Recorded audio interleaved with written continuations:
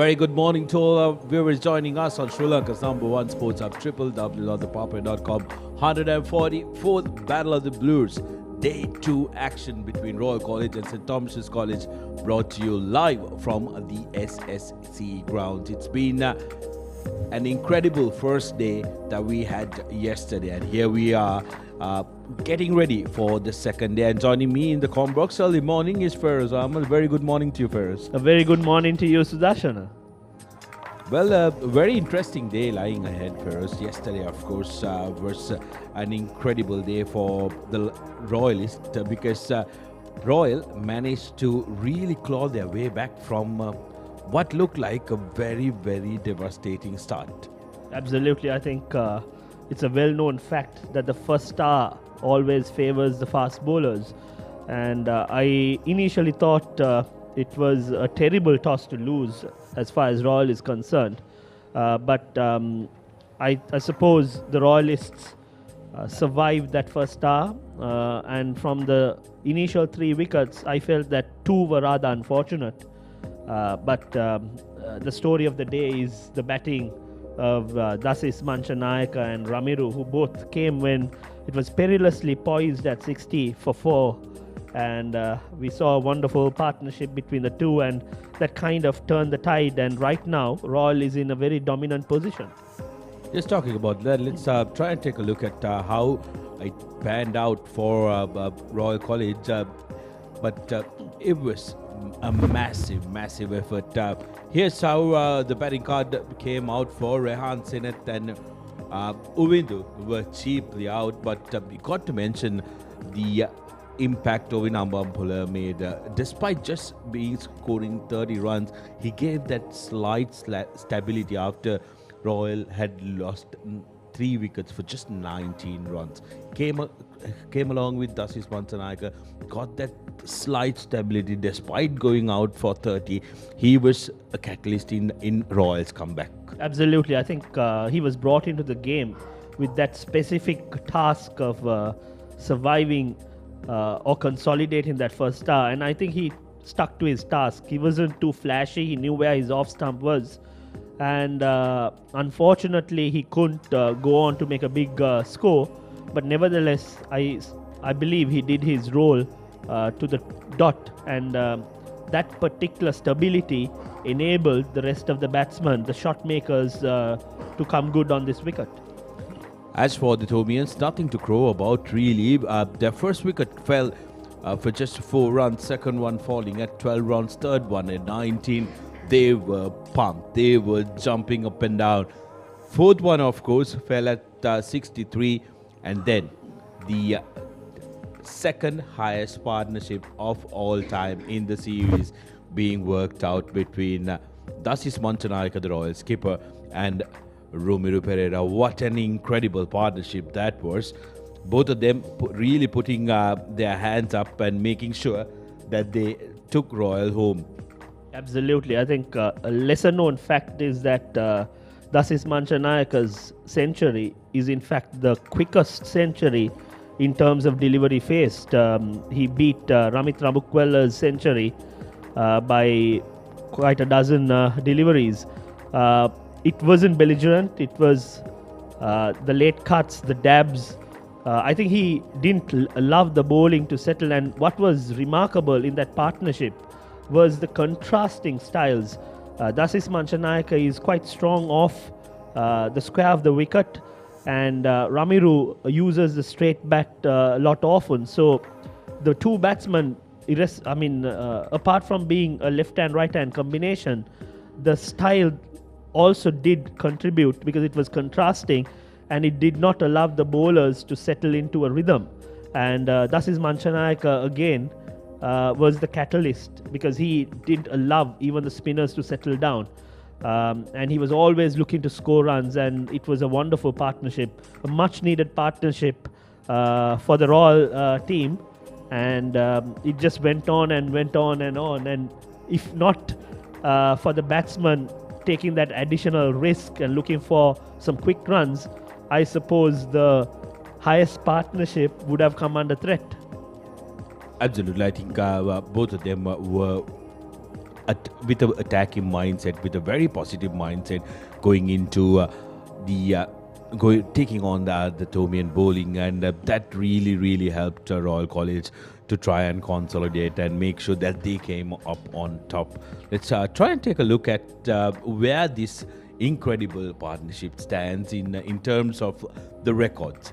Now, we know it is the second highest partnership overall, but when it comes to the fifth wicket partnerships, this one he broke a 27-year-old record, Feroz. Incredible for the two young men who must be absolutely thrilled at the fact that they have managed to write their names in the history books, and these are stories you will tell your grandchildren. Absolutely, and I'm pretty certain there we see the record partnership. The first wicket, 218, brings me fond memories. The fifth wicket partnership of 229 stands out. The recent inclusion into the partnership records, Manchanaik and Ramiru Pereira. And you've got some big names: Anushka Polonovita, Deva Surendra, Varnakula Surya, Sukhita Sena Ratna, Maligaspe, Gajan Padmanabhan, and some big names. And these two have also got into the history books. And I'm sure as cricketers, it doesn't sink in. It's only when you leave you realize the effort, the magnitude of the achievement.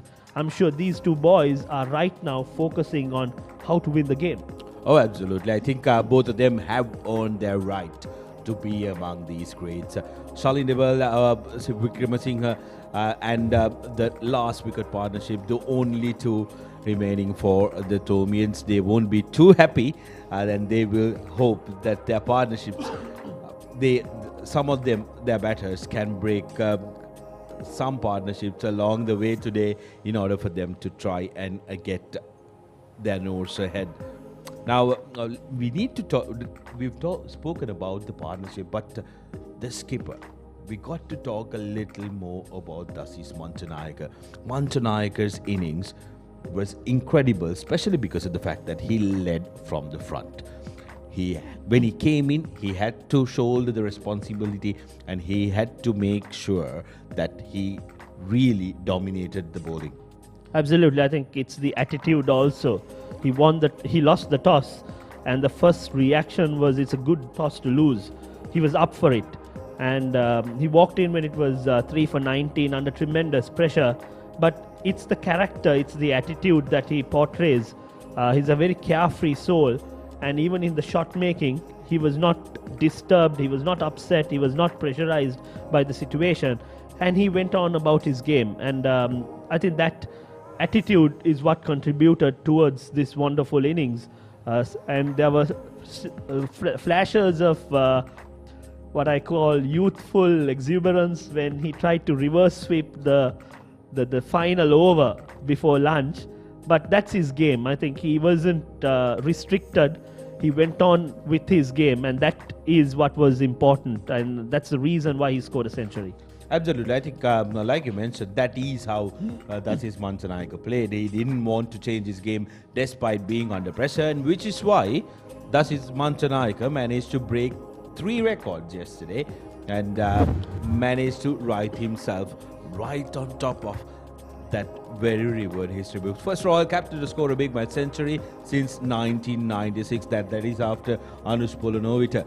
And 6th Royal captain to score a century since the start of the big matches in 1879. He's in a very elite league. Just 6 captains have managed to do that. And 28th Royal century in a big match series. And also the lesser known fact that you mentioned, that he managed to get it in very quick succession. Least amount of balls spent to get to the century. Incredible work by the skipper. Unbelievable. Wonderful achievement. I think the second point that you mentioned, the 6th Royal captain, stands out. There have been 144 captains, or maybe less, with a couple of captains leading the side for 2 consecutive years. Nevertheless, it's one of the most challenging achievements, and Manchanaik has written himself into the history books. Well, I think it's only right that we try and dig into the brains of this young lad who looks so very cool, breaking all these records and making his name a shining mention in the history books. Let's cross over to Damit Veerasinghe, who managed to chat up to Dasis Manchanaika. It was a record-breaking partnership from Dasis Manchanaika and Ramiro Pereira yesterday. I have the Royal captain with me, who became the first Royal captain to score a century since 1996. First of all, Dasis, congratulations in getting a century yesterday. How happy are you to enter the hundreds club? First of all, I'm very happy to be in the Centurions club in the Rohito, and I think it was a bit hard when I was coming to bat. It was 19 for 3, and I think I managed it well. When Ramiro walked in, what was the plan? You all were 69 for 4. Did you all want to bat the whole day? Yeah, our plan was to bat the whole day, and I think we did it well. In the second session, the wicket looked easy for batting. How did the wicket play in the first session and in the second session? In the first session, the wicket was seaming around, and in the third and the second session, I think the wicket was set to bat, and it was easy to bat. Now, Royal, with a very good first innings score, what's the plan going into day 2? We are planning to declare now, and I think we are planning to get them all out for much as possible. Thank you very much, Dasis. We wish you all the very best. Thank you. Well, there you go. Dasis Manchanaika, very modest, despite being such a cool and calm and collected character in the middle, breaking a plethora of records and being one of those players that will be known in the echelons of the Royal Thomaians in many, many years to come. Now, Feroz, while we talk about the brilliance of that partnership, we can't forget about the Thomaians and their bowling effort. Now, they started off very well, especially their pace bowlers, Feroz. They really did. They were very, very disciplined. They managed to make sure that they kept the Royalists on check. They managed to try and gain as many advantages from the surface. But then on, as we all know, when the SSC surface settled, things were different. Yes, I think especially Nathan Caldera and Akash Fernando, the two opening bowlers, did a fantastic job. They kept playing the batsmen that you see the wickets to fall. I think that was a fantastic delivery by Caldera to get rid of Sineth. Uvindu playing a loose shot. So coming back to what you were saying, I think the two opening bowlers did a fantastic job. They did not get carried away from the purchase or the life on the wicket. They kept on bowling into good channels. But I don't think the support bowlers did what was required. Kavidu Dias, despite getting 3 wickets in the end, did not support the two opening bowlers effectively. He was quite wayward. And I thought some of the bowling changes, like Dineth Gunawardena being brought into the attack before Charuka Piris, and also Akash Fernando, I felt maybe underbowled himself. He just bowled 13 overs. And the other fact is there were only 5 maidens bowled, which meant that the Royalists managed to take a single or two, keep rotating the strike, and that helped them exert pressure back on the Thomaians. Had the Thomaians re-strategized and kind of had a passage of play in which they were restricting the runs, bowled a couple of maidens, bowled on one side of the wicket, I suppose in hindsight it's easier to say, but that could have played a different sort of aspect in the game. I think the Thomaians went on with the motions, and sometimes they tried a little too hard because they won the toss, elected to bowl. Much was expected from them, and sometimes that expectation kind of weighed on their sort of performance. Yes, I think, like I mentioned, a very, very important fact, the fact that the Royalists managed to get runs every single over. That is down to the brilliance of that incredible partnership, isn't it? But talking about the Tomian bowling, 74 overs, out of the 74 overs, 42 overs were by the fast bowlers. And the man that really stood up was Akash Fernando, bowling 13 overs for 55. He managed to pick up very important 4 wickets. Damit Veerasinghe is down there with Akash Fernando, and we'll try and gather what went through his head when he picked up those 4 wickets.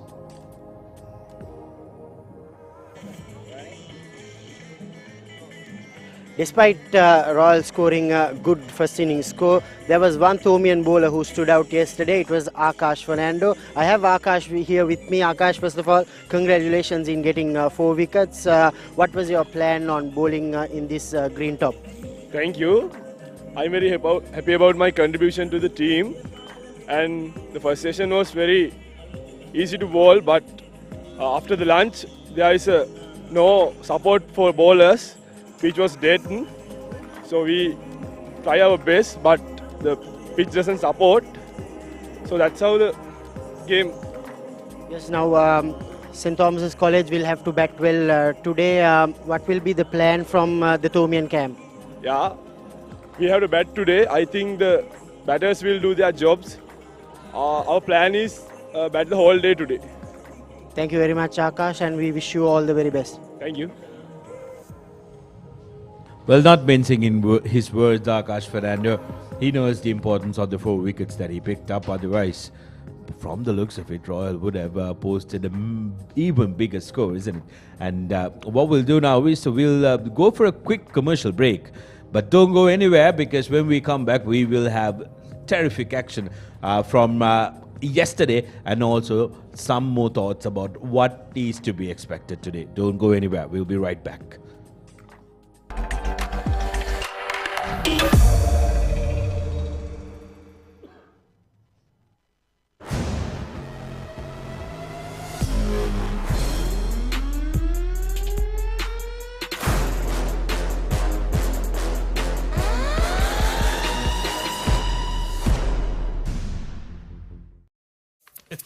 මේ අසනීපයක් වෙනවා කියන්නේ පවුල් පිටින්ම වැටෙනවානේ අඩියටම. වාහනයක් පාවිච්චි කරන එකත් ලේසි නෑ. ඇක්සිඩන්ට් එකක් කියන්නේ වැටෙනවා ෂුවර් අඩියටම. මේ පොරකමක් කියන්නේ බිස්නස් වැටෙනවා අඩියටම. මේක තමයි වෙලාව හොඳ රැකවරණයක් ළඟ තියාගන්න හයියට. 60 වසරක රැකවරණයේ විශ්වාසය ශ්‍රී ලංකා ඉන්ෂුරන්ස්. වැටුණත් අඩියටම අපි ගේනවා ඉහළටම.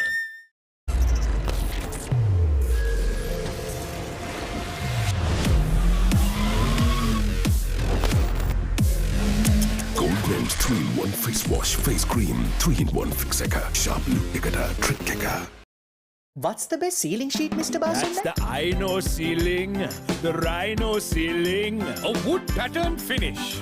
You can color it your way. The plain ceiling. The roofing's Rhino.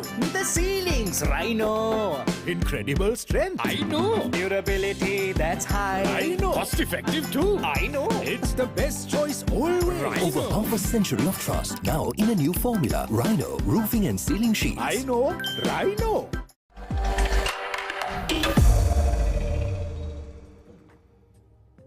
Welcome back to the live action brought to you from the SSC Grounds. All roads in Colombo leads to SSC. Fairness, I'm sure yesterday would have been a very, very busy affair where you would have met a lot of friends that you would have longed to meet for almost 4 years.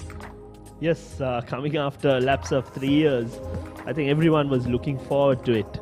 The game was played without a crowd, but that's what makes Royal Tomian special, is the crowd, the atmosphere, the camaraderie, the old boys flocking in from all over the world. And it's good to see a crowd after a lapse of 3 years. And it's also these occasions that you meet your old boys and reminisce what you achieved, what you did, your failures, and also some of your misdemeanors. Oh, I'm sure the misdemeanors were revisited, and some of them were repeated into the late hours of yesterday. But now, Ferris, for Royal College, they will be coming into bowl today. What will they have to do? What will their plan be? They have three pacers in their ranks, Ranako Malaviarachi, Bulan Veeratunga and Sandesh Ramanayaka, but a lot of the focus and the impetus will be on their spin attack, consisting of Netwin Dharmaratne, Ramiru Pereira and Dasis Manchanaika. Ramiru Pereira's leg spin is going to be crucial coming in today. Dasis Manchanaika, both of them will be with a lot of confidence coming in today, and that partnership can really work in the bowling department as well. Yes, and if you listen to what Akash was mentioning, is that the wicket had settled and it favours batting. But I would want to see how the Royalists bowl on this wicket. There's a quite contrast and balance in the bowling attack. The Thomians are more of a seam-up, skiddy sort of bowlers compared to the Royal lineup, who are taller, and they are more of a hit-the-deck sort of fast bowlers. And I'm looking forward to seeing Ranuka Malaviarachi, who's been amongst the wickets, bowling on this particular wicket. And also Sandesh Ramanayaka. He hasn't bowled that much during the season, but if he can exploit a little bit of life that may be on offer in the first session, Ranuka and Sandesh can be a handful on this wicket. And as you correctly mentioned, the leg spinner is a different sort of animal on this type of wickets.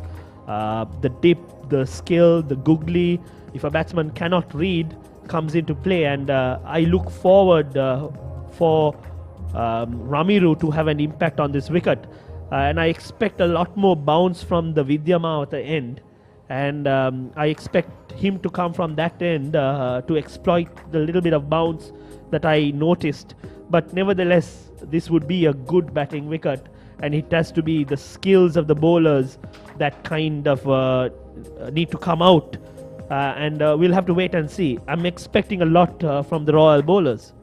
Well, pick up the bowlers from Royal College when it comes to the wickets column has been Netwin Dharmaratne, the off-spinner in the Royal ranks. What we'll do now is we will cross over to Damit Veerasinghe again, who will be chatting with Netwin Dharmaratne, who will be looking to capitalize.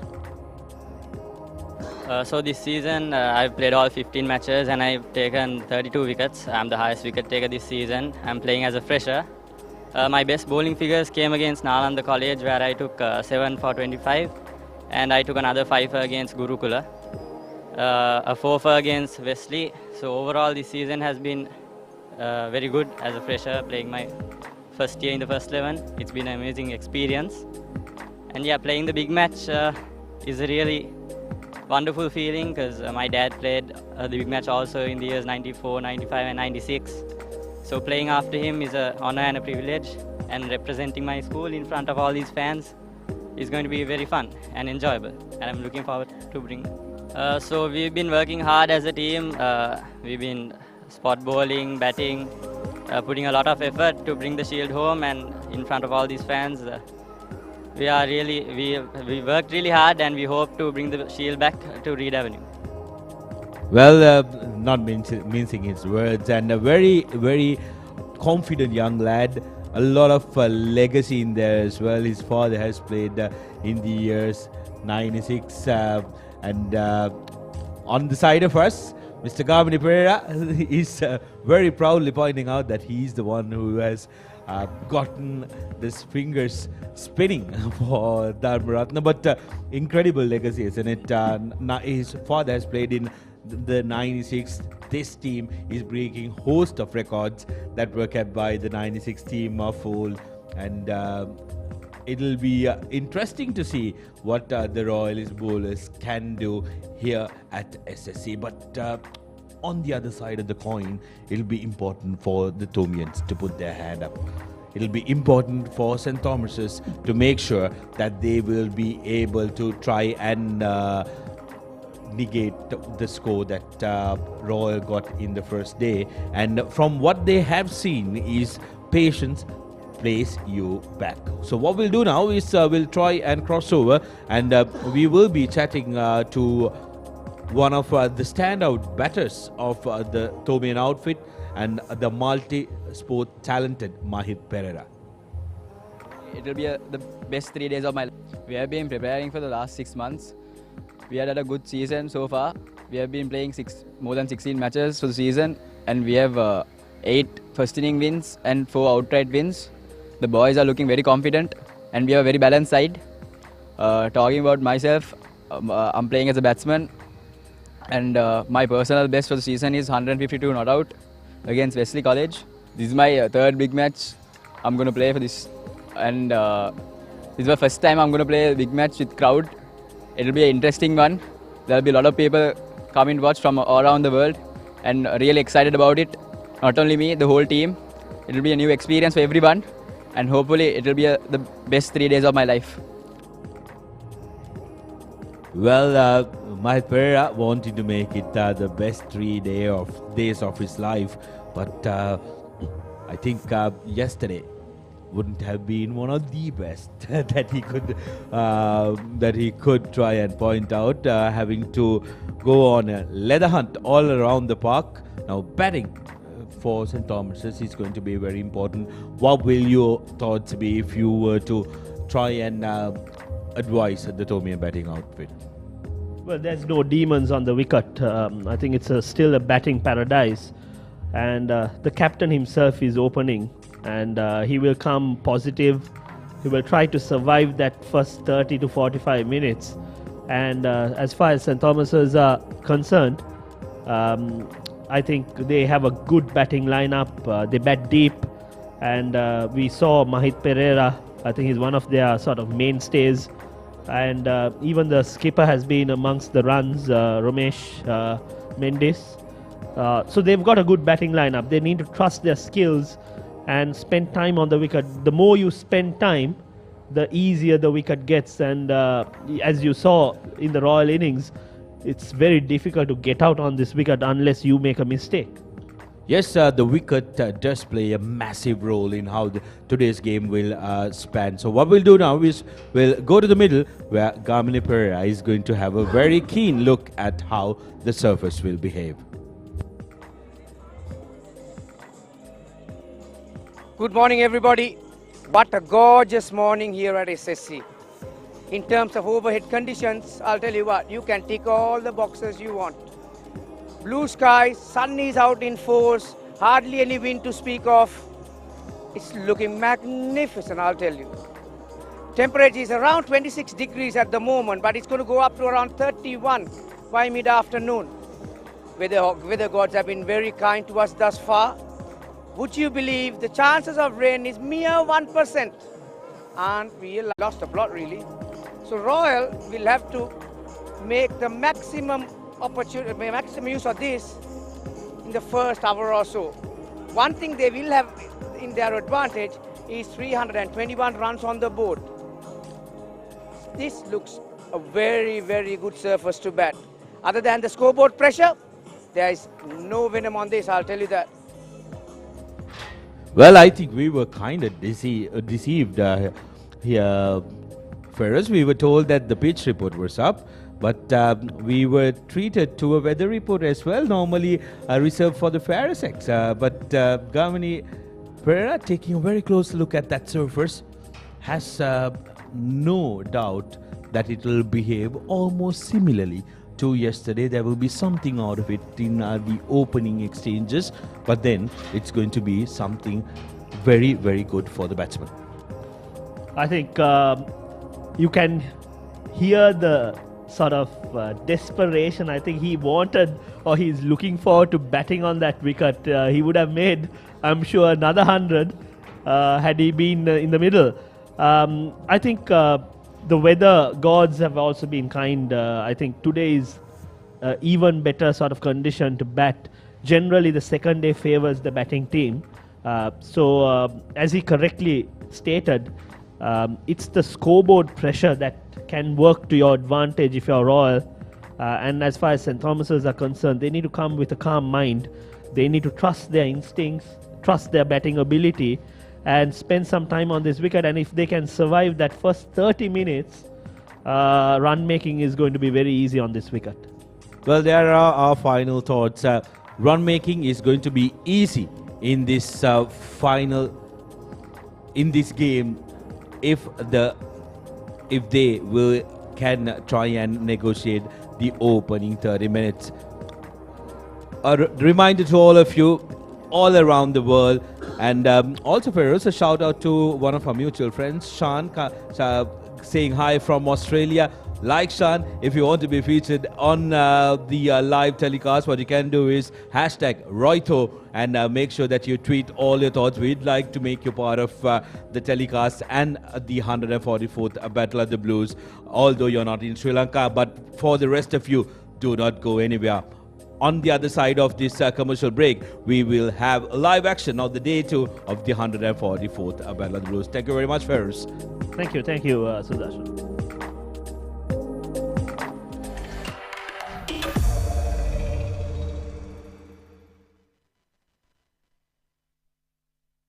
Avurudata Kalin Avrudu with Genie Debit MasterCard. Get ready to celebrate Avrudu with Genie. Get your Genie Debit MasterCard by downloading the Genie app today. It's easy as that.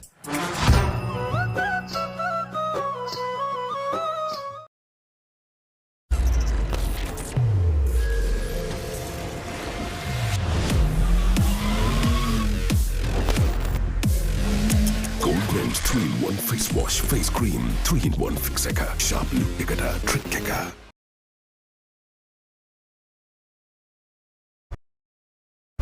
Anchor New Del Yogurt. Yogurt එකක් විතරක්ම නෙමෙයි.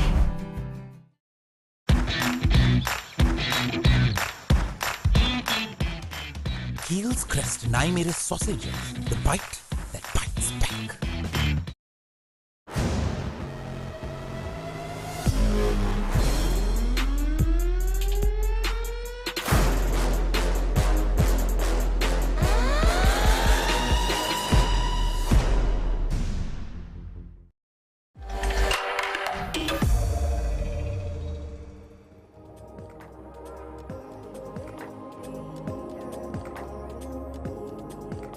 Welcome back. It's the day 2 here at SSC Grounds. We all set to see the play on day 2 begin. 144th Battle of the Blues between Royal College and St. Thomas's College. It's going to be an interesting days of cricket here at SSC Grounds. Absolute wonderful conditions here in Colombo for a good day's cricket. Royal College have declared overnight and they will end their innings on 328. As I see the batting card, Dasis Manchanayaka 137. What an excellent knock yesterday. We were treated to some excellent batting. Ramiru Pereira, his batting partner, the youngster, made a big match century for Ramiru Pereira as well. Uvin Ambampula made 30 at the top of the order. 326 for 8 after 74 overs.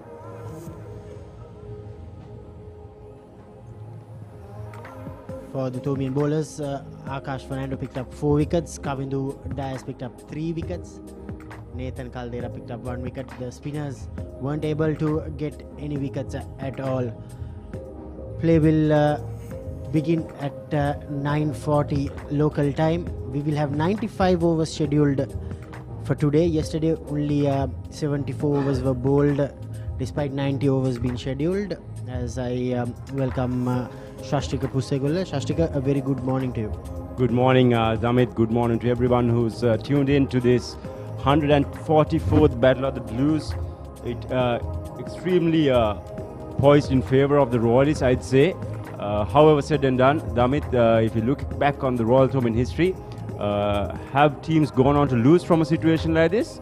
Absolutely, yes. If you recall, 7 years ago, under the captaincy of Sachita Jayathilaka, when the Thomians amassed 315 a day, when no one thought that Royalists had a chance of, even sniffing a victory, they managed to win that encounter. Yeah, indeed, we have 2 full days of play remaining. And from the Royal point of view, they'll want to get that Right Honourable D.S. Senanayaka Memorial Shield back at Reed Avenue For them to do that, they'll need a good start with the new ball. Here are the Royalists coming out. They have good seam attack. They've got some variety in their spin attack. What they'll be up against is an unbeaten Thomian lineup this season. They fared very well this season with the bat, the Thomians. They barely have done bad with the bat this season. So despite having 326 runs, I think the first target would be for Royal to probably get the Thomians all out before 226. Senadi Bulankulama and Thisena Haliagoda, the two Thomian openers coming out to the centre. Yes, we see the two energetic looking Thomians striding out even before the Royalists do. So a positive mindset obviously is needed when you chase down a score like this. Now if you talk about the two openers, Senadi Bulankulame generally is a very a sedate opening batsman, a traditional opening batsman, I would say, Amit. But on the other hand, if you look at the other opener, he's a dashing, swashbuckling batsman. So many of the shots would be expected by the left-handed opener, while Senadi would look to, bat time, get his partner on strike, and build on a good opening stand.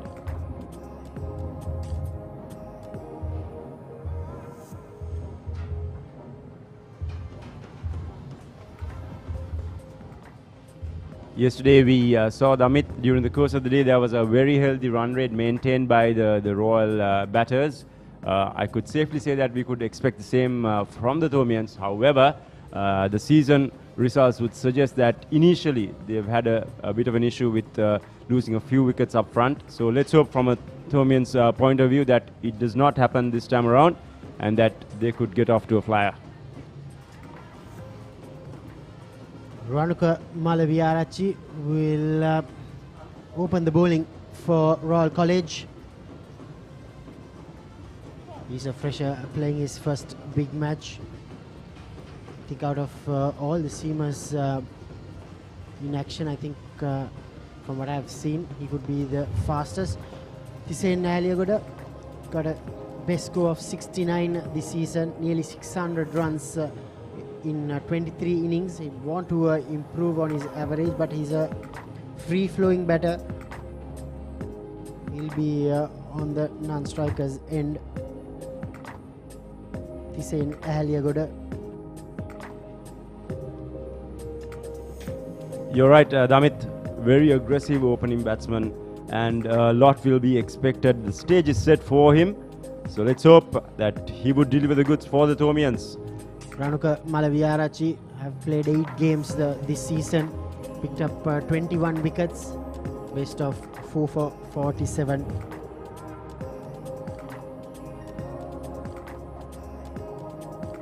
Malaviarachi will have 3 slips and a gully in place. And it's time now for the start of day 2 of this 144th Battle of the Blues. Very attacking field set. You see 3 slips, a gully, a point, extra car, very traditional. That's on the off as we see the first ball of the day. Good start from Malaviarachi. Straight away a Yorker to start proceedings on day 2. Sashtrika. Couldn't ask for a better start, Damit. On the money. Senadi Bulankulama played 16 games. Best score of 63. Average of just above 16. Good young prospect for St. Thomas's College. His job will be to see off the new ball here at SSC Grounds. Again, we see this natural movement towards the right hander by Ranuka. So he's been on the mark straight away. Something that the Thomian bowlers struggled to do last morning. If you really analyze closely, personally, I don't think that they bowled in the right areas after winning the toss. But however said and done, a brilliant comeback by the Royalists after being 4 for 69. Hats off to them. So let's hope that Senadi along with Tisen would set the platform for the Thomians.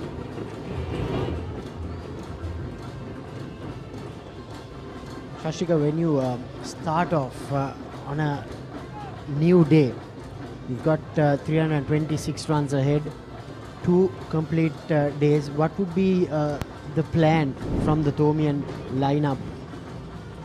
To start off with, Damit, one positive thing would always remain. They would look at the scoreboard and understand that Royal has scored 326 runs. So obviously the batters would go in with a positive mindset, knowing that batting is doable on a track like this, especially at the SSC. So Camper for a quick single. Thomians are off the mark.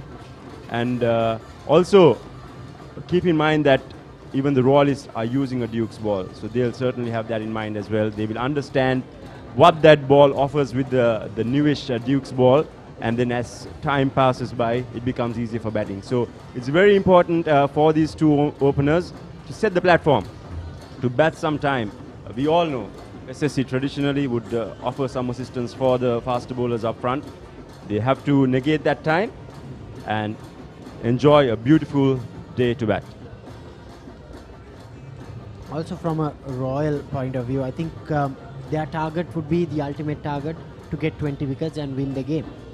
But to do so, do they have to have mini plans in getting maybe succeed in the first session or the first hour? Do they break down the entire plan?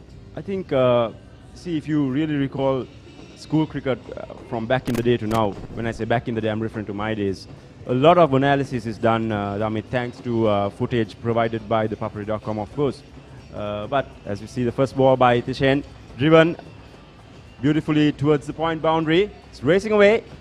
There we go. First boundary for Tishen, the very first ball. Yeah, that's what we mentioned earlier. He's a free-flowing batter. He won't be shy around to go for his strokes. It was pitched up and he found the correct placement. I don't think he timed it as much as he wanted. But a good start from Mahaliaguda. Yes, the quick SSC outfield really assisting Tishen on that instance. But getting back to what you mentioned before, Damit, a lot of analysis is done these days, even at school cricket. So I'm 100% sure that the Royalists know what they're doing in terms of each batter against each bowler as well. So all these comparisons, all these analysis has already been done by the two respective camps. So heading into this game, everything is pretty much set. It's about execution from there onwards down.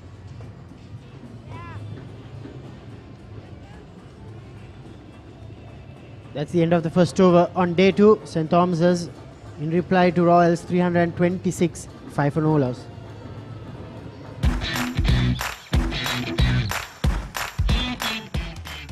Heels crest and I made a sausage. The bite that bites back. රුපියල් 60 මැලිබන් සේවරි පොඩ්ඩෝ එක match එකට set වෙන්න. අතේ ඇති මුදලට ඇංක Newdale yoghurt. Yoghurt එකක් විතරක්ම නෙවෙයි. DR20 ප්‍රොබයොටික් සමග දෙගුණයක යහගුණෙන් ඔබේ පෝෂණයටත් වැළක්. ඇංක නිව්ඩෙල් යෝගට්. චියර් කරමු අද දින් Prima Kottu Mee. Big match fun Prima Kottu Mee තියනකම්.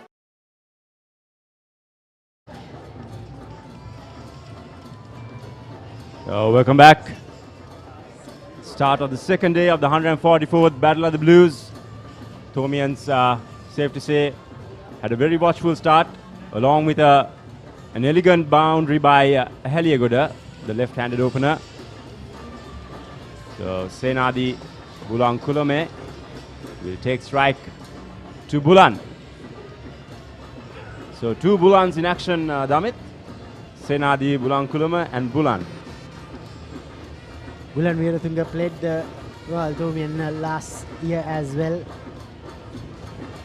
On a track like this, I think me being a neutral, I'd miss Dan Poddivala on a pitch like this. He'd want to make the new ball talk. Bulan Veeratunga 16 wickets this season. Best of 4 for 29. Good start from Bulan. Now that's the channel that he needs to be as a fast bowler. I mean, very impressive start for Bulan. As I keep on emphasizing the fact that Tomians, last morning, they really struggled to hit this channel, especially in the first few overs. But we see the Royal is straight away. The disciplines are spot on. They bowl in the right channels. They're making the batsman play. They're pitching the ball up.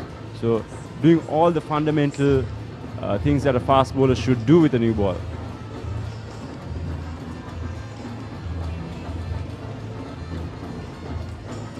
Well watched there by Senadi Bulankulama.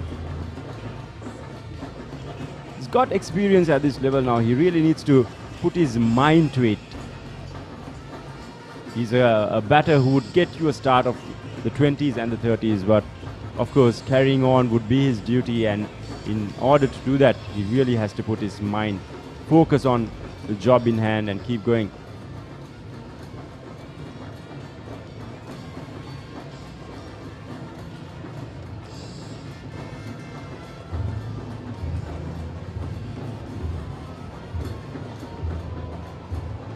Yeah, I think the consistency will be the key for Royal College.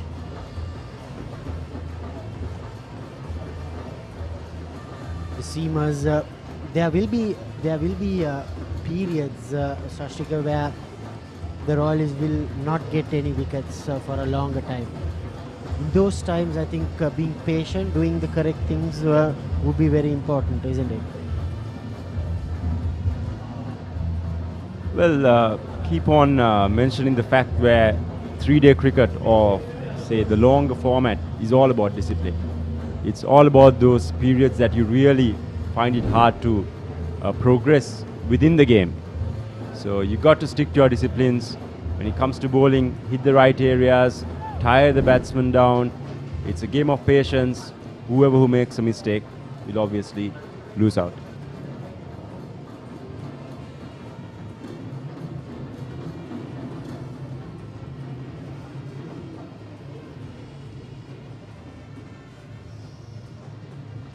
Now 2 deliveries down the leg side. Bulan shouldn't waste the new ball like that, I guess. You just spoke about discipline. Yeah, Damit, I honestly think they have done their analysis right. If you really look at Senadi's initial movement, he's falling across. So he got the couple of balls to move away. Now he's looking for the glory ball to get him right in front. So that's a clear analysis that the Royalists have done. It seems so, at least, from here. There we go, on the mark again. And that's the end of the second over. Thomians 5 for no loss. Hot and spicy රසද Prima Kottu Mee කනකොට Papare beat එකන නැට වෙයි set එක තාලෙට ගස්සල boundary උඩින් කප් එක උස්සමුද ඉතින් cheer up කරමු අදවතින් ක්‍රීම කොත්තු මී big match fun cream Kottu මී තියනකම් අතේ ඇති මුදලට ඇංක නිව්ඩෙල් යෝගට්. යෝගට් එකක් විතරක්ම නෙවෙයි. DR20 ප්‍රොබයොටික් සමග දෙගුණයක යහගුණෙන් ඔබේ පෝෂණයටත් වැළක්. ඇංක Newdale yoghurt.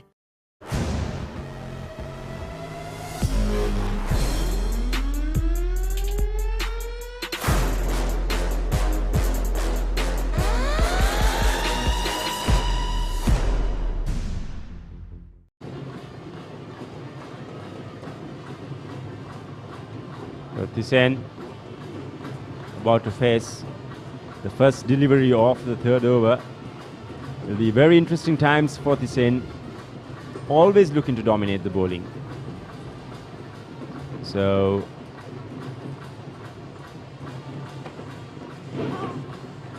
there we go, there we go. Someone who always looks to dominate. I mean, it will be challenging for him, especially because the ball will move. And Ranuko has had a very good start. Getting the ball in the right areas, has got catchers in place. So, Hussein, my advice is be a bit mindful. Yeah, straight away he's coming round the wicket now to Malaviarachi. Could be a clear plan, not giving any room for Aliagoda. Oh, that's a beautiful delivery. Peach of a delivery from Ranuka Malaviarachi. It's always tough for a left-hander when the ball seems away. When the bowler is coming round the wicket especially. So straight away Ranuka coming round the wicket and cramping the batsman. They understand that he loves width outside off stump. So bringing the ball back in from that angle and moving it away. Very tough delivery. It has been for most left-handers, I'd say, Damit, especially aggressive ones, because they always want to feel bat on ball.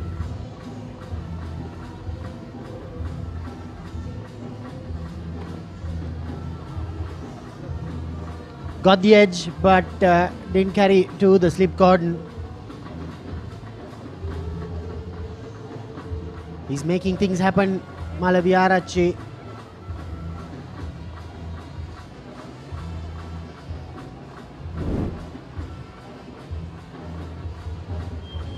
There we go, ball pitching straight wicket to wicket, as they say, on a good length, moving ever so slightly, squaring Tishen up, but nevertheless, fortunate there. He survives. Tomians progress. They move on to 6 for the loss of no wickets.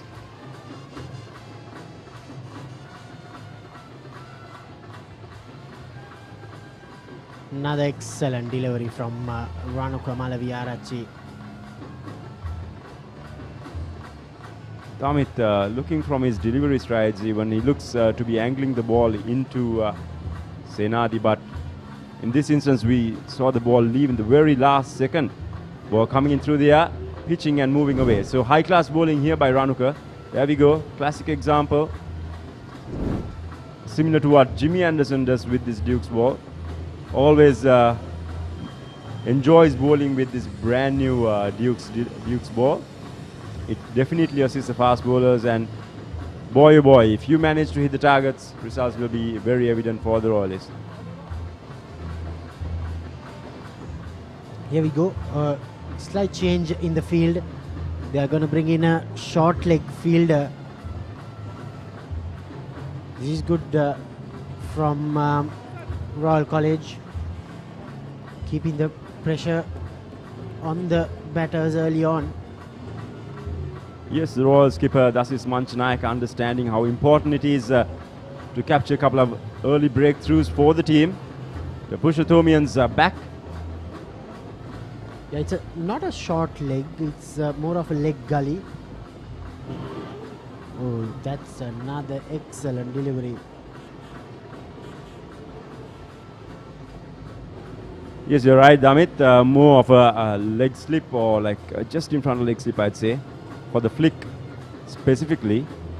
Again, as I said, as I told you before, they've done their analysis right. They understand that he's very good square of the wicket, because from the initial setup that he has, he looks to drive square of the wicket and go across towards square leg. So hats off to Dasis Manchanayaka.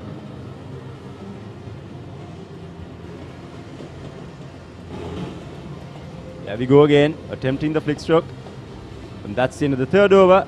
6 for no loss.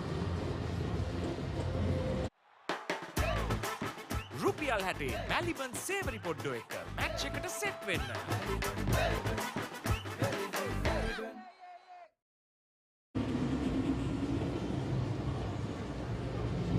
So here we are, the 144th Battle of the Blues.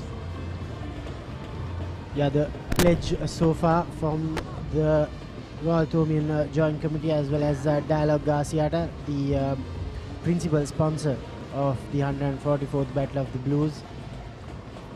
All these provides will be given to lesser known schools in providing cricket equipment. So far, 412,000 rupees for the Dialog pledge. Very good cause initiated by Dialog. The proceeds, as you said, will go to the less fortunate schools, which is a very important initiative, especially in a time like this, Damit. Bulan starting a fresh over. Short of a length, well watched by Senadi. So here we go, second day, fresh start for everybody. We see the crowds gathering in. Slowly but surely it will hit capacity today. The weekend is nearby. So many people who are employed, they speak to their bosses a few months ahead and they get this slot free available to enjoy with their friends and family. This is the first time Bulan is bowling to the left-hander.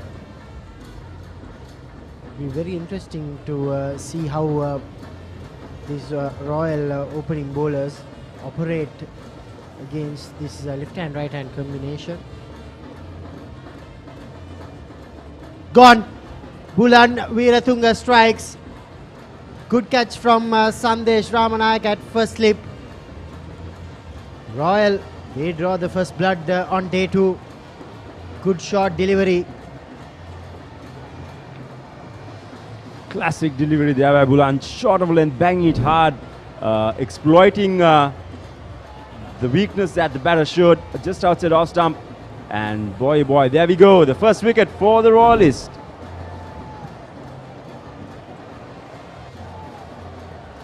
St. Thomas's opening batter, Thisane Ahaliagoda.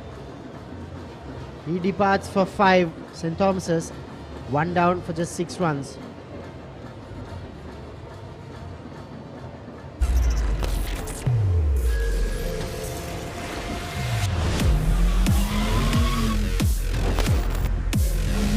Goldman's 3-in-1 face wash, face cream, 3-in-1 fixeka, sharp look ekata, trick keka.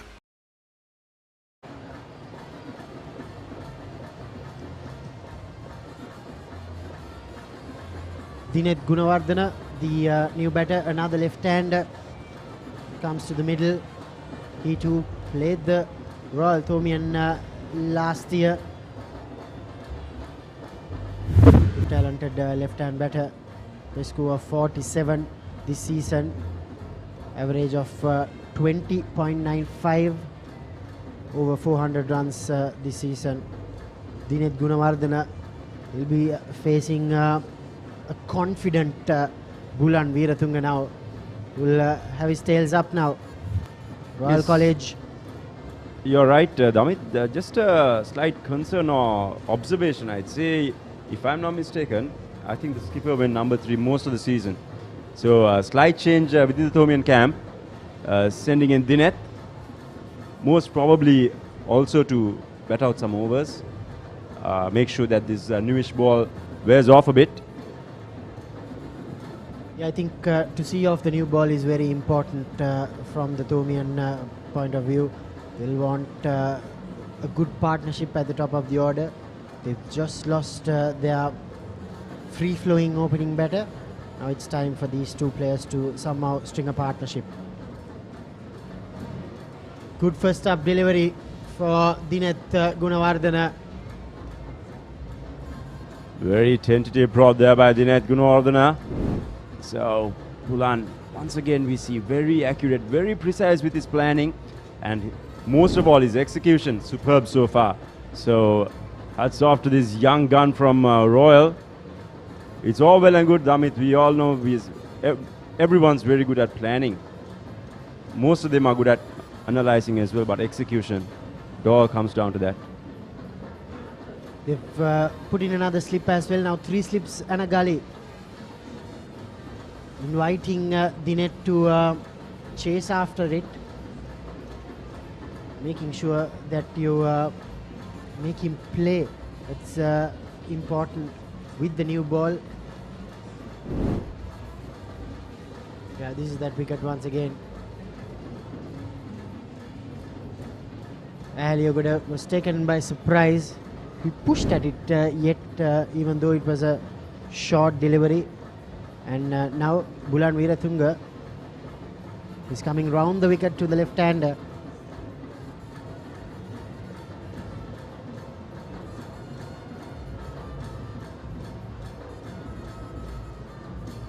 That's slightly wide, but well left by Dinet. I think you're right. Ahaliagoda's natural instinctive scoring area, I would say, is square of the wicket on offside. So once again, if you really look as to how he played that stroke, he was looking to go more towards the square on the off. So well exploited, I'd say, by Bulan. So far has not conceded a run in the second over. He's coming over the wicket now. The Royal seam attack coached by Vimukti Pereira. Another good short delivery, but this time Dinesh Gunawardena was in control and he gets off the mark. 4 overs completed, St. Thomas's 7 for 1.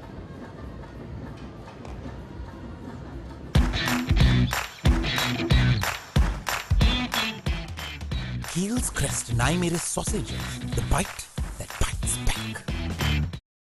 අතේ ඇති මුදලට ඇංක Newdale yoghurt. Yoghurt එකක් විතරක්ම නෙවෙයි. DR20 probiotics සමග දෙගුණයක යහගුණෙන් ඔබේ පෝෂණයටත් වැළක්. ඇංක Newdale yoghurt.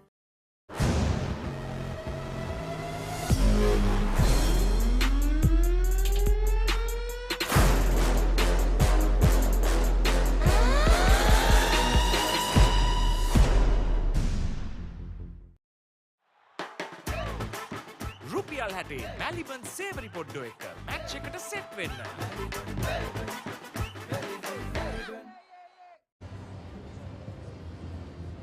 Very good start on day 2 for Royal.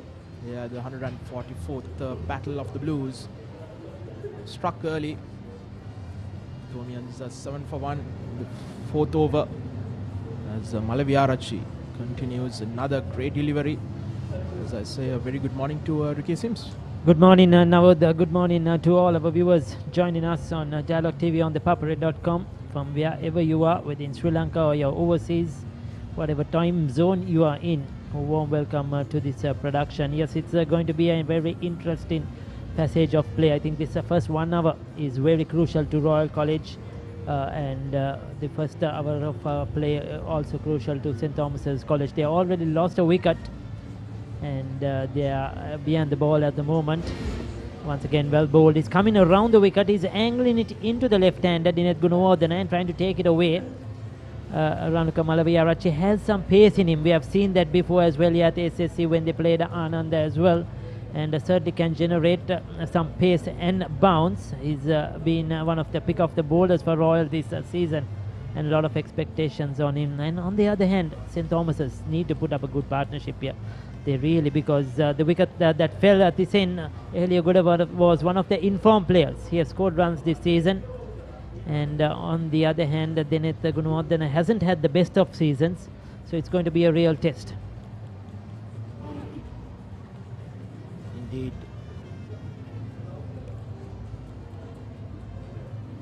It was a great delivery from Bulan Viratunga to get the wicket of Ahaliagoda. Bouncer right at him. Yes, the Thomian tent a bit sedate at the moment because Royal have put up a massive total on the board, declaring overnight, or this morning in fact. And it's Royal are the team now that are in control. They are in front. They have to take those initiatives. They have to put the pressure on the Thomians. Try to make this game happen. I'll swing down the leg side, and just a reminder to all our viewers joining in Sri Lanka and around the globe about Futureverse, Sri Lanka's first ever metaverse sporting event with the 144th Battle of the Blues. In day 2, Dinesh Gunawardena looking for that release shot. This wicket looks good to bat on, definitely. Certainly there will be a lot of runs. We saw that yesterday afternoon, yesterday evening as well, how the Royal batters capitalized. So the Thomians can do the same. They just have to see off this new ball. That's a poor delivery, and it has been treated well by Dinesh Gunawardena. He changed his angle. He came over the wicket, but dropped it short, and it was down the leg side. That was just a hopeless delivery from Ranuka and Dinesh Gunawardena. He'll be happy about that to get a boundary to get this innings kick started. His field is set on the offside. He has those slip cordon waiting for that catch.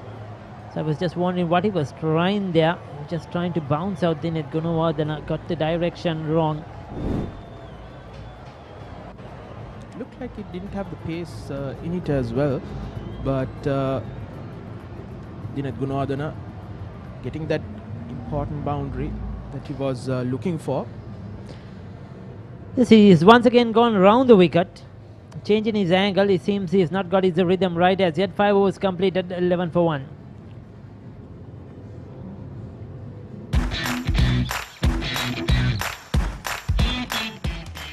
Heels crest and I made a sausage. The bite that bites back.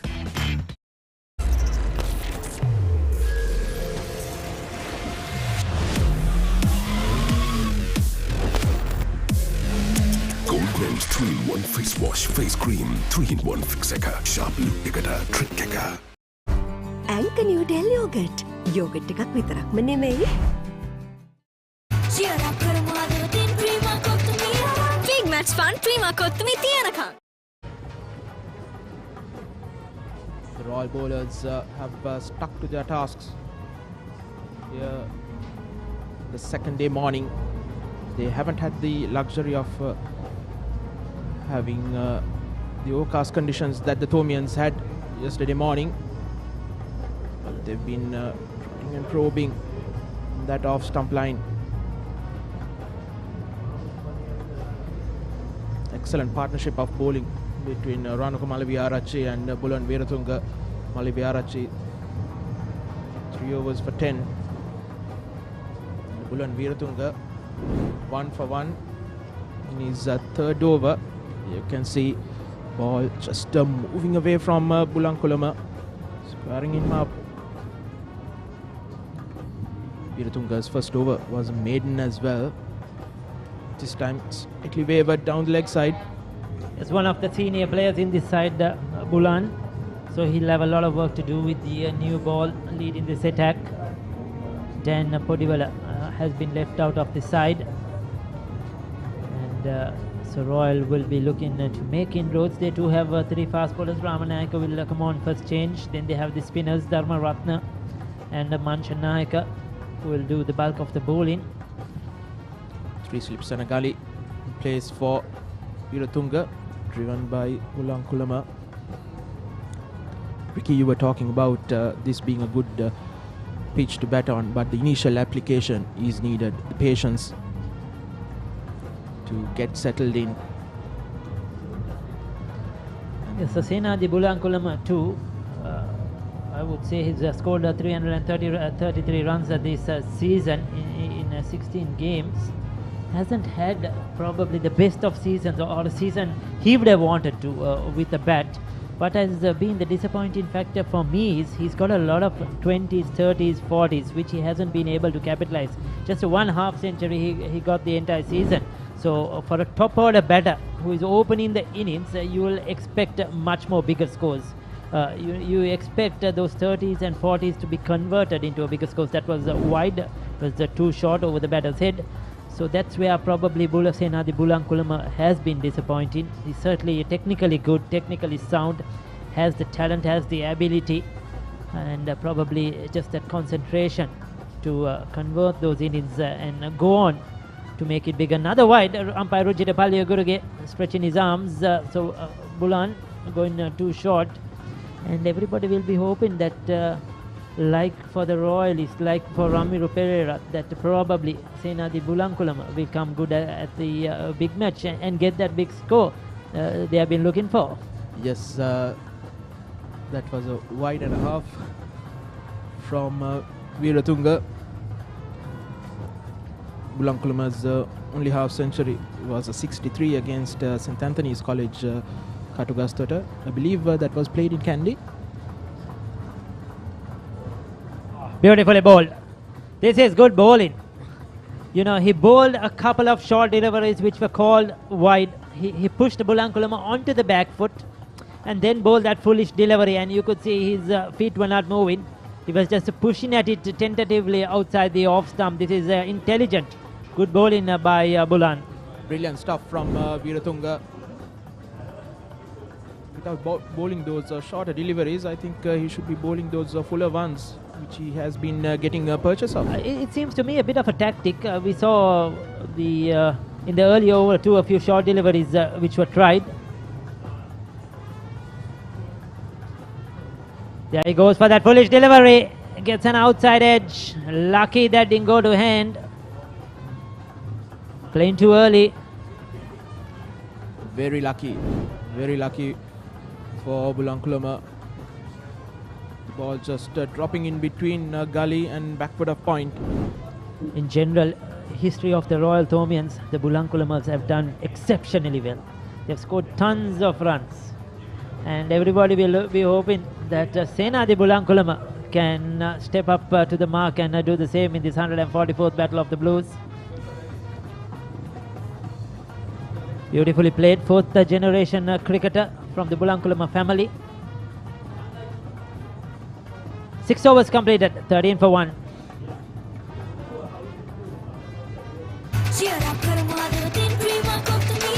Big match fun, Prima Kottumi Tiyanaka.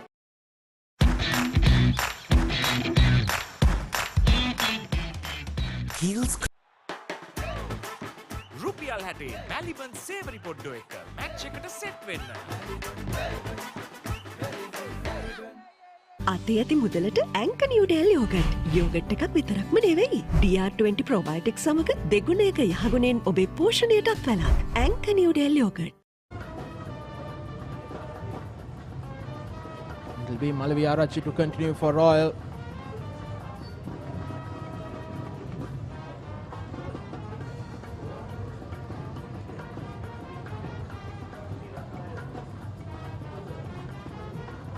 Vicky, you were talking about the Bulankulama's scoring tons of runs at the big match in 1984.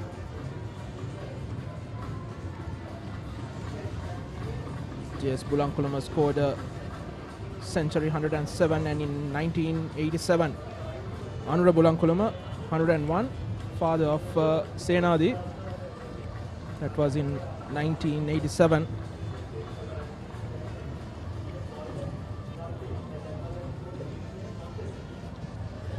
Forgetting P.B. Bulankulama Senior, the great-grandfather, played for St. Thomas's. Pachi Bulankulama, the grandfather as well, played for St. Thomas's. You mentioned Anura Bulankulama. Suresh Bulankulama, his uncle, played for St. Thomas's as well. And all those three, his uncle, great-grandfather and grandfather, all were wicket keepers. That's a record for St. Thomas's as well as a family. So they have done great service, yeoman service for cricket and St. Thomas's over the years. And I'm sure he'll be looking to keep that tradition going and step up to the occasion.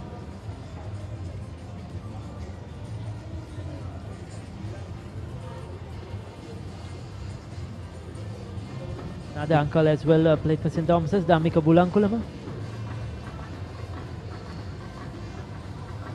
Too wide. That's 4 runs. Now down the leg side, buys will be called, or is it wides? It's called as buys.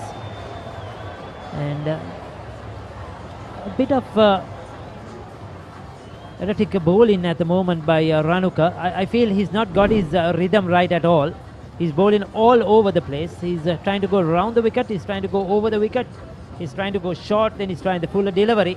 He hasn't hit that one length and line Royal are looking for earlier on today, because this is an important part. The first 45 minutes to 1 hour is very crucial always at the SSC. It doesn't matter what day it is, and you need to get it in the right areas. And this is the best chance for Royal to try and pick up a few wickets earlier on. Trying a bit too much is Malaviarachi. To Gunwadana this time. Good ball. It was good to see skipper Dasis Manchanayaka having a word with Malaviarachi just before he bowled that last delivery. An experienced campaigner Dasis Manchanayaka brimming with confidence after his magnificent dominating century yesterday.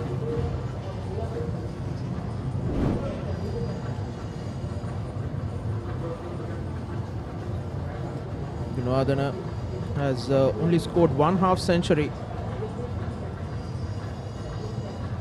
during the season, and that came a couple of innings back.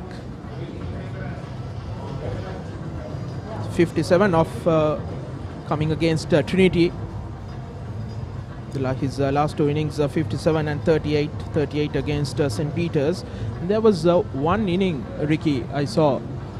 He had a bad patch coming up to that match, and even in that first innings he didn't perform well, but in that second innings against Wesley, he went berserk. He was scoring sixes and fours. He got out for 47, but it came in no time, I think. Had a strike rate of over 150. That's his game. He generally scores runs quickly. That's his role as well in this team, Dinesh Gunawardena. And that's neatly played though. Into the gap. He'll get a couple of runs. That's a confident shot. So the Thomians will be looking to score runs quickly as well. I don't think they're going to really keep blocking out unless they lose a lot of wickets. They're generally free scoring batters, all of these players, including Mendes, Mahit Pevra to follow, Hetiarachi. So it's not going to be easy for the Royal bowlers as well on a good batting track. So that's why it's very crucial for Royal, I feel, this first 1 hour of play and with the new ball. Because the Royal strength too is their fast bowlers. Yes, indeed. This SSC's pitch is too good of a pitch to just block. Once again, wavered, no other for that pull. That ends another over. That's the 7th. St. Thomas's 20 for 1.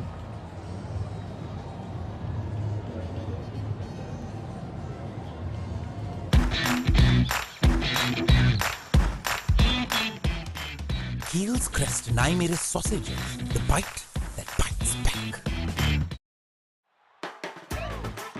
රුපියල් හැටේ මැලිබන් සේවරි පොඩ්ඩෝ එක match එකට set වෙන්න. Anchor New Del Yogurt.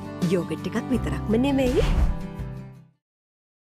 Cheer up කරමු අදවතින් Prima කොත්තුමී ආරංචි. Big match fun Prima Kottu Mee තියනකම්.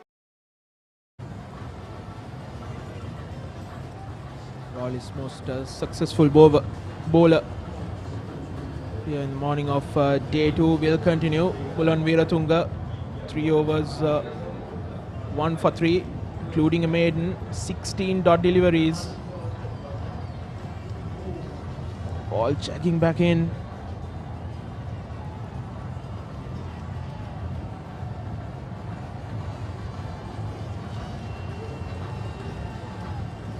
Brilliant bit of bowling from Veeratunga. He has given away just 2 scoring deliveries. Reserve umpire for the 144th Battle of the Blues, Chamara de Souza. Yes, I hear a lot of cricket as well. Now a prominent umpire in first class cricket. It was a better delivery from Bulan Veeratunga. Angle it into the pads. You need to keep it up, bowl wicket to wicket.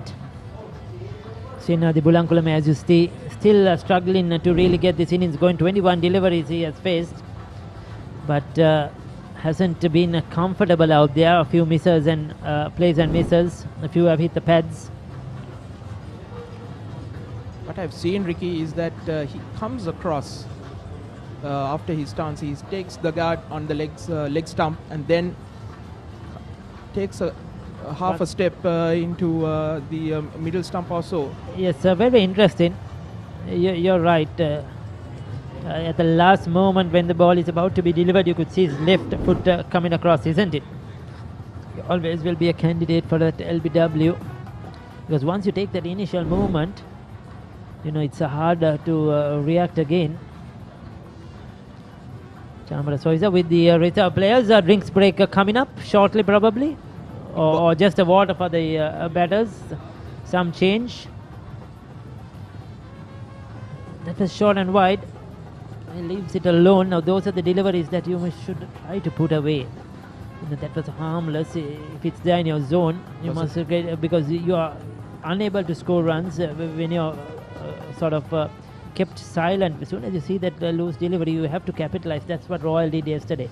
You know, they just kept pinching the singles, but as soon as it was in their area, they put it away to the boundary, and that's why they had such a good strike rate.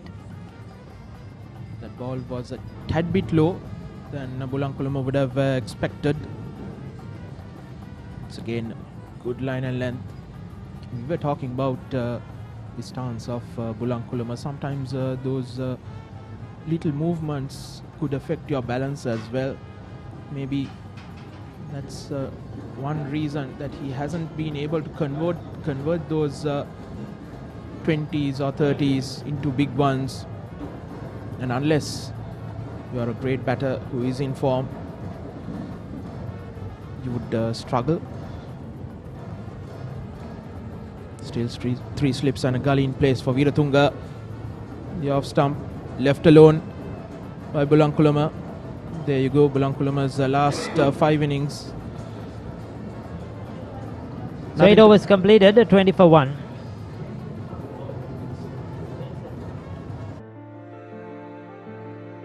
Protect your child's education even in your absence. School Fee Protector from Sri Lanka Insurance makes sure your child's education continues uninterrupted by paying their school fees in case of an untimely demise or total permanent disability of the parent. Go ahead, ensure your child gets the future they deserve with School Fee Protector from Sri Lanka Insurance. Sri Lanka Insurance, like a father, like a mother. අයිනෝ පුතා හැබැයියා ගෙදර නිදියන්නෙම අමූතු තැනක. කාලගුණය කොහොමුණත් Rhino නං වහලට safe තමයි මුළු ගෙදරම. Rhino Cement Roofing Sheets. Then you know Rhino. I know.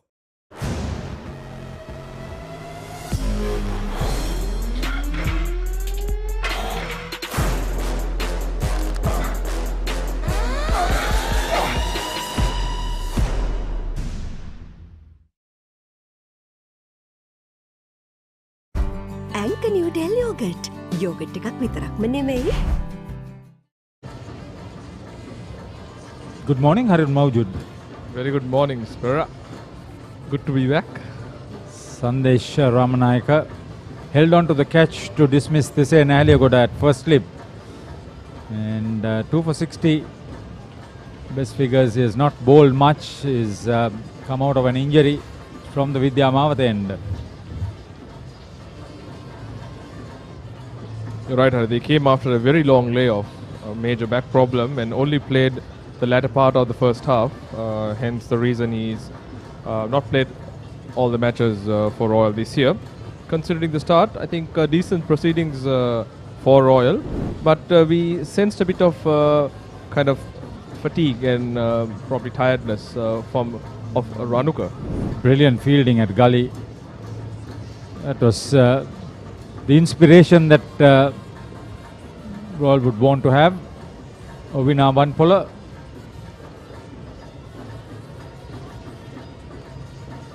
Having started off very well, Ranuka Malaviarachi was all over the place, and hence the bowling change was forced on Dasis Manchanayake, I would believe.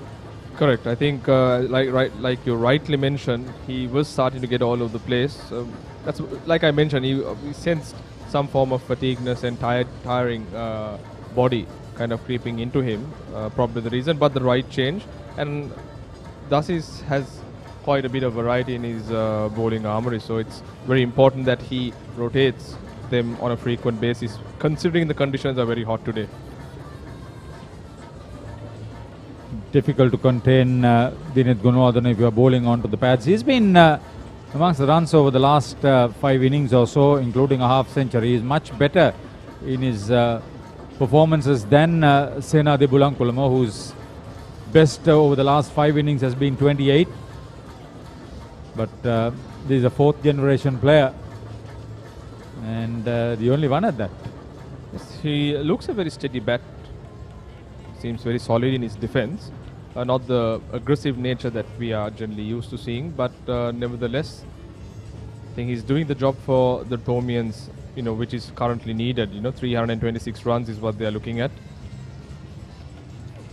Oh, that's good carry, good bounce.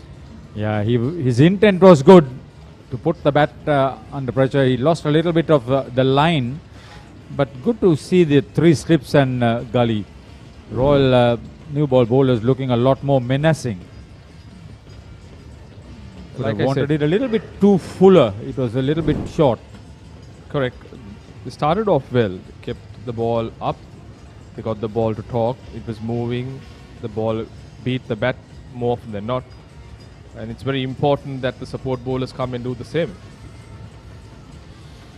Bowling to a field, that's important.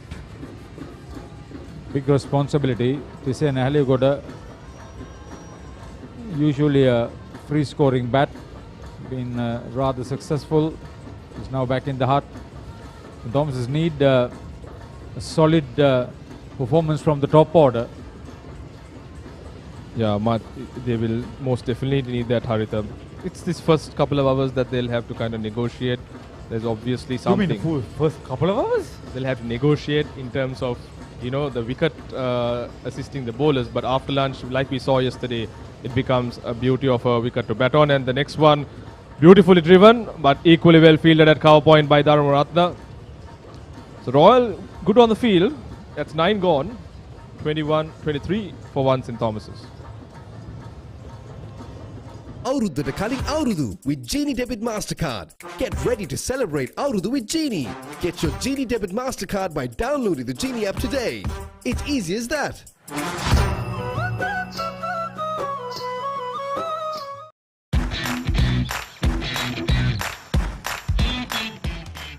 Heels Crest and I made a sausage. The bite that bites back. රුපියල් 60 මැලිබන් සේවරි පොඩ්ඩෝ එක match එකට set වෙන්න. Anchor Noodle Yogurt. Yogurt එකක් විතරක්ම නෙමෙයි. All tickets sold out. A full house expected today. Yeah, absolutely. Even for a Thursday, we saw a fantastic crowd, Haritha. I'm sure after a lapse of 2 years, people would have been licking their lips to come to the SSC to witness this extravaganza. Match commissioner is Leela Landakumarasiri. He is the assistant secretary of the Sri Lanka Schools Cricket Association. Match referee Wendell Lebroy, colourful character. My word. Talk about that, Haritha. He has been everywhere. He is a professional banker, good cricketer. Jovial character as well. Yeah, motivator. And has done his part in modelling. Is that right? That yeah, I didn't know. You should know, Wendell Lebroy. Ruchira Palyaguruge, good leave. Yeah, it's been really easy to work with them as part of representing the technical committee. I'm kind of the liaison officer between the match officials and the two teams, so it's very easy and very professional in their conduct and how they manage the game. Yeah, so kudos to the PCT that we have with us for this match. That's a bad ball. It's not the start.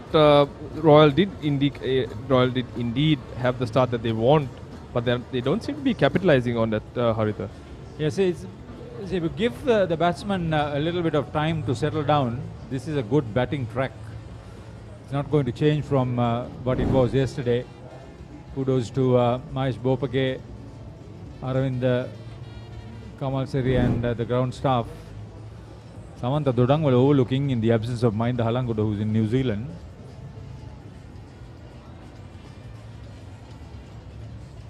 Oh, this is poor stuff by Viratunga. It's not what the Royal camp will be expecting. It's a fresh new ball. Don't think Rohan Soisa would have wanted something like that. Oh, for that matter, the assistant coach almost hit his toenails. Fernando, what Fernando is he? Your assistant coach? Charit Fernando. Charit Fernando. Teammate from 2006, yeah, 7, 8. He bowled fast with the new ball. Certainly, I wouldn't believe this was the instructions. Okay, short pitch deliveries, better.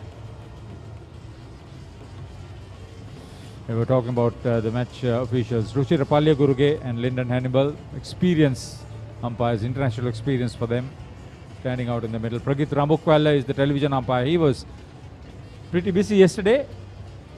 And Chamar D'Souza is the standby umpire. Good all-rounder he was, like Ruchira Palyaguruge and Lyndon Hannibal.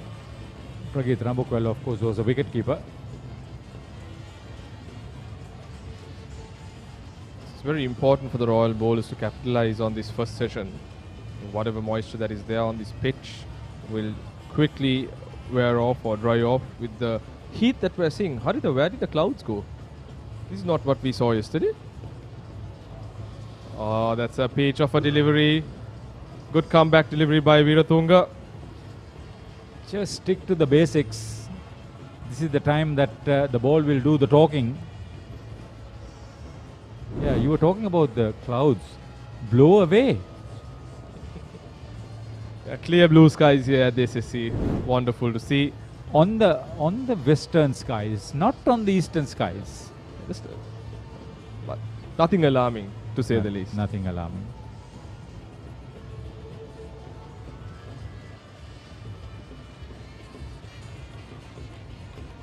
This time, not the greatest of deliveries. I think that's been the problem over the last 3-4 overs. Consistency has been an issue. They're not being able to hit one line in length. They started off well. The first 4 to 5 overs, both Veeratunga and Malaviarach really troubled the Thomian batsmen. They asked plenty of questions, but we're seeing that somewhat slip away from the Royal You camp. have had enough experience in this big match. You have been a captain. I mean, to sustain the pressure, that is what is important. Batting or bowling or fielding, sustain the pressure.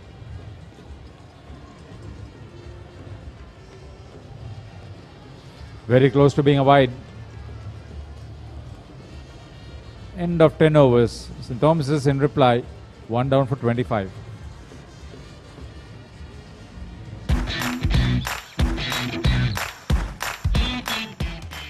Heels crest and I made a sausage. The bite that bites back. අතේ ඇති මුදලට ඇංක Newdale yoghurt. Yoghurt එකක් විතරක්ම නෙවෙයි. DR20 probiotic සමග දෙගුණයක යහගුණෙන් ඔබේ පෝෂණයටත් වැළක්. ඇංක Newdale yoghurt. Big match fun Prima Kottu Mee තියනකම්. ඇංක නිවඩෙල් යෝගට්. යෝගට් එකක් විතරක්ම නෙවෙයි. You made a very valid point about sustaining pressure. I think we saw a clear example yesterday on how when the pressure was let loose, how the Royals capitalized on it, and especially on a track like SSC, the moment you let go of that pressure, things can turn the other way around. Tables can turn. Yeah, on the other hand, and once they got on top of that, they sustained the pressure by scoring runs quickly. The 2 Centurions. Very right, Haritha. So that's the danger here, especially at the SSC. On a very good batting wicket, the bowlers have to be very, very careful. Margin of error is very minimal. Oh, that's a good ball. Came back in, took the outside edge, but falling just short of third slip. Ramanayaka has looked good, just only in his second over. I think you can't ask for a better stature and height and all those wonderful things a fast bowler would want. I was just about to come on to that. You had hit the target there. Yeah, he looks more closer to me, to Champaka Ramanayaka, than his elder brothers. Yeah, very nice, easy action. This time he bowls a good in-swinging Yorker, but Gunawardena equally doing very well to fend that one off. Now see, this is apply the pressure and sustaining pressure. Keep the ball in line with the wickets, make the bat play. Yes. Brilliant delivery. It was good to get on top of that. Gunawardena. Jayawardena yesterday got a ball very similar to that, but he played all around it. Lovely to see. Okay. Brothers as captains. So we have the Bulankulame brothers in 2 opposite schools. A long time ago, PP Bulankulame Pachi, it would be, I think. Oh, that's a good ball. This is good bowling by Ramanayaka. Equally well played, I must say, about Senadi Bulankulama. He was quick off the mark. Good running between wickets will make a difference. Left hand, right hand combination. It's the confidence that matters. The mind game here. Sun peeping through. Good delivery. Very good delivery once again. Ramanayaka has started very well. I think he's somewhat of a rhythm bowler, Haritha. He needs to have that rhythm. I wonder whether this is Lokubanda Bulankulame for Royal and Punchibanda Bulankulame for St. Thomas's. Seems like it. 2 opposing schools. Brothers captaining their respective sides. Oh, that's close. That's very close. And the umpire raises the finger. He deserved that. He bowled this over extremely well. He applied the pressure. He was getting movement off the pitch and in the air. Quality bowling this. Much deserved. Sustained pressure. And Dinesh Gunawardene. Look at the replay here. That did move off the pitch as well. But instinctively it looked very, very close. Gunawardene gone for 14 of 26 deliveries. St. Thomas's 27 for 2.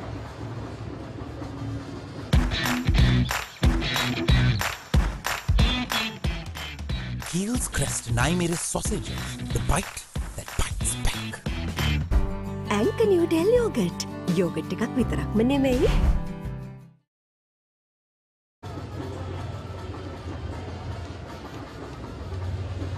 So St. Thomas's will feel the pressure at 27 for 2.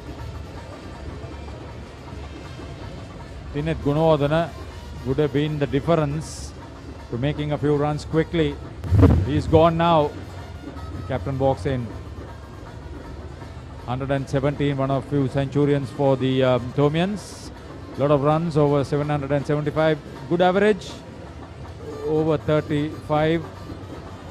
Yeah, young Mendes has had a fantastic season. 776 runs at an average of 37 is very, very impressive, Haritha. And he's looked the part as well. Yeah. He'll have to do well. Family ties here. Third generation for Mendes. Fourth generation for Bulankulame. What are we going to talk now? Talk about the yesteryears, I suppose, of how their fathers and forefathers performed. Manoj Mendes was a menace to the Royalists. Don't we all know?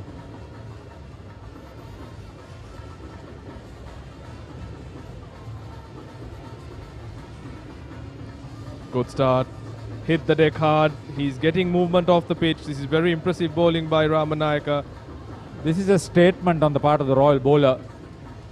He's tall, he's strong, and he wants to deliver a strong message to the Tomian captain.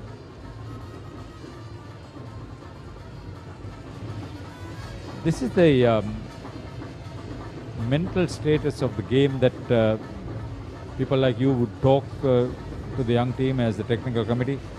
Andrew Pereira heads the technical committee for Royal. Oh, this time pushing it further up.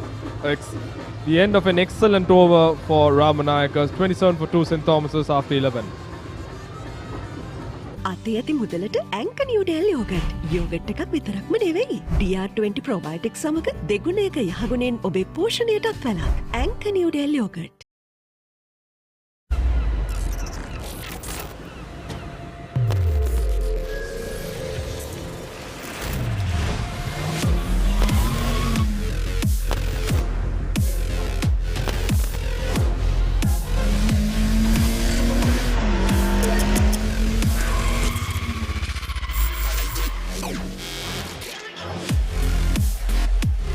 Goldman's 3-in-1 face wash and face cream. 3-in-1 fix එක.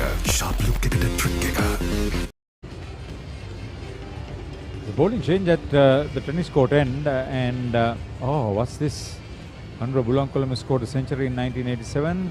Then a year later he led St. Thomas's to victory after 24 years. They say that the best margin of victory in the series. Correct, Haritha. 1988. Oh, good start. There's a change of bowling. Malaviarachi from the tennis court ends. A good change by Manchanayaka, bringing his ace right arm fast bowler. See, Arun having done that, now his first 4 overs, he's gone for 17. That's okay. He will have to maintain a good line and length because he'll have to do the support bowling now to Sandesh Ramanayaka at the other end, who is causing all the problems. The Royal skipper has correctly given him all the assistance with the 3 slips and a gully in position. Oh, that's a good ball that came back in. Bulankulame lucky to get the inside edge. The last 18 balls has been somewhat quiet for the Tomians. Probably an added pressure as a result. They also thought they wanted to just stabilize after losing that early wicket of Tisen and Haliagoda, but 2 left-handers have now been dismissed. Now we've got 2 right-handers out in the middle. This is the last wicket. Oh, that came back very close. Wrapped him on the knee. Oh, this is bad bowling by Malavi Arachi. Wide call by umpire Palli Guruge. That's running down to the boundary. 5 wides for the Thomians and much needed. Where was he trying to think he was going to bowl? Doesn't seem to be looking 100% Malavi Arachi. We saw him bowling the side quite a few times after he bowled. Whatever, there's something troubling him. Sanvidu Senratarachi was in all sorts of trouble. The ball hit the deck in front of him. He tried his level best to get his body behind the ball. Not successful. Not great. 9 extras for the 33 runs scored by the Thomians. Not a great start for the Royalists. When you consider it's only the 12th over being bowled. 8 wides so far, including those 5 wides. Oh, it's close. This time it jacked back in. But I think that's a tad too high. It hit Mendes above the knee roll. Good thing is he didn't try to play across the line. He's not trying to flick it through. He came forward. That would probably have worked in his favor too. That jacked back in a lot. See the replay here. Off the pitch and in the air. Yes, that was too high. That's going. That would be missing leg stump. Quite comfortably. Good decision on the part of the experienced Ruchira Palya Guruge. He has played his cricket, Palya Guruge. Wonderful all-round, hard-hitting bat, aggressive slow-medium bowler, brilliant fielder. This time full and driven and beautifully driven through that huge gap between cover and mid-off for 4. When that was very nice of Dasis Manchanayaka. You saw that? Yeah, just saw a hug between the 2 captains. I wonder what that was for. Hey, keep that for posterity. This was brilliantly played. All right. Watch the rest of the story if we can show it to you. That's a nice way to start for the Thomian captain. He leant into that beautifully. Knee Very on the few ground. batsmen will lean into a shot like that. The challenge for Malavi Arachi is whether he can consistently be there and thereabout in that. Never mind conceding that boundary. Get the batter playing in that fashion. This time, watchfully left alone. It's going to be an interesting battle between bat and ball, especially with Mendes on strike. We know he's a free-flowing batsman, likes to score his runs quick and fast. So it'll be a challenge for the Royal bowlers to keep him quiet as well, Haritha. Yes, first 2 big matches, his father Manoj Mendes scored hundreds. The next year, he'll run out after making 76. He would have been the first to have scored 3 consecutive hundreds. Yeah, so the genes running in the family. Mendes no muck with the bat. This time, very good delivery, good comeback delivery, and a good delivery to end the 12th over. 37 for 2, St. Thomas's.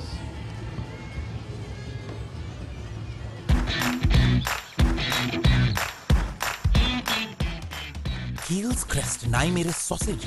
The bite that bites back. රුපියල් 60 මැලිබන් සේවරි පොඩ්ඩෝ එක match එකට set වෙන්න.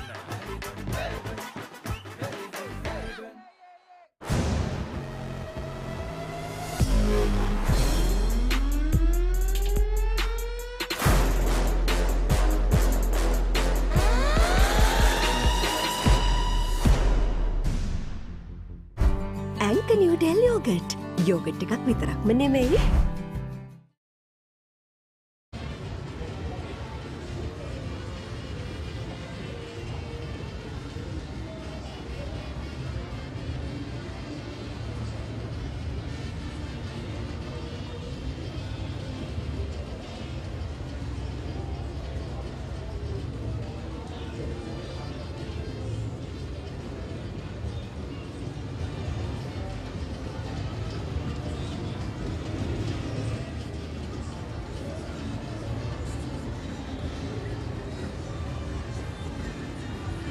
What a beautiful shot by Bulankulame, straight back past the bowler. A very good morning to our viewers and a very good morning to you, Gamini. Good morning, Feroz. Good morning, everyone. Yeah, beautiful piece of batting. One of the hardest shots to play in cricket, the on drive. He cleared his front leg and presented the full face. This is one of the best grounds to bat. Once you get the gap, there's always value for your shots, and that was a good example. So Bulankulame had to do the hard yards early. Left a lot of balls.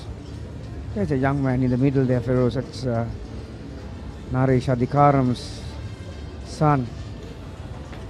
The next delivery is a typical response by a fast bowler to being driven on the front foot. A bouncer to greet Bulankulame. That last shot should give him some confidence. He seems to be a batsman willing to spend time on the wicket. Well left in the end by Bulankulame. Some big names out there. Bulankulame's Adhikarams. And we've got, we are yet to see the right arm off spinner Dharmaratta being brought into the attack as well. His dad played with you, if I'm not mistaken. Yeah, yes, I think Dinesh Dharmaratna, I played with him for 2 years. Still getting enough swing, Ramanayaka. That's the uncle, right? Dharmaratna played the following year in '94. So, and I'll tell you one man that I don't like to mention name is Romesh Mendis' old man. I was on the receiving end for 200s, 92 and 93. So brings back memories to you. Oh, that delivery. He seems to fall over whilst playing his shots. He plants his foot across, and sometimes that can work against him. That last delivery, he's covering the stumps. Yeah, as you can see, Senadi Bulankulame, he likes to play within the V. He's not a risky player who works towards the leg side that much, and I think he'll be disappointed that he missed out on a scoring opportunity. Most of the batters are pretty good on that drop kick shot towards the leg side, but everyone got a risk from Bulankulame. That he will play the whole day. With a full face bat, he is predominantly a front foot bowler. There's not many races that the fielder is going to win here at SSC. So another boundary to Senadi Bulankulame. 2 boundaries in this over, that should give him some confidence. Full toss there to be hit. Finds the gap. Another boundary.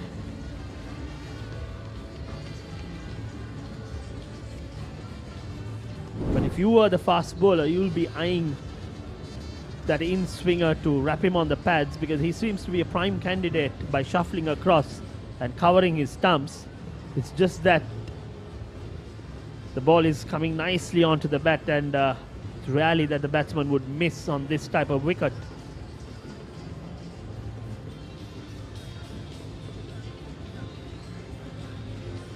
So end of 13 overs, 45 for the loss of 2 wickets.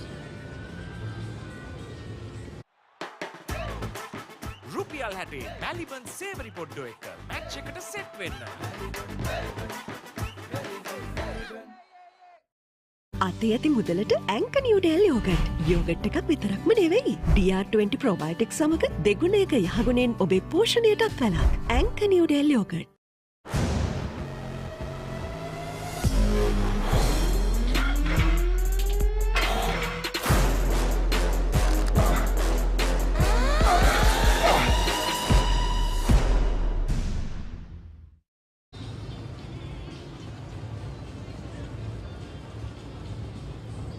So Ranuka will continue from the commentator's end. 5 overs for 27. He's been on the expensive side, Gamini.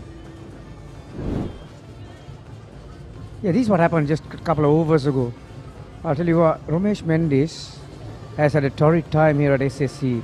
I think he's 3 innings, I think that he was has the not first scored a run. That That's was his right. first run at SSC. So that's where Dasis Manchanayake appreciating that boundary.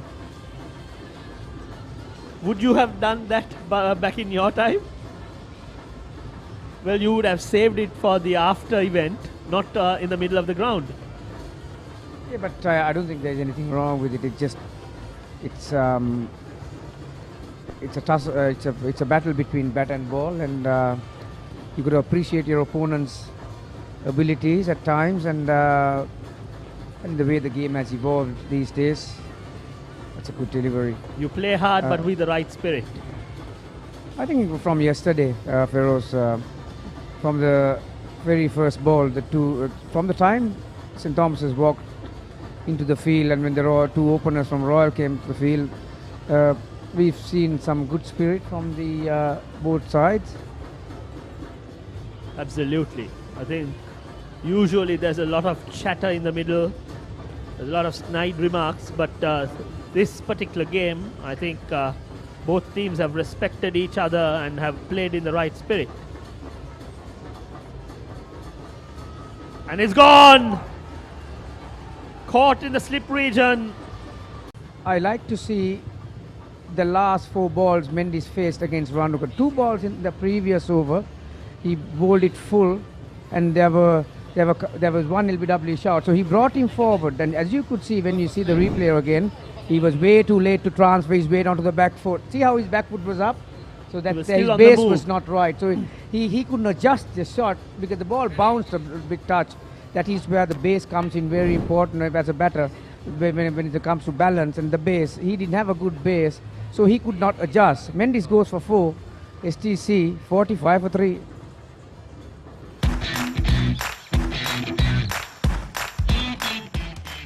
Heels crest and I made a sausage.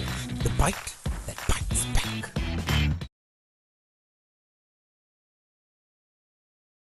අතේ ඇති මුදලට ඇංක Newdale yoghurt. Yoghurt එකක් විතරක්ම නෙවෙයි. DR20 ප්‍රොබයොටික්ස් සමග දෙගුණයක යහගුණෙන් ඔබේ පෝෂණයටත් වැළක්. ඇංක නිව්ඩෙල් යෝගට්. රුපියල් 60 බැලිබන් සේවරි පොඩ්ඩෝ එක මැච් එකට සෙට් වෙන්න.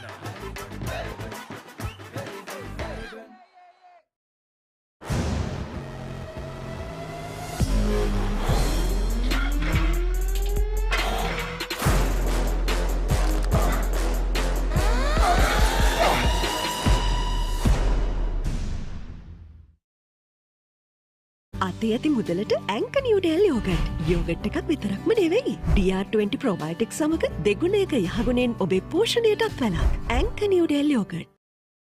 Cheer up කරමු අදවතින් ක්‍රීමා කොත්තුමී රවම්. Big match fun Prima Kottu Mee තියනකම්.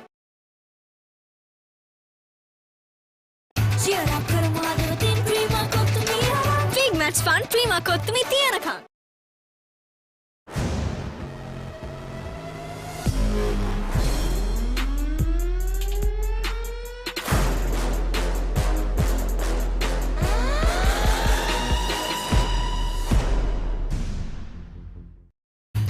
Spicy රසද ක්‍රීම කොත්තුමී කනකොට Papare beat එකන නැට වෙයි සෙට් එක තාලෙට ගස්සලා boundary උඩින් කප් එක උස්සමු දෙයිති cheer up කරමු අදවතින් ක්‍රීම කොත්තුමී රවම්. Big match fun Prima Kottu Mee තියනකම්.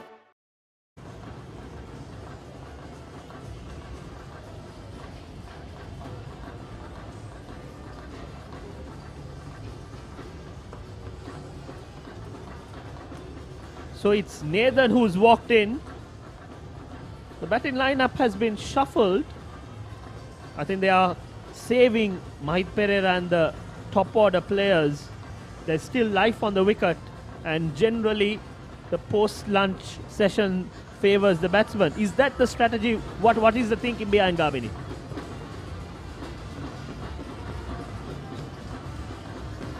I'm not sure whether they are trying to save Mahit Pereira or not. Nathan Caldera is in rich vein of form. I saw him getting 100 against St. Joseph's at this venue. So maybe they are thinking that he is a player. There is that 113 against St. Joseph's down the bottom. When St. Thomas were 80 for 5 at one stage, and then he came and rescued them from that position. So maybe that was the reason, because it has been a happy hunting ground for him. talking about happy hunting ground, Ramesh Mendis's woes at SSC continues. Absolutely. I think the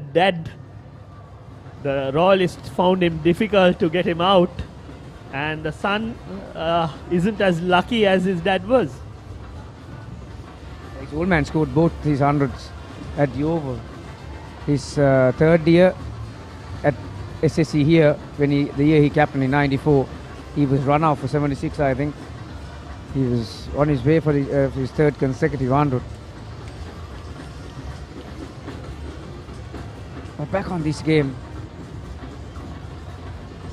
45 for 3. Royal had definitely owed the first hour and a half. Yes, and I think we spoke in the morning that the fast bowlers of Royal, they tend to hit the deck a lot harder and are fairly taller compared to the St. Thomas's fast bowlers.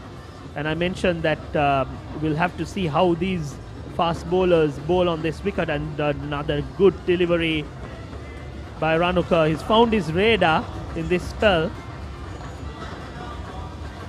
So 14 overs completed, 45 for the loss of 3 wickets.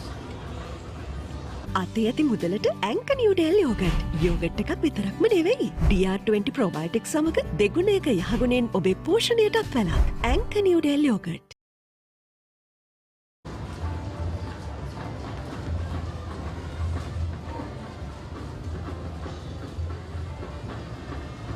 So the game day pulse check is how many wickets will fall in the first session. Our viewers can cast your vote on the Papare YouTube and Cricket Facebook channel. March Madness is on, and the game day pulse check for the first session is how many wickets will fall in the first session. So far 3 wickets have fallen, and the first innings of the Royal SA, 4 wickets fell. Yeah, it stood on 4 for a very long time after. St. Thomas's will be looking for a very similar partnership. Ramanayaka. See, it's more than the swing in the air, Feroz. This Duke ball, at times, because it's a harder seam than the Kokobura, and you can see this ball, and even the previous ball in that last over from Mallavarachi, there's some lateral movement off the track, makes it that much difficult. And guy like Ramanayaka, he's like his old man, isn't he? He's about 6'2". Maybe his release point, you had another foot and a half. He's getting lot more bounce than the others. And he seems to have got into a good rhythm. There's a bit of outswing by Ramanayaka. And I think what was missing during the Royal season is that Sineth, Ramiru, Ramanayaka and Manchanayaka haven't played together due to various reasons, due to injuries, due to national commitment, and this is the first time a full squad, a full 11 is being played, and you see the difference.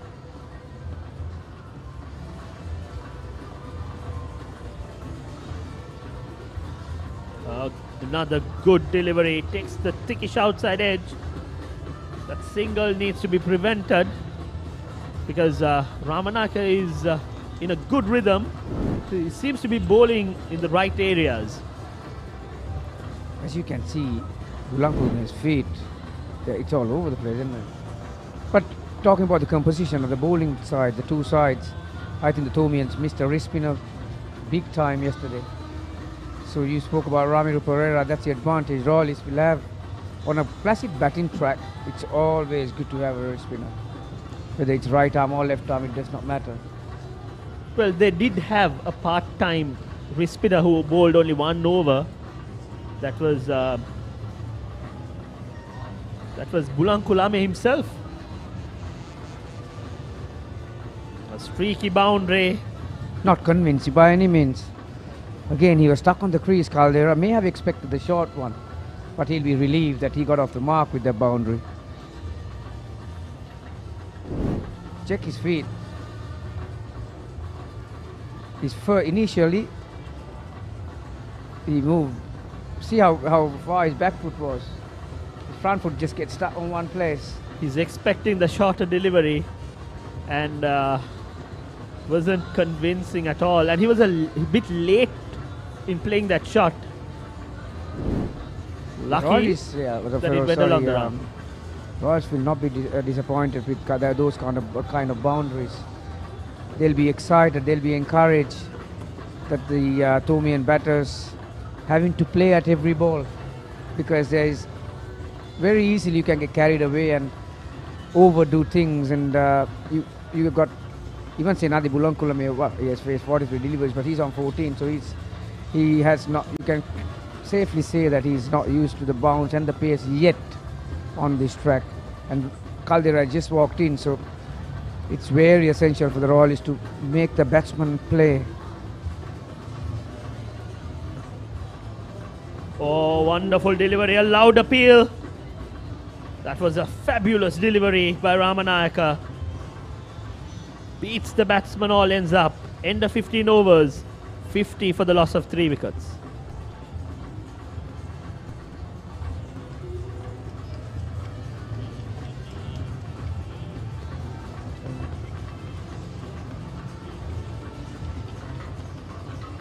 The school by the sea, wonderful visuals of our rival college in Mount Lavinia, St. Thomas's, the quadrangle, the chapel, wonderful school with a lot of heritage, history, and that is where the boys I'll tell you what, just skills. before we saw the main club grounds, STC, to me, that's the best school's career ground that I've seen for some years now. It looks like one of those UK country grounds with that picket fence. It's a magnificent venue, that Cricket Club grounds, and their facilities is, I think, one of the best in the business too. Absolutely, I think the indoors, the pavilion, even the scoreboard are fabulous for a school ground. Yeah, all credit should go to the man who's in the driving seat there, the Dinesh Kumarasinghe. He's in charge of the sports facilities. He's the director of sports, I believe, and on top of his coaching abilities, his heart and soul and time, everything has been put into that place, and it's quite evident that it's looking brilliant. So back on the game, Mallavarachi into his third over this spell.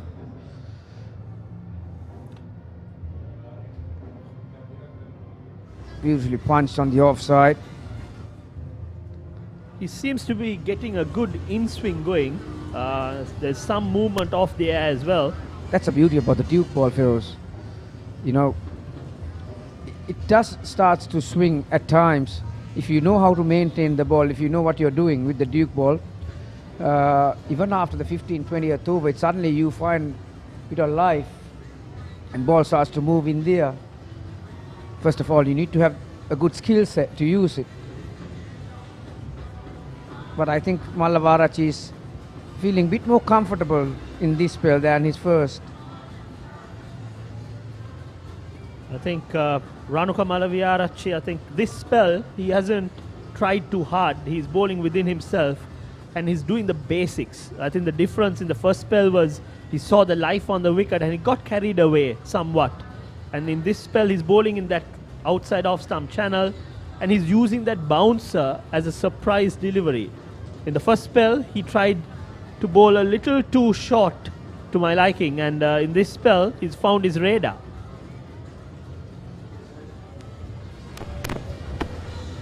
Glorious shot by Bulankulame. That should give him more confidence. A wonderful cover drive up to the pitch of the delivery. Straight elbow, piercing that extra cover region. Beautiful shot by Bulankulame. Fetches him another boundary. I'll tell you what, the first Royal Tomian was played in 1880 and the Ashes started 2 years later. So 144 years and still the best looking, the most delightful shot you see in cricket is the cover drive. Absolutely, nothing changes. I think the game has evolved, but the cover drive remains one of the most appealing and attractive shot in the manual.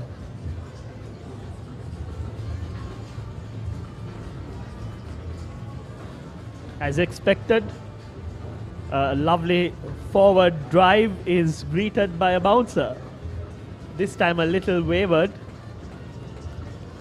Yeah, the thing is, when it comes to bowlers with open, semi-open actions, it's once it starts to go out of your control, it's very difficult to adjust. Particularly school level, obviously international level, they know they'll be a bit more quicker to adjust and get their release right, and front arm coming down straighter and all kinds of things. But school level, obviously, they're still learning the art.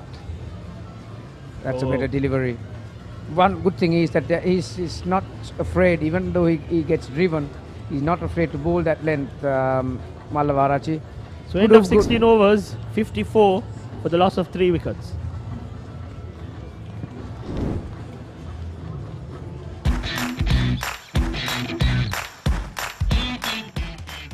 Heels crest Naimere's sausages, the bite that bites back. රුපියල් 60 මැලිබන් සේවරි පොඩ්ඩෝ එක match එකට set වෙන්න.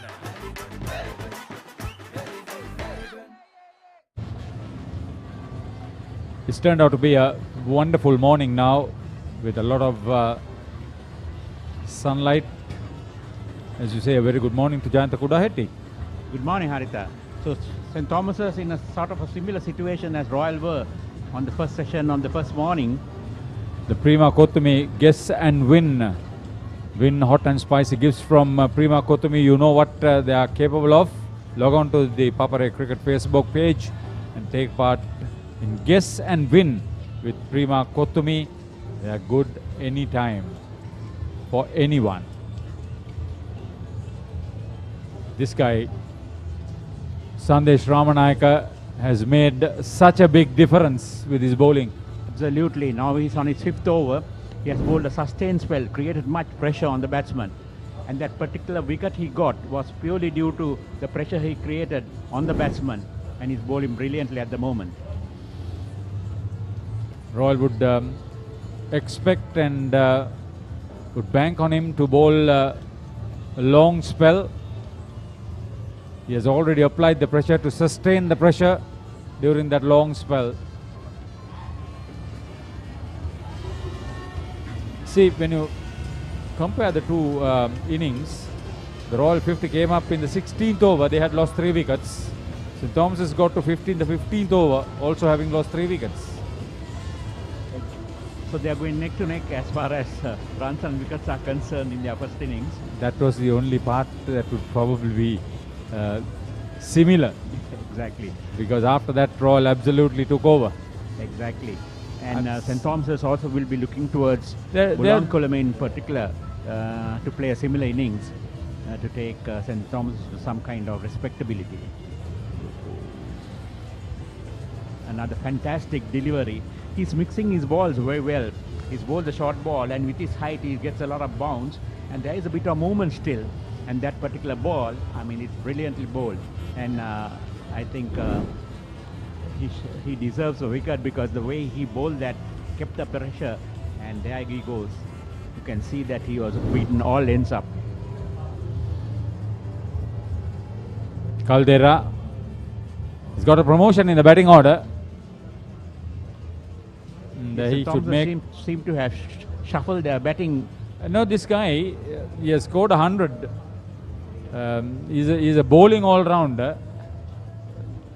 He took that important wicket of Sineth Jawardene yesterday, but only that.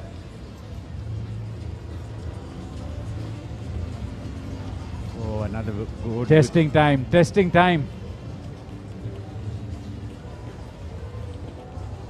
Very clever bowling by Ramanayaka.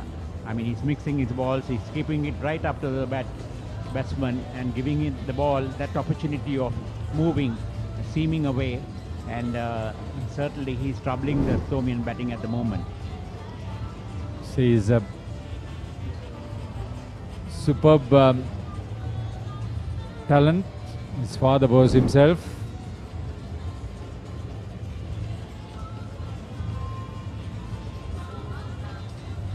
Actually come back after layoff due to injury, and obviously the Royal skipper will try to use him sparingly in short spells, but at the moment he has gone, he's bowling his 5th over on the trot.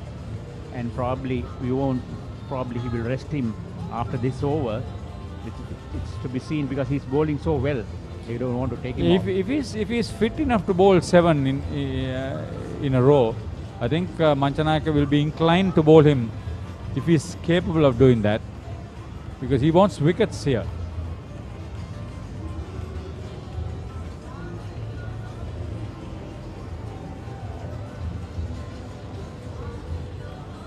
Yes, I think Manchanayaka might be sort of inclined to continue with him because he's bowling so well and troubling the batsman. 17 overs completed. St. Thomas's are 3 down for 55 in reply.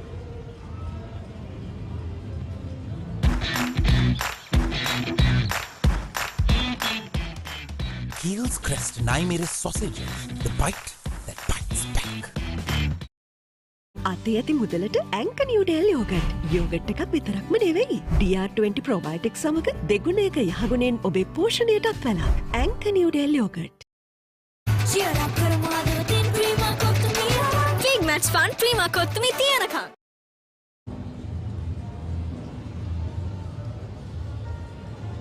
Now this man has had a wonderful game so far. Now he's coming into bowl.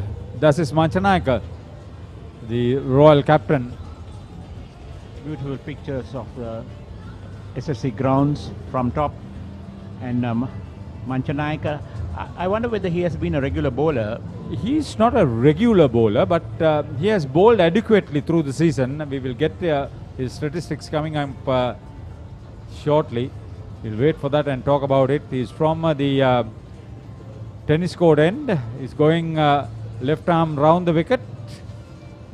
Trinidad Caldera, who's on 5. Slip and backward short leg. So he has got 27 wickets during the season. So he has bowled fair amount and got a few wickets. 5 for 10. Why shouldn't he bowl? Oh.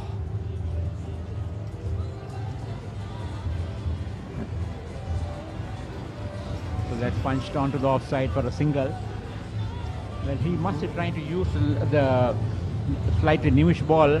It's only 17 overs. Yes, probably he could have used Netmin Dharmaratna, but 2 right-handers out in the middle. He could have even gone for Ramiru Pereira.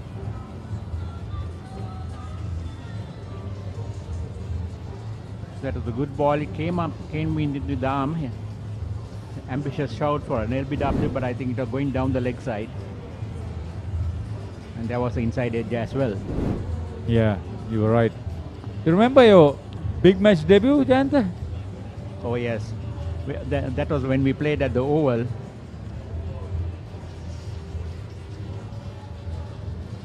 And I remember walking out to the middle when Anurag Tennakone was bowling. Really? He was bowling? He was getting a lot of wickets, and I always left arm. Left arm. And St. Thomas's always produce a good left arm bowler purely because they get a lot of wickets at the Mount Lavina grounds, bowling with the sea breeze. Very well directed once again, Manchanayaka.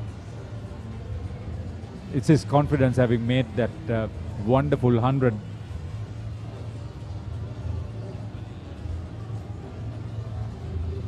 Yes, another very good ball. So as you said, he's taken the confidence of his batting into the bowling as well. And right now, that was a good over. 18 overs completed. St. Thomas's are 3 down for 56 in reply. ඇංක Newdale yoghurt. Yoghurt එකක් විතරක්ම නෙමෙයි. Cheer up කරමාදවතින් Prima Kottu Mee Big match fun Prima Kottu Mee තියනකම්. රුපියල් 60 මැලිබන් සේවරි පොඩ්ඩෝ එක match එකට set වෙන්න.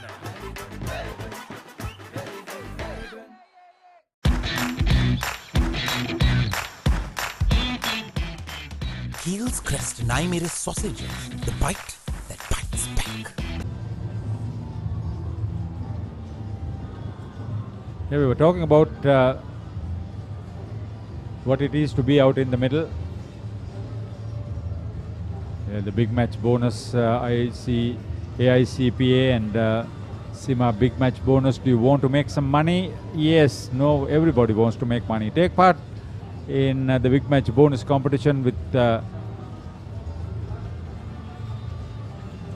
all that happening. Be engaged with this wonderful coverage. Yeah, what's the lasting memory? How many years did you play in the big match? I played for 3 years, and the final year was where I had a lasting memory. And we always say we laid the foundation for a royal victory the next day under early leavers. And in that match, we had only 2 wickets to get in the final over. And that's another good ball. And then I got in the last over, I was bowling and I got 1 wicket, and I thought we can wrap it up with getting a hat-trick. But I think with the fading light, we thought that I had probably the car was a LBW Plum, but the light was so bad, the umpires were Jayasinghe brothers, and I don't think he saw it. Really? That's a nice way of putting it. Bulan Veeratunga, he bowled some very good overs in his first spell. He was a little bit wavered later on.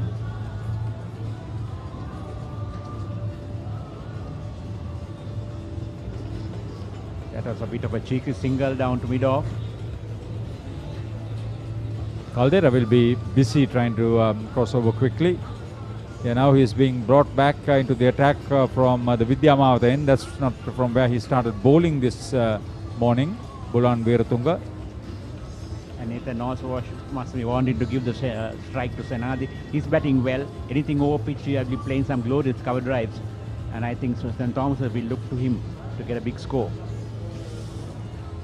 Yeah, his uncles, other than his father, also played big match. Dhammika Bulankulame scored over 1,000 runs. He was most popular schoolboy cricketer. And his other uncle, Suresh Bulankulame, he must be watching from the cricket board headquarters. He's employed there. Long time, just as much as the Mendises were. You know, this is a lot more. This is the 4th generation. Some of them have been wicket-keeper, opening batters. So the spices also coming in for many of them. We might see the predecessors also having a Yes, I'm looking forward to that.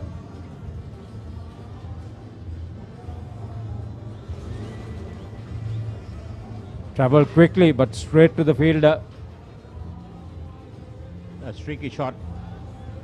And Obin Abanpola at Gully has been smart.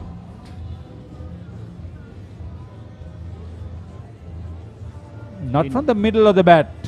Yeah, but didn't carry to the fielder. The ball sometimes has been keeping a little low. I can see that the wicket keeper, the ball is not carrying to him most often.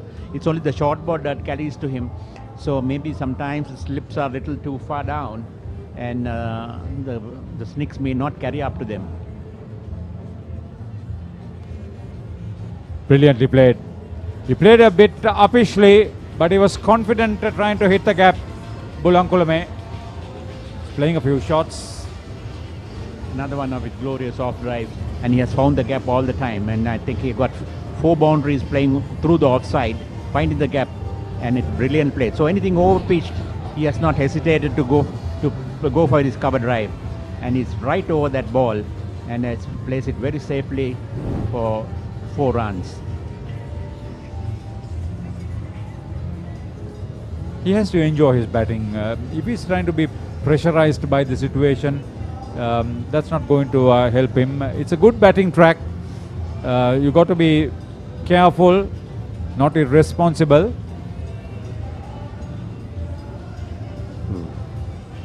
Lost his line altogether on that occasion, Veeratunga. End of 19, St. Thomas's are 61 for 3.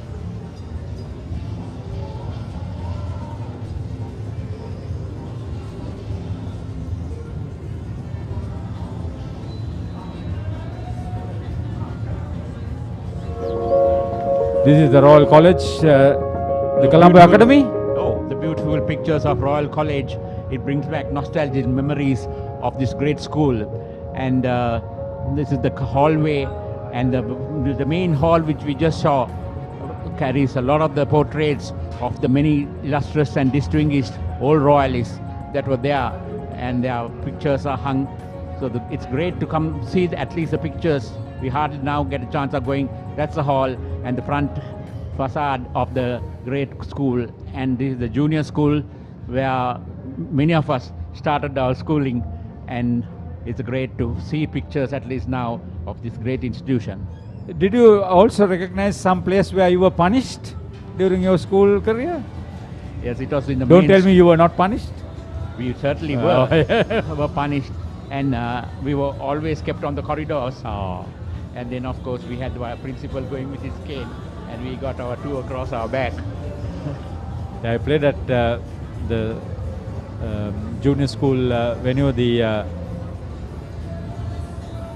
under 14 cricket was played there. Thick edge. Caldera trots for a single. Just pass out the outstretching hands of the first slip. Another good toss-top ball from Manchanaika. So he's not afraid to toss it up, and he has this arm ball also, which he's bowling very cleverly, and that's the ball he's trying to get the LBW.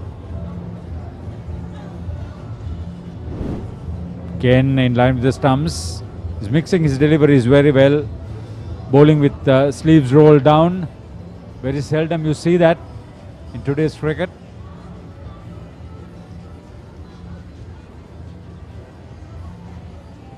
Making the batter play as much as possible.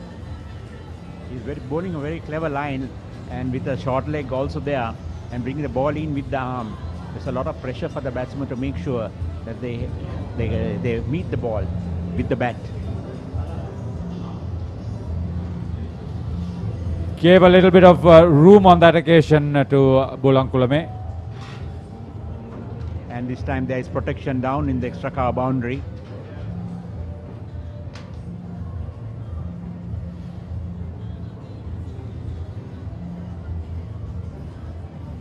St. Thomas's, they don't want to lose another wicket going up to lunch on day 2. Again, very well played. That was easy pickings for Nathan Caldera. Given a little bit more air. He's on to double figures quickly now. Caldera also growing in confidence and playing his shot. That's what beautiful ruin. And this time he just got the ball to go past the mid-off and into the gap for 4. It was well played, it was well timed, it was well placed. Didn't try to overhit. Once again leaning into the shot. Yes, both batsmen are leaning nicely into the shot, getting their head over the ball and stroking it beautifully. And they're finding the gaps. And that's once you get into the gap, it's all the 4 runs all the way.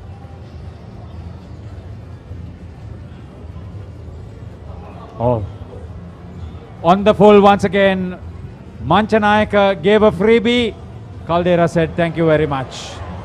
That's 2 boundaries to finish that over. 20 completed.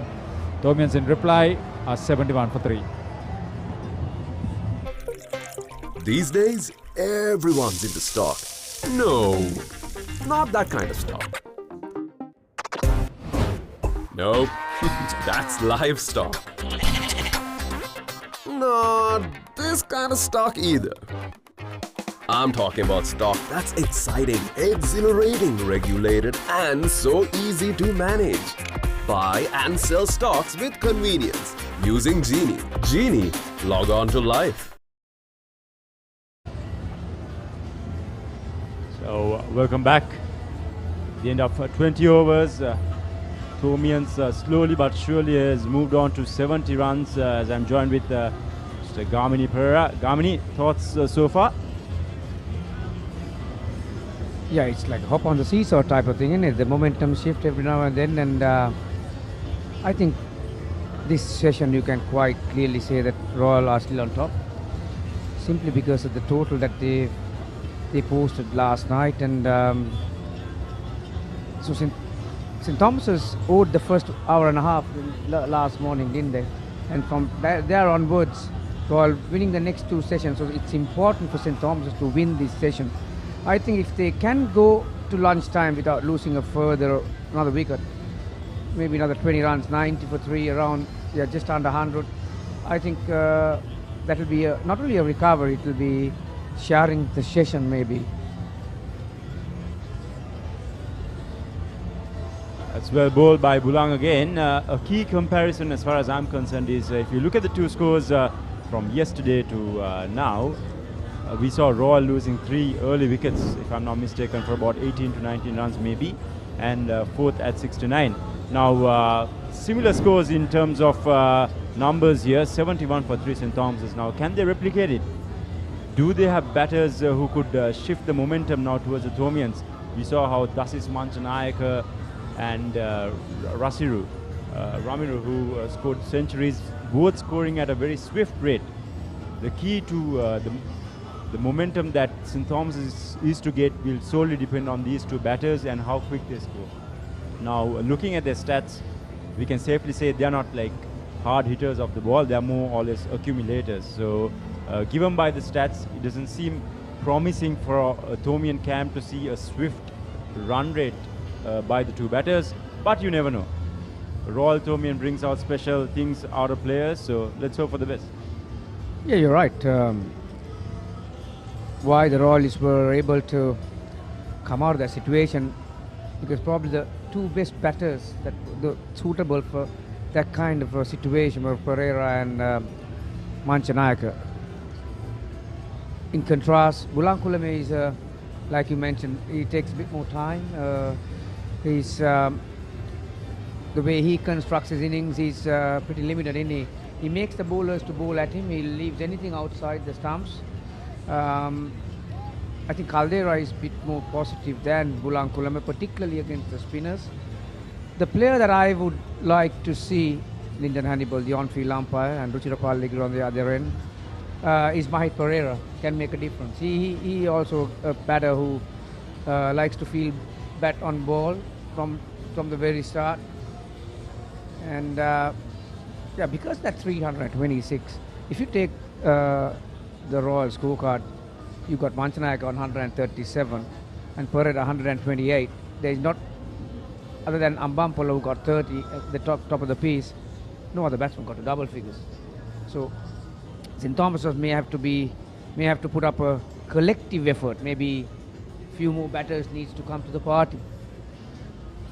Yes, you're right, Gamini. Usually the case in most innings, if you really look at it, a couple of batsmen really need to get big scores. You get a couple of hundreds as we conclude the 21st over. St. Thomas's 71 for the loss of 3 wickets. මේ අසනීපයක් වෙනවා කියන්නේ පවුල් පිටින්ම වැටෙනවානේ අඩියටම. වාහනයක් පාවිච්චි කරන එකත් ලේසි නෑ. ඇක්සිඩන්ට් එකක් කියන්නේ වැටෙනවා ෂුවර් අඩියටම. මේ පොරකමක් කියන්නේ බිස්නස් වැටෙනවා අඩියටම. මේක තමයි වෙලාව හොඳ රැකවරණයක් ළඟ තියාගන්න හයියට. 60 වසරක රැකවරණයේ විශ්වාසය ශ්‍රී ලංකා ඉන්ෂුරන්ස්. වැටුණත් අඩියටම අපි ගේනවා ඉහළටම.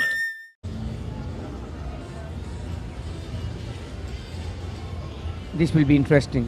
We are about half an hour away from lunch, and Manchanayaka trusted himself to have a go with the ball in hand. Now they've brought Sinet Jayawardene, not known for his bowling skill that much.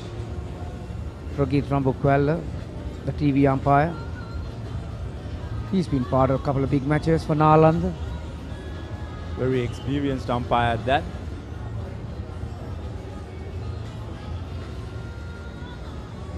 No, it's not Sinet Jayawardene. It's a false alarm. It's going to be Ramiru Pereira, the right arm leg spinner. I think this is where the Royals might have a little edge, Shastrika, because St. Thomas's missed a wrist spinner dearly yesterday, didn't they? On a placid batting track, you need to have, with the left arm or right arm, very good to have a wrist spinner. So Pereira is not a part-timer. He's a frontline leg spinner. So there are his stats: 29 wickets, 10 matches, and 7 for 50 is best. Got a few years to go, so he'll be bowling few deliveries in this 3 days in the years to come as well.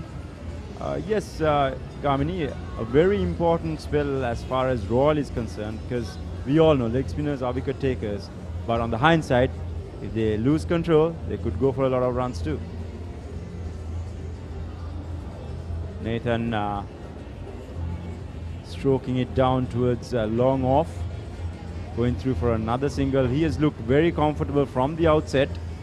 On 17 of 20 deliveries, his batting has really progressed during the season, getting on 100 as well in the first term. So Ramiru, his control will be key for the Royalists. And also, following his 100 with the bat in hand, he'll be feeling pretty high, won't he? But having a look at the field, Shashvik, there's a deep mid-wicket, deep square leg. There was a long off in place for Caldera, but now he has come to a single saving position. Royalists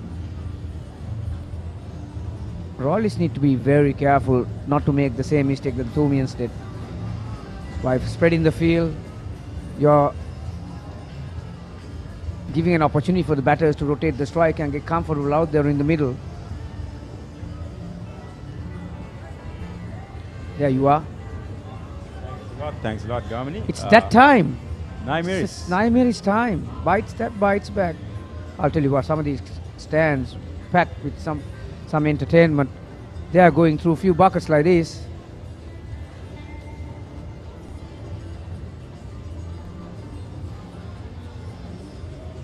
I'm sure plenty of this has been sold right now as we speak and as we eat it. So it's a very different taste than the normal sausages, I would say. Ideal for a moment like this, an occasion like this. Especially when you come to the 3-day, it's like a carnival, isn't it? With few refreshments around. And you'll go through this in no time. Delightful as always by Keels.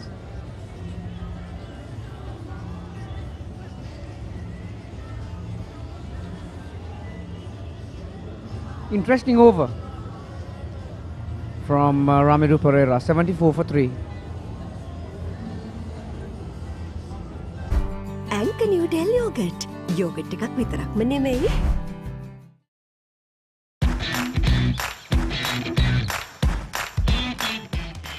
Keel's Crest Naimiris sausages, the bite that bites back.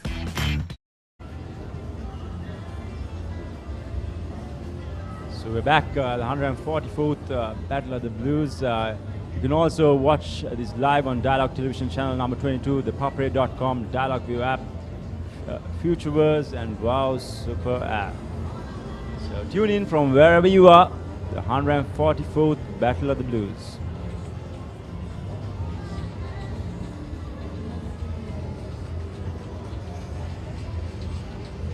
Gamni, I must say, the 9 minutes was very intriguing and delightful. Primary endorsements, the Keel's Crest 9 minute sausages.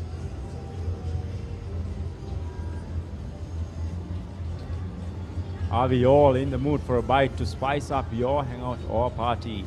Keel's Crest 9 minute sausages is the ideal pairing to spice up your parties, hangouts and gatherings with a unique and all new flavor that will sting your taste buds with a hit of spicy 9 minutes.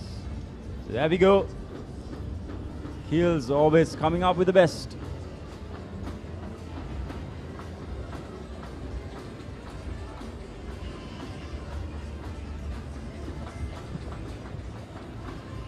Caldera is on 17. He had two delightful drives of Manchanayaka's bowling, but Sastrika, I don't find that he's that much comfortable against the paces so far. He needs to work on his base a bit. His back leg goes up very early.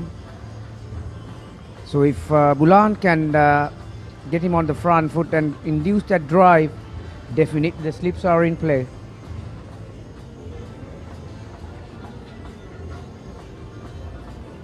It's well played by Nathan. Slight misfield there enables them to move through to a couple. It's good running there. You're right, Gamini. Once again, your analysis is perfect because his strength has been playing against spin. Now, also special mention, he usually does not bat at number 5. He's more of a number 6 or 7, I'd say. So Mahit, who's been a permanent fixture at number 5, can say that the Thomian camp has decided against it to send him at number 5 with the situation that they were in. So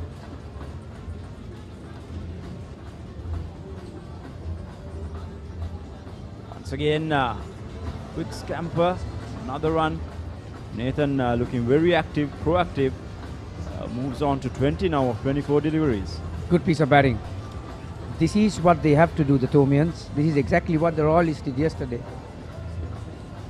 The 3 fast bowlers, you can make a case for each and every one really. All 3 picking up a wicket. Manchanayaka 2 overs 11 and Ramiru just a 1 over. 3 overs of spin. But it has been a good performance by the 3 paces for Royal College. Bulan into his second spell, had an extended first spell, 6 overs.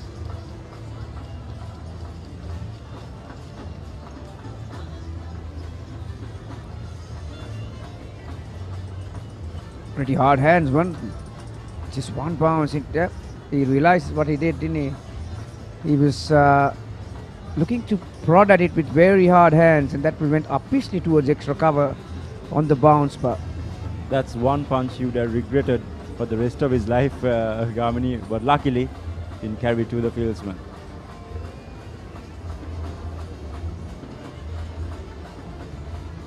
Fieldsman at extra cover is quite deep. There we go, the match referee, Mr. Wendell Lebroy. Another very familiar face in the cricketing fraternity. Talking about fast bowlers during his time. Oh, that was sloppy, poor. That's dessert before lunch. Easy pickings there for Senadi. He's been wondering where the next boundary was going to come from, but the bowler, Bulan, helped him.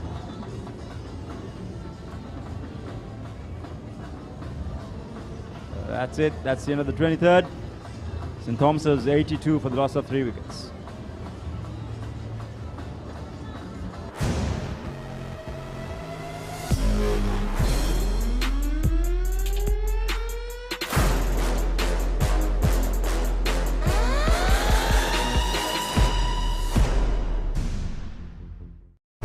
Anchor New Del Yogurt. Yogurt එකක් විතරක්ම නෙමෙයි.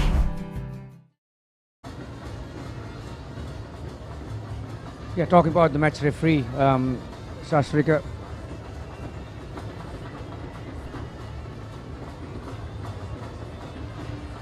This was the, I'll be back on dynasty. St. Thomas has got a freebie in that last delivery of that last over. Got 5, Bulan Kulame. Yep, Wendell Lebroy playing for Maristella. Him and Shehan Samaratunga, and there was another 6'4" left arm fast bowler. I'll tell you what, on matting, I had the experience of playing a second level match against Maristella here at the MCA grounds as a 14-year-old. There we go, the replay of the last part of the previous over. Showing at the stumps, fieldsman unable to cover it up. So easy boundary there for Bulan Kulama. Getting back to what you said, it would have been easy pickings for you, Gamini. With your stature. Oh, he's been caught. That's a good catch. That's a great grab. Manchanayaka, whatever he touches these days, it turns into gold. There Nathan Caldera, didn't he wanted to come down the track. It was a bit further away from him. But credit to Ramiru Pereira, he was not afraid to flight that delivery. Didn't get close enough, but that's a good grab. That was travelling, mind you. That might be a massive moment in this game, just prior to the lunch break. You're right, Gamini. As we mentioned before, the leg spinner, a crucial breakthrough. Tossed it up wide outside off stump, enticing Nathan Caldera for the drive, and drive did he straight to the Royal skipper. So he departs for 20. St. Thomas is in a bit of a spot here. 83 for the loss of 4 wickets. අතේ ඇති මුදලට Anchor New Del Yogurt. Yoghurt එකක් විතරක්ම නෙවෙයි. DR20 probiotics සමග දෙගුණයක යහගුණෙන් ඔබේ පෝෂණයටත් වැළක්. Anchor New Del Yogurt.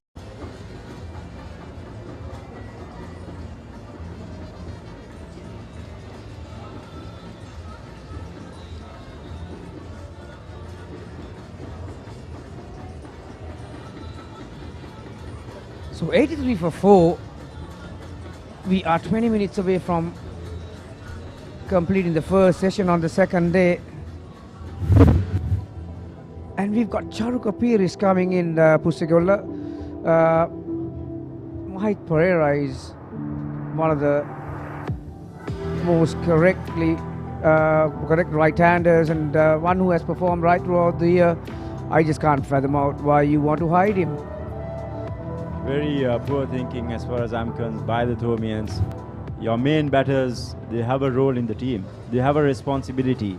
If they can't do it, how could you expect someone of a lesser ability? With all due credit to Charuka, but Mahit has got big hundreds during the season. A very able batsman. The only thing I could think of is the lunch break, but a batter's responsibility is that? I actually, again that catch, I actually don't believe in night watchmans either, mind you. If a batter can't face, I just can't have the tail ender face. So anyway, quicker delivery.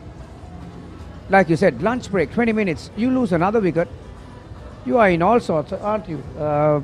But in that way, if Mahit Pereira can come in and see these 20 minutes off and go into lunch break with Senadi, Mahit Pereira having a stint before lunch, Senadi who has batted right throughout the session, so they'll be feeling much more comfortable coming after lunch, won't they? Spot on, Gamini. So this trend has been followed from yesterday as well, because we saw a lot of negative stuff by the Thomians even after getting a very good start. So unfortunately, quite defensive, I'd say, in terms of an approach by the Thomians heading into this big match as favourites. So that's the end of the 24th over. 83 for the loss of 4 wickets.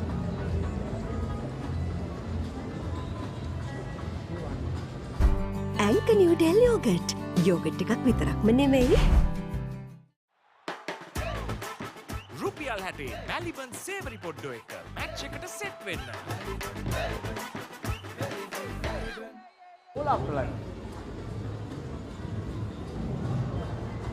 So 83 for 4, St. Thomas's. The new batter Charuka is more renowned for his off-spin bowling, but however, he's in the middle now with Senadi Bulang Kulama. Got a massive job in hand. St. Thomas's definitely in a spot of bother here. Comparisons of scorecards from yesterday. Royal 69 for the loss of 4 wickets. St. Thomas's 83 for the loss of 4 wickets. Now, will St. Thomas's be able to replicate what Royal did? I'm not so sure, to be very honest. But, however, the big stage brings out new and big things from players. Yeah, the only difference is the wicket has not changed. If at all, wicket has got better, I reckon. And it will be even better after lunch, Shashrika. And the other reason is now St. Thomas's will have that 326 against their name on the board, whereas Royal were building a total in the first innings. Now St. Thomas are playing some catch-up cricket, aren't they? So it's a funny thing, pressure. One vital element there is the scoreboard pressure that Royal never had, but St. Thomas's under tremendous pressure because of the score that Royal got in the first innings. So this stage is not for the faint-hearted, Gamini. The Royal Thomian encounter shows what players are made of, the caliber, the pedigree that they have. So this is a fine test for the Thomian batters.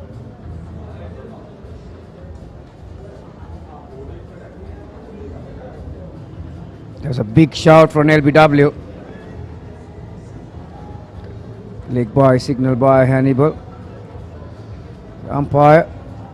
And also he has a word with Bulan. Very similarly, when Bulan was bowling from the tennis court end, before, when he first spell, umpire Ruchirapalli Eguru had a word with him. And so similarly, now he's bowling from the Vidya Mahavatar and Lyndon Hannibal has a word with him for running on the pitch. The next one he'll get a warning, won't he? So now umpires have spoken to him twice from either end.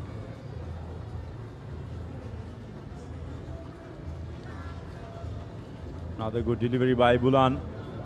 The corridor of uncertainty just outside our stump on a good length, but Charuka very watchful. So there have been some starts for Charu Kapiri, as we saw just the bottom of your screen. The last 4 innings, 41, 19, there it is, 28. On the other hand, Bulan Viratunga has been able to maintain that channel just around the off stump, the 4th stump. Also, Gamini, now the scorecard you see is a very familiar sight for the Thomians right throughout the season. I can tell you safely, in at least 50 to 60% of the games, they have been 80 for the loss of 4 wickets. But they have, from there onwards, managed to get to scores such as 220, 230 during the season. So let's see if they would do the same or crumble under pressure.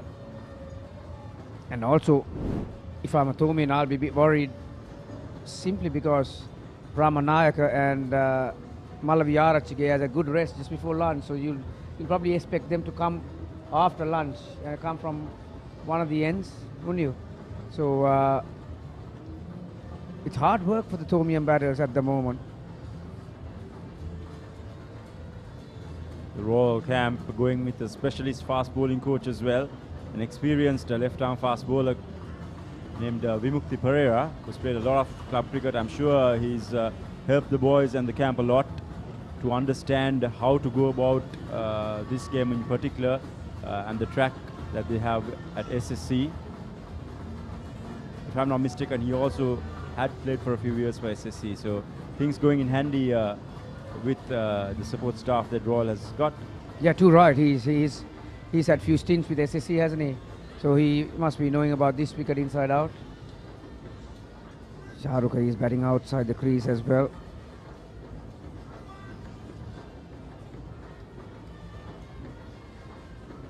So 25 overs completed.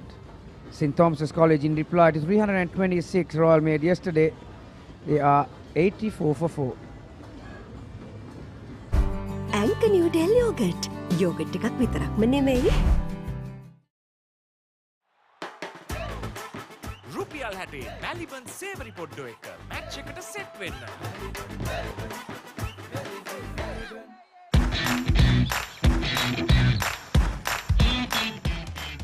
Heels Crest Naimir's sausages, the bite that bites back.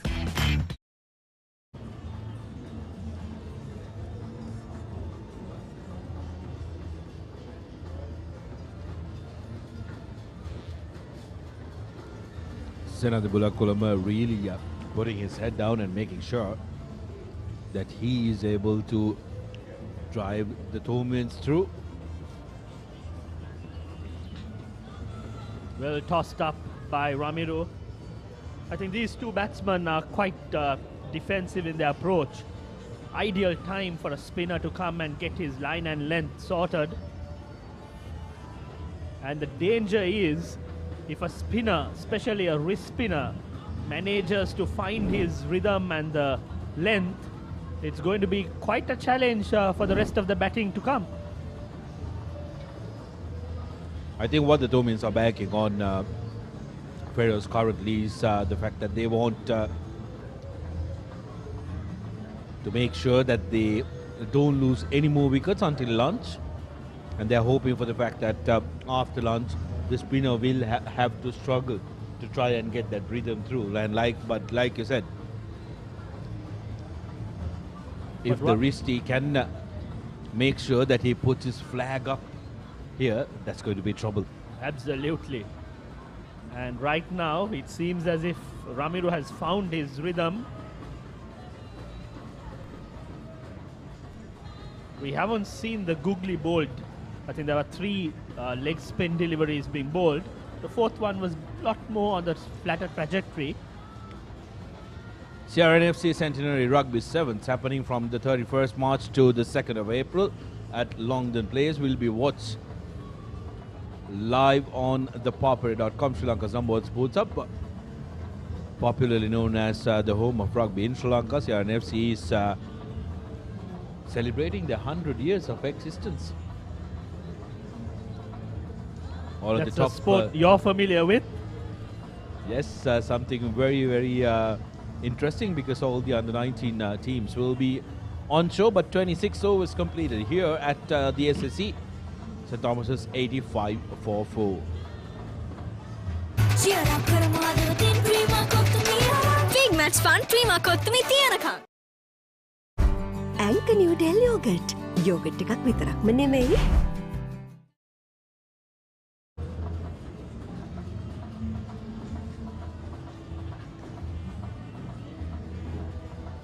Well, after yesterday's antics, Feroz, the crowds slowly but surely making their way back.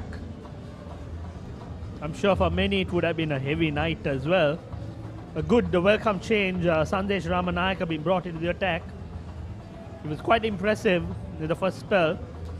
I think the bowling changes have worked so far, and I think Manchanayaka should be given credit for the bowling changes. He's utilized the fast bowlers effectively, given them short spells. It's quite hot and humid out there. And he's brought back Sandesh Ramanayaka, who I thought was the pick of the fast bowlers in the morning session.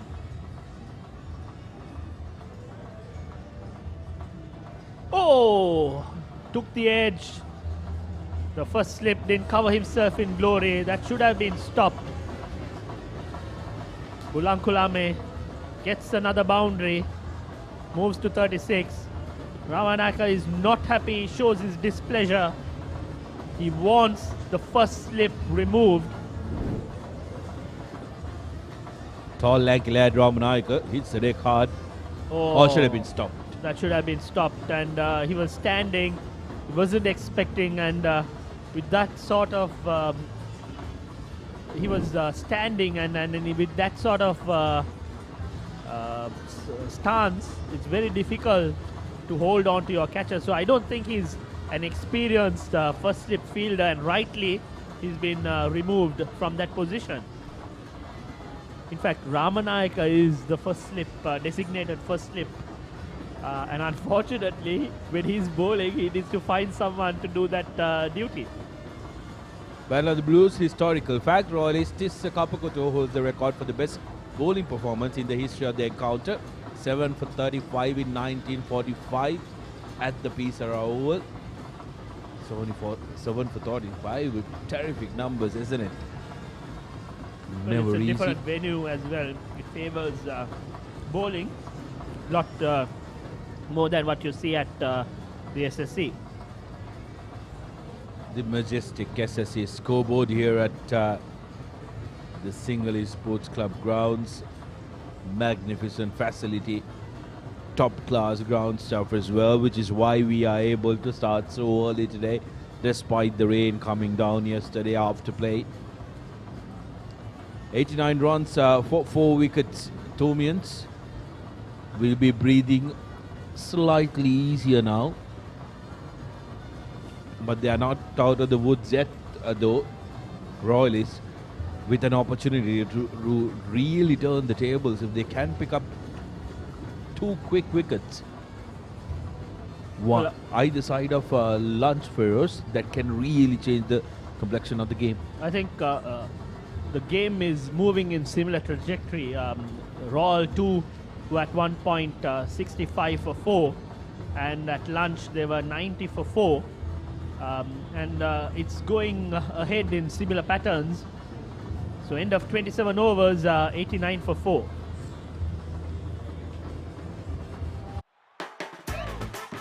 රුපියල් 60 බැලිබන් සේවරි පොඩ්ඩෝ එක match එකට set වෙන්න. අතේ ඇති මුදලට ඇංක Newdale yoghurt. Yoghurt එකක් විතරක්ම නෙවෙයි. DR20 ප්‍රොබයොටික් සමග දෙගුණයක යහගුණෙන් ඔබේ පෝෂණයටත් වැළක්. ඇංක Newdale yoghurt.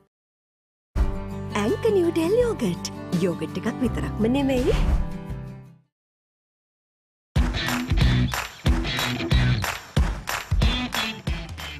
Heels Crest Naimeris sausages, the bite that bites back. Coming back to the point I was making, I think the momentum shifted post-lunch. In the first 6 overs, they managed to score 40 runs. So if Royal can do the opposite, tighten the screws and have a good, effective post-lunch session, then they will start dominating play. Yes, I think the main difference between the two sides will be the rotational strike, like we mentioned in the pre-game chat as well, as Pereira continues from the tennis court end. You're absolutely correct, Sudarshan. I think the difference was the two batsmen of Royal were looking to score runs and be aggressive as the opportunity provided. And this time, beautifully played by Charuka. Waited for that loose delivery. The ball was short, rocked onto the back foot and pierced the deep wicket region. He starts his account. That's needed. You know, you dispatch the odd loose deliveries. You should go into a negative mindset and restrict run scoring. There's ample opportunity out there. You need to spend time, but when the opportunity is given, you take full use of it. Especially with the leg A operating, you need to try and latch on to any loose balls that come your way. That'll put a tinker in the confidence of the bowler. Way outside off stump and left alone by Charuka. Playing the waiting game. It's a battle of wits, battle of patience as well. The very reason why Charuka was sent ahead of Mahit is to safeguard and to survive this first session, because the post-lunch session, the wicket usually settles down and run making is easier than the first session.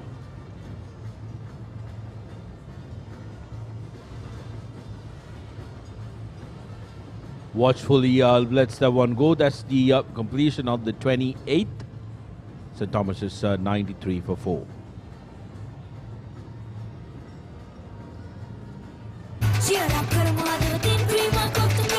Big match fun, Prima Kottumi Tiyanaka.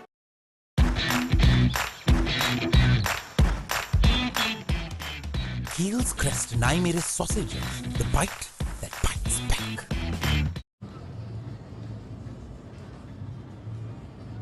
Something very interesting, Feroz, is the fact that the whole of yesterday, only 74 overs were bowled, whereas Royal are doing fairly decently with the over rate, 28 overs being bowled in this first session. Yes, I think there is a 20 minutes extended session compared to St. Thomas's, but I suppose the over rate was quite poor and something which the officials need to be need to keep the bowling side in check. Oh, lovely delivery. Ramanaka getting the ball to move away, pitched up to the batsman. This is the final over before lunch. St. Thomas's need to survive this over. Very well bowled by Ramanaka. I mean, that's what has impressed me most. He's got a good height, but he hasn't got carried away and tried to bounce batsman. He's used the foolish delivery to good effect. So far, been the pick of the bowling as far as Royal is concerned. Yes, absolutely. I think he's been bowling very well, and also very good man management by Mantanayaka. Like you mentioned, bowled a 5-over spell earlier, now on his second over, which could possibly be the last over of this session. He'll still be fresh to come out and bowl at the beginning of the second session, which will be pivotal for Royal College. If he can get in 3 overs, maybe 4 in the session, that will be very important for Royal. Again, right on the money, but equally well played by Bulankulame. He's hung in there, faced 90 deliveries for his 36. Has done the bulk of the scoring as far as St. Thomas's is concerned. Nathan Caldera looked good before he played that uppish drive and was well held by the skipper Manchanayaka. I'd expect these two bowlers to continue post-lunch as well, especially the right-arm leg spinner Ramiru. And from the far end, you can have the fast bowlers being interchanged. But I'd expect Ramiru to bowl a lot lengthier spell, which is something that was missing when St. Thomas was bowling. Spinners need to bowl longer spells and can bowl longer spells as well, because it's a lot less effort compared to a fast bowler. And also that's when they try and get their rhythm, isn't it? Going back to the international stage, Mutharaman used to bowl a marathon of spells. On the other side, the incredible Tomin Devas was no different despite being a medium fast bowler. This time nicely driven, but can't find the gap. I mean, from a tentative start, I think Bulankulame is looking a lot confident out there.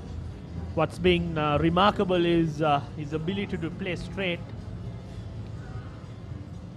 A good trait of an opening batsman is the ability to be patient as well as to play straight as much as possible, and I think Senadi Bulankulame has those skills in him. Well, just a couple of deliveries away from going to lunch. Off the hips and nicely played towards fine leg. Ramiru runs across, gives the throw, and just one delivery left.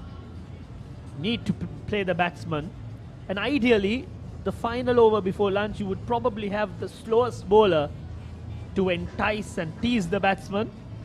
I would have preferred to see the young Netwin Dharmaratnam be brought into the attack, but nevertheless it's Ramanayaka bowling, possibly the final delivery before lunch. Oh, did that take the edge? Loud appeal. A good end. A session that Royal will be happy. Going into lunch, they would have been looking to get 4 to 5 early wickets in the session, and they did manage to get 4 wickets. Royal doing what was required, and the fast bowlers, each of the bowlers have taken 1 wicket each. Bulankulame stands tall. He's scored 37 runs, done the bulk of the scoring, and Royal huddle, I'm sure a lot of chatter out there, a lot of positivity, and the story so far is Royal College declared overnight at 326 for the loss of 8 wickets. And St. Thomas's, in their first innings, they've shuffled the batting order to counter the early life in the wicket. 29 overs bowled in this session, 4 wickets. The key is the wicket tally. 4 wickets lost for a score of 94 runs. Well, the 94 runs will keep the Tomians quite content, especially given the fact that Senadi Bulankulame is still out there. He's come out as an opening batter. He's faced 93 deliveries, gotten 37 runs, so a lot of the hope will be banked on him. We have the likes of Mahit Pereira yet to come, Senesh Shetty, and also Akash Fernando, who is able to handle the bat as the Tomians bat deep. Here's the batting cards, and the Bulankulame 37 of 93, still not out, and Charuk Peris, who's still at the crease for not out. Tisen, Dinet, Romesh and Nathan didn't have a long stay. Romesh, especially as the skipper, would be quite disappointed that he couldn't repeat the heroics of his counterpart. But the bowlers have been disciplined. 15 extras over the 29 overs, with the Tomians finishing 95 for 4 after the first session on the second day.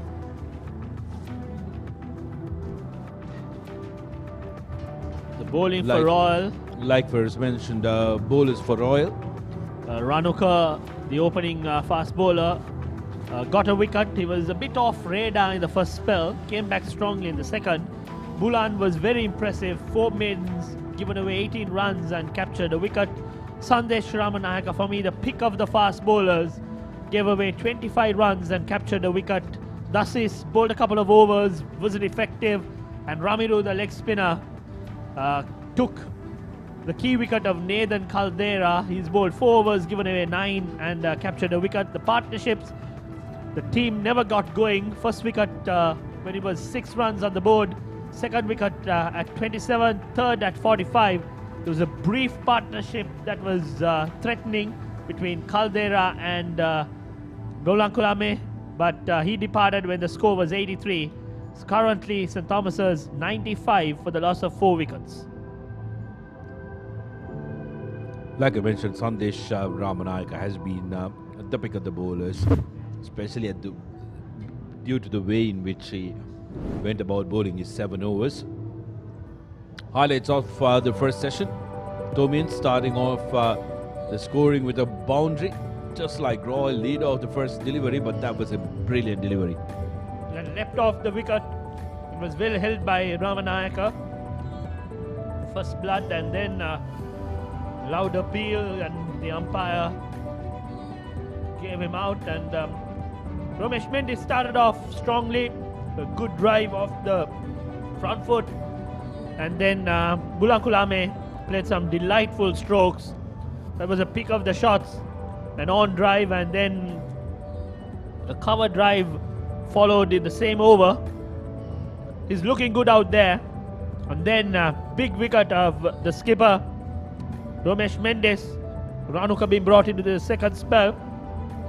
Some streaky shots as expected. There was some swing movement, and that was a beautiful cover drive. Again, some delightful stroke making in patches.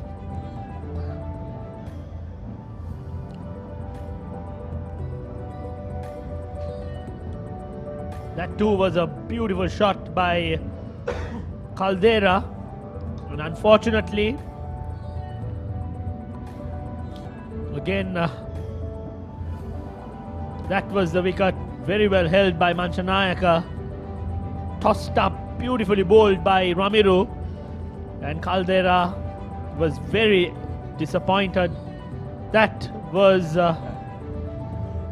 was the time that Ramanayaka lost his cool. When you are a slip fielder, you expect the same standards to be delivered to your bowling, especially when you are a fast bowler running in and doing hard work in warm and humid conditions. Matt Summary, Royal College, was put into bat first after the Tomians won the toss. 326 declared after the marathon partnership between Dasis Mantanayaka and Ramiru Pereira, who got to centuries, 137 and 128 respectively. Akash Fernando was the pick of the bowlers for the Tomians, 4 for 55. St. Thomas is in their reply, 95 for 4, with Senadi Bulankulama leading the charge in the counter. 37 not out, with Ramiru Bulana and Sandesh picking a wicket each. Tomians are still trailing by 231 runs first, so they're still not out of the woods yet.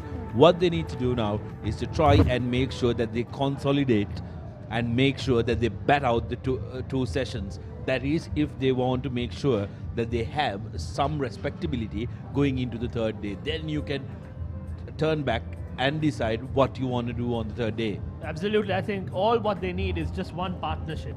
A 50-run partnership to start off with, and their first target is to avoid the follow-on. They just need 81 runs, and they've got good batting depth.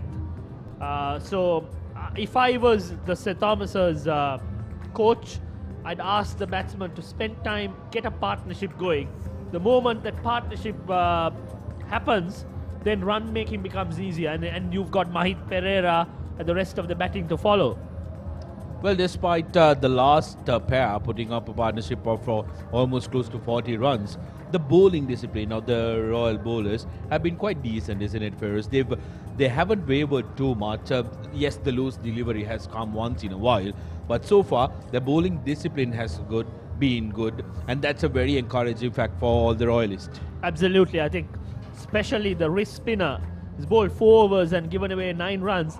You had that occasional short delivery coming in, but apart from that, the bowling has been quite good. There you see Bulan beating the batsman. I think the channel has been quite good. I think the fast bowlers kept on plugging outside off stump. I would have ideally liked them to be a lot more patient. That was a fantastic delivery. I think both Bulan and Ramanayaka in particular kept teasing the batsman outside that channel. Yes, bowled in very, very good areas to try and get as much from the pitch as possible, and also the new delivery, the new ball that they had in hand. And also talking about the captaincy from Dasis Manchanaike, it's very easy, isn't it, when you put on a marathon score, when you put on 100 in the fashion that he did, to sit back and relax and say, okay, I've done my part. But no, he comes in today and his bowling changes, his field setups have been very encouraging and good. And so credit needs to be given to that young lad for putting his hand up and making sure that he gets. He basically tries everything possible to try and get that shield back home. Absolutely. I think the captaincy has been spot on. I think the bowling changes has been impressive, the field placement too, and I think Royal will be very happy to get back into lunch, refocus and come back with a plan and a strategy to get the rest of the wickets. But so far, whatever that they've done, the decisions they've made has worked quite effectively. We had a very interesting session on day 2, first session of day 2, with the two teams battling it out despite St. Thomas's best efforts. That session as well will go to Royal for picking up those 4 wickets and making sure they're still in the game. Yes, and if Royal manages to win another session, then they are on the driving seat. And then for St. Thomas's perspective, they need to have a good post-lunch session. And then if that happens, then the match is on a balanced scale. And it will all depend on how the second innings pans out. But so far, Royal is on the driving seat. Yes, it's very important that St. Thomas's get the second session of day 2. And we are ready to go to commercials and come back on the other side. But before we do that, I've got information that I'm not going to be the only Trinitian gracing the Combox today, as we have one of Trinity's most celebrated sons and former Sri Lanka Test captain Kumar Sangakkara making a visit. So there'll be some very, very interesting insights that he will bring to the game. So don't go anywhere, as we will be back after this break.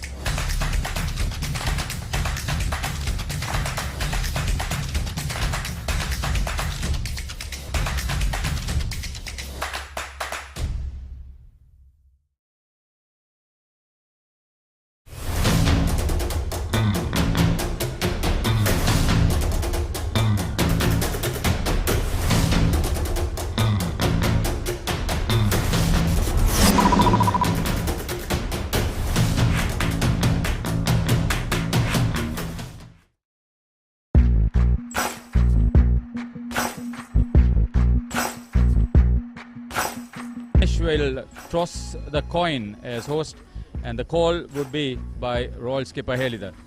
Heads is the call. It's a tails, and the Thomians have won. Romesh, congratulations. And what are you going to do? So we are going to bowl first. So St. Tom. Here we go, the first delivery of the 138th Royal Thomian. Bowled by Kalana Pereira, runs in. Good delivery, takes the outside edge. By the 10s, right around. Again, foolish delivery, takes the outside edge. All along the ground, the slip cordon couldn't prevent the boundary.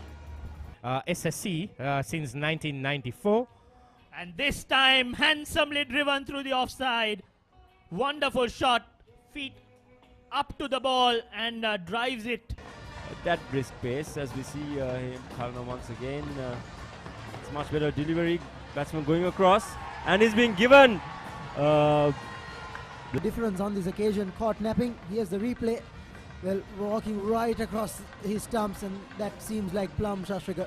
Well, absolutely humid. I know it's not blazing. As we see the next ball, it's not very well played there by Surya Bandara. The ball racing down towards the long on boundary. That's 4 to Surya Bandara.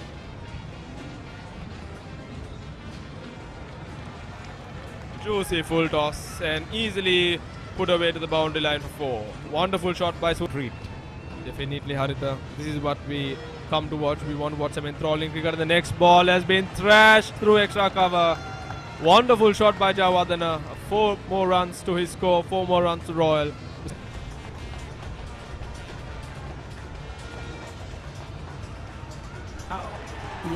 Well, that's a brilliant catch by leg gully. Not the easiest position.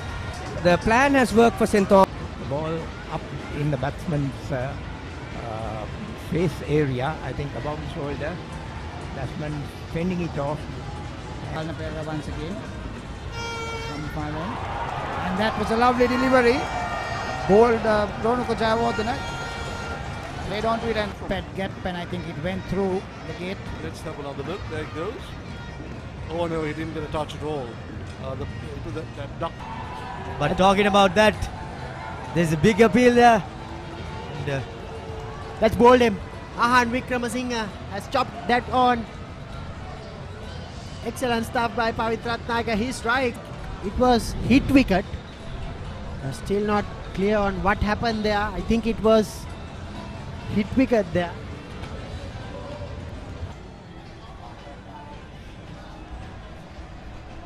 And once again, he has been driven out to a well-pitched out ball on the off stump to a Plans that you have, if your technique is faulty, then it becomes difficult to execute the plan or strategy. the best position to judge that. Here we see the replay. The bowler, pitching the ball just round about middle and off, and the batsman trying to work it on the leg, place across the line and face the batsman, as we see. Another tossed up delivery. Oh, that's played beautifully over the extra cover fields when the ball is running down to the boundary. That's a boundary for Sena Ratna, the Royals. On strike again, the skipper was moved on to 10. Oh, that's a brilliant attempt and it's gone. Can you believe that, Andrew? It's unbelievable. That is a beautiful catch and good short leg. A beautiful catch. The fielder really had to move to his left, but beautifully taken. And Royal is going to struggle with losing their skipper at 165 for the loss of now 6 wickets. So Royal in a bit of trouble. The lowest score this season was 115. They were also bowled out for 119 on another occasion. There you go. He's out. He's gone. I think he got an edge. Oh, Iriagama has provided the breakthrough that he wanted. Kodituaku holding on to the catch. There you go. Bowled, and he has a tonk. He has a drive. But nowhere near the... 88 for 7. Tries to hit it over. And the next delivery well flighted. Ganit Sandeepa trying to go straight over the bowlers, and he turned a bit and took the outside edge. But this is the first time we are seeing him for today. It's another beautiful stroke with square leg. Oh, that's pierced the gap between deep square leg and deep mid. That's waiting patiently to run across the field. And as we speak, the commentators curse. Strikes. Outside edge. Feroz, this is always the case when you're anticipating something big and then you just mention it, or you just say the batsmen are batting perfectly well on a good wicket, and then suddenly they make a mistake and the wicket falls. Ramanayake is very disappointed, obviously. He's trying to bowl a bouncer. It's very well directed. Comes on. It's a very close run, and that looks like the batsman just didn't make it. Quick wickets. Will Abhishek try to go for the big hits, or would they just declare? That was absolute shame, Feroz. I'm sure Sandeep must be very, very disappointed. They were both, I think, Royal College. So Manola Pereira has played 7 matches and his top score is 1, and he's bowled. That's the 5 wicket. Very well bowled, well deserving. That's the end of the Royal innings. A deserving 5 wicket haul, Andrew.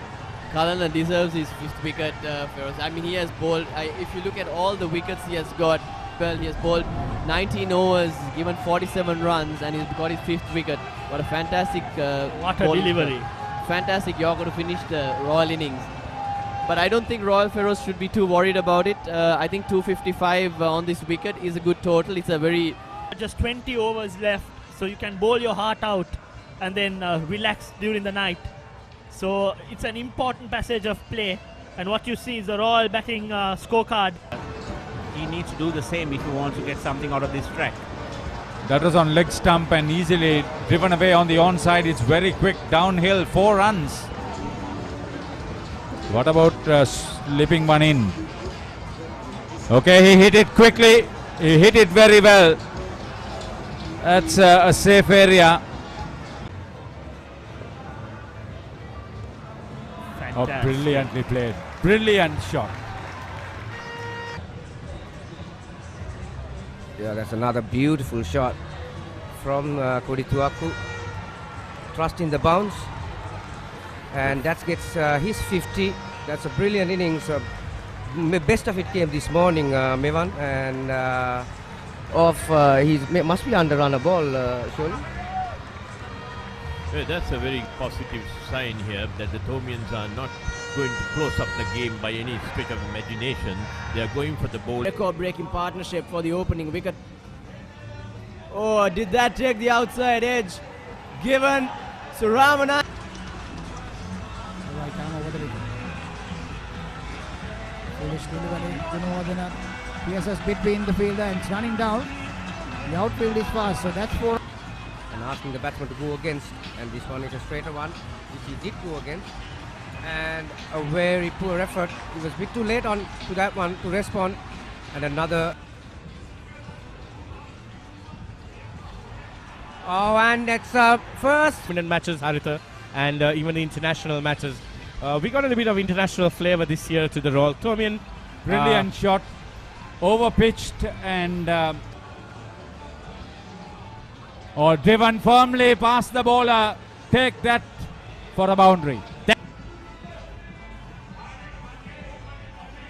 Steered straight into the hands. A very good catch at backward point. Time here, walking right across in the direction of the boys' tent. And that's another wicket to Royal College. A caught and bowled. Pereira tossing it up. The right-handed batsman pushing it back to the bowler.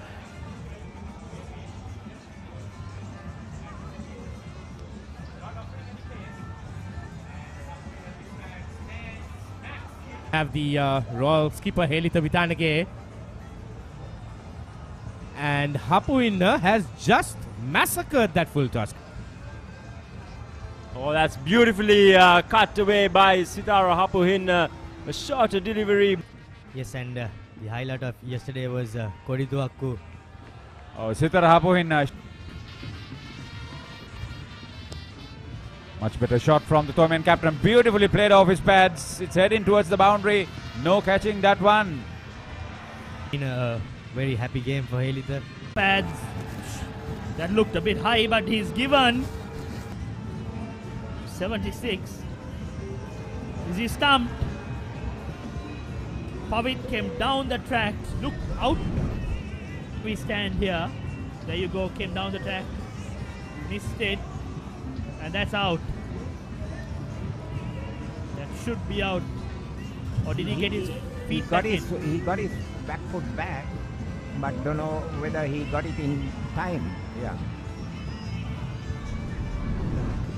We'll have to wait and see whether he... And yes, the batsman has been given out. A wonderful hit. The skipper Nalla Peruma slogged.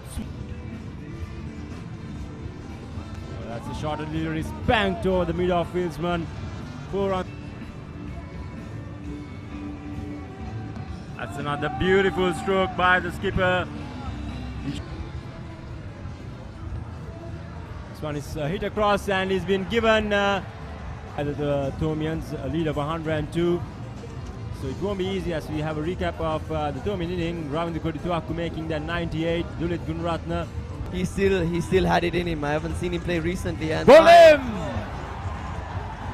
Iriyagama has cleaned up Ronuka Jayawardene. Jayawardene got out in the similar way.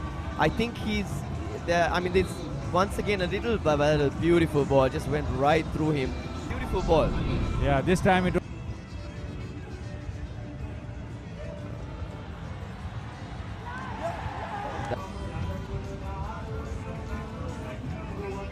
Nicely put away onto the onside. Batsman crossover for a single, so that's the end of 8. Century at the roll to me. So Kodituaku is not in trouble. That's the wicket the Thomians are waiting for. It's a waste of a fielder to have him there. So that's driven through extra and that stounds the boundary. That's 4 runs. So Iriyagama coming in from the far end. That's another chance and another wicket. And that's what St. Thomas's was waiting for. And a prize wicket of Haley. As the ball pitches,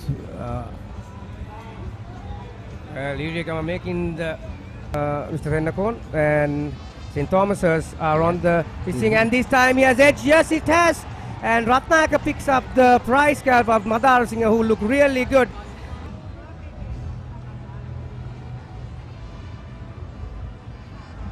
a very loose delivery by Ratnayaka, dropping it well short and giving the. It's opportunity for both teams, I would say, in terms of even though he has so many. And this is Kide. Is that going all the way? Yes, it's gone all the way. Not to see them not perform as we see. Paris to start a new spell, and it's 4 runs. The first ball has been dispatched to the boundary. Tough situations. Pitched full and driven handsomely by Tevindu there in the attack for the first time in this encounter. And he makes the breakthrough. Takes the off stump of Young. What do you think of the game as a Thomian? Well, definitely, that's a lovely shot put to the extra cover region. Batsman crossover for 2 runs, and that should be Senaratna's 50. He's batted very well for the Royalists, and we see a crowd invasion as we see Kalnapera once again from the far end. Oh, beautiful catch! A lovely catch there by the leg slip fielder this time. So St. Thomas compelled to bowl with spinners, and a lovely delivery there by Ratnayaka. Clean bowled. Ganit Sandeep is gone. Pamit Ratnayaka strikes. It's bad at the moment. Light meter will never tell you that it's favorable for play. In their response, Royal College were currently 154 for the loss of 8 wickets. Royal College Helita Vitanage to receive it. Royal retain the DS Senanayaka Challenge Shield.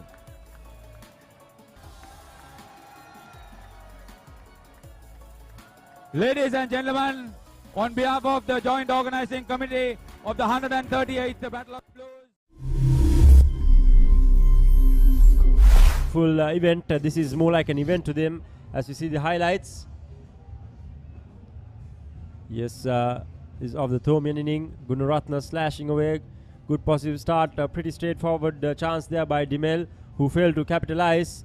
And we saw Gunaratne initially to depart. That was the very first wicket for St. Thomas's. Kamil Mishara dismissing Gunaratne. And that was a fabulous stroke there by Shalin. A touch play, I would call. and also the number 3 batsman who enabled a bit of a partnership. There was another drop chance there, and there we go.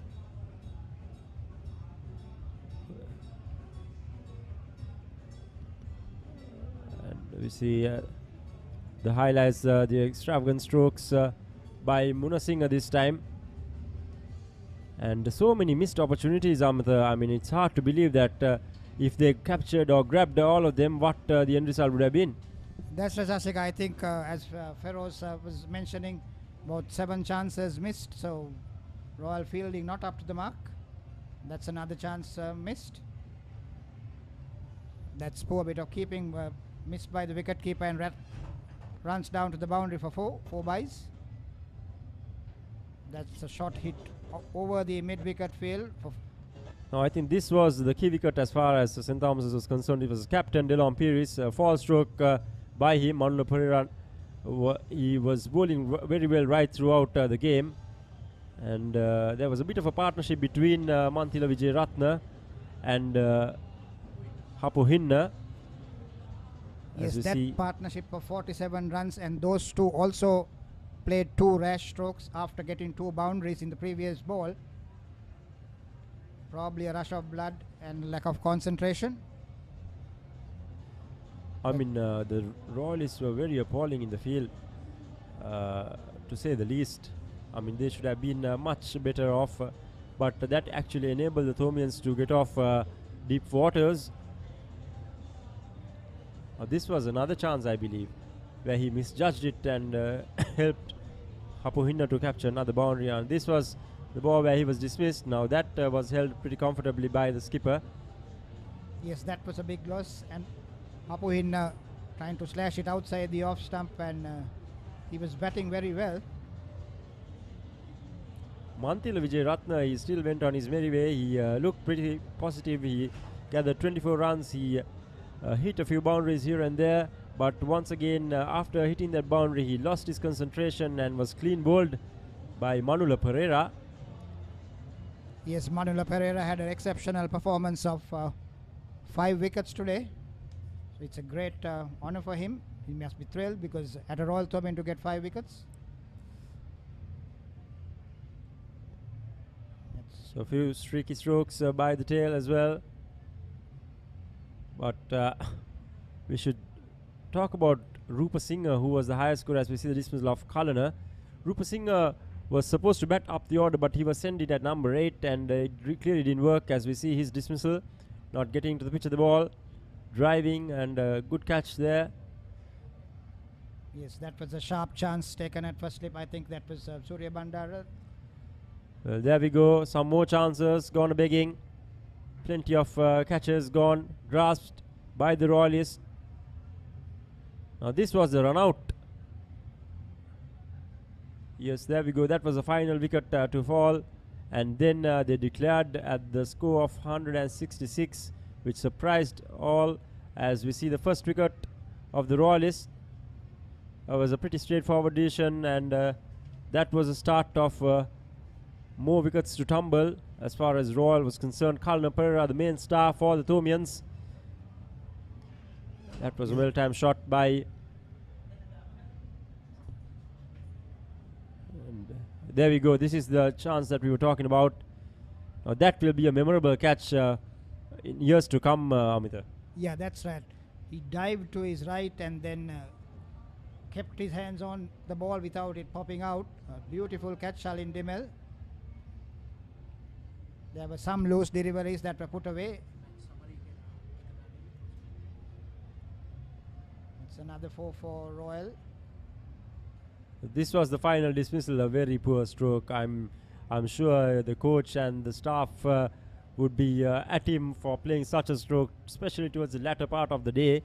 And that was the 3rd wicket for Kalana. Yes, that was Kamil Mishra. And as we saw, Kalana Pereira taking a bow at the pavilion. So there we go. That was a quick wrap of today's proceedings. And we see crowd picking up in the middle as we see the scorecard summary. today. So St. Thomas's batting first, Sitara Hapohina 34, Manthila Vijayaratne 24, and Dulit Gunaratne 16. The chief tormentor for Royalists, Manula Pereira with 5 wickets, Themal Bandara 1, and Kamil Mishara 1 wicket.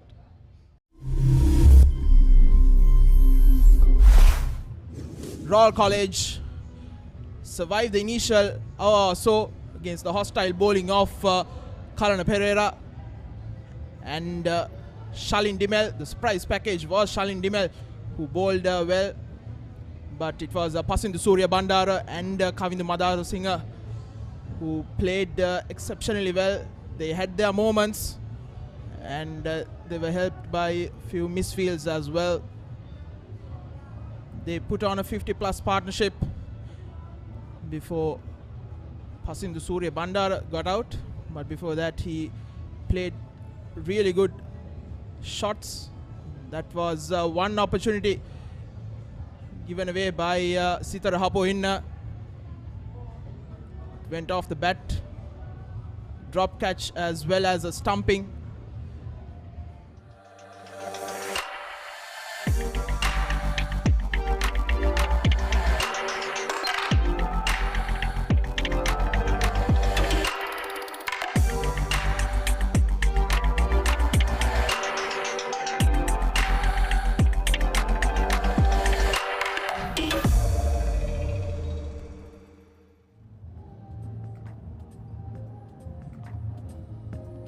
Very good afternoon to everyone watching this live coverage of the 144th Battle of the Blues, Day 2, and this is the second session, the post-lunch session from SSC Grounds. Royal College taking on St. Thomas's College. St. Thomas's College in reply to the Royal first innings score of 326 for 8. They are now 95 for 4. St. Thomas's College at the end of 29 overs. Senadi Bulankulama on 37 unbeaten. Charuk Peris on 4 runs. Good afternoon, Jayanta. Should be an interesting session for Royal bowling. Absolutely. The first session today also similar to how Royal were placed at the end of the first session yesterday, having lost 4 wickets. Today was an interesting session in the morning. Both the bat and ball held sway.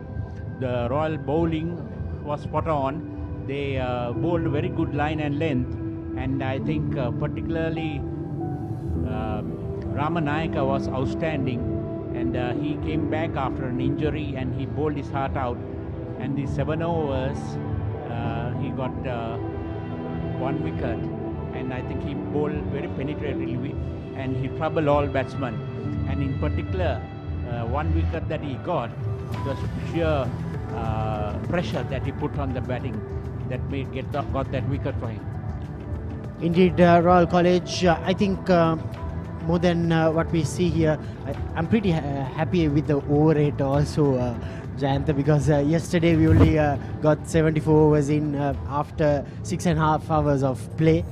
So far, Royal over rate has been good, even though they've seen 3 seamers in action. But nevertheless, an interesting session coming up. Here are the 2 umpires, Ravindra Palyagurge and Lyndon Hannibal, walking out to the middle. The Royals certainly maintain a very good, healthy bowling rate, and even though they had 3 seamers, but of course the match started a little early today. But they have got through 29 overs in the first session. Very good going at any standard or any level of cricket. So we see the umpires just coming out, and Royalists I think will be looking for an early breakthrough, because Bulankulame seem to have settled down, and sometimes they often say that intervals are a good wicket taker. Of course, here are some lovely pictures from the Papare drone, the Royal huddle, and here's Bulankulama and Charuko Peris. They still have plenty of batting left, St. Thomas's College. They have Mahit Pereira, Sene Shettyarachi, who are predominantly playing as batters. They are yet to come out to the middle. Charuko Peris is a bowling all-rounder. He came in at number 6 and now batting with Bulankulama. Bulankulama is well set in the middle, and these next 2 hours will be very crucial, I think, to set the path for the game. Whether will it be another drawn encounter or will it be another result producing game, should be an interesting 2 hours of play. Definitely. Of course, the wickets seem to have settled out. If there were any terrors in the morning that would have eased out, certainly there would have been a bit of moisture given the overnight rain in the morning when Royal bowled, because they got a bit of movement, particularly Ramanayaka was able to get about a bounce. He's a tall boy, and obviously he was fairly successful in disturbing the batsman. He was certainly troubling all batsmen. But St. Thomas's also made a change to their normal batting lineup. They brought in Nathan Caldera early, and he was also settling down. But he was foxed by a nicely flighted delivery, brilliantly caught by the Royal skipper. So St. Thomas's, there are no terrors in this track. They also can bat long and deep, and they also must be looking to this pair, similar to what Royal did in the second session yesterday, in building up a formidable partnership.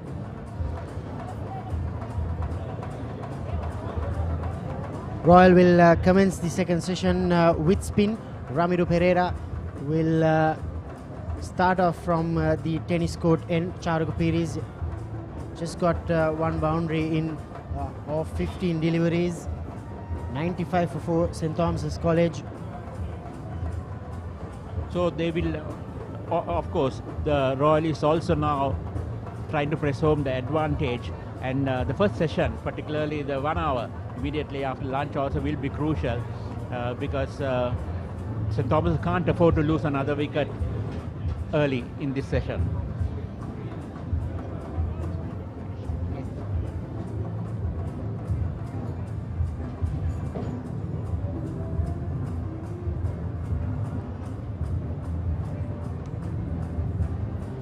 Good start from Ramiro Pereira from the tennis court end. He's got a slip and a silly point in place for Bulankulama with the 2 right-handers in place. I'm sure Pereira will be in action. Here's the first run of the second session, the post-lunch session.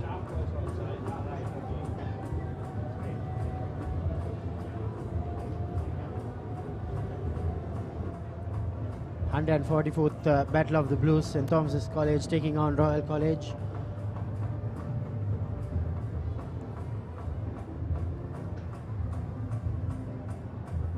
It's going to be an interesting little phase of the game.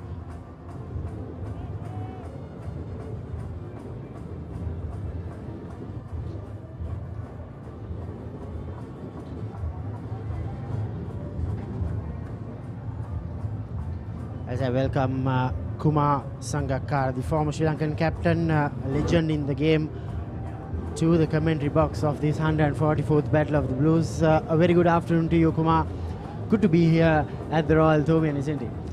Yeah, good afternoon. Yeah, it's lovely to be here. I actually arrived early morning from the UK, and I got an opportunity to spend an hour here, come and experience the atmosphere here. I think it's 144th encounter between the two schools, and it's been a fantastic 2 days so far. Good stop there from Nethwin Dharmaratna. End of Ramiro's 5th over. St. Thomas's now 96 for 4.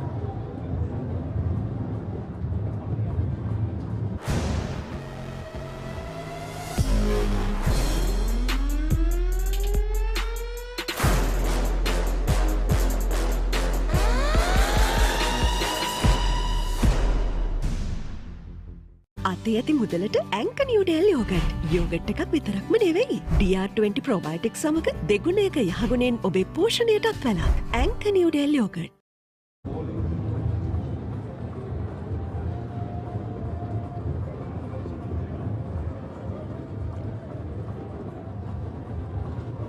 So the Royalists will continue with the pace and spin combination from both ends.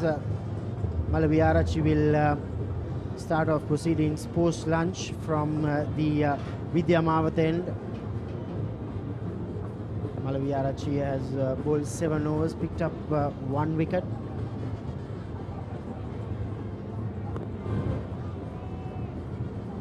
Kumar, I'm sure a couple of decades ago you would have, while you were playing at Trinity College, you would have heard of all the stories related to the Royal Thomaian.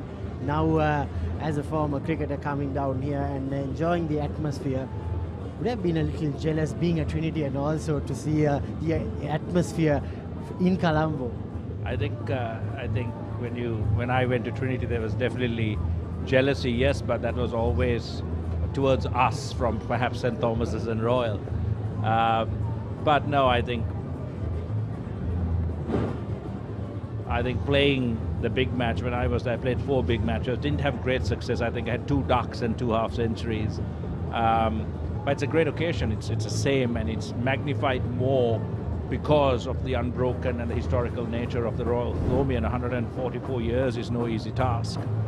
And it's great to see the crowds in. It's good to see hundreds being scored. Yesterday we had 2. I watched a little bit of Manchanayaka. He's kind of a mixture of Arjuna Ranatunga and Stephen Smith. Great footwork, really good hands, and wonderful to see at this level such skill. But yeah, I mean, for Trinity, the big match against St. Anthony's was a big event, but it was more the Bradley Shield. Because Trinity concentrated hugely on rugby when I was in school. It's shifted to cricket also now, and the Trinity cricket team has been doing extremely well thanks to the likes of Bilal Fassi, who's taken a huge interest as an old boy, and then of course the principal, the staff, everyone actually taking a fresh view towards how good a Trinity cricket team can be as well.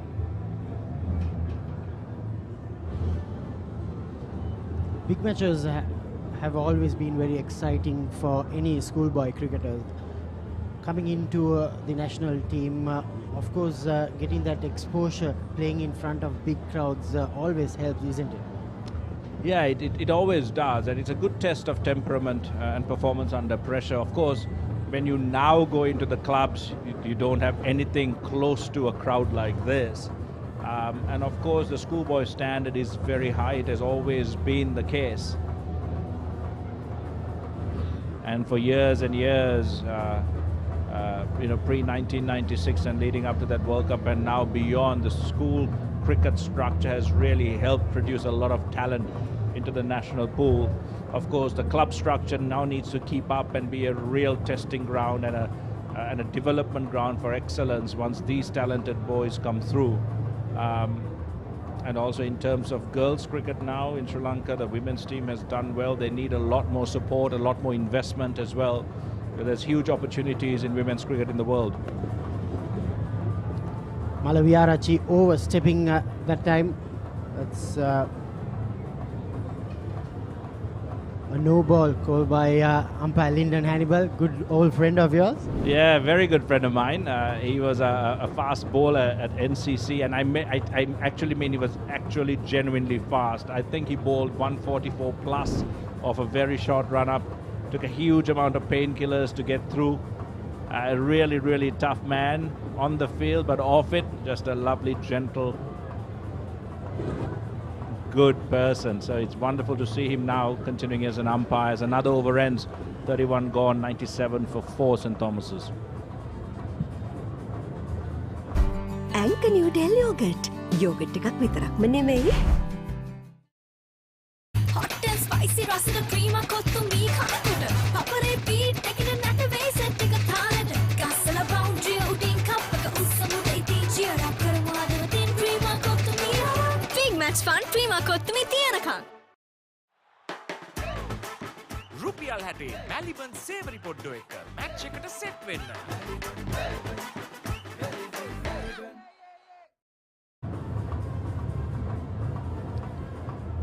Ramiro Pereira will continue from the tennis court end. The 29th century was scored by Ramiro Pereira as a royalist in this big match series. Picked up the crucial wicket of Nathan Caldera before lunch. Always exciting to see leg spinners in action. Good delivery to start off his 6th over. off air we were just discussing about the movement the seamers still get off this SSC surface.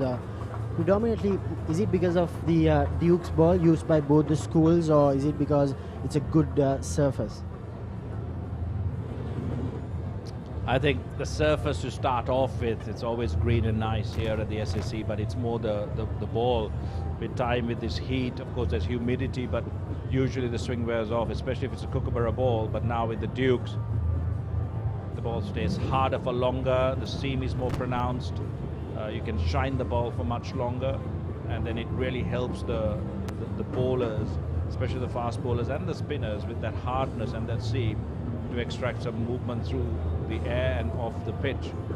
I think it's also a great test for batters, but you know, not all schools can afford Dukes. I think St. Thomas and Royal are very fortunate that they can play with, you know, such a really high quality ball. Of course, it's very difficult to standardize it because of the cost, but it definitely does help in terms of results, in terms of performance, when you have a good ball.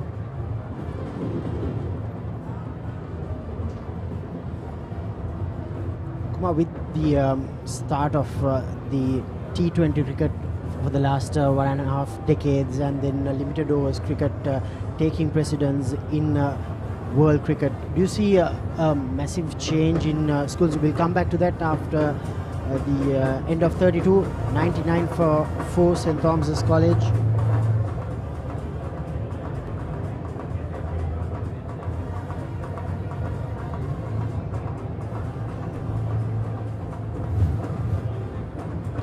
Most runs in a day by a batsman, Battle of the Blues. Anushka Pulnovita stands out. Some familiar names: Jagat Fernando in 1971, Rochana Javadhan in 1983, Gamini Pereira 1992, and Kusal Pereira in 2009. Some familiar names, Kumar. Yeah, very much so. Anushka Pulnovita, I've known him since I was 8 years old, more with tennis rather than cricket, because both of us played age group tennis right until we were 16. We played doubles together as well. I've met Anushka quite often in the finals of some tennis tournaments, but an amazingly talented cricketer. His father was a fantastic cricketer, but Anushka, you know, missed out. Unfortunately, decided to pursue a career away from the game. Ramit Ramukwala in 2010. Rochana Javadhan, I used to work alongside Rochana in one of my first jobs. And then of course, you had Kusal Pereira as well. Gamini Pereira, who scored that magnificent 100 rear guard action. I used to get a lot of information about the Royal Thobian because my now brother-in-law is from Royal, my nephews go to Royal, and I had cousins before, and my brother-in-law from my wife's side was at St. Thomas's. So we got a lot of connections to the two schools. So I used to kind of get a better understanding, even though I was in Kandy, about what happened here and the cricketers that they were producing.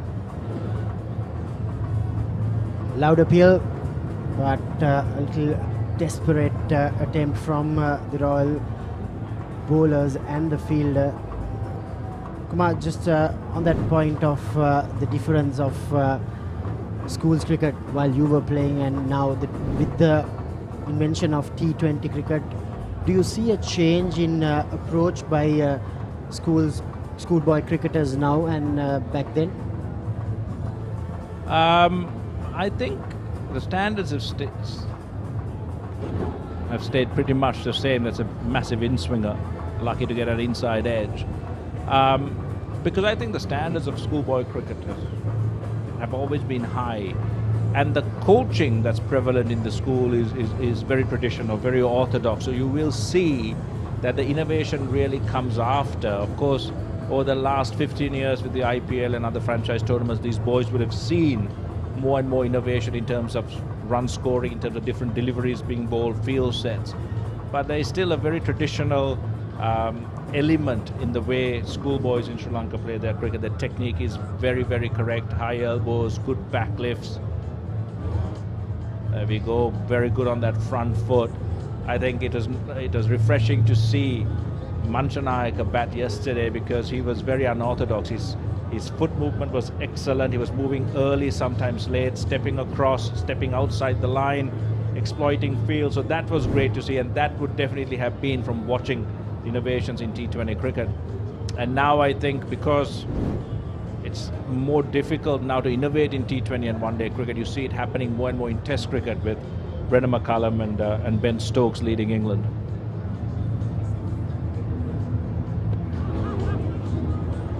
This is a very good spell from Malabi Arachi.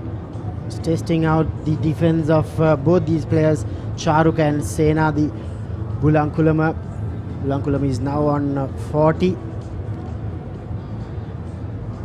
Yeah, I think another aspect is buying out wickets here at SSC. It's never easy. You've played for days and days at SSC.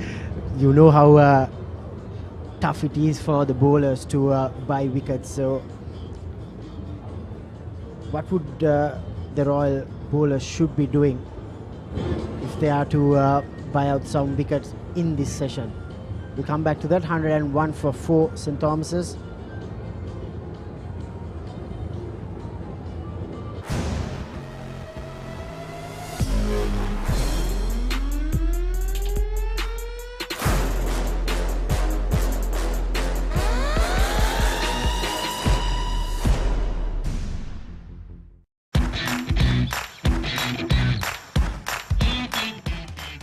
Keel's Crest Naimiri sausages, the bite that bites back. Anchor New Delhi yogurt. Yogurt එකක් විතරක්ම නෙමෙයි.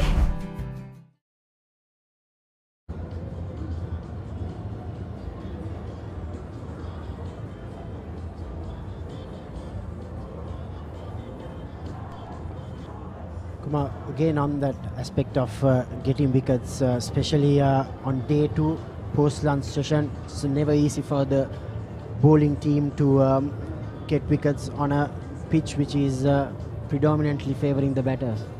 Yeah, I think Ramapur is bowling here with his leggies. He might have to change his pace up a bit. It's quite slow out of the hand, so the batter has enough time, but that allows the ball to turn. He bowled a couple of googlies that were a little bit too wide. So if he wants to buy a wicket with catchers in at slip and at maybe a short extra cover, flight it up, get the batter driving a lot more. That's too short, and because of the lack of pace, there's enough time for the batter to just meet it quite comfortably. But I think when he's bowling that slow, it's got to be really full, get him driving. It's okay to give away a couple of boundaries. See the batter's eyes light up. Again, too short. It's an easy put away. But that's what you have to do when you're a spin. You've got to keep thinking, set creative fields. A short leg is fine for the googly for that inside edge, but I think a short extra cover, catching the slip in and keep pitching it right up for him. I think the fast bowler, on the other hand, was bowling well. He's a big in swinger, but when he does try to straighten, it's a bit too wide. He's got to be able to do it a little bit more closer to the batter, but he can also use the crease and perhaps test the batter out with a bumper or two as well. But he's got to be very accurate there in the channel or at the stumps. Straight away, a change in the field. We've put in a deep mid-wicket for Ramiro Pereira. A little more protection given by Manchanayaka. Yeah, that's a much better ball. This is a classic example where the bowler is not very confident and he needs more protection. The captain is basically trying to chase the ball with his field. I think you should just forget about a bad ball that's bowled and encourage the bowler to keep pitching it up. A single for Charuk Piris, St. Thomas's, 106 for 4.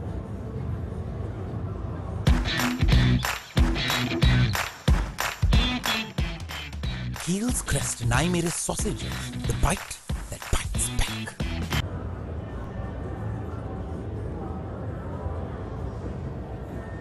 "144 years of plenty of history and legacy." Tulip Mendis' nephew Manoj Mendis scored consecutive centuries for St. Thomas's in 1992 and 1993. Manoj Mendis' son is the captain of St. Thomas's College, Ramesh Mendis. Generations of cricketers produced by both these schools. Kumar, it's absolute pleasure having you here, and little thought about Dulip Mendis, you would have seen plenty of it. Yeah, he was fantastic. Missing out on twin centuries, I think, at Lords in England when he was playing. Swashbuckling, had a lot of power, absolutely no fear. And I played against Manoj many a time when he was playing for St. Thomas's and I was playing for Trinity. And it's like you said, it's, you know, certain schools have generations of the same family going through that and perhaps playing the same sport as well, as we saw here. Yeah, so it's always nice to see that. It's one of the really nice things about, you know, big matches around the island, not just the Royal Thomaian, not just Trinity versus St. Anthony's, but all the schools that play their traditional rivals. It's really nice to see the camaraderie, the inclusion of the entire school, and then you have your alumni, your old boys coming from all over the world to watch it. It's a great kind of environment for that kind of schoolboy spirit, and then it's really important to keep that, you know, really sacrosanct, really well disciplined, so that it doesn't spill out into anything ugly. But you know, so far all of these big matches and the lead up to it has been what you've seen over the years in terms of schools setting up those traditional rivalries and the atmosphere around these games.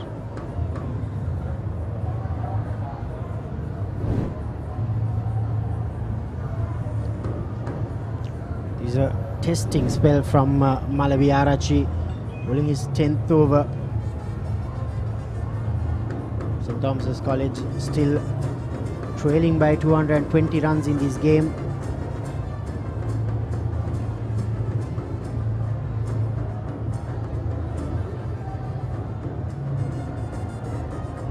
Finally, a little advice for all these cricketers and for all the budding cricketers who must be watching this live on the Papare and on Dialog Television.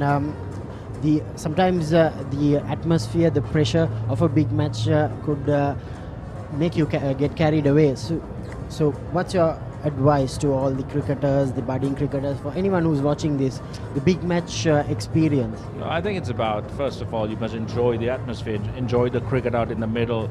There's a great sense of fun when you play in a big match. There's, of course, the pressure and the weight of tradition, expectations, and it's really good to see that a lot of these boys, especially yesterday, stepping up under pressure, 4 wickets down. Here again, the same with St. Thomas's College, Charuk and Senadi battling through a tough period. It's just about making sure that when you do go out there, absorb the atmosphere and use it to kind of settle down into understanding what you need to do in terms of your skill, and then keep concentrating on your skill over and over again. If you ask yourself, what does my team need me to do this delivery, and you repeat that question throughout the period of a game, it allows you to focus on what needs to be done rather than just the atmosphere and the pressure around you.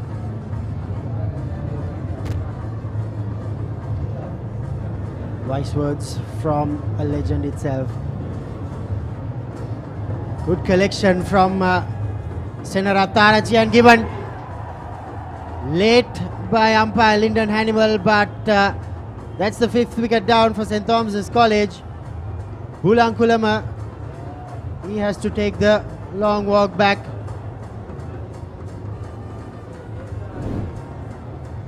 Breakthrough for Royal College after lunch. Good take, Kumar.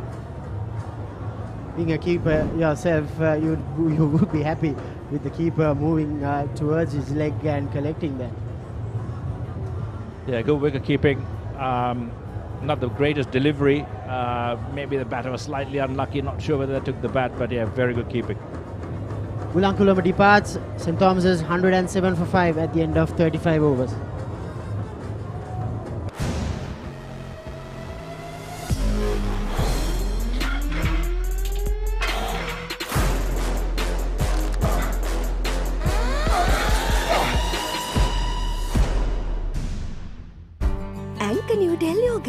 Yoghurt එකක් විතරක්ම නෙමෙයි.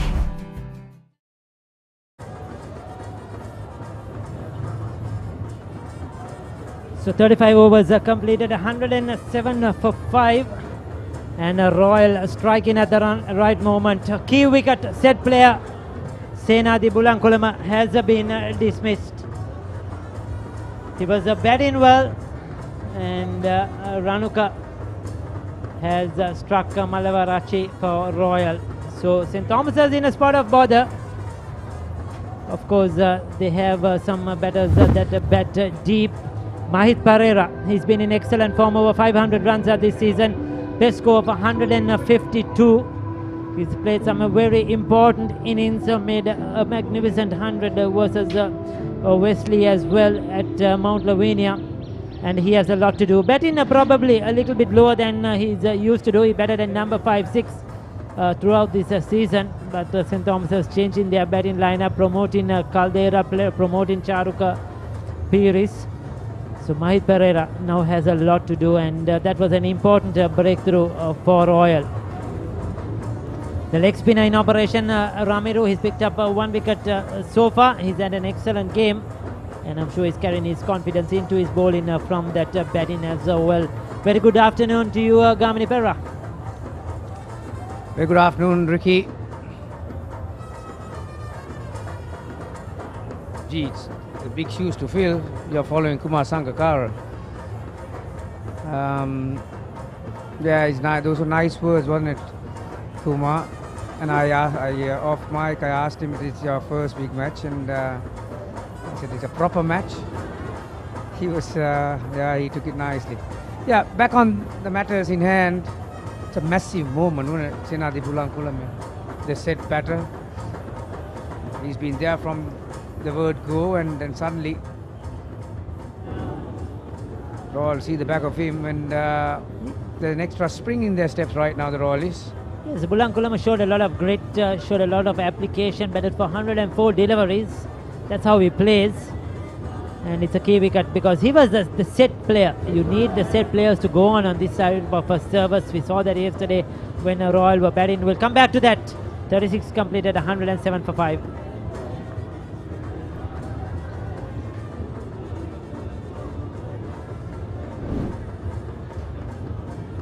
Senadi Bulankulame was very good in front of the wicket. He was predominantly a front foot player. Bulankulame played some brilliant drives. That was right up there, wasn't it? And brilliantly timed. That play was played obviously, but he liked that length. That was a close moment, and this was his dismissal. He took a bit of time, didn't he, the umpire in the Hannibal? It's very difficult to say from here. But there was a deflection, but whether it's the angle or... But obviously, it's... you have to feel for the umpires. With 30 bands playing around the grounds, it's very difficult to hear a woody sound. Yeah, it was an excellent catch behind the stumps as well, flying towards his left. And it was a good catch indeed. You need that type of fielding to create these opportunities. And Royal back in the game. That was a good partnership there. Charuka Piris was hanging on. He was batting sensibly. But key wicket strangled down the leg side. That's the second dismissal we have seen down the leg side. Yesterday it was Piris, the Royal opener, who was caught down the leg side. Now the Thomian opener, Bulankulama, who is being strangled down the leg side. So 2 dismissals in this game.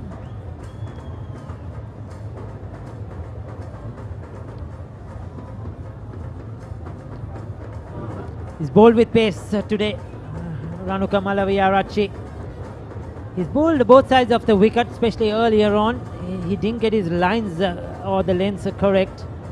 But what matters is he's picked up key wickets. He's bowled those in between. He's bowled that good delivery that has troubled the batters. And he has created that bit of doubt with his pace. I think half the credit should go to the man who is bowling from the other end, Ramiru.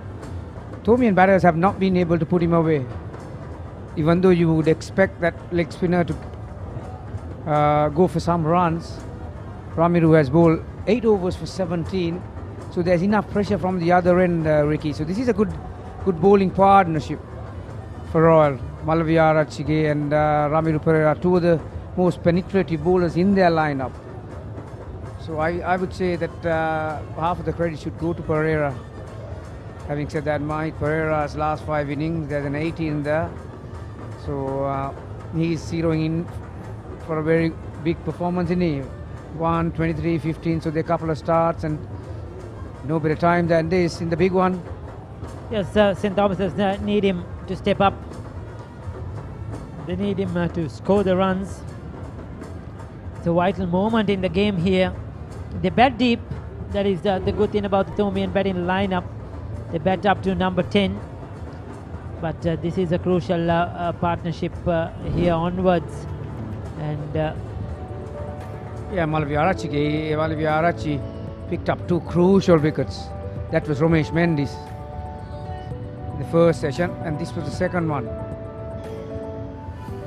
The set batter, Senadi Bulankulama.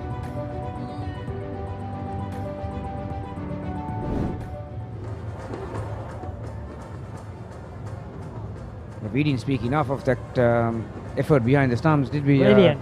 From the keeper. It's always difficult as you're moving to your left-hand side. It doesn't matter whether you're left or right with a stronger hand. When you have to go with a reverse cup, fingers pointing upwards or to the sideways, it's a very difficult skill for a wicketkeeper, and these days they do a lot of practice in those areas with one-hand catches, with the golf ball. So also fielding coaches apply all kinds of methods to get them moving.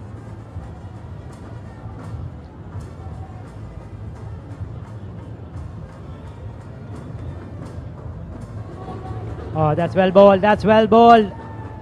Another appeal for a caught behind. Probably they heard something there. Shahrukh Kapir is playing outside the off stump. Certainly beaten. This is good bowling by Royal. They're certainly on top at the moment. They're applying the pressure. And umpire Lyndon Hannibal having a bit of chat to the bowler and the captain, probably for excessive appealing. 37 completed. It's 110 for 5.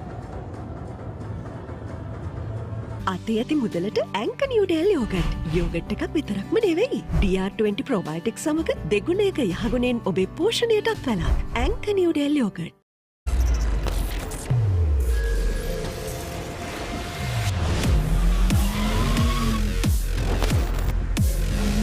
Goldman's 3-in-1 face wash face cream. 3-in-1 fix එක. Sharp look එකට trick එක. St. Thomas are certainly in a spot of bother here at 110 for 5. Chasing November 326, a long way to go. More than 200 runs behind at the moment. The fact of the matter is, Ricky, since that first hour and a half yesterday morning, St. Thomas's have not been able to work things out, have they? And Royal have won the next 2 sessions, and they've won the first session today. That was a wrong one, and Mahit Pereira read it off the hand. I would call it that St. Thomas, since that initial part, have been flat, in fact, Garmini. Yeah, so it's imperative for them to try and win a session from somewhere, possibly this one. He's a good back foot player, Mahit Pereira. Oh, that was sloppy. He was just a fraction late to get down on it. Yes, that's a welcome boundary. Much needed. Will give some confidence to Mahit Pereira. He was quick to latch on to that short delivery. A bit of extra bounce, but he got over it quite well. And the fielder diving over that one. The loose ball needs to be punished, and Mahit Pereira is one player who could do that. He's a free scoring player. Yeah, that's the other good thing. The other side of the coin, Mahit Pereira likes to move on with things. He is a free-flowing player and likes to feel better on ball as he comes in. And there are a few similarities between him and Ramiru Pereira for all. So if he can bat for some time, not only the confidence will be building on the batters to come and on the non-striker as well. It's in terms of runs, the scoreboard starts to keep moving, and then there'll be added pressure on the Royal bowlers, like Pereira and Manchanayaka did yesterday, when their backs to the wall and they played their natural game. And Mahit Pereira is one guy who trusts his skills, and he plays the only way he knows, that is to keep scoring runs. Yes, and at the other end, Shahrukh Piris is a defensive player. He will block one and out. He will just keep the scoreboard ticking, rotating the strike. He played a very important innings at the Royal Thomond last year when he made a half century. He certainly can deliver with the bat. He's done better this season with the ball than with the bat. And he's picked up more wickets, but he's a very capable player, and St. Thomas's need that partnership. So 38 completed, 117 for 5.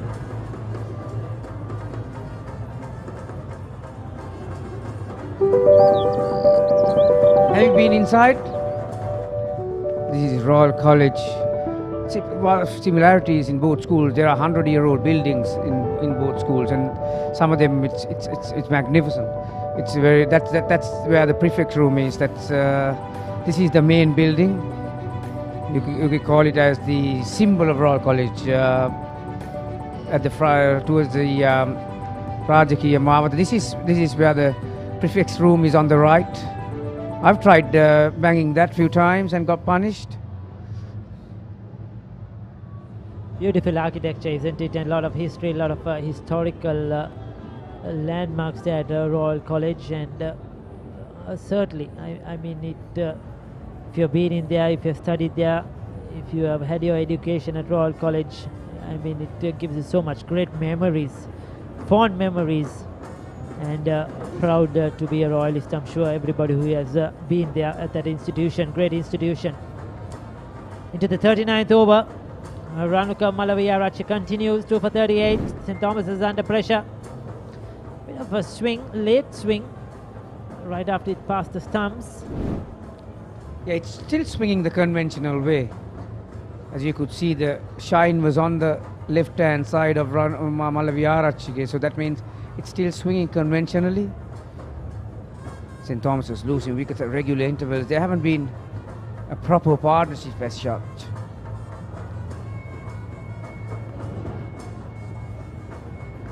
Yes, Royal have kept chipping in. Their bowlers have been very disciplined. I thought their bowls stump to stump. They have not bowled any loose stuff, and the field setting has been exceptional. They kept at the Thomians, not let the Thomians just get away, not let the things drag on. And you know they have applied the pressure, looked at ways of getting wickets, and so far they have been very, very successful. You were talking about Ramiru Pereira. I think he's the X factor in this Royal lineup. We did a game here versus Anand at this venue, and I thought in that game that Royal seemed a bit flat, and they missed something. And we were talking that at that time Ramiru Pereira was injured, he didn't play that game, and we were saying that Royal need him back for the Royal Thomian, and yes, he's back, and he's delivered with a bang, isn't it? That magnificent 100, and now he's chipped in with the ball, and he's played that crucial role as the all-rounder. Yeah, no doubt, and worst thing for Thomian, Ricky, I think he's got a couple of years still to go, or 2 to 3 years, I was told. So he'll be one of the major players in years to come. Again, bowling a good channel.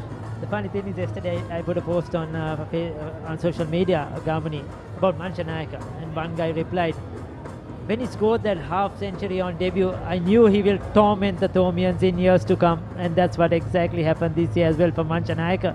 And now you mention it about Ramiru Pereira. And talking about Manchanayaka itself, for these small made short left-handers, you know, they come out for Royal and they play those exceptional innings, isn't it, Gamini? They have that fighting ability in them. We knew that happened years ago in 1992. Gamini brings you fond memories? Yeah, the short ones they're deadly. They're dangerous customers, the shorties. Having said that, it seems that the Thomians haven't found a plan to get them out, isn't it? When you look at, we had one of the, or if not probably the greatest batter that we've seen from Sri Lanka sitting on this chair just 20 minutes ago. In terms of statistics, runs, he's right up there with the very best. And if you take we'll come back to that in a moment. 118 for 5.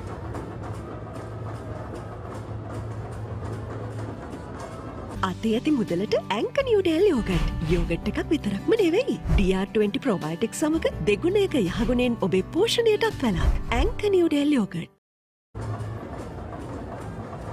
It's 118 for 5. The flags are flying. The music is loud. The Papare bands are playing. And the sing-song carries on. The Dialog pledge 574,000 so far at the 144th Battle of the Blues. These are for the run scored, the number of wickets taken, and the pledge will boost up. It will carry on till the end of play, and I'm sure this will double up by tomorrow.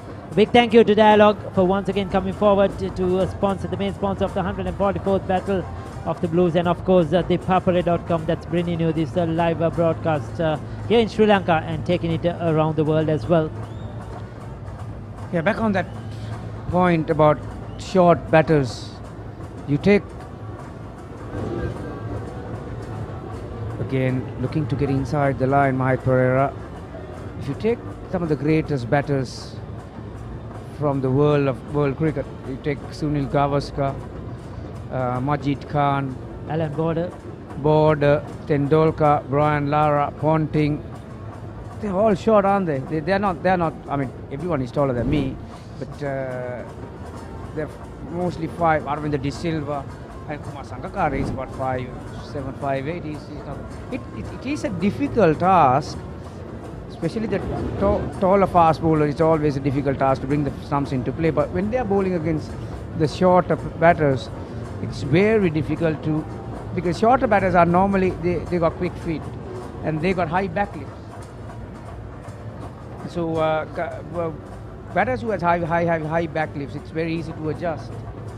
So and they can easily let the ball go if it's over the stumps, because they are not that tall. When you take that's beautifully nice played. shot. Yes, it was a shot, and he was quick to punish that. This is what we were talking about. Mahit Pereira is that sort of a player. As soon as he feels that he can score runs with short or too full, he will punish it. And Ramiro Pereira, that happens with a leg spinner. It can happen at any time, and he was quick to latch onto that one. See, I was talking about the feet, and check Mahit Pereira's feet. He was very quick. See how far he goes back. He used that 4 feet that is allowed for the batter to use, and he's so quick. He played it after it spun.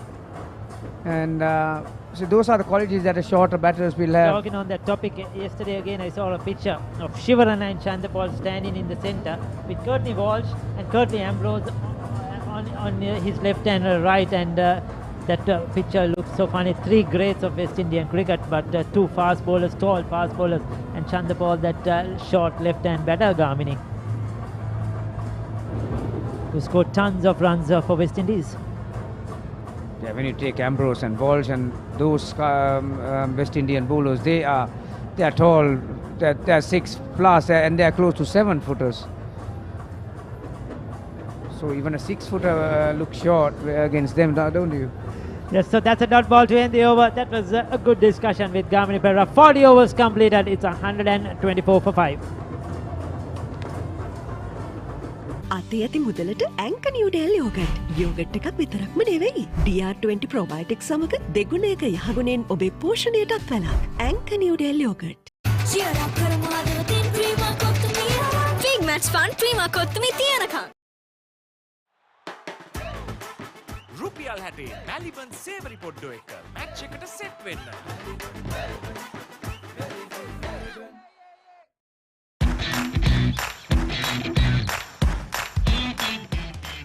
Heels Crest Naimeris sausages, the bite that bites back. Welcome back. St. Thomas's 124 for the loss of 5 wickets. Completion of 40 overs. In a bit of a spot as I'm joined by Danushka Colombo. A game day pulse check. Danushka, the only reason why I mentioned Danushka Gunatilaka was not by mistake, but it's his birthday. So many happy returns of the day to him as well. I believe he's still in Australia. Good afternoon to everyone. Good afternoon, Shashrika. Tomian's in a spot of bother. 124 for 5 with Charuka on 16 and Mahit Pereira on 13. So Sandesh Ramanayaka, the son of the former national cricketer Ramanayaka, Champaka Ramanayaka. So 3 sons, all 3 playing the Royal Tomian. And I believe all 3 are fast bowlers. Sandesh, the youngest one, he's bowling with very good rhythm, as we can see. He's getting good bounce. I think he's getting the most bounce off this wicket compared to the fast bowlers from both teams. He's getting good carry to the keeper and he's moving the ball slightly away from the right-hander as well. Next delivery, ball once again, slightly moving it away from the right-hander. It's bowling good lines, good lengths. Shashika, what do you think? Where do you think the game will be heading from here? Well, one thing's for sure, obviously it seems like the Tomian tank does not have the ammunition that the Royalists had after losing 4 wickets for 69 runs on the very first day. They still managed to get 326 at a very decent run rate as well. But checking from the season's records, it seems that, you know, the Tomian camp, along with Mahit, Charuka and the rest, will have to really dig deep and bat time. Yes, I think the Tomian batting lineup heavily depend on their middle order and lower middle order. I think throughout the season, the middle order, the lower middle order has been performing for the Tomian. So if we saw the Royalists, the 5th wicket partnership is the one which really saved the game for them. So Tomians are also now 5 wickets down, and I believe these 2 batsmen hold the key for the Tomians, especially Mahit Pereira. He has done bulk of the scoring for the Tomians. His wicket will be key, and but at the moment he's batting looks quite confident out there. Yes, you're right, Danushka. And also special mention was made earlier on. The 5 bowlers that Royal present today: Ranuka Malavarachi, Bulan Veeratunga, Sandesh Ramanayaka, Manchanak, the skipper, along with Ramiru Pereira. This is probably the first time that they bowl together at a game. So it's pretty evident as to what damage collectively that they could cause. The next delivery on the legs of Mahit Pereira, and that brings the end of the 41st over. St. Thomas is 125 for 5.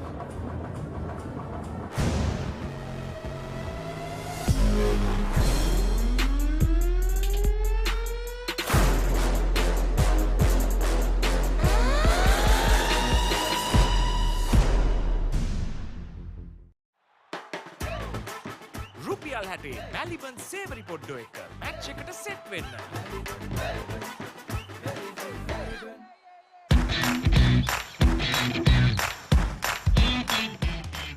Heels Crest Naimeris sausages, the bite that bites back.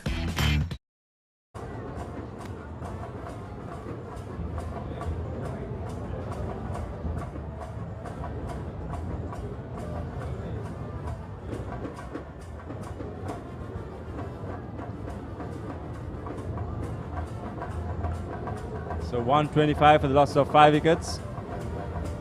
The off spinner being introduced into the attack. Sinead Jayawardena, for the first time, has had a decent track record this season. Sinead Jayawardena, the Sri Lanka under-19 cap. I don't think he has played many matches for Royal this season because of national duties. Missed out with the bat, so let's see how he goes with the ball. Pretty orthodox action. Due to leave the country in a couple of days, Danushka, to the UAE.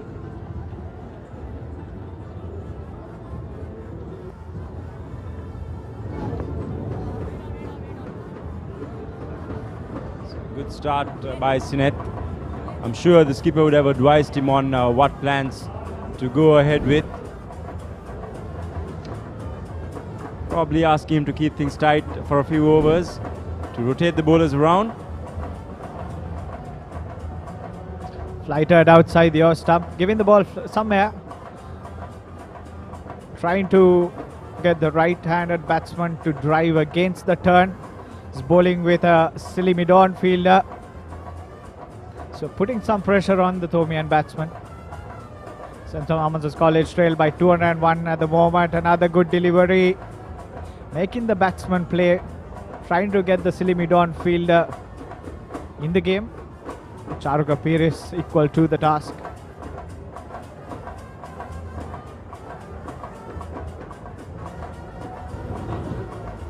Slightly short, cut away towards the point fielder. So open areas on the offside. That's probably where Charuka is trying to get his runs off. Sinet bowling with a 6-3 field. Only 3 fielders on the offside. 4 with the slip. Clearly trying to make the batsman play against the turn. And as the 42nd over comes to an end, St. Thomas's 125 for 5.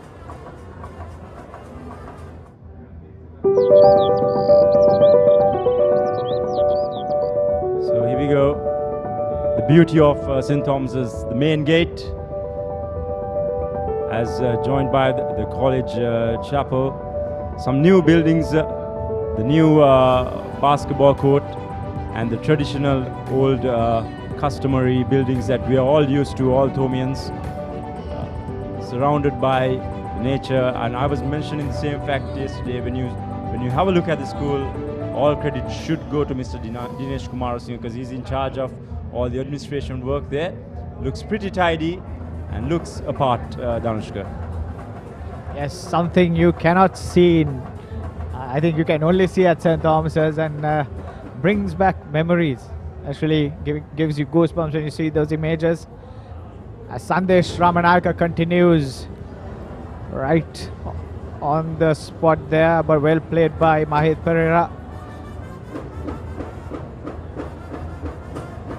So big shout out to everybody who's tuned in from wherever you are, be it Australia. I know there's a massive community down under who's following this, and also in the UK, in UAE.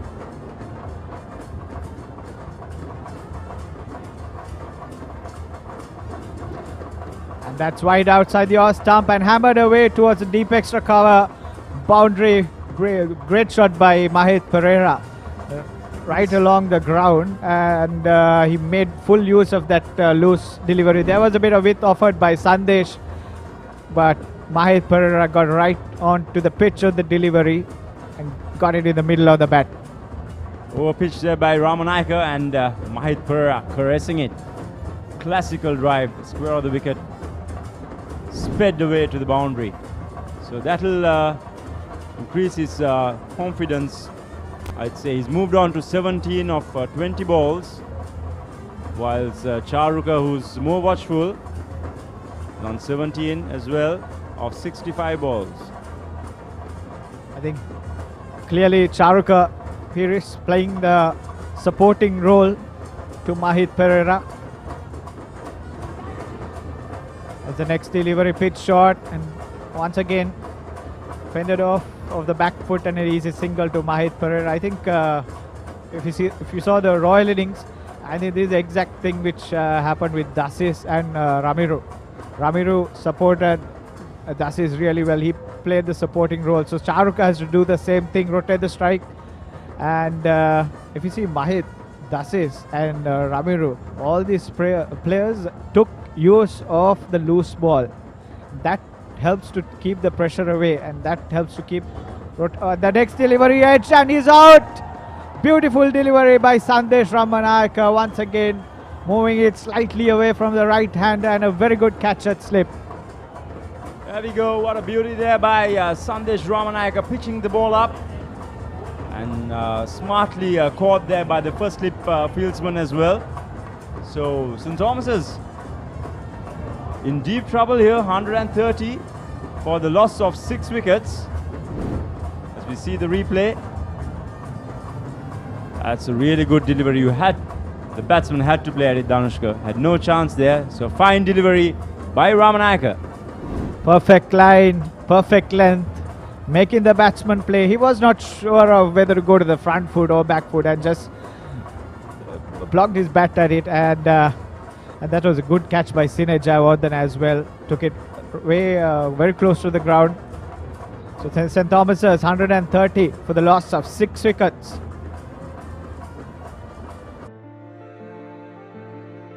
Protect your child's education even in your absence.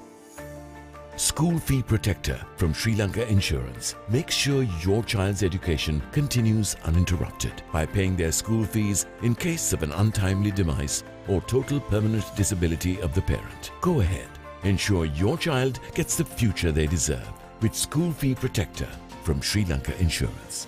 Sri Lanka Insurance, like a father, like a mother.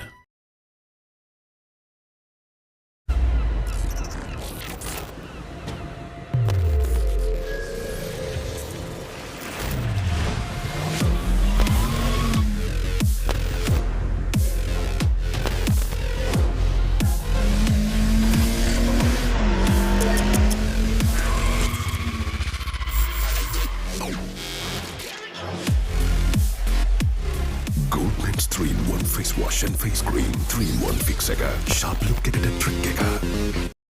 අවුරුද්දට කලින් අවුරුදු with Genie Debit Mastercard. Get ready to celebrate අවුරුදු with Genie. Get your Genie Debit Mastercard by downloading the Genie app today. It's easy as that.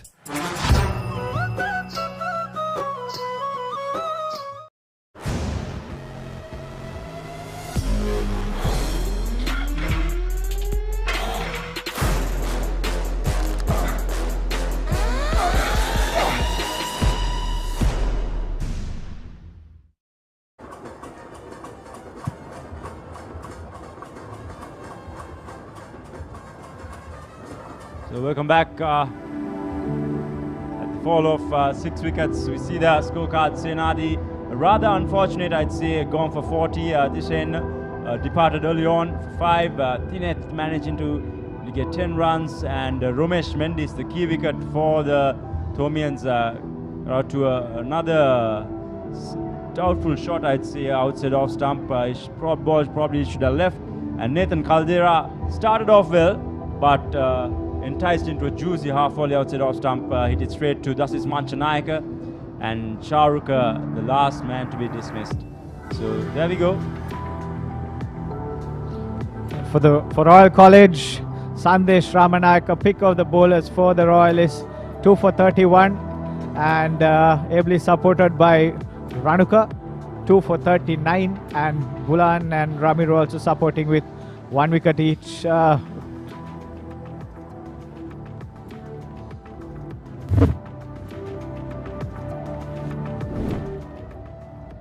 That was the first dismissal.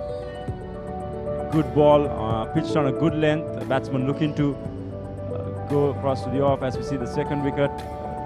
Again, slightly doubtful in terms of a decision, I'd say. The next ball should have been left by the skipper, but constant pressure built up by the bowlers, getting a couple of wickets there as we see Caldera enticed by a false stroke and followed by Bulang Kulama's dismissal. And the final one to go, that was a pitch, Danushka. Corridor of uncertainty exploited by Ramanayaka, had to play at it and got the edge straight to the first slip fieldsman. Yes, so Royal College picking up wickets at regular intervals. I think the fielding has been also right up to support the good bowling. They have held on to all the catchers.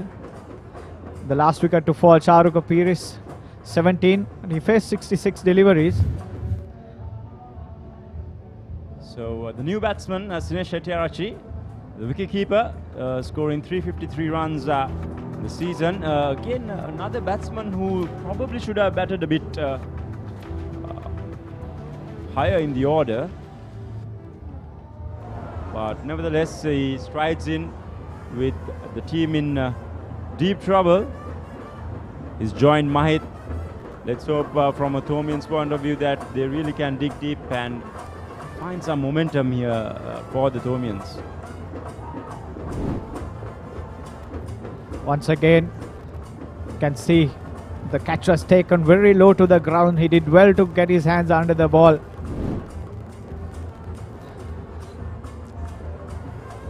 I think the Thomians have shuffled their batting lineup a bit. Like I told you, their middle order, lower middle order had been performing for them. However, they have shifted it a bit, so let's see how it works as the 43rd over comes to an end. St. Thomas's 130 for 6.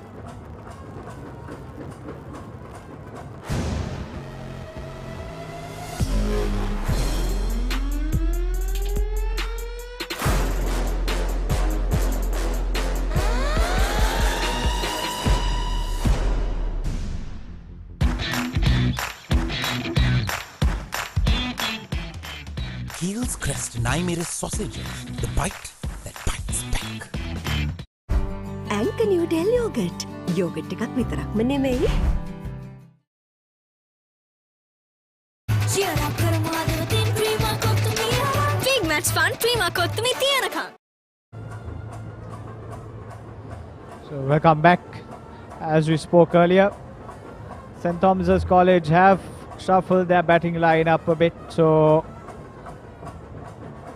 Thomian middle order and lower middle order had been performing for them like we spoke earlier.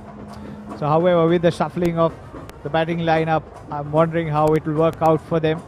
So Sinesh Shettyarachchi, last 5 innings, 8, 59 and 3 zeros. So not in such good form. Not the best recent form, Danushka. Probably reason why he was sent a bit lower than usual.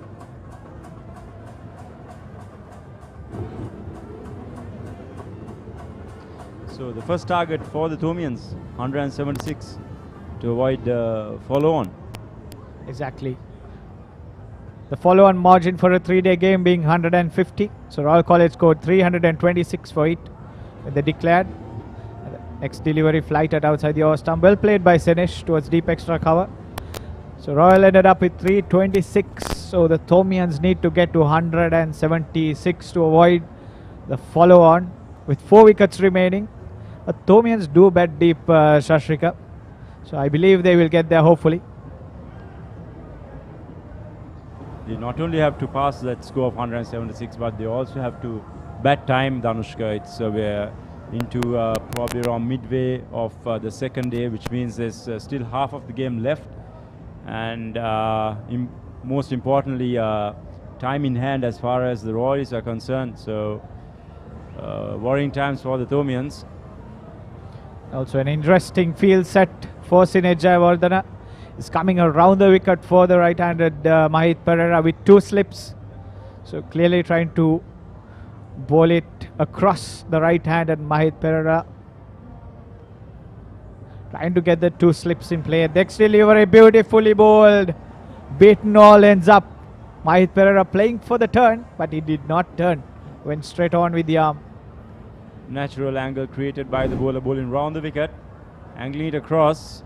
Very close there.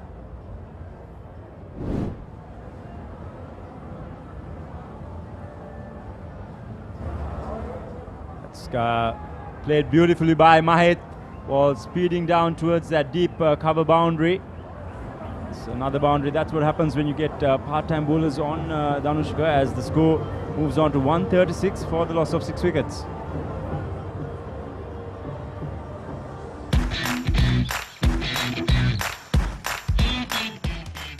Heels crest and I made a sausage.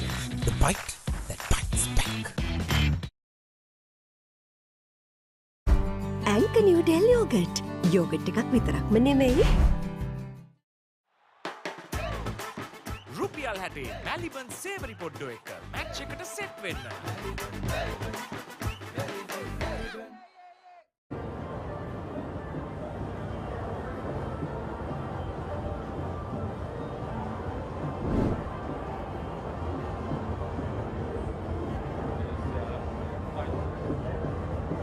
Mahit Perera cover driving confident shot, all right. Leaning into the shot. Not wasting too many deliveries. 136 to 6.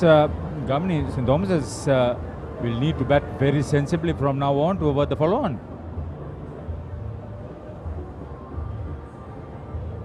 Yeah, good afternoon, Hartha. Good afternoon, everyone. Yeah, I think follow-on will be in the back of their mind, but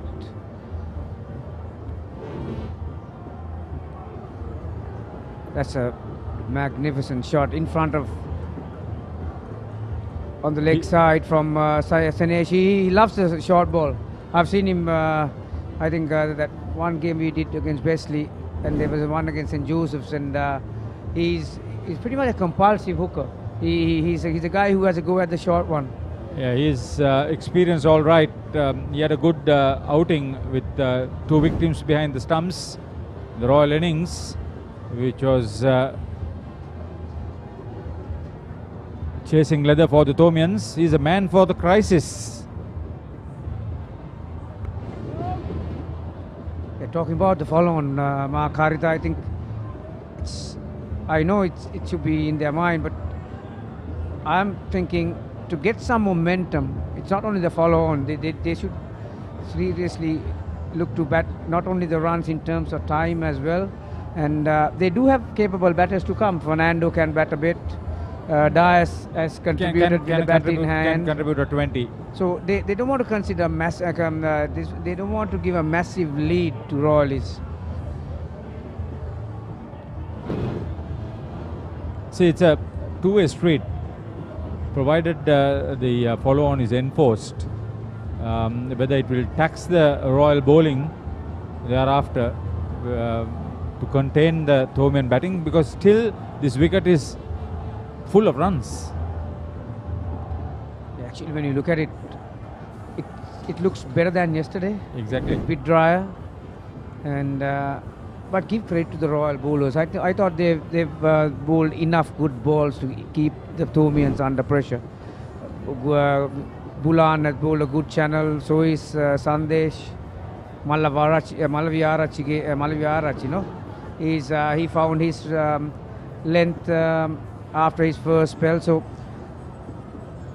and Pereira being in the side for Royal adds a big advantage as well. Yeah, Thomas has missed a wrist spinner yesterday. He broke that highest partnership so far for the third wicket of 38 runs between Nathan Caldera and Senadi Bulankulama. After that, 24 for the next wicket, 23 for the last wicket.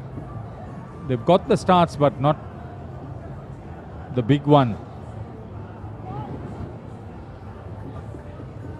What I like about Sandesh is he's not trying to overdo things. He's bowling within himself. Because of his height and the release, it's creating without doubt on the Thomian batters because of the bounce. That's why he's been able to find the front foot edge at times. It's the target for the physios to manage these young players. Coming out of injury, it's not easy playing a 3-day game straight away.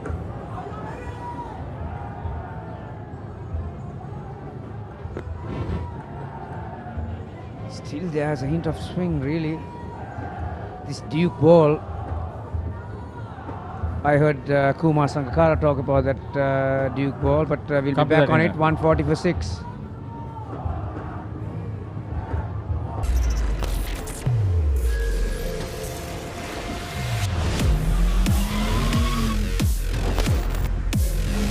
Goldman's 3-in-1 face wash, face cream, 3-in-1 fixeka, sharp look ekata, trick keka. අතේ ඇති මුදලට ඇංක Newdale yoghurt. Yoghurt එකක් විතරක්ම නෙවෙයි. DR20 probiotic සමග දෙගුණයක යහගුණෙන් ඔබේ පෝෂණයටත් වැළක්. ඇංක Newdale yoghurt.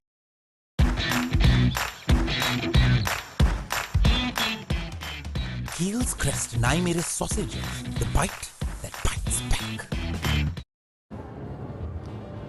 Gamini, last evening I bumped into Jagat Bhattiyarach. 1974, scored 100 not out. He was the first to score a century on debut for Royal. He was followed by Sumitra Barnakur Surya, 1980, 197. the highest scorer of the series and co-guest of honor in this big match. And then, of course, Pasindu Surya Bandara 123 in 2006. Yeah, Three debut hundreds. I had the privilege of playing with Patti. We all call him Patti here at SSC. Very popular character. And good old days, straight after my first year as a 15-year-old in 1990, there were 2 Division 3 sides here at SSC, and there were some brilliant cricketers, and you learn a hell of a lot playing with those. I met most of them at the past cricketers dinner, including Patti. There was Ajita Begunodana, Sriyanta Rajapaksha, Mohan De Silva, Das Sirisenas, and Vetta Muniz, and it was a fantastic setup because the youngsters, even if you get one game, to be on the field with some of those guys, it was amazing. And Patti was always funny character, and yeah, it was a privilege. Patti was an entertainer. I wonder why he always played cricket. I always told him, why did you play cricket? Why didn't you become an entertainer? And he had always, Patti had the answer to anything.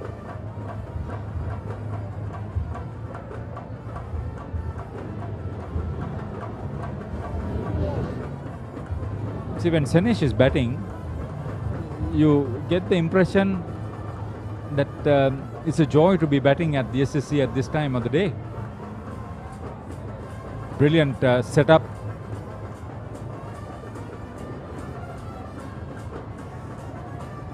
Missed out as a batter.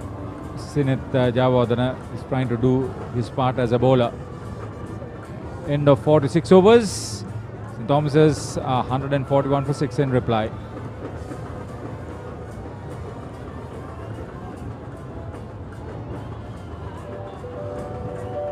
A lot of time, effort has been gone into this annual encounter. You have been in a cycle parade, Gamini? I have, and one thing that I haven't done is actually cycle. What do you mean? You were in the cycle parade on a truck or what? Yeah, on trucks, in trucks, and yeah, it's a magnificent event. It always takes place the day before the match, and the school closes at 10 o'clock on Wednesday. And see, you must always be involved in that cycle parade. On a cycle, you must always carry a massive college flag at the big match, a schoolboys parade. Then you know you have been there. And love to go past some of those girls' schools in our days, Bishop's College, Ladies' College, and we used to take that route coming back to through Duplication Road towards. That was an essential service then. It was. I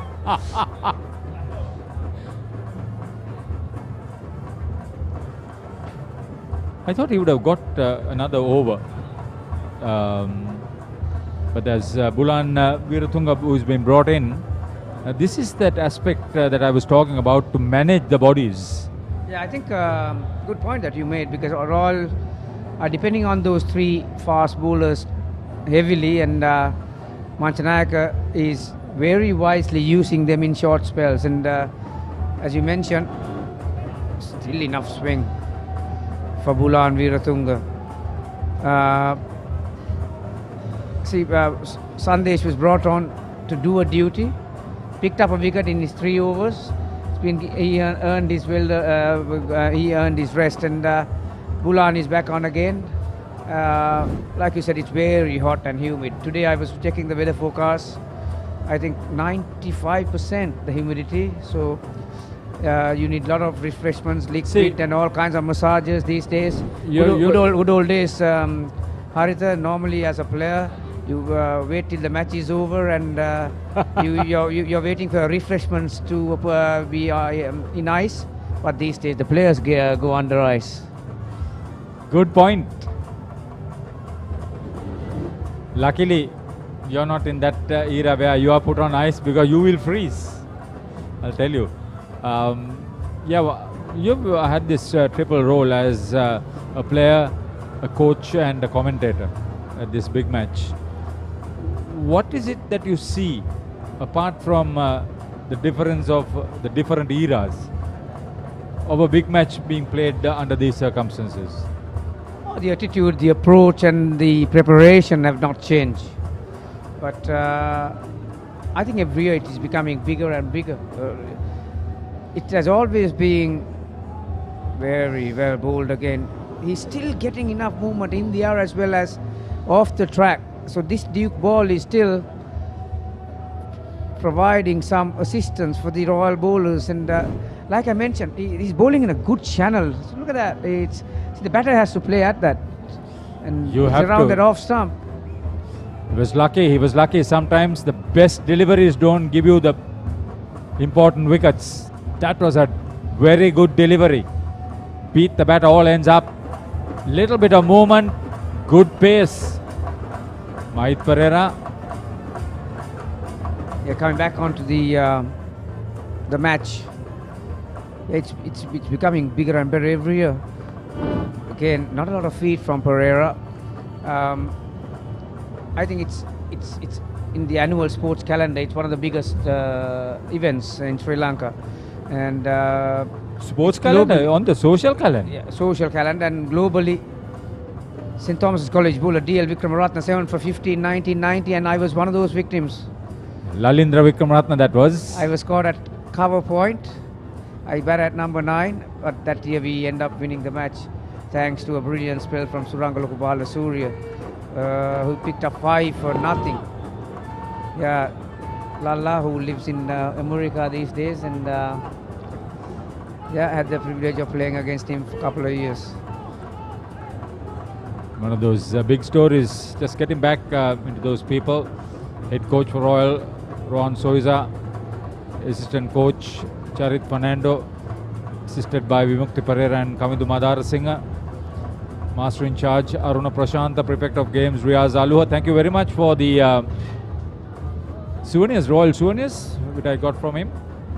Principal RMM Ratnayaka. Lost the angle altogether. Trying to create that delivery that went across the batter. End of 47, St. Thomas's 145 for 6. අයිනෝ පුතා හැබැයියා ගෙදර නිදියන්නෙම අමූතු තැනක. කාලගුණය කොහොමුණත් Rhino නං වාලට safe තමයි මුළු ගෙදරම. Rhino Cement Roofing Sheets. Then you know Rhino. I know. Anchor New Del Yogurt. Yogurt එකක් විතරක්ම නෙමෙයි.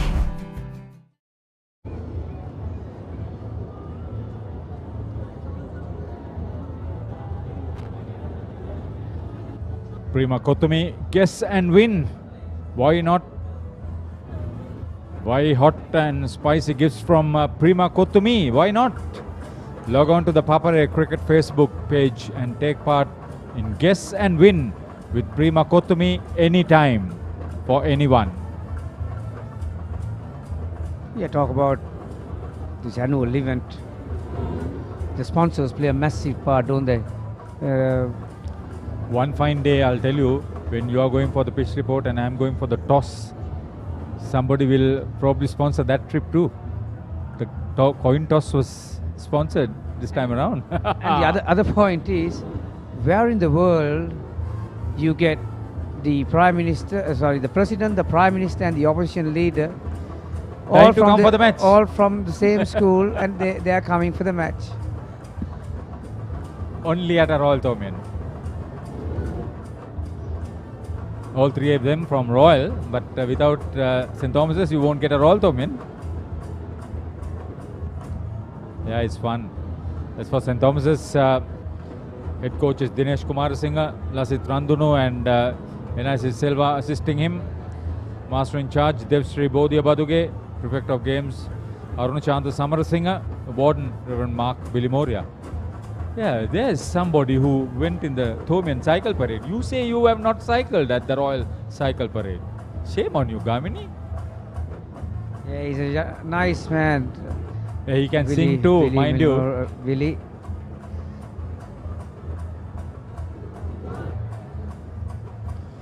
Sinet Jayawardene, why is he preferred ahead of Dharmaratna? Maybe because the speed that he's operating, they are looking for someone to shut one end up and keep these two aggressive players. He's getting some turn, and he's playing. He's one of the bowlers I've seen so far who has been able to spin at speed. He's bowling around 80 k's per hour, isn't he? So that's if you can get some turn bowling that kind of speed, that's going to ask you questions it's from fun. the I'll batters. tell you, the Tomian vice captain as well as the Royal vice captain is out in the middle with bat and ball. So that's a rarity. Yeah, for the boys to have such good fun over 3 days, it's amazing. The joint organizing committee take great pride in saying a good job done.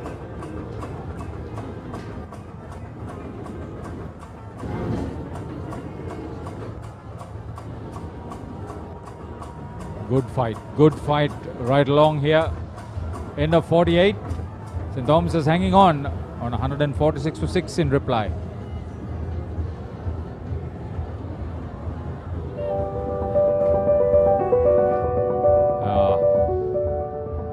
There it is. A lot of action. Big stuff. A lot of planning. Everybody has their part to play. Big stuff. All ages, all genders. All for one cause. Those are beautiful pictures, aren't they? The young and old participating. And every year they look forward for some of these events, and that's one of them, the cycle parade. It's great history, it's great tradition, and it's great enjoyment. It's the engagement that matters. Yeah, Bulan has somewhat struggled against the left-hander. When he's bowling over the wicket, his front shoulder falls across a little bit. As a result, his release goes away from the body, and but when he's bowling against the right-hander, he seems to find another gear in it. See, if you try to have it at the back of your mind, you're going to have a problem. You take the wicket as the cue and then bowl to off stump. There. You should bowl there, just outside off stump. Never mind right hand, left hand. Yeah, I mentioned about Sanesh, who is a good back foot player, but see how his feet, his back foot comes beyond the front foot, and he's not very comfortable when he gets on the front foot. So he's half waiting for the short ball. There's no mid wicket. There's a backward square leg and a wide-ish mid-on, and that's where he's trying to work the ball. I don't know whether Bulan actually knows what he's doing, but he's getting some movement both ways. The previous ball went away, but this one just jacked back in. So that's. But if you can land it there, it'll create few problems for Sanesh. But these fast bowlers, they'll always tell you that they actually meant it. You can make a case for all three fast bowlers. Ranuka, Bulan and Sandesh, they've kept the St. Thomas's batting lineup in check. But I was also impressed with Ramiru bowling 10 overs. That's good support bowling that matters. And this man on the screen, Dasis, he bowled only a couple of overs, but see, Caldera drove one of his full tossers down the ground for 4 and then drew another one through extra cover. They weren't bad balls. At some point in time, I would expect Dasis to have a go again.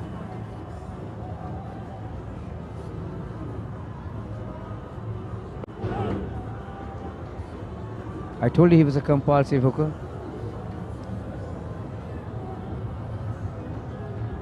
He was a bit fortunate in that aspect this time around. So a lot of starts, but the Tomians need is one of them to go and get a big one. like the two Royalists went on with it. Mulankulame 40 will be very disappointed to see that dismissal again.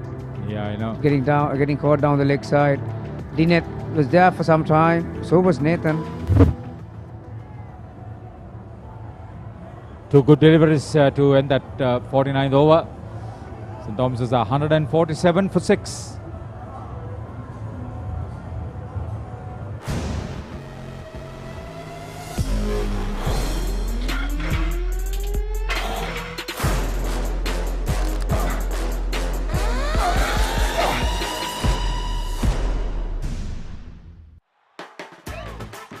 රුපියල් 60 මැලිබන් සේවරි පොඩ්ඩෝ එක match එකට set වෙන්න.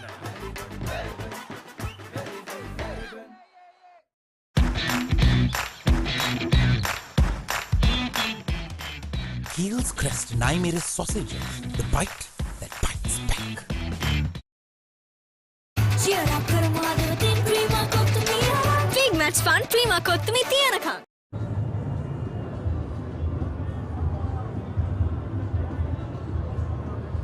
Just getting through this wonderful souvenir, I've noticed one Malinda Totuvilagi, 95 and 108 in 2001, missed out on twin hundreds. Yeah, no doubt he'll be watching this from England. UK, yeah. The last time we had the crowd around, that was 2 years ago. The last one before COVID, I think he came down for that one. Yeah, 2019, I was in England for the World Cup and the Festival of Cricket was there, and he made fun. He was in the runs. Royal ended up getting slight drift towards the left-hander. Good to see the slip and gully all right. And also one worrying thing, Mahit Perera has been off strike. He's a busy player. He likes to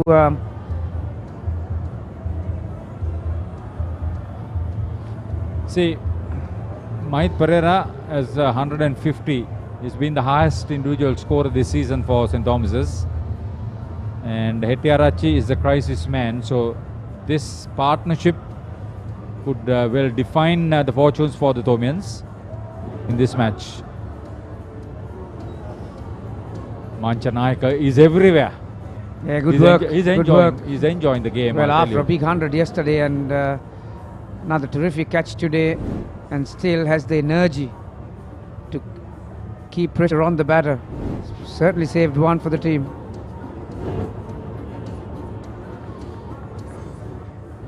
This is good bowling. He's tied up one end. No, 50 overs completed. 147 for 6. Maiden.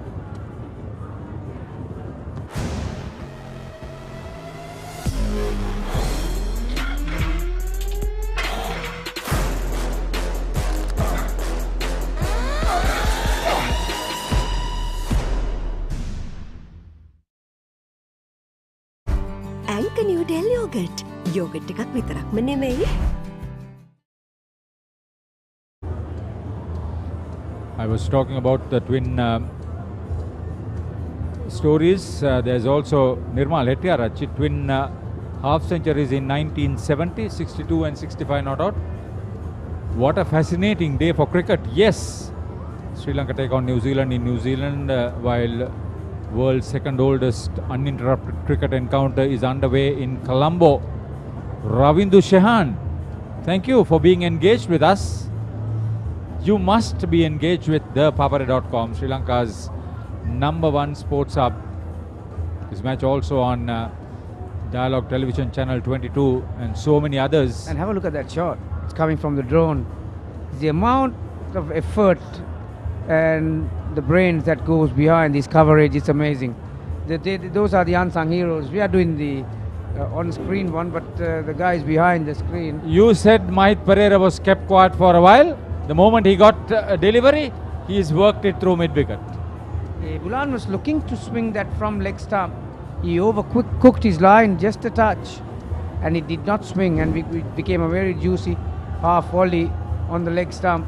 And Mahit Perera is a class act. He's got shots right around the grounds, and he's not going to miss out on those ones. So boundary in the early piece of the over. Trying to work the angle, didn't get it quite right. Pitched it up onto the pads of Mahit Pereira. He wants to get on with the game.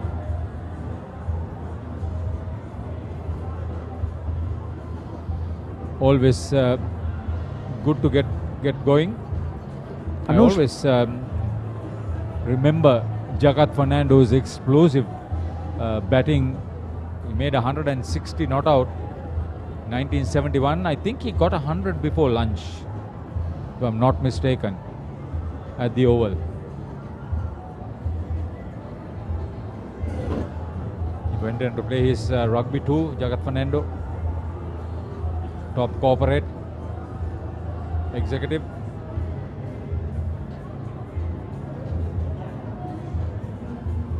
He's got a thinking cap on, hasn't he, Manchanayaka? Always finds a way to steal the limelight. You get players like that. See, he's worked hard for it. When he looks back at this season, there'll be so many pluses. Talking about players who like to steal the limelight, the man who's on strike with the bat in hand, he handles many shapes of many kinds of balls. Take a look at that. So inviting. Cheese bits. Well, we're half an hour away from tea time. Not a bad snack. What do you mean, not a bad snack? It's the best.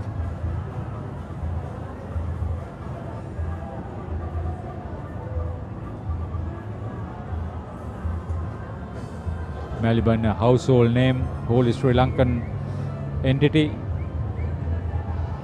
worldwide distribution.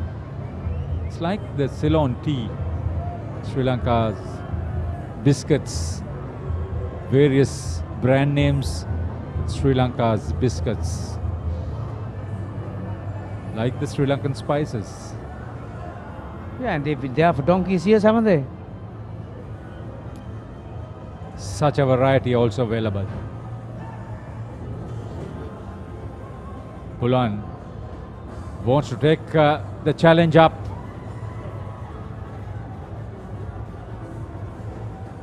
All three fast bowlers from Royal will sleep well tonight. Already 12, 11, and this is Bulan's 12th. It's a wonderful, beautiful scoreboard.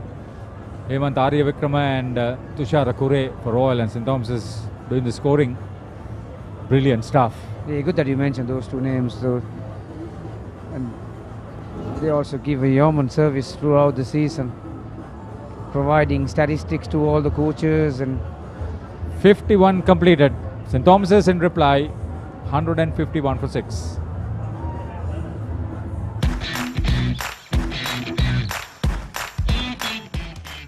Heels crest and I made a sausage.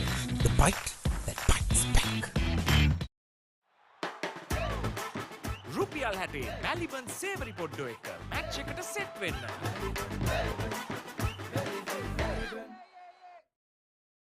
cheer up කරමු හදවතින් Prima කොත්තුමිය. big match fun Prima Kottu Mee තියනකම්.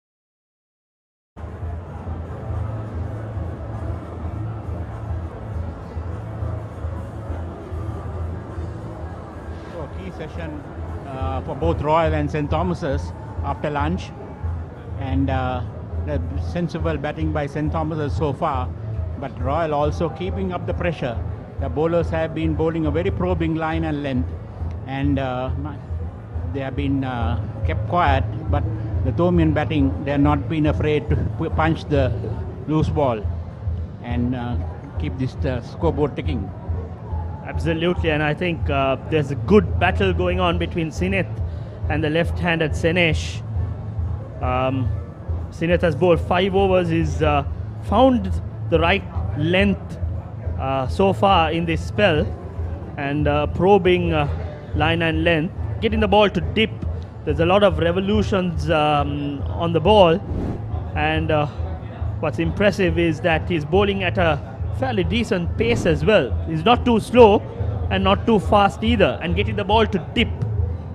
He's got a lovely loop Absolutely. Yeah, and it's he's getting slight turn as well. And I was wondering whether, of course, when you bowl round the wicket, you have a better chance of an LBW. But maybe I'm not sure whether he should really be trying over the wicket as well, where you can get a little more spin off the track. But of course, he's bowling well at the moment. Oops! What a catch! That's a brilliant catch! What a catch!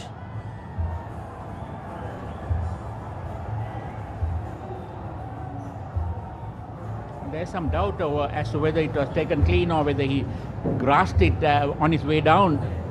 We'll have to wait and see. But a valiant effort nevertheless from the first slip. It's catches that could change the course of the game. That was a brilliant effort and he held it clean, but I'm not sure on his way down whether he... The umpires, I think Ruchira Palliya Guru has called for the third umpire. The soft signal is out. What a fantastic effort. Okay. TV umpire director, we have umpire referral for bump ball. Soft signal is given out. Start with the front foot, please.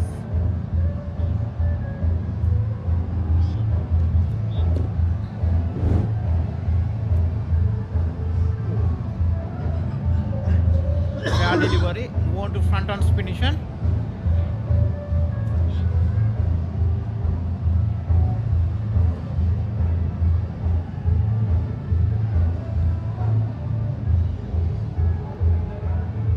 Show me the side on angle.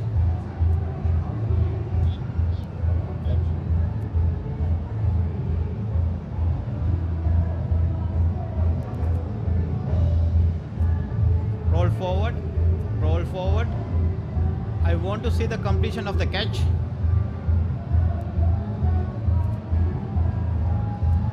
I'm satisfied the ball was not grounded after passing the bat. I want to see the completion of the catch. Can you give me the front on spination?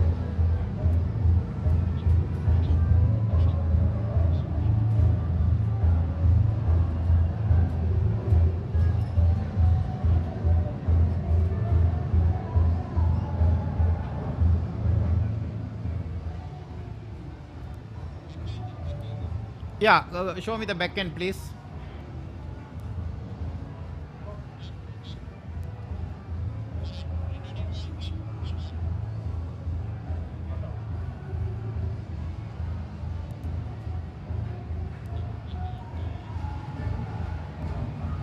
I'm satisfied with the pictures available. My decision on the giant screen is focus the lights. Decision is out, repeat out.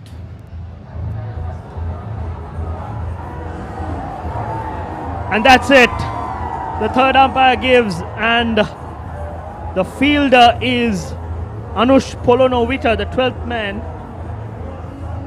Every single player can contribute, and on that occasion, the 12th man, the son of famous Anushka Polonovita, what an effort that was. First slip, diving towards his right, and grabbing hold of that wonder catch. So Senesh departs. Sinet gets his first scalp. St. Thomas's 151 for 7.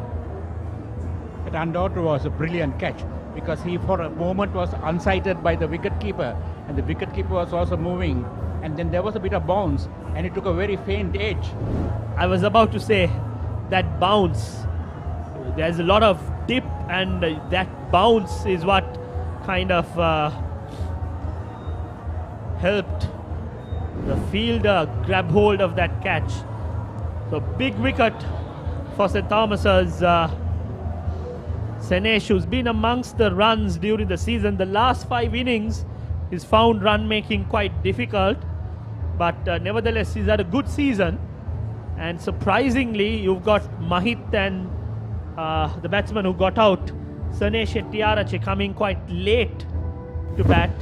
The new batsman is Akash Fernando, best score of 47. He's only scored 198 runs. He's known for his bowling. So Royal have got into the tail of St. Thomas's. We were speaking about Sinet coming over the wicket, and on that occasion what's impressed me so far is the loop. There's a little bit of drift that he's getting, and on that occasion there was a bit of bounce as well. Yeah, that was beautifully bowled. I think he had the right flight just outside the off stump, and that drew the batsman Senesh to playing a shot. And this time Sinet comes round the wicket to the right-handed batsman. I thought coming round the wicket to a left-hander was a okay option. Yes. But on this occasion, I feel he's better opted if he comes over the wicket to the right-hander rather than come round the wicket. Round the wicket, yes. Although, of course, there's a better chance of an LBW coming round the wicket to the right-hander, but he's turning. Oops. So maybe it's better off having a slip fielder and a short leg, and then get both sort of edges coming into play. Correct. And then you keep the batsman guessing. That's You're right. not sure which way it will turn or whether it will go straight. And there you go, the bat pad. Just as I told you. But it's good bowling by Sinet. He should be having a short leg fielder. Absolutely. So end of 52 overs, 151 for 7. මේ අසනීපයක් වෙනවා කියන්නේ පවුල් පිටින්ම වැටෙනවානේ අඩියටම. වාහනයක් පාවිච්චි කරන එකත් ලේසි නෑ. ඇක්සිඩන්ට් එකක් කියන්නේ වැටෙනවා ෂුවර් අඩියටම. මේ පොරකමක් කියන්නේ බිස්නස් වැටෙනවා අඩියටම. මේක තමයි වෙලාව හොඳ රැකවරණයක් ළඟ තියාගන්න හයියට. 60 වසරක රැකවරණයේ විශ්වාසය ශ්‍රී ලංකා ඉන්ෂුරන්ස්. වැටුණත් අඩියටම අපි ගේනවා ඉහළටම. ඇංක නිව්ඩෙල් යෝගට්. යෝගට් එකක් විතරක්ම නෙමෙයි.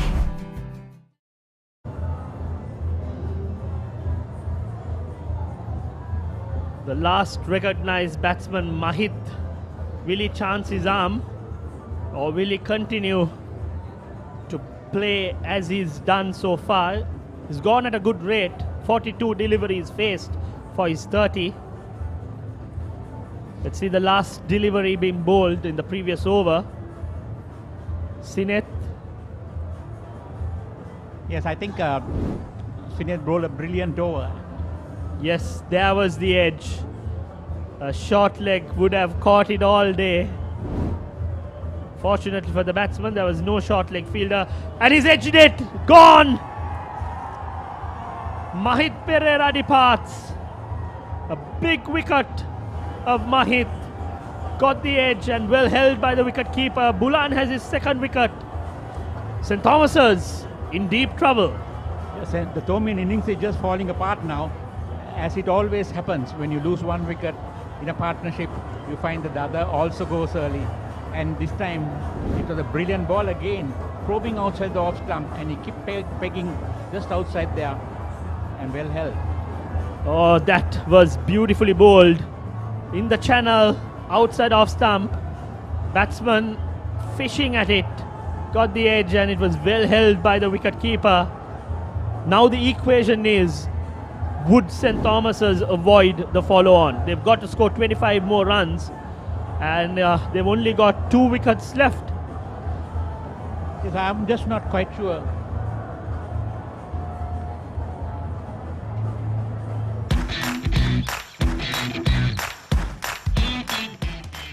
Heels crest and I made a sausage.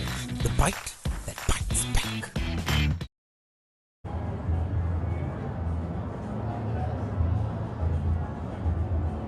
You think, Firoz, that even if St. Thomas's were to get out within the follow-on? I think the new batsman is Kavindu Dias. Got 3 wickets, known for his bowling. Here he is, a top score of 31. He's only managed to score 84 runs in 10 innings with an average of 9.33. And if St. Thomas's are to avoid the follow-on, they need more than that average from Kavindu Dias. Definitely. Even if St. Thomas's were to be bowled out and Royal have an advantage in enforcing the follow-on, I'm not quite sure whether that will be the right decision for them to send them in. I'm sure Royal will want to bat again and set St. Thomas's about 250 runs, 300 runs to get in the final innings. Well, that's a dilemma. It's not. I don't have a straightforward answer. Yeah. There's fatigue also. The fast bowlers have bowled quite a few overs, and that's a factor that needs to be kept in mind.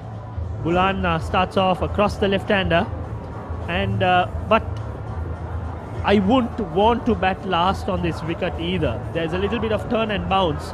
Exactly. Although it's on the slower side. Yeah. So two good reasons for Royal not to bat, not to enforce a follow-on. Yes. And bat. One is that the fast bowlers and the fielding is little fatigued and they're tired out. The other is batting last on this track. Even though it's playing well now, there is a bit of turn and bounce at the moment. Exactly. So if Royal manages to get a wicket, then you'll have the extended half an hour before tea, and if that's the case, and if Royal gets a chance to bat for one more session, I'd take that session, bat as aggressive as possible, score as many runs, and then put the Thomians to bat one whole day tomorrow and try to get them out. Definitely. And that should be the strategy. I'm sure that's the way the team management must be thinking. And right now, of course, the first task is for Royal to get through this tail. Yes, I think they shouldn't get ahead of themselves. There's 2 more wickets, anything could happen, and what's important is to keep the focus, do the right things, and continue with what they've been doing, and try to get those 2 remaining wickets as soon as possible. Absolutely. And Royal have done very well, particularly after lunch, in getting 3 wickets and putting a lot of pressure on the rest of the Thomian batting. So St. Thomas's trailing by 175 runs. That's a welcome bouncer, given the same treatment that Kamindu Dias was giving to the Royalists. End of 53 overs, 151 for 8.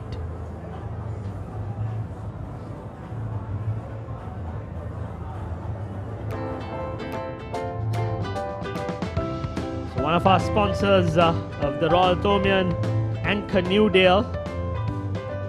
You've got many variety of the milk, the chocolate milk, the vanilla milk, the yogurt, the pasteurized yogurt milk as well. Anchor Newdale. So the Royal tails up not only on the field but even off the field, with the boys 10 now really active and live, giving the Royal fielders the necessary support from outside the field. I think Sineth will continue, and you've got a short leg fielder. It's actually a silly mid-off fielder. I'd like to see him move across towards the short leg region, and as we speak, the captain makes that change. Will Akash go for the big hit, or will he just prod along? Well bowled by Sineth. I think that's a very good tactical move to bring in the short leg, but I would certainly also like to see the silly mid-off rather than the second slip, because he's turning the ball even though bowling round the wicket. He tries to sweep and he sweeps well, but straight to the sweep, deep square leg fielder, just a single, brings Kavindu Dias, the left-hander, on strike. I think Sineth prefers bowling to the left-hander. He's found his line and length, and he's pegging that off stump line and length effectively. Very attacking field. Yes, he's troubled better the left-handers more than the right-handers, and he's bowling that loop, which has also bounced as a result of it, and slight turn, which is really troubling the Thomian batters. There's well flighted and played a little bit uppishly. That's what he wants the batsman to do, drive. And I'd like to have that short leg fielder come across to the offside as well.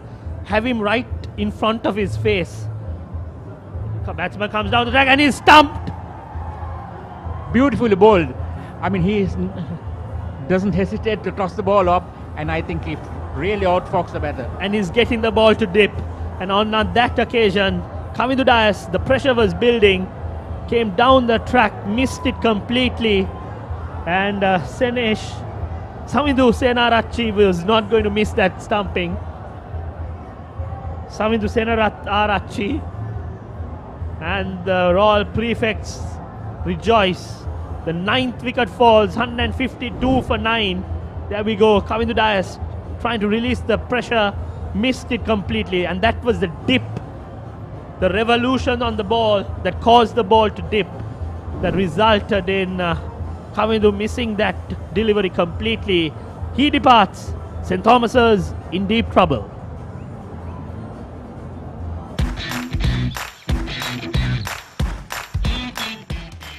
Heels crest Naimere's sausages, the bite that bites back. Anchor Noodle Yogurt. Yogurt එකක් විතරක්ම නෙමෙයි. This is real brilliant off-spin bowling by Sennett. I mean, he created the pressure, he he doesn't hesitate to toss the ball and really drew the batsman out.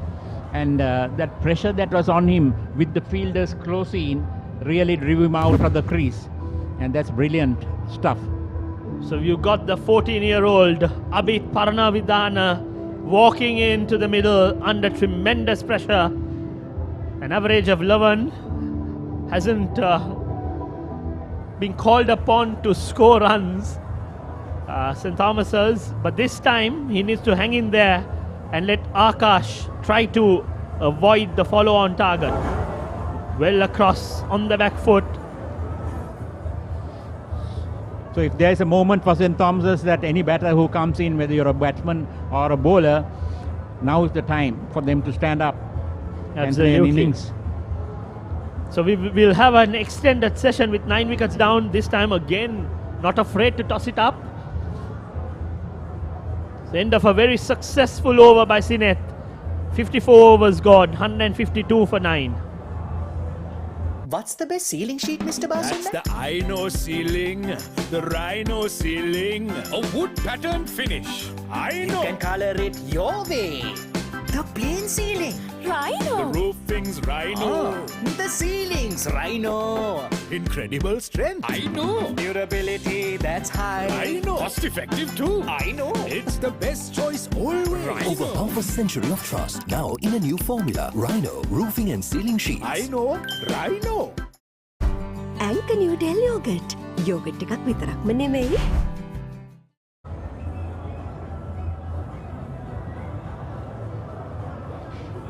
So Bulan will continue. Akash, beautifully bowled. The last wicket to fall, stumped. This time up to the batsman, and Akash plays with a straight bat. And I was telling off air, the leading wicket taker for Royal during the season hasn't bowled a single ball yet. Probably the skipper is keeping him for the second innings. I hope so. As a surprise bowler.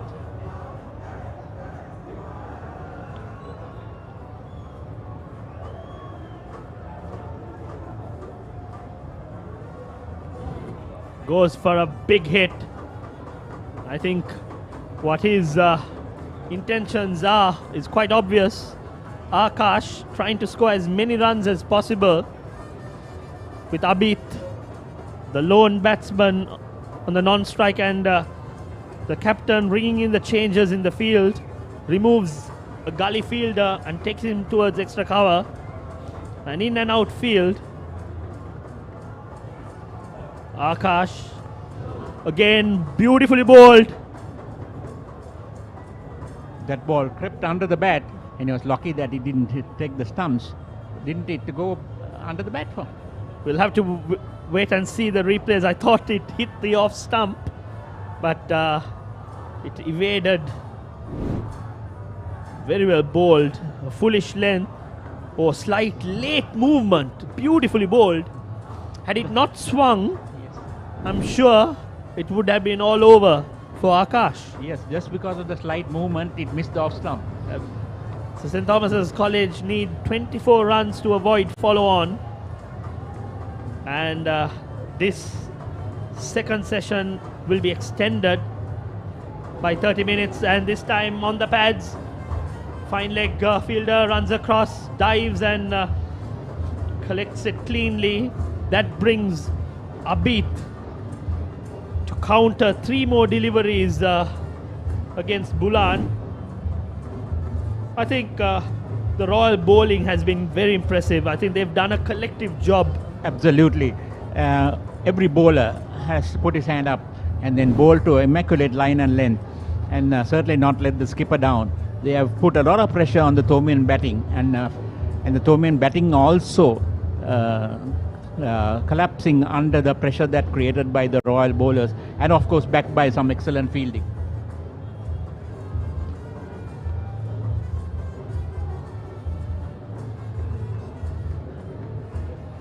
So Abid to take strike. 2 more deliveries left for him to survive. 3 slips the gully. Bulan coming over the wicket. It will be straight and full. This time on the shorter side. Played very well on the back foot. No mug with the bat. Abid shows, I think, more than the technique. Right now what you need is the Thomian grit, and a lot of heart is needed to survive.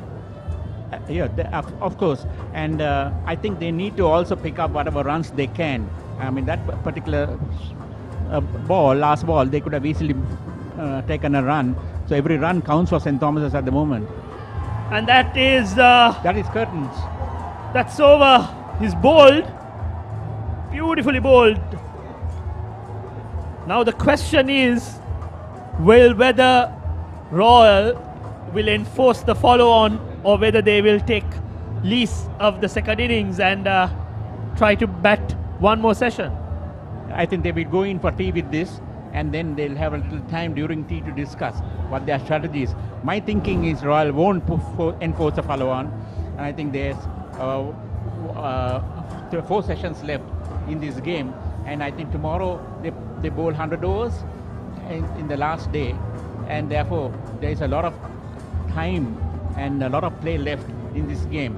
So Royal might want to put a lot of pressure back on St. Thomas's, because they have to have a very fresh bowling attack back again, and they have the batting, and they might want St. Thomas's to bat last on this wicket, which is not so going to be we've been told that Royal will bat again. I think that's the right decision, and I'm sure we will see some aggressive play by the Royalists, and I hope that they don't commit the same mistake that the Thomians did way back in 2016, if my memory, or 2014, if my memory serves right, when Rashmi Opatha scored that wonderful century, and in the second innings they tried to play a T20 game, and they played some careless cricket, and in the process lost the game, a game that they should never have lost. So similarly, I hope that Royal plays smartly. There's plenty of overs left. There is almost 40 overs left before the end of play, and if those 40 overs can take 200 runs, they are well in the game. Yes, absolutely, and I think we see the batting. St. Thomas's Sen Adibulangkulame, the top scorer. He scored 40 runs. Unfortunate to get out by playing a flick. Thyssen didn't trouble the scorers, only managed 5. Dineth 10, the skipper 4. Nathan looked good for his 20. Charuka hung in there for 17. Mahit, the pick of the batsman who showed good composure and technique, managed 30. Senesh 9, Akash 1, and the rest of the batting didn't trouble much. So St. Thomas was all out for 155. conceding a lead of 174. So the Royal bowling, the pick of the bowlers were the fast bowlers, and Bulan and Ranuka 2 and 3 wickets, and Sanjay's 2 wickets, and Sinet, I think he was very impressive. He got 2 for 9, and he created a lot of trouble and put a lot of pressure with his off-spin bowling. He got a lot of bounce and turn, and I think he will come in to play. He will play a big role in the final innings when St. Thomas bats last on this track.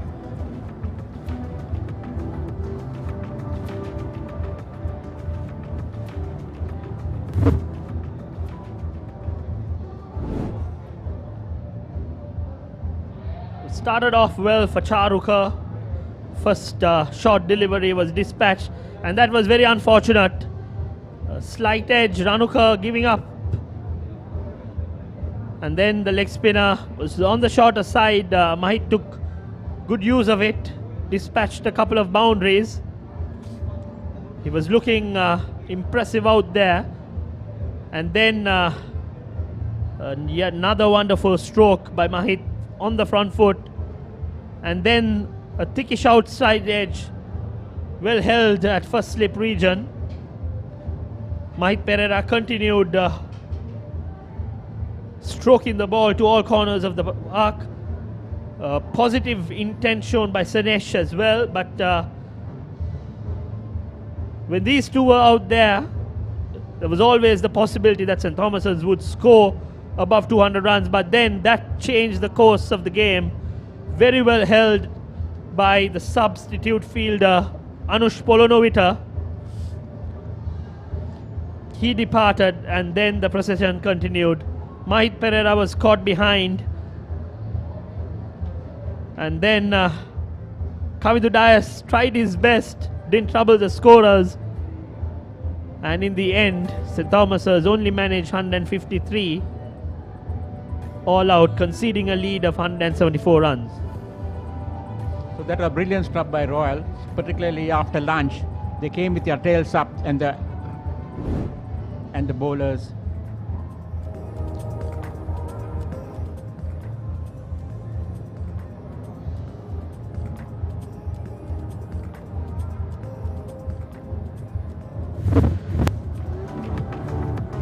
So the match summary, Royal was put on to bat, and they did bat well. 326 for 8 declared.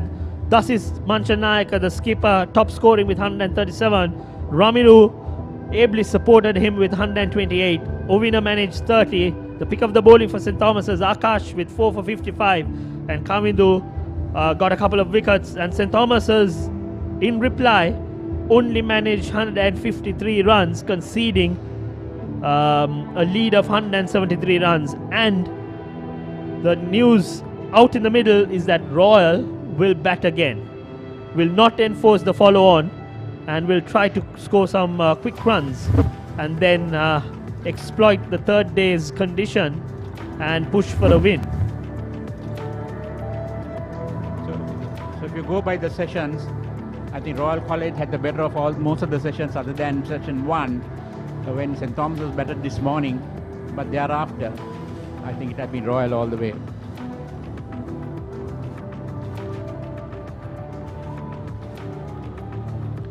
So with that, we'll go for a short commercial break, and when we come back, the final session of the second day's play will be in progress.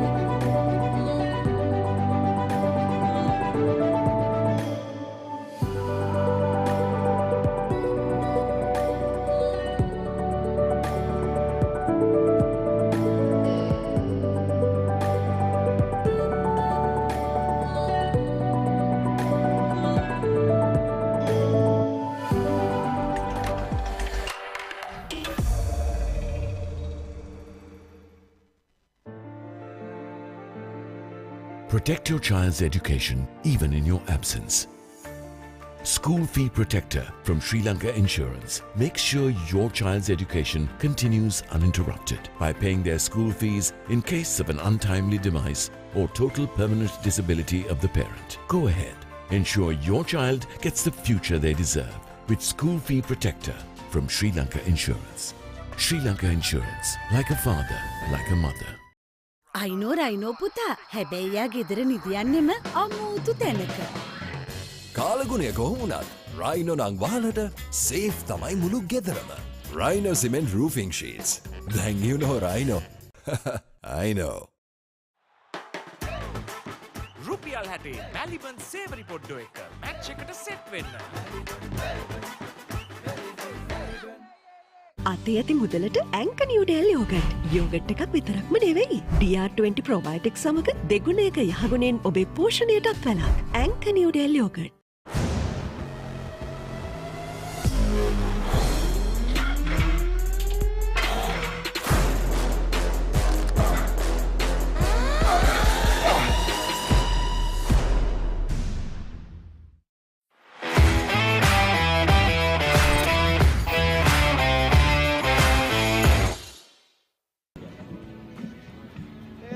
Tails is the call. Tails is the call. It's tails. It's a tails. And Royal have won the toss. Kavindu, congratulations. From the Mount Lavinia School, Ricky Sims has a very good morning to you.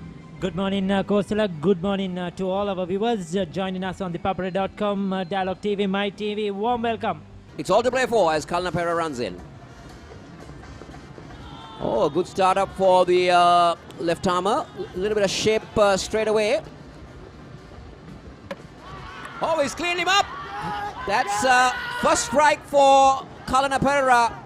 Iswara Disanayaka played totally down the wrong line.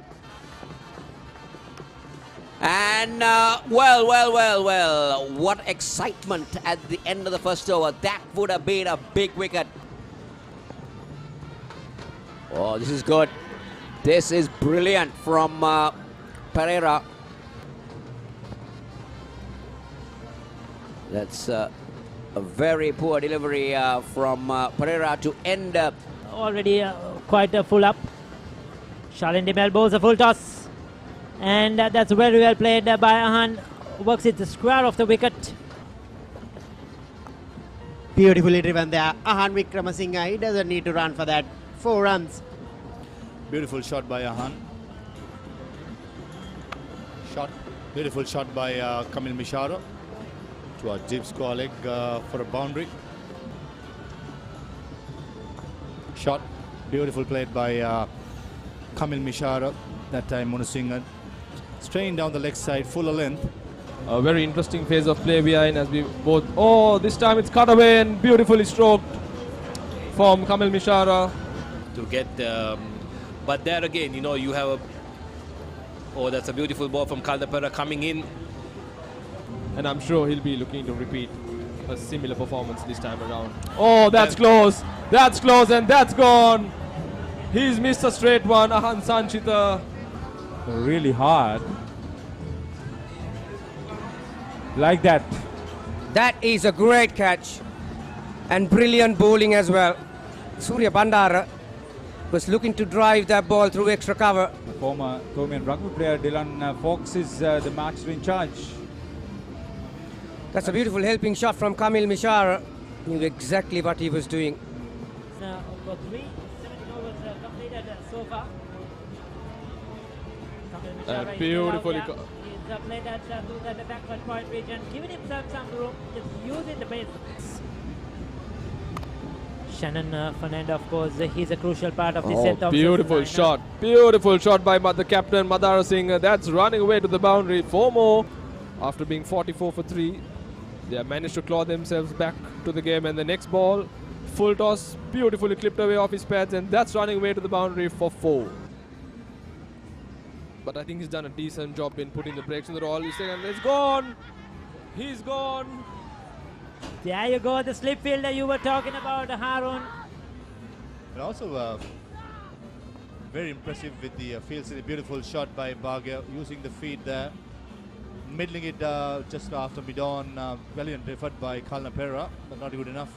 Gamini in any format. There you go. While praising, that's a long hop by Dillman. Easily put away by Bhagya Dissanayake towards mid-wicket for a boundary.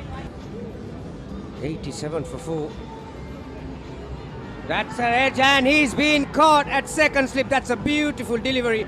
This guy can't do anything wrong. Even though they've lost 5 wickets, I think they have to be positive. Try to score off every loose delivery that they get. Strikes right after the lunch break. Titira Veerasinghe, the debutant, the fresher, he goes for a duck. Just as I said. He's caught at first slip. Deviated off the keeper's hand, and another one.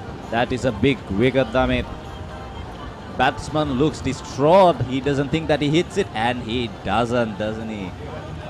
Because this is what the Thomians shouldn't do. They shouldn't relax. They shouldn't just wait until the 8th wicket falls. This is what exactly the doctor ordered, and it has misfilled. Valiant effort there, but nevertheless, the 100 comes up for Royal College. Much needed landmark there for the Royalist. These two, since they have come out, have done their job well. Lairu Madhushankar there. Is starting to grow and put a little bit of pressure back on the Thomians, isn't it? Yes, I think they've done well from the situation that they were in. I think it might be a better bet for Dilwyn to go over the wicket to the left-hander, because he does get that blind spot on the left-hander. Going round, he seems to be coming. From Kavindu Patiratna, using the slug sweep to very good effect.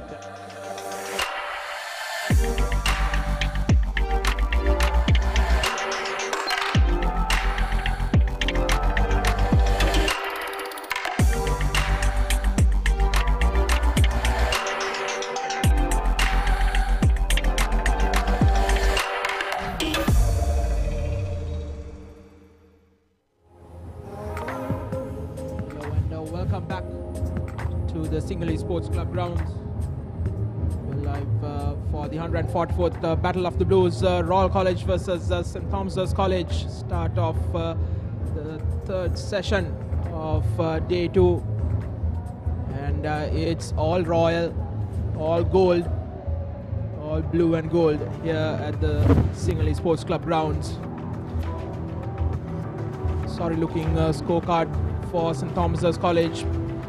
Bowled out for 153 in 55 overs.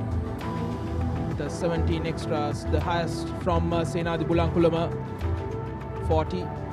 The next best was from Mahit Pereira, 30 off 43. The others, a couple of 10s, 20s and 17s, but other than that, they never got going. The bowlers really did the trick for the underdogs, Royal College coming into the match. Ranuka Malaviarachi, 2 for 39.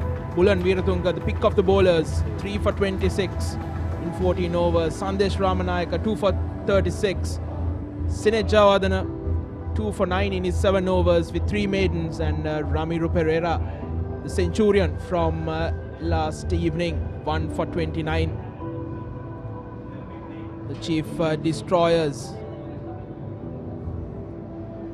Royal scored 326 for the loss of 8 wickets at the end of day 1. They declared overnight and put St. Thomas's into bat. Straight away it was Tisen Aliagoda being out. Yeah, now the Royal Seamers did a great job with that Duke's ball. All 3 seamers put out a very complete performance, and the spinners also chipped in. I think that's where the Thomian bowling attack failed yesterday, because the seamers bowled decently but not the spinners. All the bowlers chipped in, some great bowling, and the fielders too complemented really well. Even your 12th man coming in and taking a blinder like that makes a massive difference. Bulan Veeratunga, I thought was the most impressive out of the lot. Yes, Sandesh Ramanayaka was also very good, but I thought Bulan was the most impressive out of the three seamers, and deserving so. He picked up the last wicket too. Abid Parnavithana, clean bowled. 2 sessions completely belong to Royal College, and Royal College now bossing the 144th Battle of the Blues. They are leading by 173 runs. After being asked to bat first, Royal made 326 runs for the loss of 8 wickets declared yesterday in the back of 2 brilliant centuries from Dasis Manchanayak and Ramiru Pereira. And today, after 55 overs, St. Thomas's College have been bowled out for 153. I think what was most impressive was I think in the morning session the bounce that the Royal Paces got to get the wickets of Tise Nehaliagoda, the big wicket of Romesh Mendes next up. They've moved the ball both ways.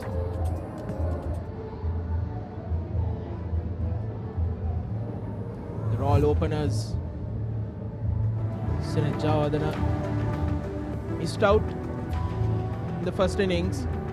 He'll be raring to go. The Sri Lanka under-19 cap. 219 runs in just the 5 matches he played. Average of 54.51 and the strike rate. And if he plays this session, it will be some, not just some, but a lot of fireworks, isn't it, Harun? Good afternoon to you. Very good afternoon, Nabod. What a turnaround of events in this match. 63 for 4, Royal yesterday just before lunch. A dramatic change of events has seen St. Thomas's being bowled out and not been put to follow on, which is a very interesting tactic by the Royalists. Understandably so, considering the conditions. I think there's a bit of confusion or the possibility of Rehan Pires to bat because he was off the field. So I think the umpire is rightfully instructing him that he can only come after the fall of the 5th wicket. That's the rule. So Ambam Pola will be opening the batting with Jayawardena. I don't think the Royalists read that too well.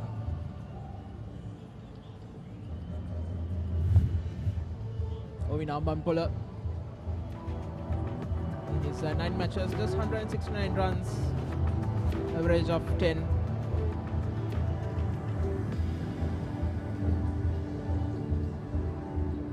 He scored 30 in the first innings. I think his 30 that he scored in the first innings was very, very crucial. Royal were 3 down to next to nothing. And he played a very gritty knock, gave able support to his keeper Manchanayaka before he was bowled by a very good delivery of Akash Fernando. It was just as he was trying to score a bit quickly and get going. Royal lost that 4th wicket on day 1. Here's Caldera.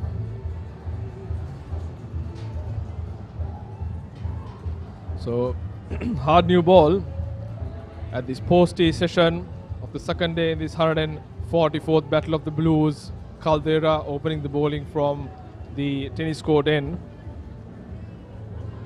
He's had a fantastic season, I must say, both with the ball and the bat. Been one of the star performers for St. Thomas's, as you can see on your screen. 61 wickets at an economy rate of less than 3, which is phenomenal for a fast bowler. For St. Thomas's sake, oh, beautiful. Beautiful delivery by Caldera, getting movement. Even at this time of the day, it's bright and hot here at the SSC. Not a cloud to be seen on the skies. He's a very rhythmic bowler, Caldera. The seam position towards slips. He has done really well, as you said, Arun, throughout the season with bat and ball.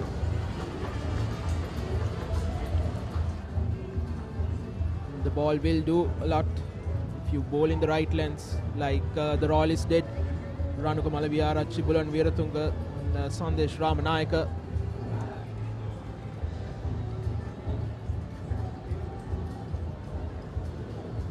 This time a half-hearted shot. There is no cover in that region. There was a third man, but the batsman comfortably run 2 runs. So Amampola is off the mark. Very interesting field by Caldera. No cover point, but there is a man patrolling the third man region. He's getting the ball to move away. There is a lot of air swing off the pitch. No demons per se. See, huge gap where the batsman comfortably took 2 runs.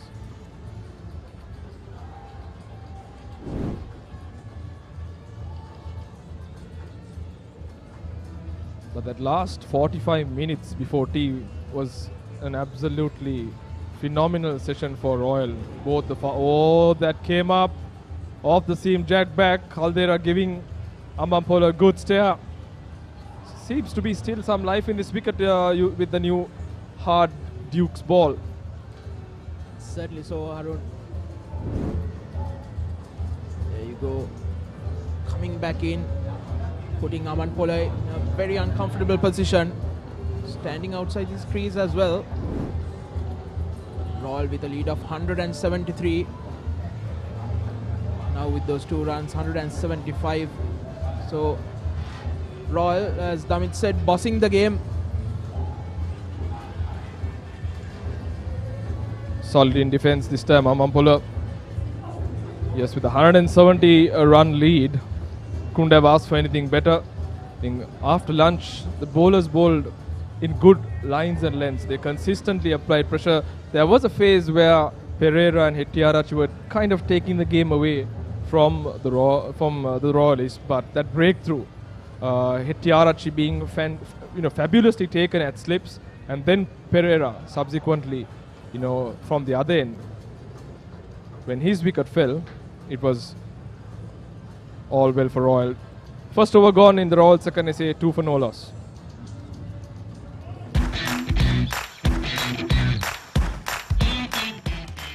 Keel's Crest Naimere sausages, the bite that bites back. රුපියල් 60 මැලිබන් සේවරි පොඩ්ඩෝ එක match එකට set වෙන්න.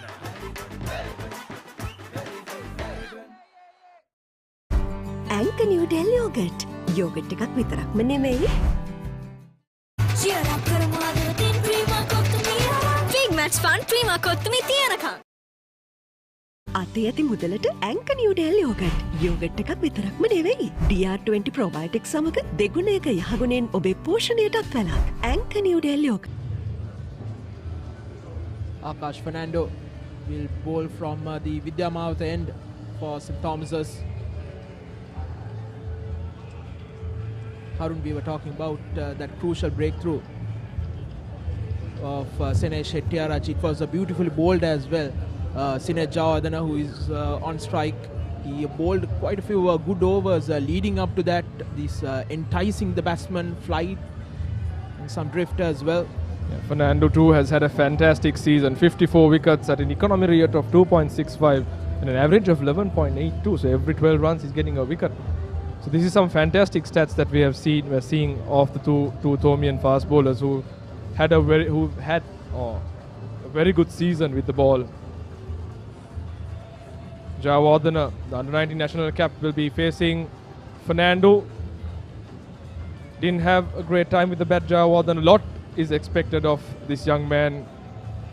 He too can hit that ball hard, can get the scoreboard to tick along very fast as well.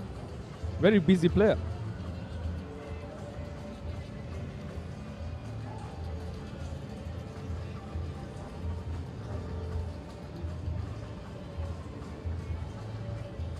Thomas's with 2 slips on a gully. Driven. Beautifully driven this time. Beats the fielder at deep point for 4. Lovely stroke by Jayawardene. A full for swinging away. There is a huge gap between that deep point and mid-off, but nothing was stopping that. Time to perfection. in the slot for Jayawardene, and he gets going. Valiant attempt by the deep point fielder. 100 marks for effort. But unfortunately not being able to get hand on ball.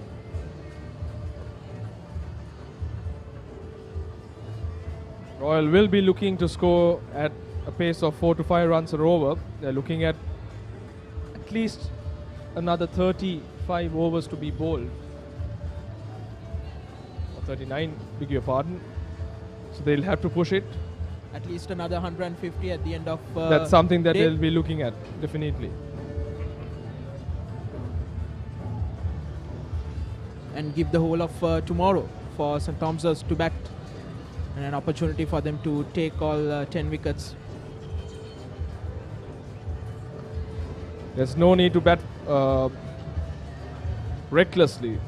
There's risk-free cricket like we saw Manchanake and Pereira yesterday, how they capitalized on playing in this ground.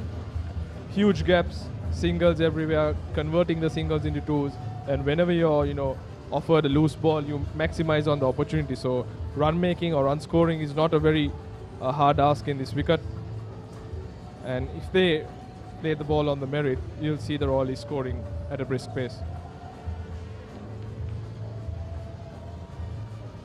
It's a matter of playing sensibly, because even if you take 4 singles per over and in 30 overs you'd have 120 runs. Simple as that. Yeah, simple mathematics, correct. Now it'll all depend on how Sineth, I think it'll be very important for the Royal camp to make sure Sineth is there, because he can always change the tempo of the match. Free-flowing batsman, and like I said, a lot expected of him. Exactly. And if Sineth is there, 150, 160 is on the targets for Royal.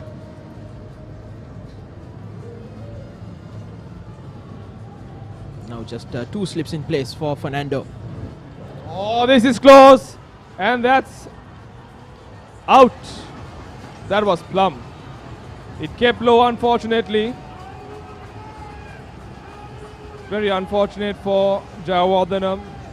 It was short, but the ball didn't bounce. It hit him right in front. Oh, gone for all money. That was crashing onto middle stump. I think the umpire had raised his finger even before Akash Fernando had turned around for that appeal. He was parting away in celebration, Akash Fernando, as Royal lose their first. Sineth Jayawardene out for 4.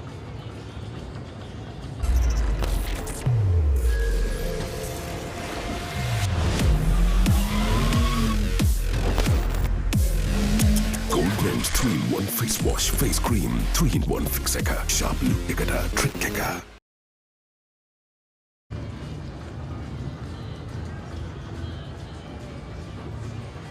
Uvindu Veerasekara, someone who can hit the ball hard, uses the long handle very well, and generally gets his runs quite fast. Change of bat for Amban. The Veerasekara scored a half century. The last big match has 561 runs this time around at an average of 31 and a strike rate close, almost 70. Yes, he too has had a good season. He was out for about 3 weeks or so because of the A-level examination, but apart from that, he's had a reasonably good season. Of late, he's not had the best of times with the bat, but overall, from a season's point of view, he's contributed valuable runs for Royal. It was a poor stroke in the first innings. So Akash Fernando, 5 wickets for the match, 4 for in the first innings, and now 1 for 4. Good comeback. We've seen the back of Jayawardene.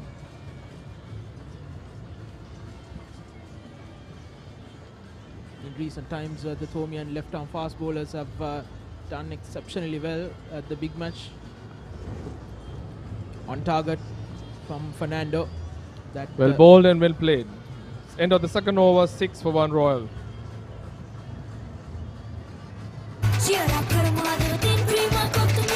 Big match fun prima kottumi tiyanaka.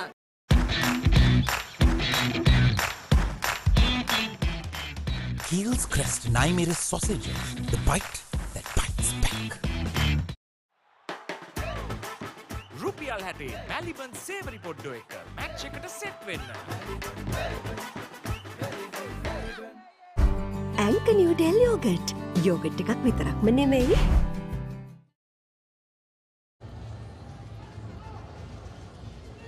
So scheduled close of play is 5 o'clock, but play can go on till 5:30. So we've got another 2 hours and 15 minutes. So that's a lot of time left in this game. 150 minutes.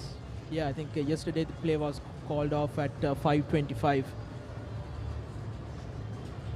And it was a poor over rate throughout the day from St. Thomas's, just 74 overs. This time short. Well run. Good understanding, good communication between the two right-hand batsmen. They'll have to look for the singles. It's not going to be all boundaries for Royal. There's ample gaps like I mentioned earlier. They'll have to look for singles to rotate the strike and, put pressure to the Thomians, by taking those ones and twos.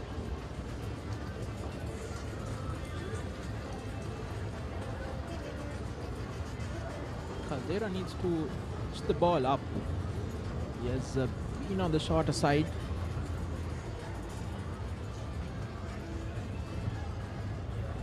Because as a bowler, you always don't want to. You'd rather get hit for a 4 or 6 than to see the batsman continuously rotating the strike. That can be frustrating, and it generally results in the bowler making a lot of mistakes and trying too much. Oh, this time a half-hearted shot. It was short. Don't think Veerasekara was very convinced in terms of the stroke he wanted to play. Looks a very, I would say, a sense of lazy elegance in him. There you go. Half-hearted. Didn't know whether to pull or cut. Had the presence of mind at the last moment to check his shot. Fortunately for him.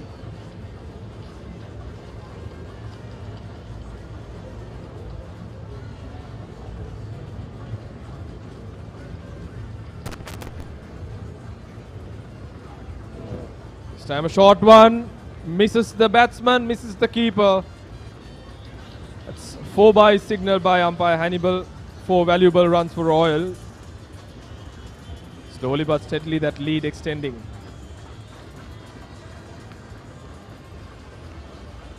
Caldera looking for the shorter delivery. Not getting it on target. Still moving away from Hettiarach as well. It moved even further after it passed the batsman. Good attempt by Hettiarach, nevertheless. 4 byes for Royal.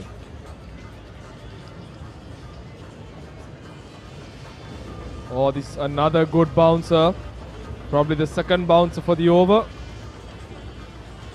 Or the first one called by the umpire. Beg your pardon.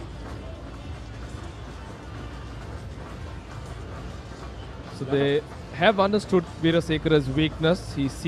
They see him as someone who will take on the short ball. They've got the field also sorted accordingly with a deep square leg and a long leg, waiting for Veerasekara to play that pull shot. But there is a yawning gap between mid-on and deep square leg. This time he's wrapped him on the pads.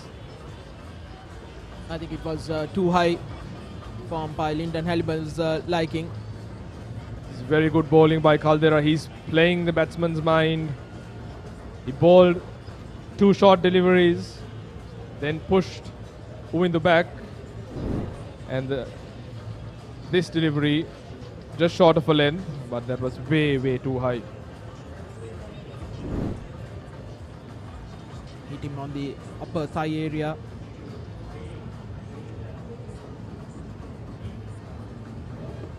Again another shorter delivery. This has to be the second one for the over and the end of over number 3 in this Royal second essay. 11 for 1 Royal.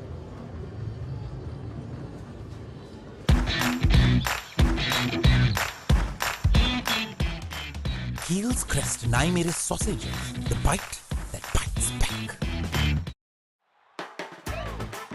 රුපියල් 60 මැලිබන් සේවරි පොඩ්ඩෝ එක match එකට set වෙන්න. අතේ ඇති මුදලට ඇංක Newdale yoghurt. Yoghurt එකක් විතරක්ම නෙවෙයි. DR20 ප්‍රොබයොටික් සමග දෙගුණයක යහගුණෙන් ඔබේ පෝෂණයටත් වැළක්. ඇංක Newdale yoghurt. Big match fun Prima Kottu Mee තියනකම්. The Royal and the Thomian prefects with the flags going around. The brotherhood that we talk about in this great encounter. A spectacle not to be missed. I think we are blessed enough to have this game, you know, the live pictures being shown around the world. Weren't fortunate enough probably a decade and a half ago to, you know, experience all this on TV, but with the evolution of technology, I think that's the best thing that this game has had. Akash Fernando. And all the live pictures brought to you by Sri Lanka's #1 sports hub, the Papare.com. Showing the big match, the Royal Thomian, all the other big matches for many a year. And talking about being fortunate, Harun, I think we are fortunate after 2 years to have this full packed SSC. Yeah, very impressive, very, very impressive, Navod, to see the crowds flocking, being a working day, a Friday. There is protection at the deep. The batsman, however, comfortably cross over for 2 runs. So Royal slowly ticking along. 13 for 1, the lead. Now 186 runs. Harun, the good thing about having a lead of 173 is even if you get out for 100, you'd have a lead of 273 at the end of the day. Still a challenging one, but then it's very important how the momentum flows, because when you get all out for 100, you know, you see the momentum completely shift towards the fielding unit. So it's very important that Royal always finishes on a high, you know, when they do put St. Thomas's in again. It was same thing that happened in 2016 for St. Thomas's. No. A big appeal, loud appeal. It was off the pad. It was missing leg stump by a long way, but off the pad, I think the ball floated straight into third slip. Umpire Palye Guruge unfazed and unmoved. I think it hit him outside the leg. Yes, definitely so.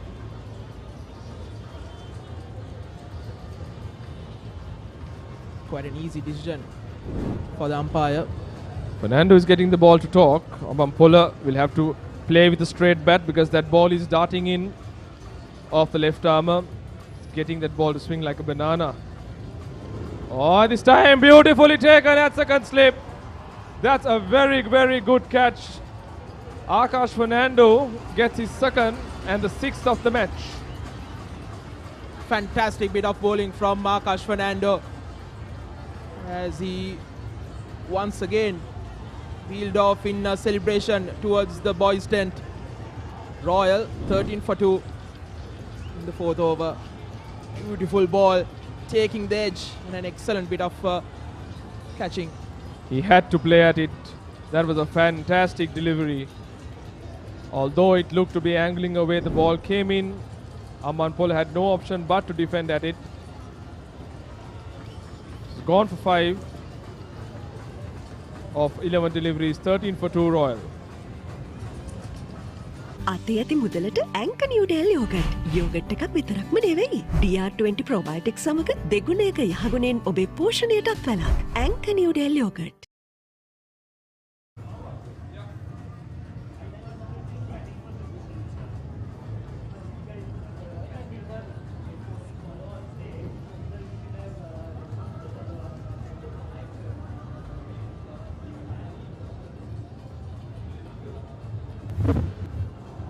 So thus is Manchanayaka promoting himself up the order, coming in at number 3. the informed Royal skipper after that tremendous 100 in the first innings. Best score of 200 this season. He's had a fantastic game. He's had a fantastic game, Jonathan, not only as a batter, but as a captain as well, isn't it? Absolutely. He led from the front. His bowling changes are fabulous, and also the field setting. And also on top of that, he held a brilliant catch. Yes, he's a confidence player, we could call it, when it's going his way. He's tremendous. He's a good thinker of the game, and his bowling changes today was superb. His fielding placing. The Royal had to come out with a plan, and the plan was well executed against the Thomian batters. And they have a big lead now, but they are at the moment they have 13 for 2. The lead is 185, isn't it? Yes, they got 185. But of course, Royal St. Thomas's had come back strongly in the second innings. Royal obviously would have wanted to get about 100 runs today and put a lot of pressure on the Thomian batting tomorrow on the final day. But they have come back strongly to take 2 quick wickets. Yes, I think this is the danger point. Yes, I think Royal have come out to score quick runs, maybe declare overnight, put St. Thomas's into bat tomorrow with a big target ahead of them. But this also can play into the Thomian hands. As he gets an outside edge, he'll get a single off the mark. That is Manchanayaka. 4 overs completed, 14 for 2.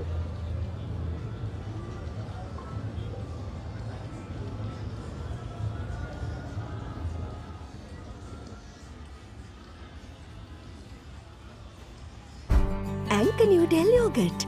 Yogurt එකක් විතරක්ම නෙමෙයි. Hot and spicy රසට Prima Kottu Mee කනකොට Papare beat taking a nut away set එක තාලට ගස්සල boundary උඩින් කප් එක උස්සමුදේ තීචිය රක් කරමු හදවතින් cream Kottu මී big match fun cream Kottu මී තියනකම්.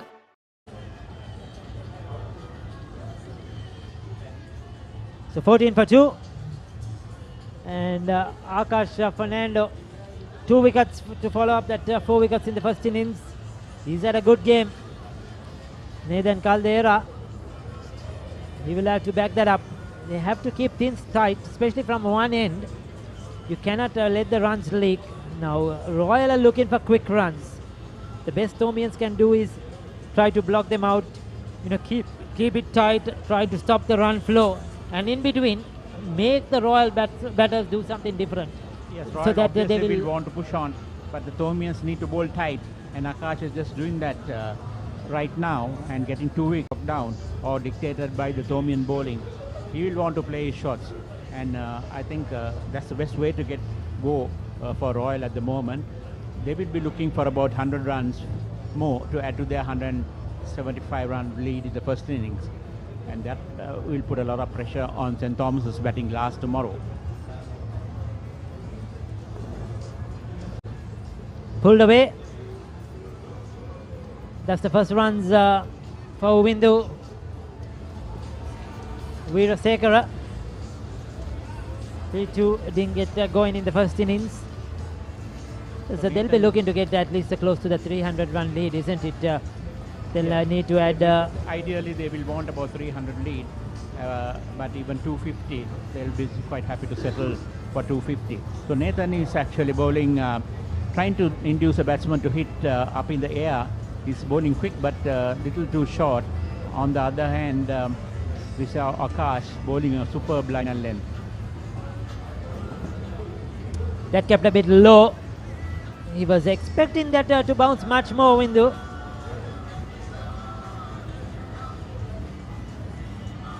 Have you tried the sausages which are in front of us, Jayanda? That comes from Keels, and that's a Naimeris is a new product of theirs. I'm sure it will be really tasty. I haven't really tried it, but it's the ideal bite, as they say. Yes, it's definitely. Like the Royal Thomian. It has been one of the favorite at the Royal Thomian so far. I saw a lot of spectators having the Naimeris sausages, and they're enjoying it. I'm sure it goes down well and mixes well with the beer. Definitely, certainly so. And now coming to the third session of this day, I'm sure a lot more of those will be consumed as well.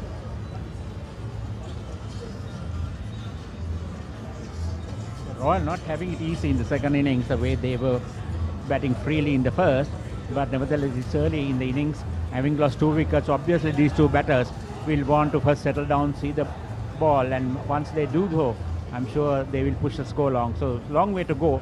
There's about 30 odd overs left today and 95 tomorrow. Yes, I would love to see Nathan Caldera bowl a bit fuller, pitch it up to the batter, make them drive on the offside. Another comfortable 2 runs and try to bowl straight. We saw Giant a couple of deliveries keeping low, so if you bowl wicket to wicket and one tends to keep low, you always have that opportunity for an LBW, isn't it? So it's very crucial they bowl stump to stump. Yes, I think he's relying too much on the short ball, but he should mix it really. The short one with the one that is pitched up, and that will trouble the batsman more because they'll keep the batsman guessing by mixing it up. Yes, most certainly. So 19 for 2, final delivery of the 5th over.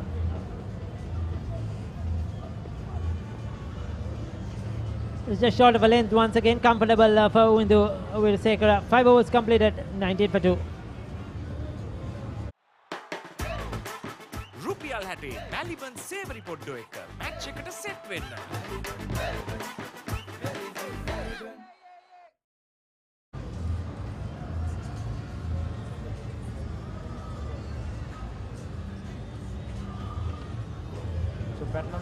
Historical frag. Yes, in 2002, Ramit Rambukwella made 165 of just 148 balls for Royal.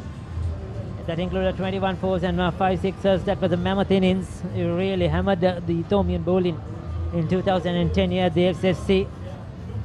And those moments will always be remembered by the players and the spectators themselves. Those important landmarks and milestones in the Royal Ethiopian. We have had a lot of those over the years. Manchanayaka's 100 in the first innings and Ramiru Pereira, you know, they were brilliant hundreds against the backs, against the wall, and they produced the goods. Well, Akash Fernando, he's teaming in, isn't it? He's giving his everything. Yes, he's bowling a very good line and he's not bowling it too short. He's keeping it out the batsman, but he's giving it sufficient air for the ball to seam and move. And that's the key in his bowling, and that was how he was rewarded with 2 wickets. So this is an interesting passage of play, because Royal cannot afford to lose Manchanayaka as well. Roshan Pires hasn't batted as yet. He opened the batting. That's well bowled. That's well bowled. Good channel. Yes, just on that outside, the off stump line. He's probing Manchanayaka outside the off stump, and that's very good bowling. Now 2 balls right up the bat, just outside the off stump, probing Manchanayaka outside that off stump. And he's also wanting to get some runs off him. He's not going to be dictated and big buck down, but he plays shots, and that's a chance that then the Ethiopian bowlers also will have. Yes, you can see he's looking for runs. You could see he's a bit impatient. Oh, it's in the air, but wide of that slip cordon. So there you go, flashing blade. You know, Royal have a plan. That's why they're batted here, to score runs and runs quickly. So they will play their shots. Opportunity for the Ethiopians as well. That was lucky because that went in the air. Unfortunately for Manchanayaka, there was no gully fielder. But he wants to play his shots, and Akash is certainly not giving much room for him to do so.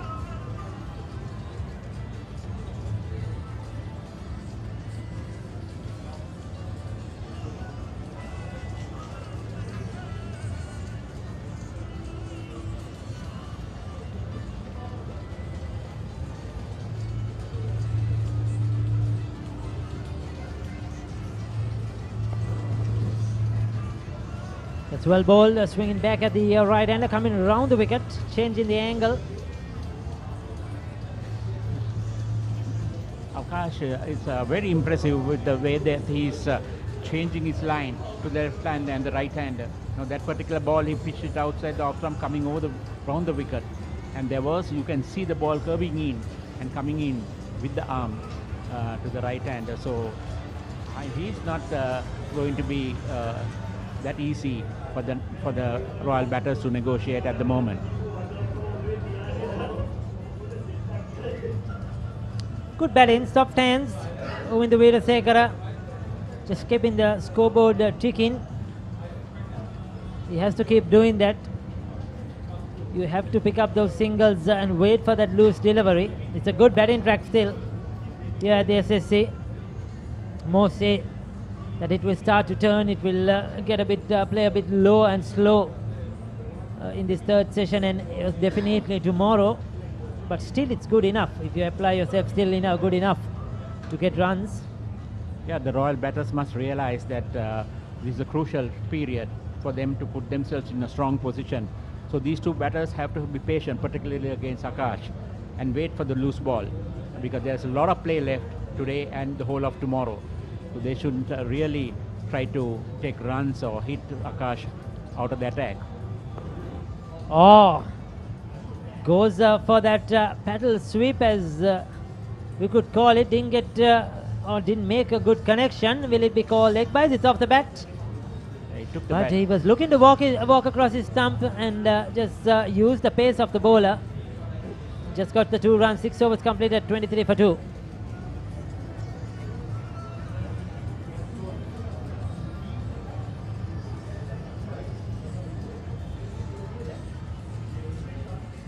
So Dasis Manchanayak and Uvindu Veerasekara, that's the cathedral for Transfiguration of St. Thomas's College in Mount Lavinia. Beautiful pictures coming to you from the Papare.com. There you go. Represented Ceylon, Sri Lanka while in school in Donald Fairweather in 1934. He did that. Ian Pearis for 1953. Andra Tenakun as a schoolboy in 1965, and Dulip Mendis in 1972 for Ceylon, and then for Sri Lanka with some brilliant opposition teams, Australia, England and Pakistan. Those are distinguished Thomians, isn't it, who went to make a name for themselves. I can't remember Donald Fairweather, but certainly Ian Pearis, Anurag Tendulkar, and Dulip Mendis, all three of them played for SSC as well subsequently, and also Ceylon and Sri Lanka. Absolute brilliant cricketers. So tremendous players.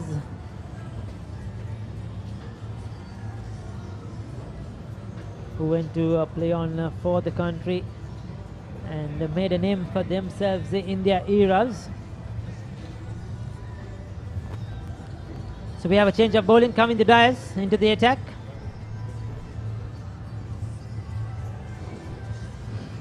He likes to bowl that fuller length generally. Tries to move the ball around a bit. He has been successful in getting 30 wickets during the season. So he should be a frontline bowler for St. Thomas's. And he's also getting some movement simply because he's keeping the ball right up to the batsman. Yes, it's important that they keep it tight. I thought Nathan Caldera in that short spell was a bit too short. He didn't get the length right that was required. So the Royal batters have been kept quiet by some good Thomian bowling. But the Royal batters also should realize that there's a lot more time to play shots.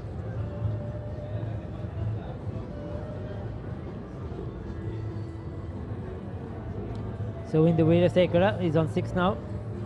So the short ball put away for a single. I think the Royal batters are very comfortable when the ball is short. Definitely, Jayant. You could see that. But they are kept guessing when it's pitched up because there is movement of the. Also, what I see is the wicket, as we expected, they got a bit slow, so they have much more time on the back foot as well, unlike what it was yesterday. Yes. The ball was coming onto the back much quicker. Yeah. The Thomian spinners are going to play a crucial role in this innings when they come on to bowl later on. Of course, when the Royal paces are bowling, the Royal pace is a little quicker than the Thomians, and also they had the height, so they got a little more bounce than what the Thomians paces are getting at the moment.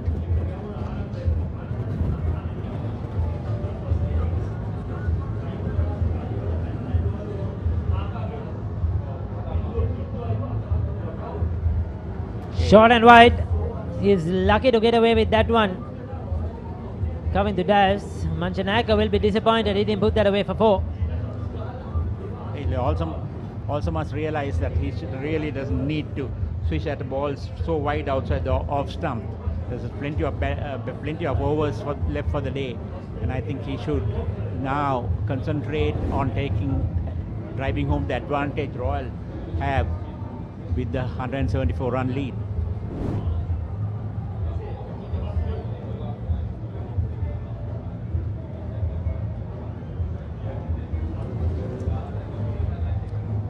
Down the leg side, trying to overcompensate.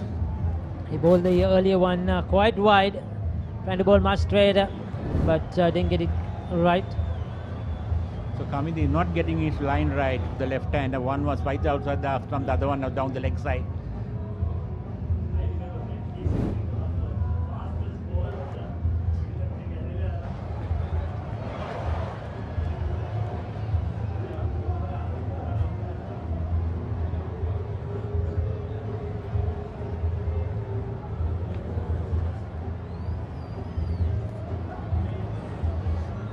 Easily tickle down the leg side, down to fine leg for a single. So Manchanayaka is quite ready. He knows that the ball is coming into him, so he's prepared to play. And he's a very strong onside player, so he will pick anything out from what is coming from the offside down to the mid wicket and fine leg areas. And he will want to keep the scoreboard ticking. And he's not a batsman who likes to be bogged down. He will play shots. And sometimes attack is the best form of defense. Definitely. Especially when you have advantage on your side as well. You're front of or way ahead of the opposition team. You need to push the initiative much more.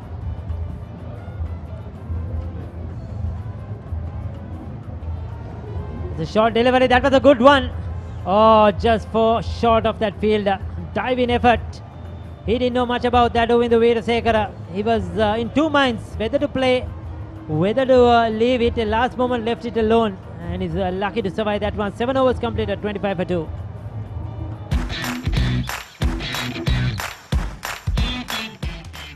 Heels crest Naimira's sausages, the bite that bites back.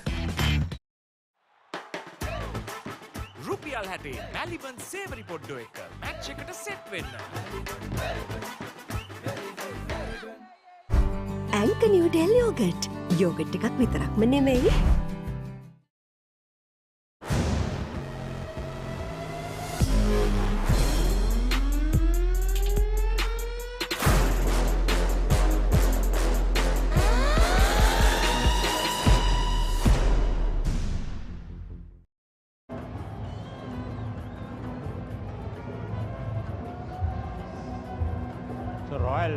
Really pressed for runs.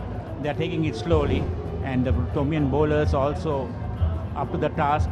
That was a very good ball. He didn't know much about it, and actually he's lucky to be there because the ball just looped off his bat but didn't carry to a fielder.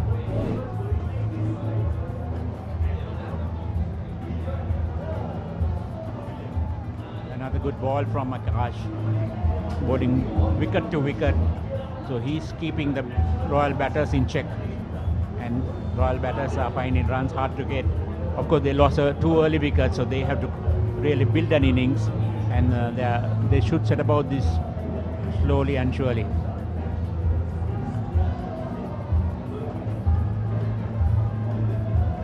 Yes, sir, most certainly.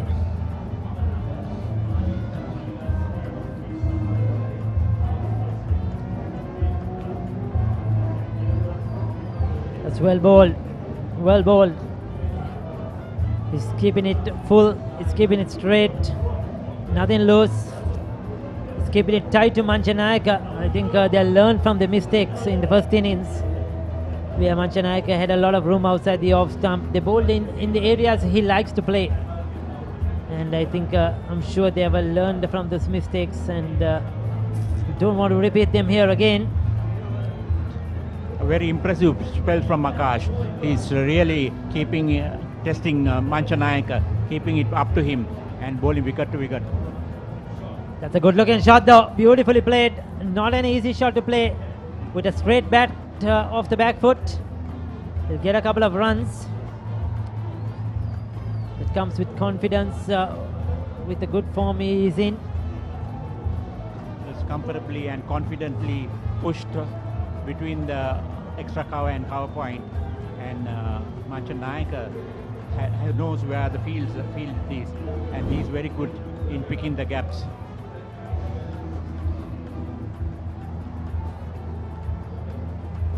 Stocky young Royal captain, that is Manchanayaka. He's had an excellent game so far. As the batter, as the captain, he'll be looking further to dominate proceedings.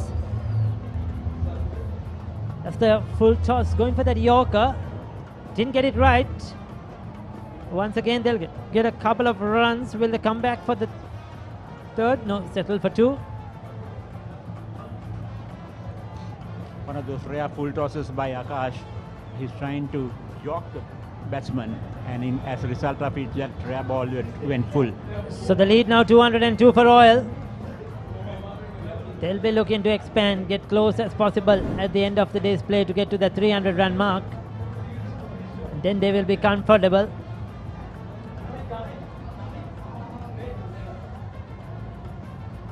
That's the targets and Royal would probably be looking at.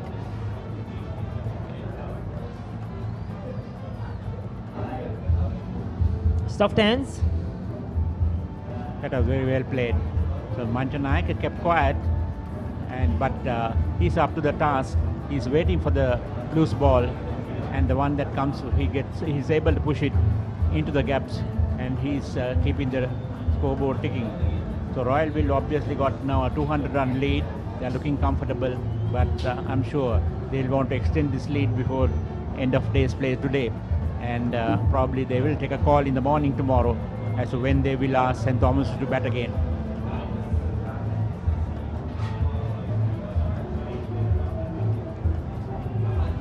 Oh, flash and blade, is that out? Umpire Rujira Palyuguruge has nothing to do with that one. He says that missed the bat. But that was very close indeed. 8 overs completed, 29 for 2.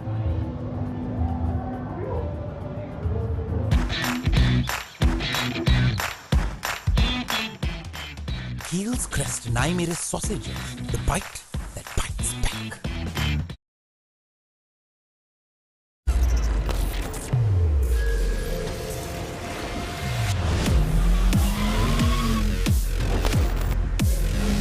Goldman's 3-in-1 face wash, face cream, 3-in-1 fixeka, sharp look ekata, trick keka.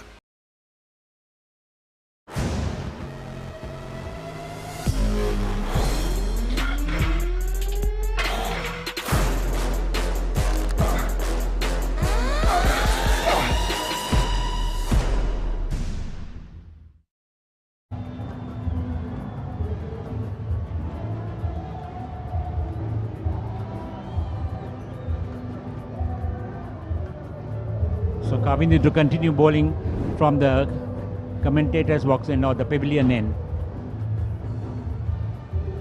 That is a wild swing outside the off stump. A very close call for Manchanayaka. Way down the leg side. And Kavind seemed to be having a little problem in having his control over his line and length bowling. Probably because of the left hand right hand combination. Yes, accuracy probably has been his problem this season as well. He had a lot of problems initially in the start of the season with no balls. Used to bowl quite a lot of no balls, but has overcome that issue. Worked on it hard.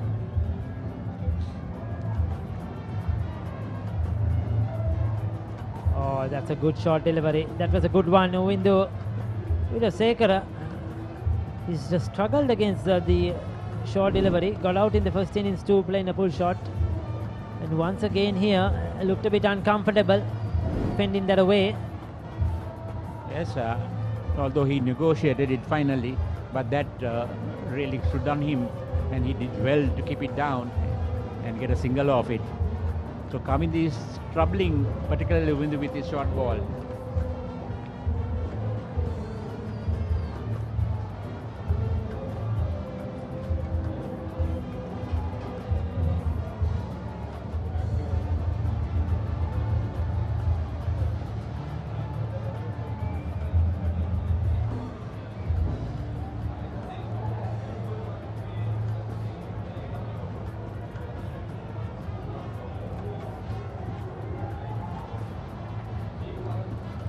It's one of his favorite areas for Manchanayaka. Gets a lot of runs in that cover region.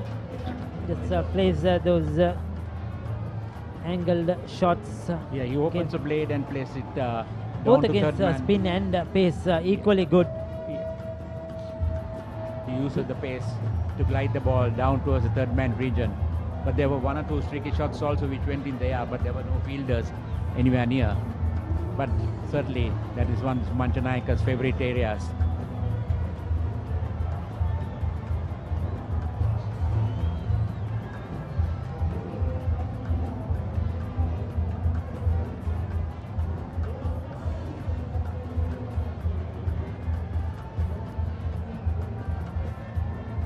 So 31 for 2, Royal leading by 204 runs now.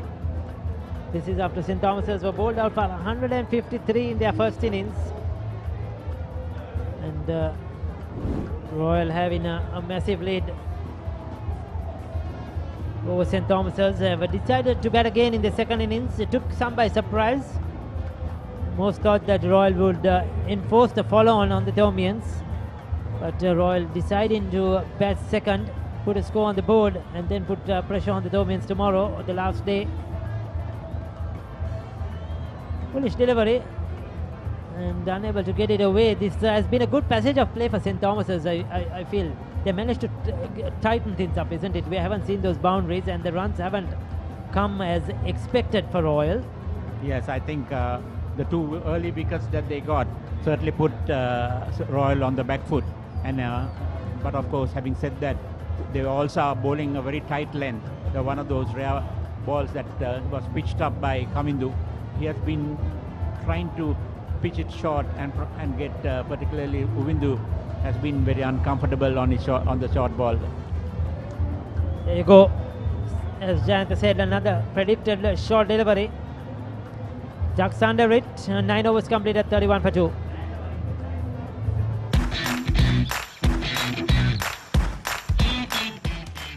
Heels Crest Naimiri sausage. The bite that bites back. අයිනෝ රයිනෝ පුතා හැබැයි යා ගෙදර නිදියන්නෙම අමූතු තැනක. කාලගුණය කොහොමුණත් Rhino නං වහලට safe තමයි මුළු ගෙදරම. Rhino cement roofing sheets. Then you know Rhino. I know. Anchor New Del Yogurt. Yogurt එකක් විතරක්ම නෙමෙයි.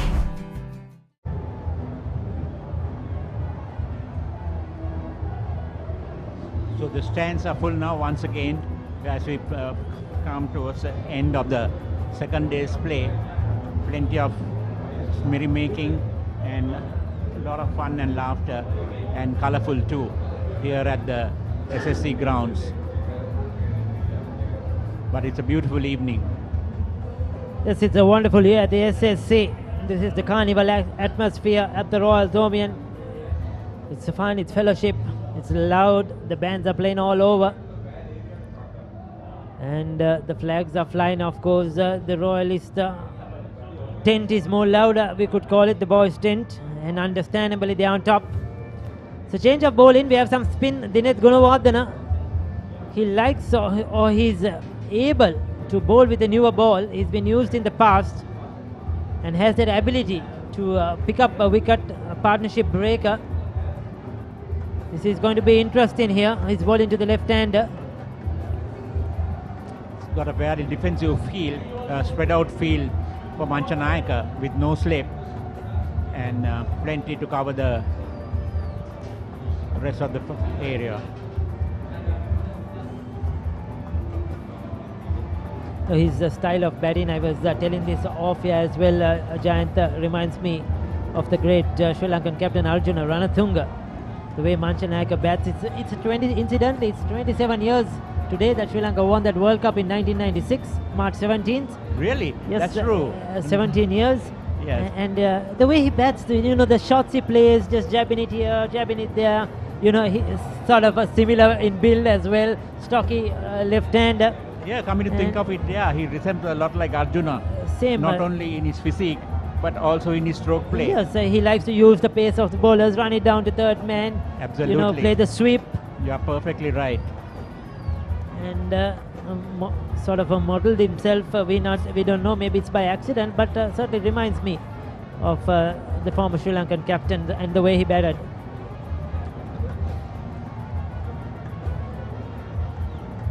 So the field spread out for the off spinner, and with no slip, no attacking field for either batsman. And St. Thomas just want to keep it tight and keep the runs to a minimum. A quickish one, that one. Coming round the wicket, he's cut off those angles now, making run scoring difficult for Uwindu Weerasekara with a strong onside field. There is 5 players, beg your pardon, yes, 4 on the onside, 5 on the offside, cutting off the single. So he's not letting Uwindu Weerasekara free his arms. He's trying to keep it straight.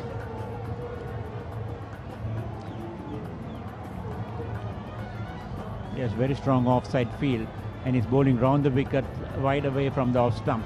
Yes, now nobody protecting the single on the onside.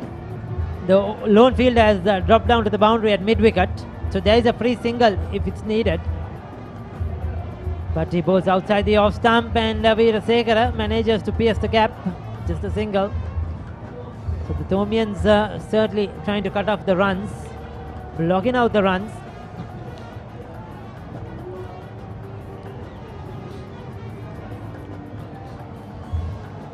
So he's wanting to bowl to one side of the wicket, but as the batters change, he'll have to change his angle because Manchanayak is very strong on the onside. So he will obviously bowl a different line to him.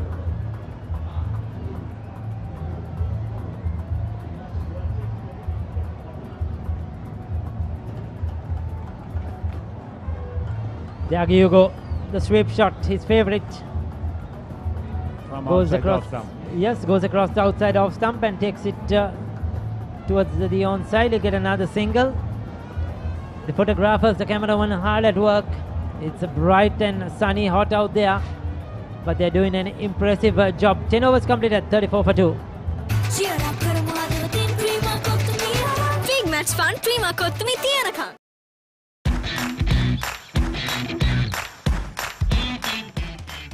Heels crest Naimir's sausages, the bite that bites.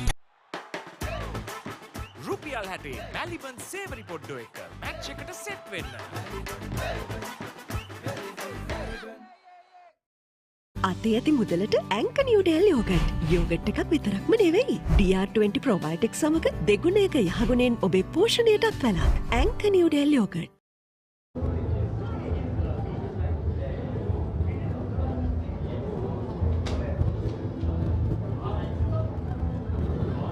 So Kavindu will continue from the pavilion end, and this will be his third over, bowling to Manchanayaka, the left-handed batter and skipper of Royal.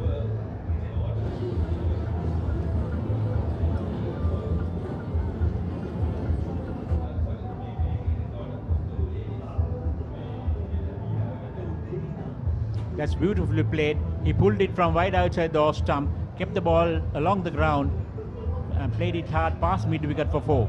That's a very positive shot he played, which got him 4 runs. Well executed, isn't it? And the good thing, he rolled his wrist, kept it down and into the gap.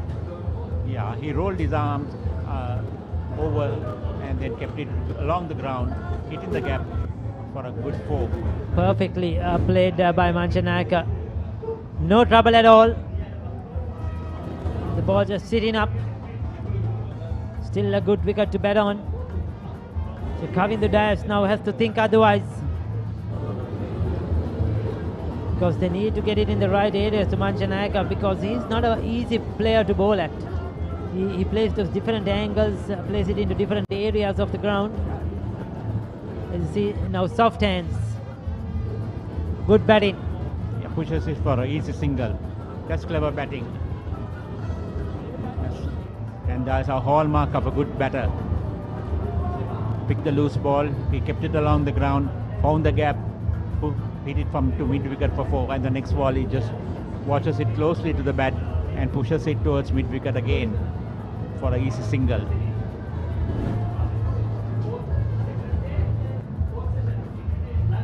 It's a no ball, isn't it? So that's a no ball, so you have to re-bowl that.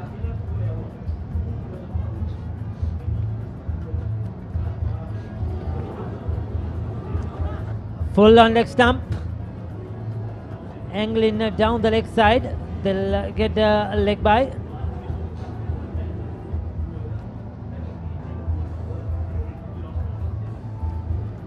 So Kamindu having trouble getting his line right when the batters change over. So obviously the left hand right hand combination is upsetting his length and line a lot.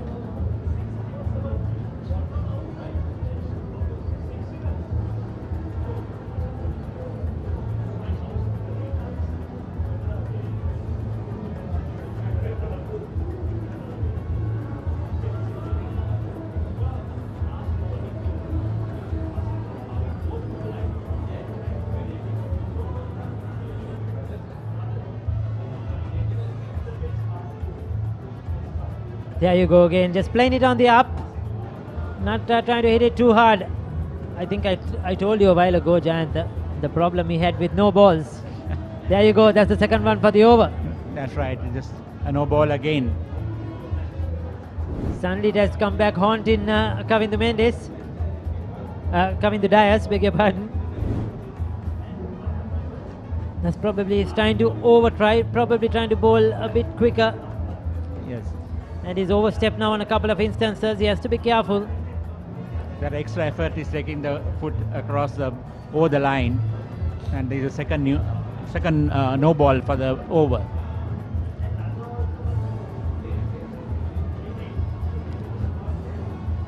So the Somian schoolboys very quiet. Oh, Uvindu Veerasekara, he's having a tough time out there. He's really struggling against the short ball. He's taking his eyes off and he's unsettled. We saw a top edge earlier when he was trying to leave one. Then earlier he tried to sway away and now hit on flush on his helmet. Well, he's really struggling against the short deliveries, not playing them well at all. So the slight stoppage in play, I'm sure he will want some attention. Yes, the physio, the doctor will have to come out. That's the normal rule. If you get hit on the helmet, it's mandatory that the doctor or the physio comes out and checks how the player is. Yes, there he comes, the Royal medical staff.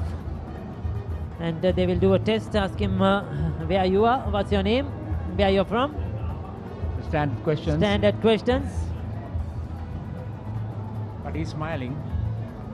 Yes, I think that hit him on the side of this thing.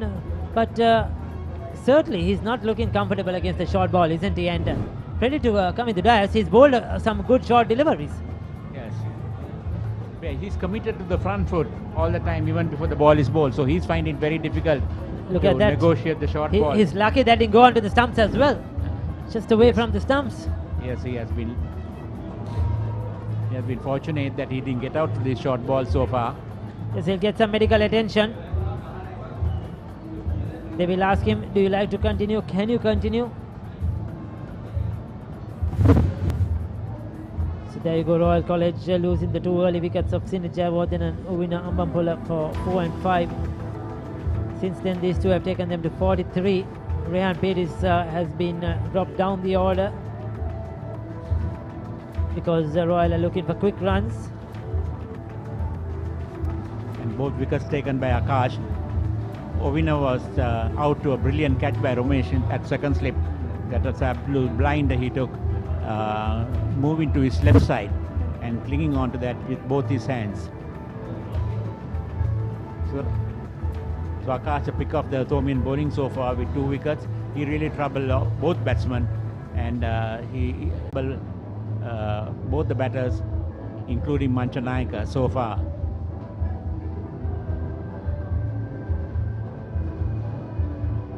So 2 for 15 to Akash. Nathan Caldera coming to dais, and then Gunawardena have done the bowling. These are the wickets to fall. That was that LBW. That kept it very low. He was playing across the line, going for the pull shot. Sinet Gunawardena, he's had a disappointing game with the bat. He'll feel the under-19 star. He'll feel that he could have done much better. And that was a good catch, as Jayanta said, by Romesh Mendes. Yeah. To dismiss so 2 Ovina wickets Mampola. fell cheaply at 13 runs, and now these 2 batters have added 30 runs. But taking the lead to 216 for Royal College. So that's the scorecard. You could see Royal dominating right throughout. It was just that first hour or so of the first day that the Thomians were in control. Since then it has been all Royal, isn't it? All the sessions, if you take it by hourly or the session by session, Royal has dominated right throughout up to now. Particularly after lunch today, the Royal domination, and St. Thomas's are bowled out in 2 sessions today.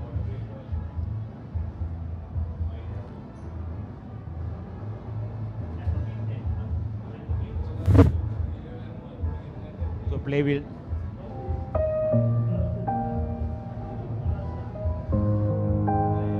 Left arm over. That's pulled away handsomely. And that's the win. That's the Thomian win.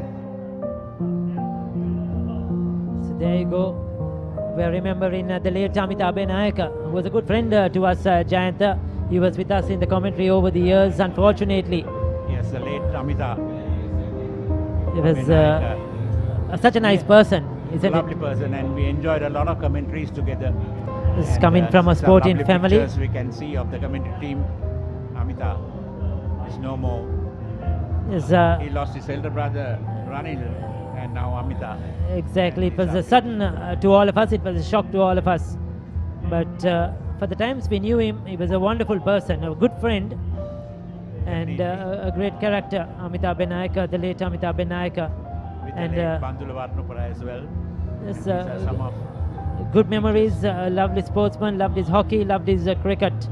And it's great that the Papare.com and has decided to remember him at this great event. It's 44 for 2. 10.4 overs. After that short hold up in play because of Uvindu Widasekara being hit on the helmet. Players are resumed with the Royal leading by 217. The SSC is looking great. The sun is shining. As always, the ground looking in excellent condition. It's loud and noisy.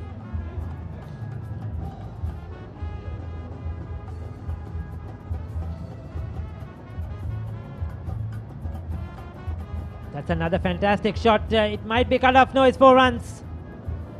Once again, beautifully executed by Dasis Manchanayaka, picking the gap perfectly. There was a deep fine leg. There was a deep square leg. He bisected the 2 fielders and well in control. And look at the difference, how Uvindu Widasekara has played the short ball and how Dasis Manchanayaka is playing the short ball. He has negotiated that short ball very well, keeping the ball down. He looks at a different level, isn't it? Yeah, that goes to show the difference between the 2 batters. And that went down to 4, although a slight misfield, but a very good shot, well in control. Beautifully played, straight to the fielder, but beautiful cover drive. 11 overs completed. It's 48 for 2.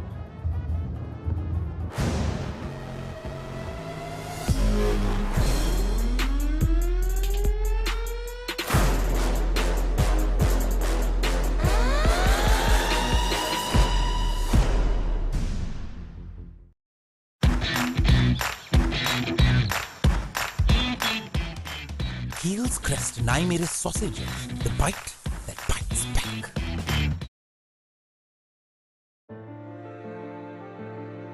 Protect your child's education even in your absence. School Fee Protector from Sri Lanka Insurance. Make sure your child's education continues uninterrupted by paying their school fees in case of an untimely demise or total permanent disability of the parent. Go ahead. Ensure your child gets the future they deserve with School Fee Protector from Sri Lanka Insurance. Sri Lanka Insurance, like a father, like a mother. Partnership between the two. 35 runs. Mantanayaka and Veerasekara. Skipper, deputy. Massive appeal. Umpire, not interested.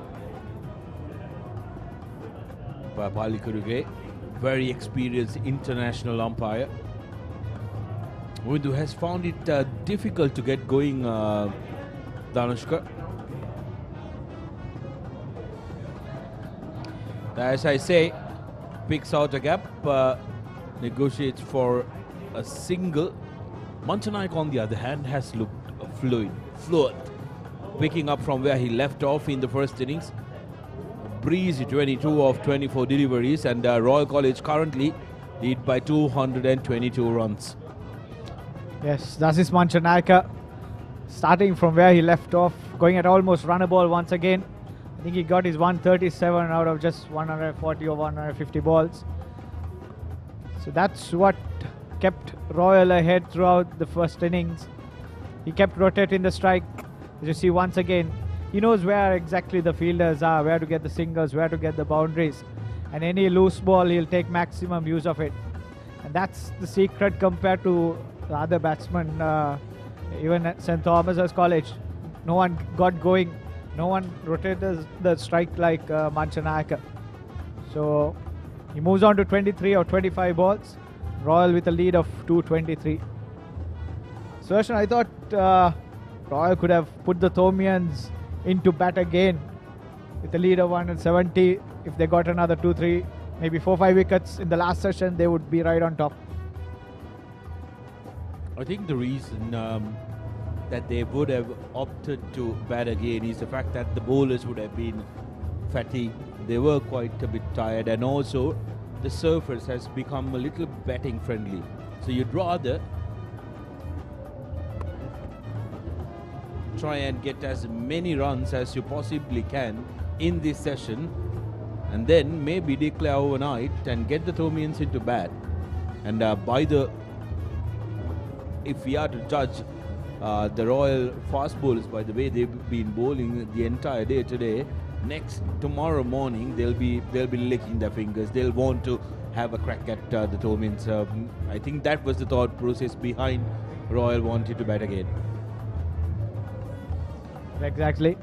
The SSC pitch is the best to bat in the second and third session, so maybe Royal wanted to make maximum use of it.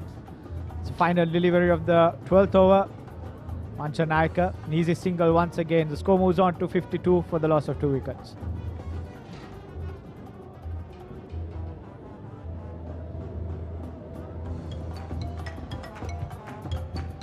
Well, engagement teams went around and invited a couple of people to take part in the bucket challenge around the boys' tents.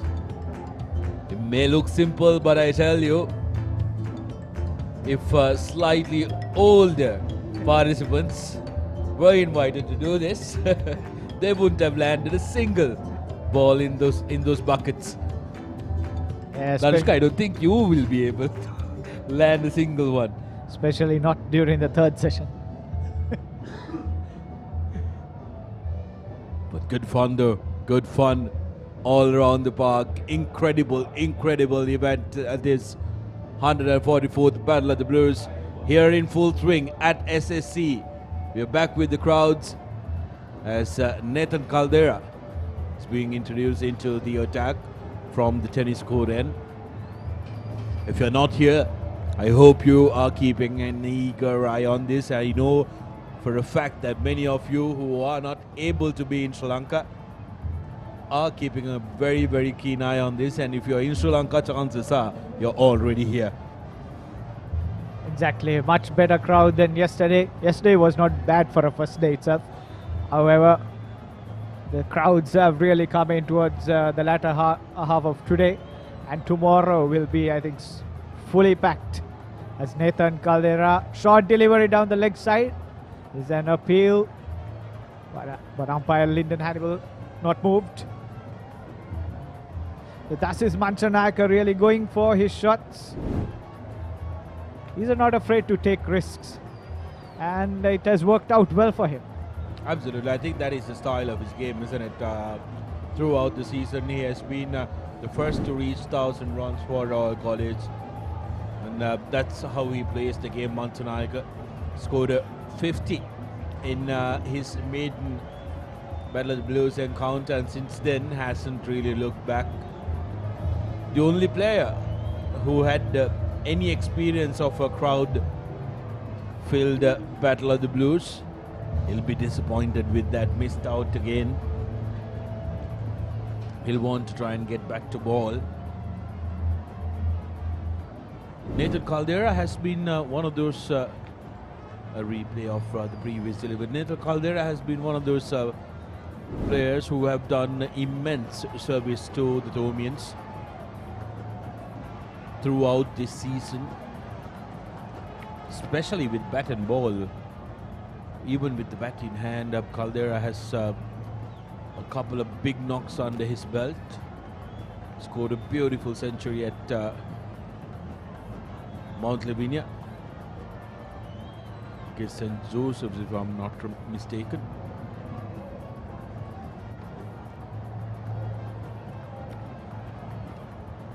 Talking about history, another club in Sri Lanka, in Colombo, will be celebrating their centenary. CRNFC Centenary Rugby Sevens happens from the 31st to the 2nd April at London Place, where 12 invitational school teams, the top 8 club rugby, men's club rugby teams, 4 local women's teams and 4 international women's teams will compete against each other, and you will be able to watch the live action on Sri Lanka's #1 sports hub, www.thepapare.com.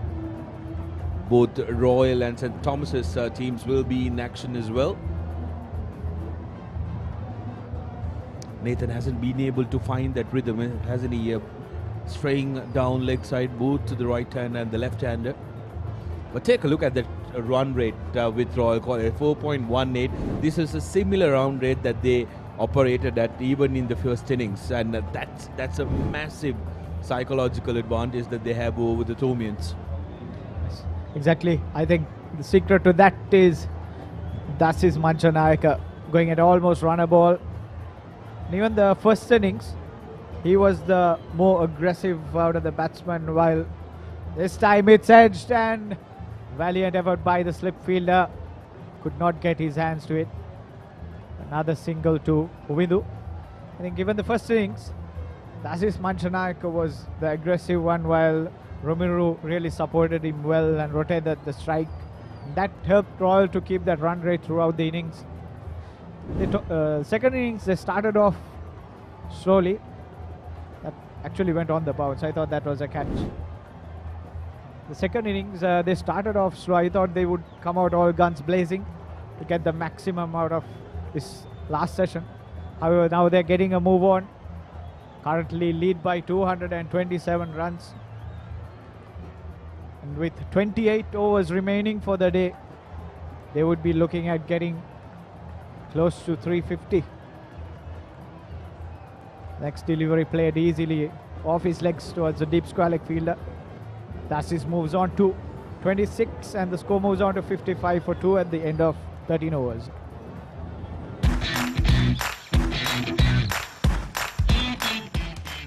Keel's Crest Naimere sausages, the bite that bites back. අතේ ඇති මුදලට ඇංක Newdale yoghurt. Yoghurt එකක් විතරක්ම නෙවෙයි. DR20 ප්‍රොබයොටික් සමග දෙගුණයක යහගුණෙන් ඔබේ පෝෂණයටත් වැළක්. ඇංක නිවඩෙල් යෝගට්. Cheer up කරමු හදවතින් Prima Kottu Mee. Big match fun Prima Kottu Mee තියනකම්.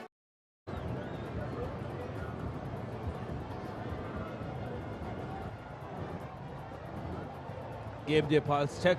Should Royal have enforced the follow on? The question Danishka asked me. You can cast your vote now on the Papare YouTube and Cricket Facebook page. I of course think the Royal had taken the correct decision. If you do not agree with me or agree with me, go on to the Papare Facebook or the YouTube page. Danushka, you clearly don't. I would have voted for Royal to put the Thomians back in, because the pitch is good to bat on, but the pressure is on the Thomians, and at this big match, pressure plays a big role. Anything can happen, and the pitch started to turn towards the latter part of the Thomian innings. I saw Sinet Jayawardene getting some good turn. So Sinet and Dasis Manchanayak, if they really got their lines and lengths, could have really put the pressure on the Thomians. However, the Royal team has decided otherwise. I think Danushka also a deciding factor and a contributing factor not to enforce follow on would have been the fact that Royal wouldn't have relished batting on the third day, latter part of the third day, because it might get a little more difficult, and then the pressure mounting in. I think they didn't want to do the same mistake the Thomians kind of did in 2016 when they basically surrendered the game. Charukka Pires brought into the attack from the Vidya Mawata end. Has 55 wickets up under his belt this season. Best for 66. I think the second highest wicket taker for the Thomians this season. Did not bowl that much in the first innings. And he's someone who would give the ball some flight, try to get the maximum turn. However, Dasis and Ramiro in the first innings used their feet really well to get to the pitch of the delivery and put pressure on Charukka. As you see once again, Dasis. If it was any other batsman, he would have just blocked it, but Dasis, he knows where to get the singles. Keeps rotating the strike, does not get stuck. Works the ball really well. Same cannot be said about Uwindu's innings. He has struggled getting runs and rotating the strike, but what he needs to do here is to try and play that anchor role from one end. Hold up one end, because the skipper on the other end will do the scoring.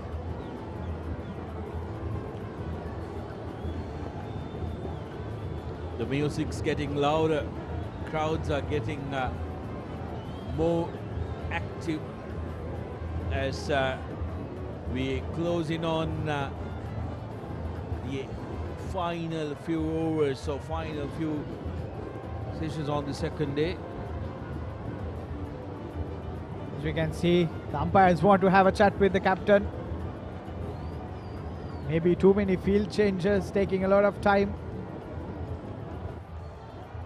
The umpires are most probably giving the captain a warning.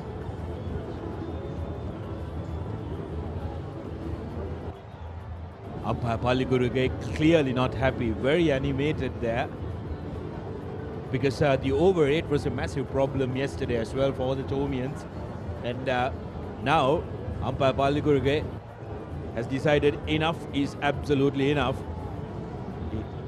He took off the bails. He was not happy at all. He says first warning.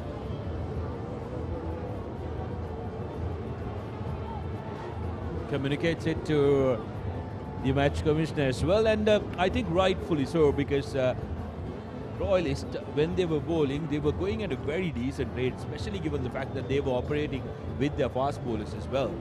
So the Thomians need to be careful, because the last thing you want is to be caught playing negative cricket.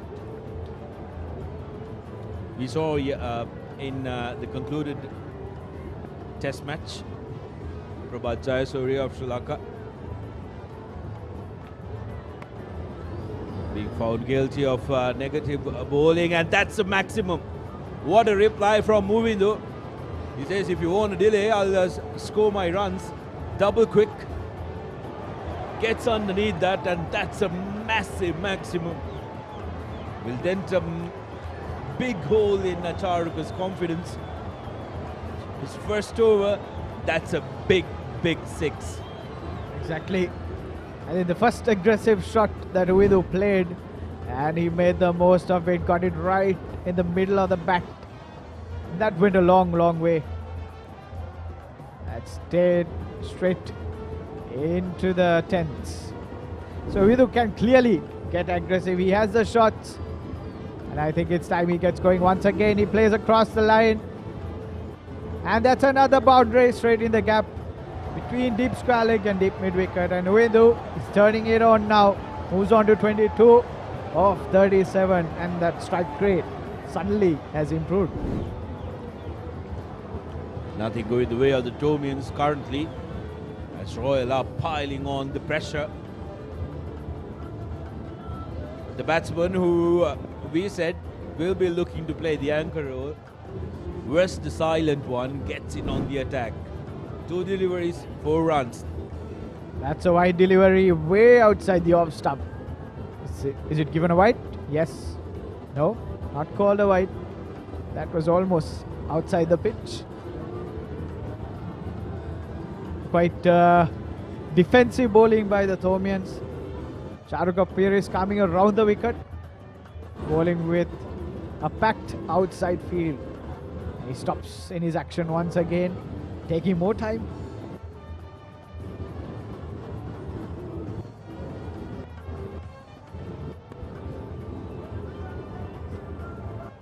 Well, how about that antiques of stopping on his way, another boundary, and Montanaika is thrilled for his debut. Viu finishes an over with a boundary.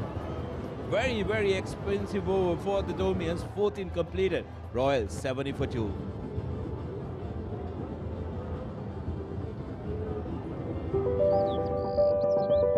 And all for all you Royalists looking at this grand old lady right in the middle of Colombo 7.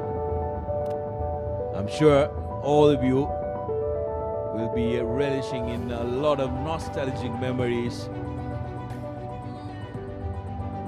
Beautiful pictures and iconic views of Royal College Colombo.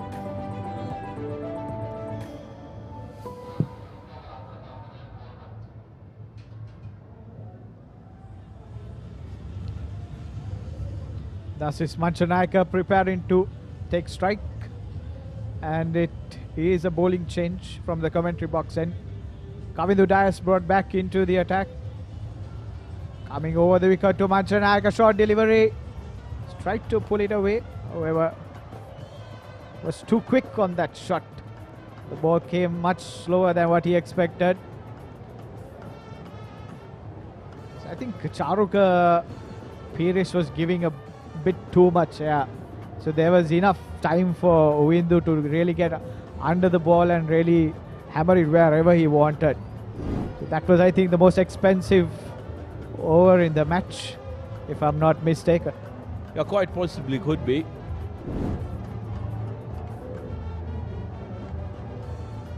Well, that's going to be called a wide. The first delivery was the one above the head. This one, the second, and has been called a wide. So easy pickings for Royal College. Never mind that they are on a mood to go after the bowling. The ball is giving them easy runs as well. The current run rate at 5.01. Something that you'd expect to see at the Mustangs Trophy. Oh, how about that from Montanaika? A beautiful shot. Just stopped before the line. Good effort from the fielder.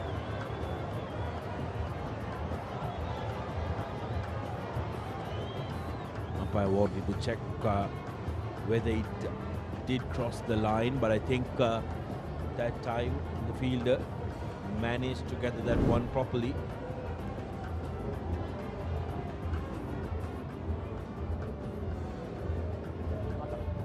Oh well, seems like that's a boundary.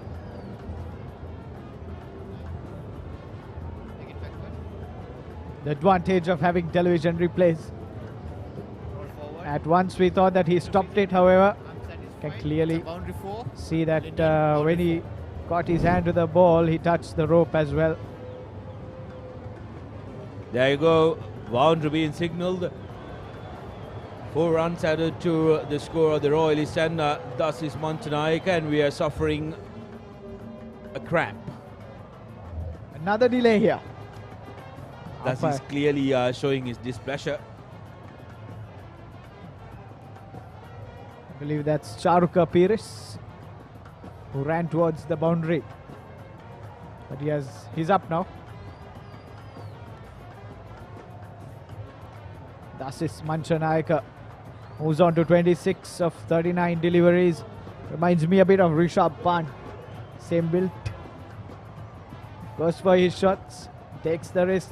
Once again. Creates room for himself and puts it in the gap. And that's another boundary. Just beautiful by Manchanaika. He's making a statement here. Lovely shot. Got himself into the position and got the full place of the bat. Beautiful stuff. Take a look at this. There's something about the left-handers, isn't it? When they play those kind of shots, looks so pretty to the eye. Royal College making their intentions loud and clear. Tomians, on the other hand, aren't helping themselves either. Tomians. How about that? Fist bump to the bowler, says thank you very much. And lovely rotation of the strike. Marks of a very good batsman, Manchanaika. Most times than not, even yesterday throughout his innings, if he scores a boundary, the very next ball, he looks to get a single. Frustrates the bowler. It's definitely a sign of a really good batsman. I've noticed what you just said as well throughout yesterday. Every boundary was followed by a single. He does not look to go after everything. And that's what helps him to keep the pressure off. Next delivery, Uwindu comes down the track and tries to hike it over mid-wicket. Does not make contact. So clearly, Uwindu Weerasekara has got some instruction from the dressing room to go for it. Since last over, he has been trying to hit every ball, make the most of the previous over. The run rate, it's gone up to 5.46.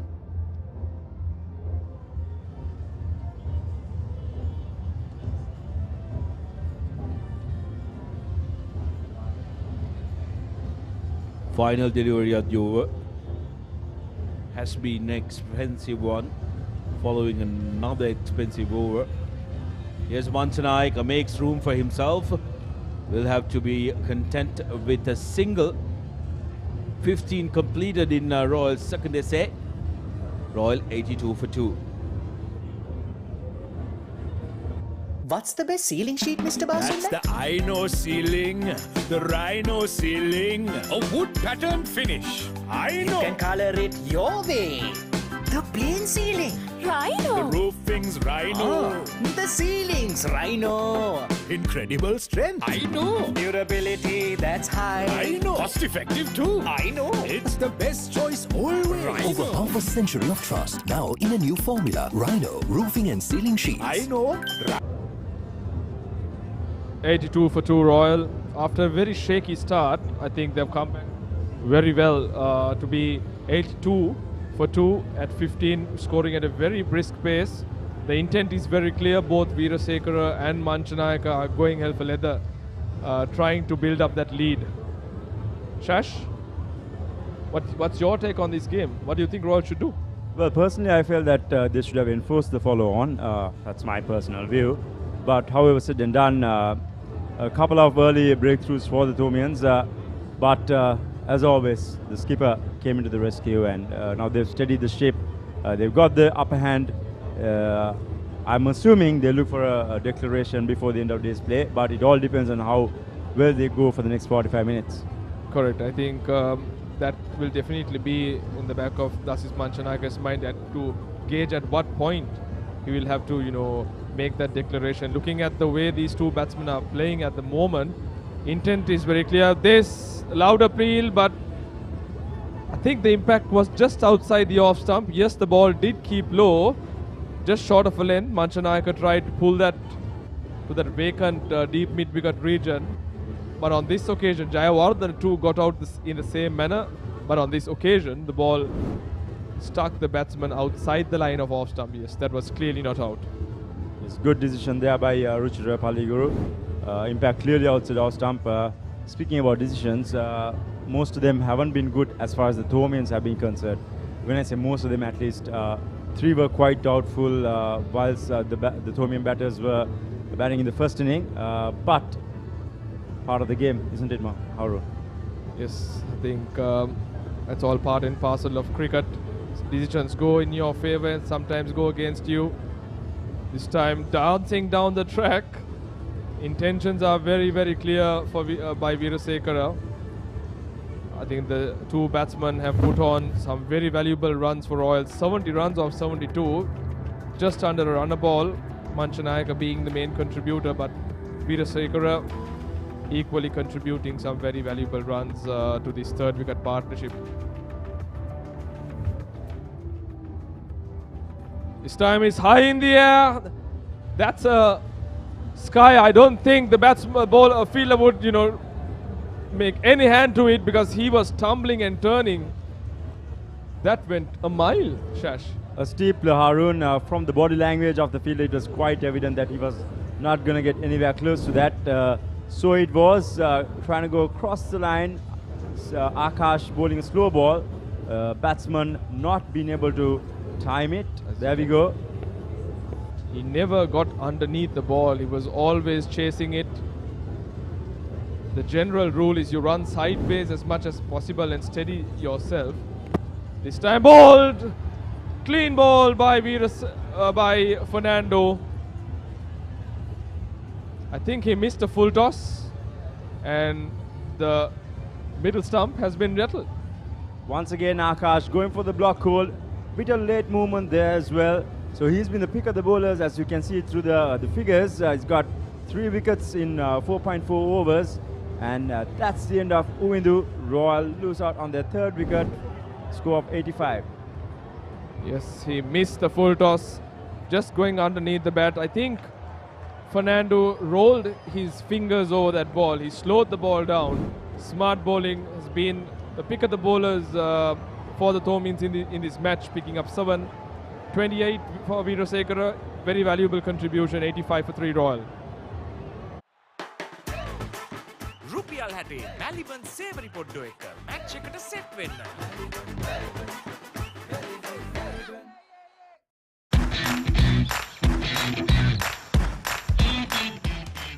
Heels Crest Naimeris sausages, the bite that bites back.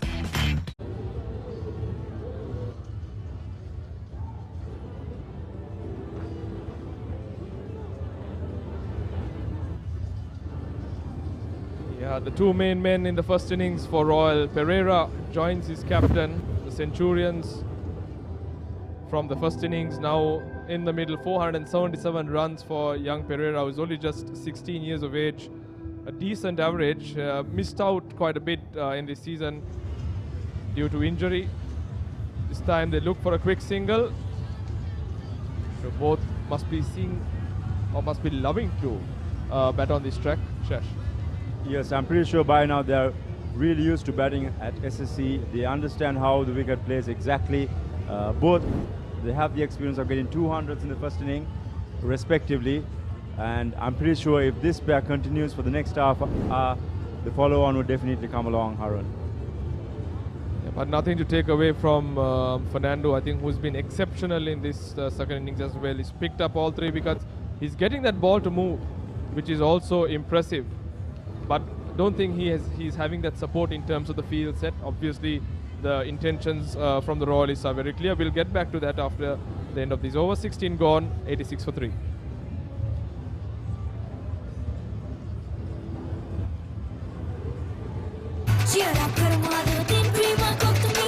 Big match fun, Prima Kottumi Tianaka.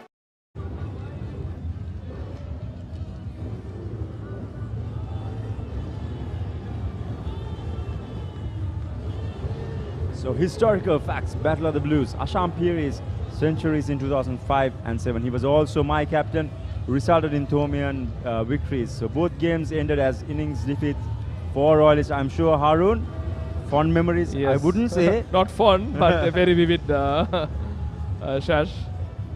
I think two very good knocks by Ashan, my counterpart captain in 2007. So Royal Thomian legend in Ashan Piri is managing to get 200s. Not an easy achievement, Harun. Correct. I think he's always been a big match player. Beautifully stroked away. That's running down to the boundary. A valiant attempt at third man for no avail. 4 runs to young Pereira. A lovely back cut, bisecting the cover point and third man fielder for 4. The scoreboard is slowly but steadily ticking along with the runs coming quick and fast for the Royalist. Nicely punched off his back foot. He was on his toes, but equally a very, very good attempt down at third man to stop the ball.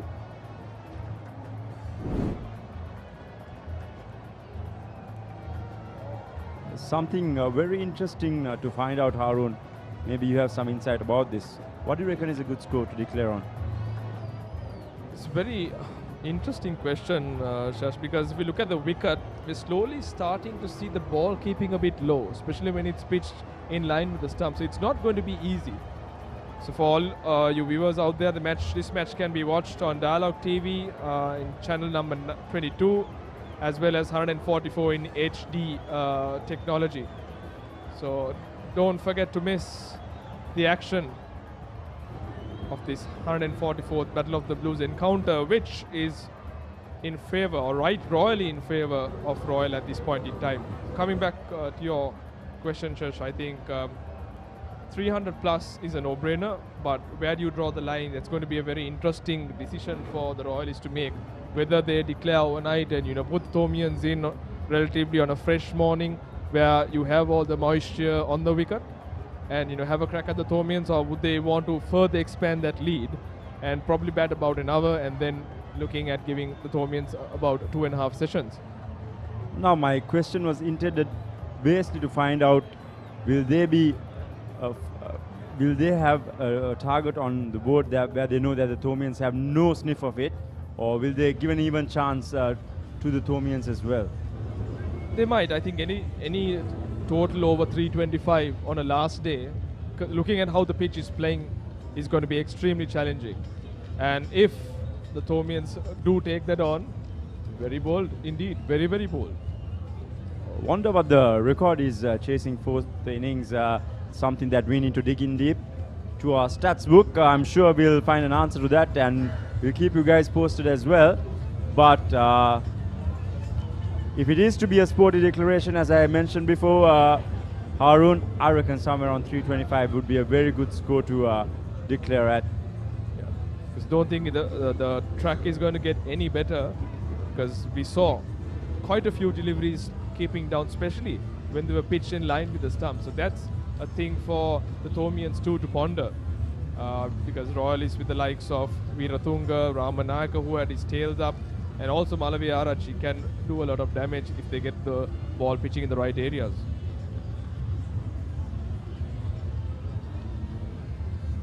That's wide, but no signal from the umpire Hannibal. That's the end of over number 17 in this Royal second essay, 92 for 3.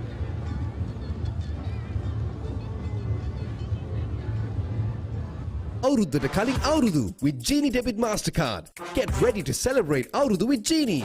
Get your Genie Debit MasterCard by downloading the Genie app today. It's easy as that.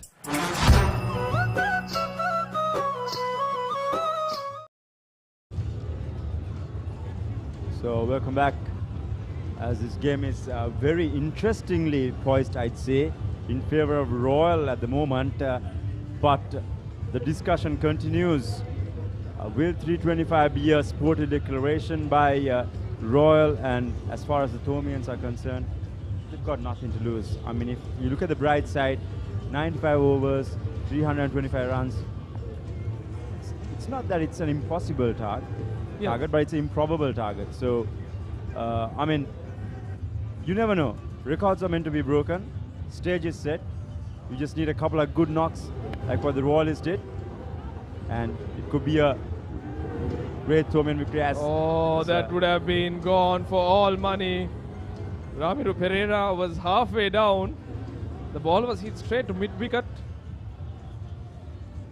The fielder at mid-wicket, I believe, was Charuk Piris, who took a few steps in front, but still failed to break the stumps. He ran, it was Mahit Pereira, beg your pardon. Or maybe an underarm throw would have got him.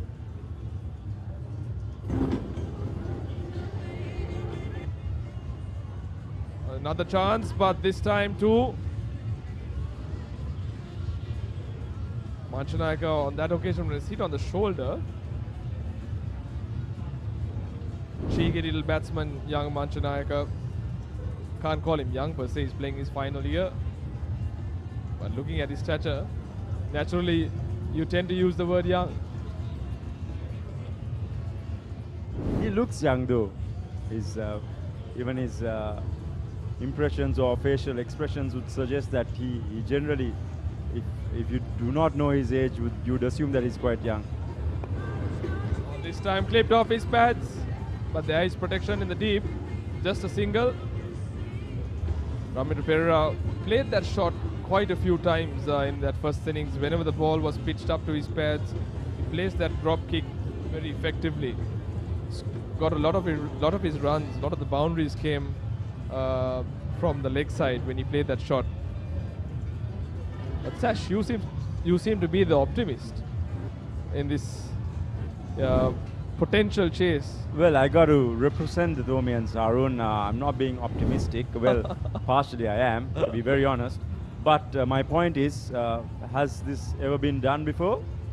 I doubt any team has chased 300 runs at a Royal Tomian, because under such circumstances, with the atmosphere, the pressure, not easy at all. As I said before, it seems impossible, but not improbable, I'd say. I know we've had T-Shash, but look at this. Chick bits, one of my favorite snacks when I was a kid. My kids currently love it. Yes, one of my favorites too. Each time I go to a supermarket, that's in my bucket list. This time off his pads. He's moving around. I think they will look for two. Yes, comfortably take 2 runs. So runs coming thick and dry for the Royalists. They are inching away towards that 100 runs in the second innings. Inching towards 300 run lead. Have probably about 45 minutes to go, Shash, before close of play. Yes. Another interesting fact coming up. When was the last time that a Royal skipper got 100 and a 50 at the Royal Tomian? I'd probably say never. Oh, this time beautifully glided. That's running down to the boundary. 4 more to Manchanayaka. What a shot that was. Effortless. Hardly seemed to hit it. 100 runs for the Royalists. 18 gone. 102 for 3 Royal. So, to answer my question, Harun, I don't think that anyone, be it a skipper or anyone, has got 100 and a 50 as captain. Very interesting. I wonder, I can't seem to think of any names. Nothing rings. There's no name that rings a bell on my mind. Probably the stats gurus can help us from the Papare team just to see whether this feat has been achieved before. But Manchanayaka is inching towards another milestone. So this is what we have. So there have been instances where batsmen have got 150s, but whether they were captains, no. So Ganganath Ratnayaka in 2003 was not the captain, he captained the year before. So Manchanayaka is inching towards a new landmark. Oh, that's very wide. But surprisingly not called by the umpire. That looked very wide for me, Shah. It did, but I suppose the longer format rules implied there. There we go. So, interestingly, Dasis Manchanayaka, Harun, help me out. From all, he probably is the only skipper, emphasize skipper, to score 100 and potentially a 50 in the same Royal Tomian. You're right. Oh, this has to be called a wide. This is not good bowling. This is an indication of very negative bowling by Caldera. It's not something that you expect, because a bowler who's got 60 wickets during the season should be looking to get the batsman out and not bowling, negative lines and lengths.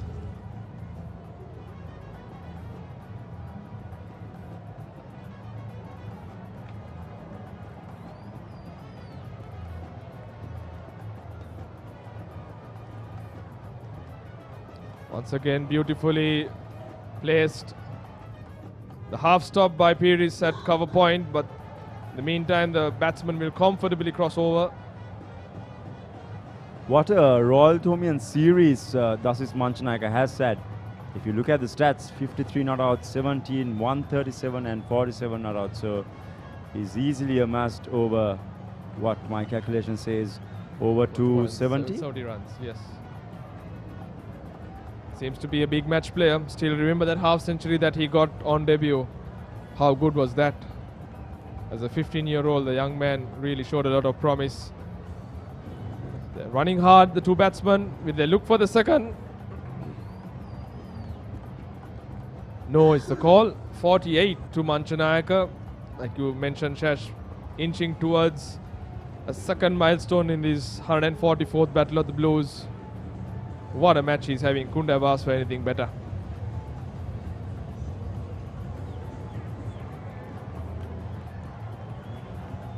When the chips are down, very first day, Royal 19 for the loss of 3 wickets. Let's not forget the situation that they were in. Turned it around like a champion. Great achievement so far by the skipper. Oh, this time punted over the bowler's head. That falls safe. The long off fielder will comfortably cut that one off. Interesting shot by Ramiro Pereira. That was like a double-handed forehand. An equivalent to a tennis shot, I suppose. Exactly. So the two Centurions in the middle, getting that scoreboard ticking. Runs are coming. Pretty easy for the Royalists. They're going at more than 5 runs per over. 48 not out. Dasis Manchanayaka striking at more than 100 runs per 100 balls. Now he flicks it to a vacant gap. He's looking for 2 and he'll comfortably get there. What a wonderful achievement for this young man. 150 as captain of Royal College in this 144th Battle of the Blues. What a champion player Dasis Manchanayaka is turning out to be. What a feat, getting 100 when the chips were down, and now trying to enforce the chase for the Tomians, getting another half century. This certainly so far has been his game, Harun. Yes, come at the hour, come at the man. Dasis Manchanayaka has rose to the occasion. Look at that, 111, a strike rate of 111, something that you see in one-day cricket.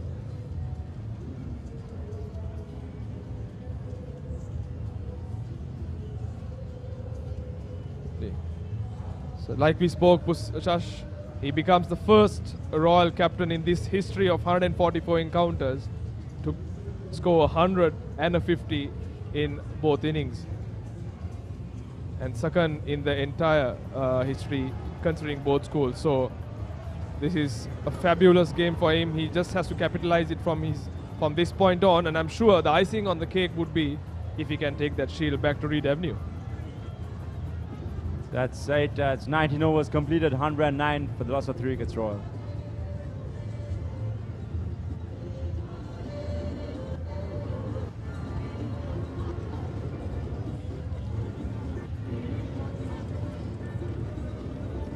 Very interesting. We have not seen the left-arm spinner have a bowl. I thought he bowled the best. If we take a look at the highlights of Manchanayaka's inning, played some fantastic strokes, very free-flowing, hardly looked troubled or phased. They bounced at him quite a bit early on, but he looked completely outpaced. That was a shot and a half for me, just a glide past cover point for 4. Take a bow, young man. Champion knock from a champion player.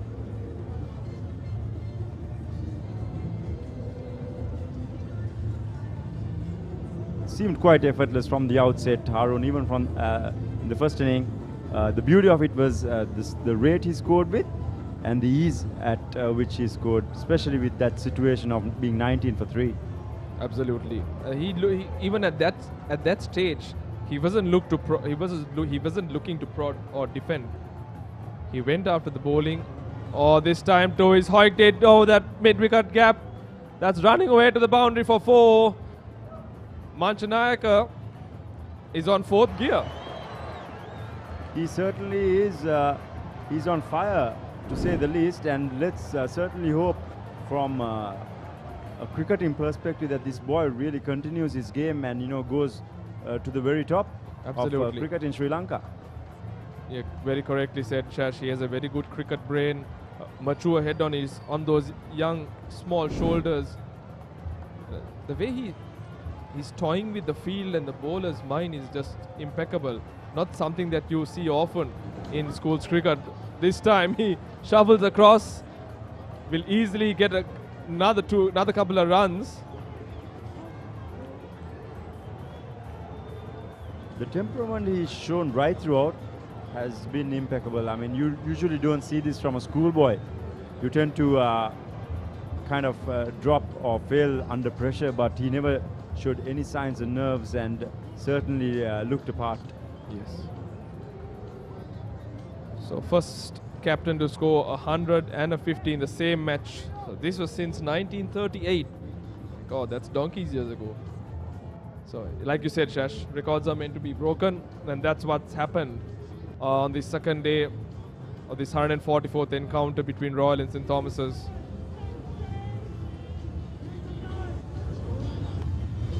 Oh, he's bowled him off the inside edge, and that's a 4 wicket for Fernando. Manchanayaka punches his bat.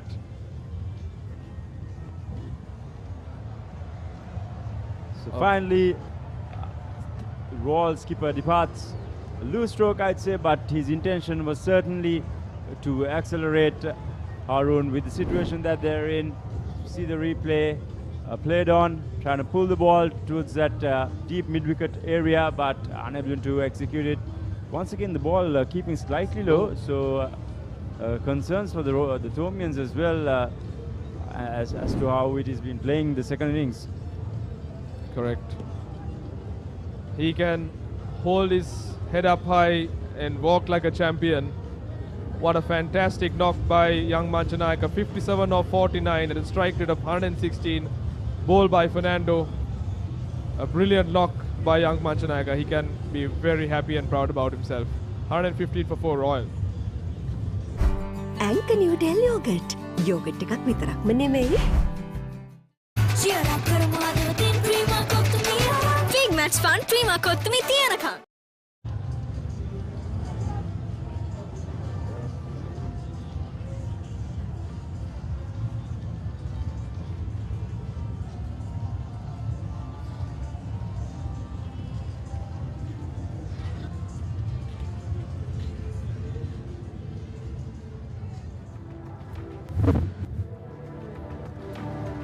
Sanmindu Senarattarachi has a half century, has a top score of 78. Good average of over 30. The wicket-keeper opening bat. Going at almost 6 runs and over. Feroz? Yes, it was expected when Royal opted to bat without enforcing the follow-on. You see Sanmindu Senarattarachi's stats. Held the average indeed, 440 runs in 18 innings. He was good behind the wickets. He held. He had 3 victims. Missed out on a 5-wicket haul, Akash Fernando in the first innings. Striving hard. Oh no. Strong lad. Lion-hearted effort. Remained not out when the Thomians were bowled out for 153 in their first innings. And in this second innings, he's the only bowler to take all wickets. That's been the story of the game. St. Thomas's haven't had that support. Akash and in patches, Caldera too has bowled well, but the rest of the bowling have not been impressive. Played across the line, ball keeping low. So they'll look to Ramiro Pereira. Scored a brilliant 100 in the first innings. 20 overs completed, 116 for 4 Royal in the second innings. Anchor New Del Yogurt. Yogurt එකක් විතරක්ම නෙමෙයි.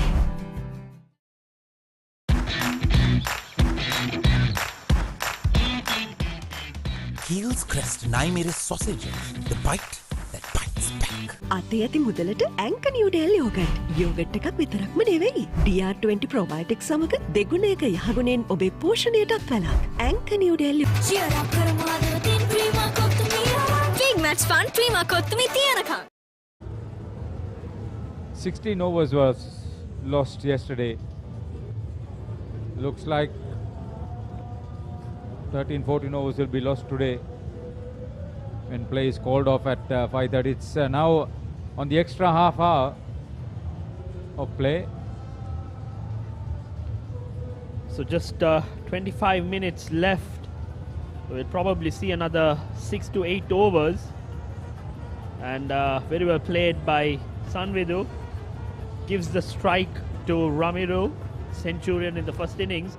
Ramiro Pereira in the last 5 innings has been amongst the runs. It's the last innings, you see the century. Very well played with soft hands and running with the shot. I mean, this is what is needed. Each delivery, you don't need to always look for boundaries. If the ball is there to be hit, you hit. But the rest, just work the single because every fielder is out in the 30-yard circle, no one closing in. Beautifully played. That travelled fast. And Ramiro is again showing his class. See, the difference is that Dasis Manchanayaka didn't try to play through the covers. It was a vacant boundary area, but he opted to play through mid-wicket. He was successful, mind you. But the delivery he got out, he should have looked to place on the off. He would have survived, but his runs were coming in the leg side region, so he opted for a shot that he is well accustomed. But on that occasion, I think it was, we'll have to wait and see what the umpire.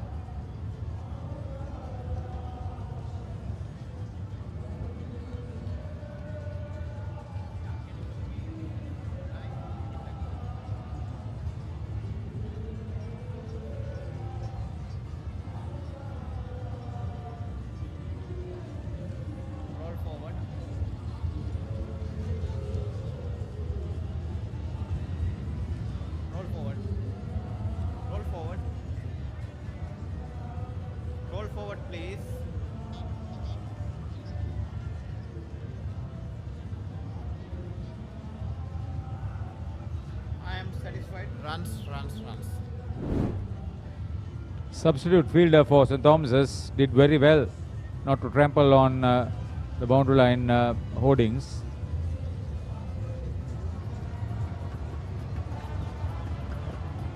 Outside off stump and Sanvidu fails to connect. So just maybe 6 to 7 overs for the day. Another 40 runs would be ideal, and I expect Royal to declare by the end of play and get St. Thomas's to face a fresh wicket on the third day. There should be a little bit of moisture, but there is some uncertainty, We'll see the next delivery this time pulled and towards square leg, just a single. There's some uneven bounce, Haritha, which can come into play, especially during the last two sessions. Yeah, that should be the idea. And it will take a little bit of wear and tear. All you need is one good ball to pick up a wicket. Thomas will want to keep the accumulation of runs minimum. He's got to double figures, Pereira. Will he end up on 30?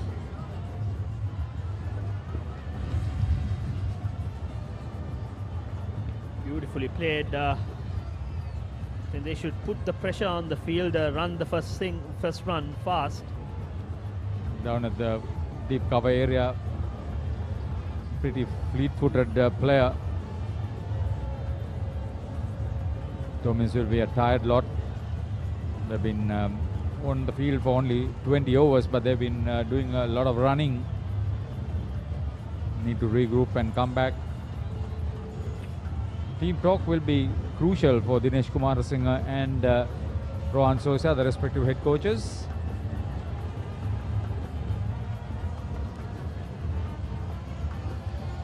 During tea, President Ranil Wickremesinghe, distinguished past pupil of Royal, was present.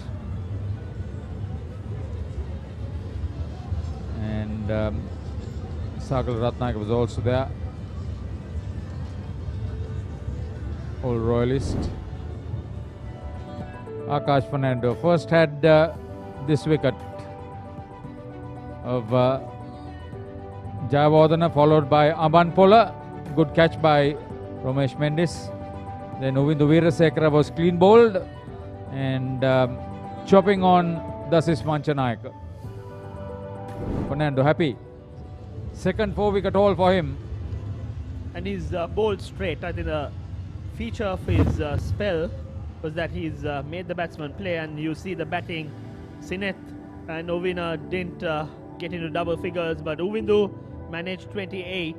Dasis once again proving to be the thorn amongst and against St. Thomas's, scoring 57 of 49 deliveries. Ramiru is unbeaten on 11 and is supported by Sanvidu, who's on 3. Down the leg side, batsman missing out on an opportunity. Yeah, that third wicket partnership of 72 runs between Dasis Manchanayake and Uvindu Weerasekara was crucial. Oh, that's a full house, lot of noise, top enjoyment. It's a big match, the 144th Battle of the Blues in Colombo. Well, Akash seems to be limping, seems to be having some trouble with his ankle, but fighting it out, bowling through pain. He's been the successful bowler so far, and runs in, and this time slower delivery, picked up very well.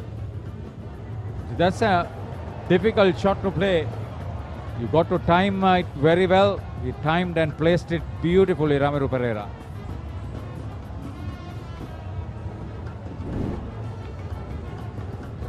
Will Royal be adventurous and declare and allow St. Thomas's to face a couple of overs, or will they continue? They'll bat on. Doesn't make sense that they should go on and probably score another 30-40 runs. That'll allow them to attack a lot more tomorrow when they come into bowl.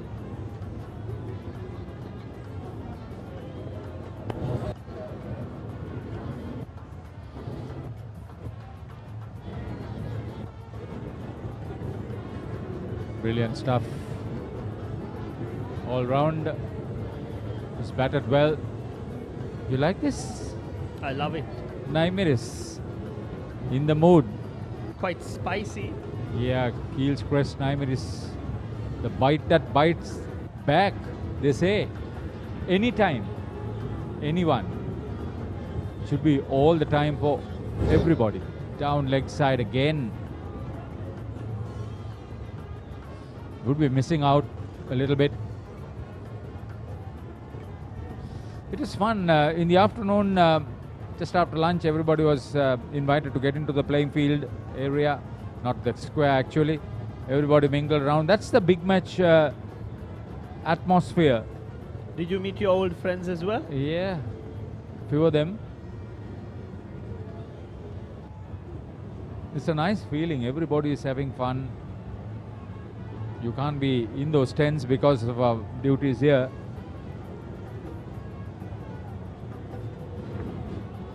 This time outside off stump, batsman misses out on an opportunity. Wide called.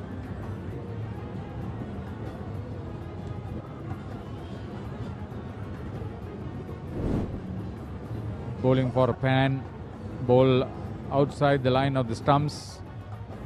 Make the batter work hard. Sometimes you lose out. 13 extras. Royal almost 300 runs ahead now.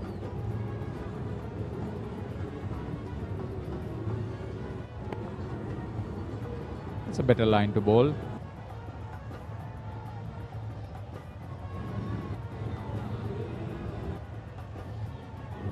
Parnavedana. He was brought in expecting him to do a lot of bowling, not been the case. Well, they haven't thrown the ball at him. They don't want him to be in the firing line. Youngster, 14-year-old. But he was quite impressive in the first innings. Wasn't afraid to toss it up, and the wicket didn't assist him. But right now I feel there's a little bit of spin and bounce available if you're willing to impart some revs on the ball.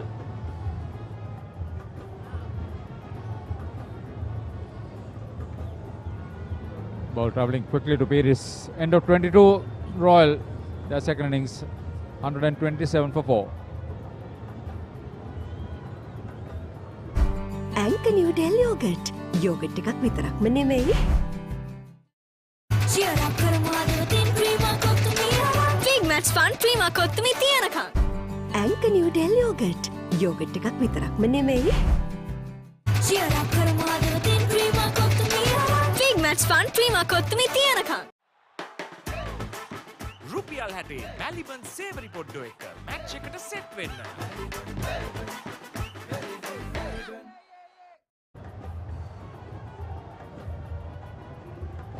Capacity crowd watching the cricket at the moment. I'm sure tomorrow, Feroz, many Royalists will want to come to the venue and support their school as they push for victory. And the Thomians, they don't want to stay at home. They want to be here and support the team with that legendary traditional Thomian grit. Coming to dice into the attack.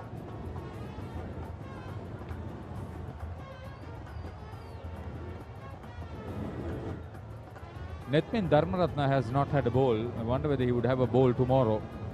He will. I think last day's play and especially the last two sessions, if the Thomians are out there batting, I'm sure the leg spinner Ramiru will bowl quite a lot of overs, and so would the two spinners. The right arm off spin of Sinet, I thought, was quite impressive, and you will probably see Nethmin Dharmaratna. He's actually the highest wicket taker for all this season. Quite surprising that he hasn't bowled, but I expect to see him bowl in the second innings.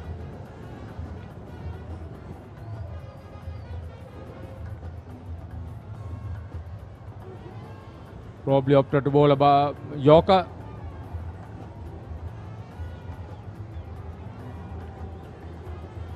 That's his strength. Ramiru is very strong off his pads. Brilliant stuff. Wonderful evening. That's the pledge. Nearing the 1 million mark. Already over 800,000 rupees. Definitely would be over a million for a worthy cause. Last time around, 4 deserving schools received cricket equipment, sports equipment. Another wide delivery down leg side this time.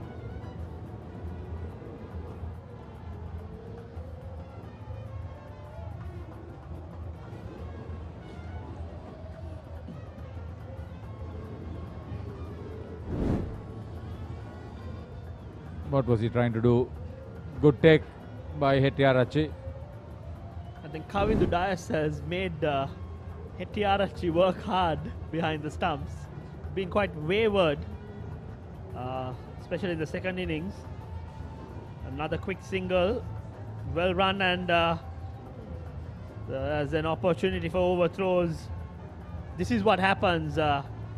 Quick singles, lapses in concentration, and no proper cover up on that instance, and the batsman cross over 2.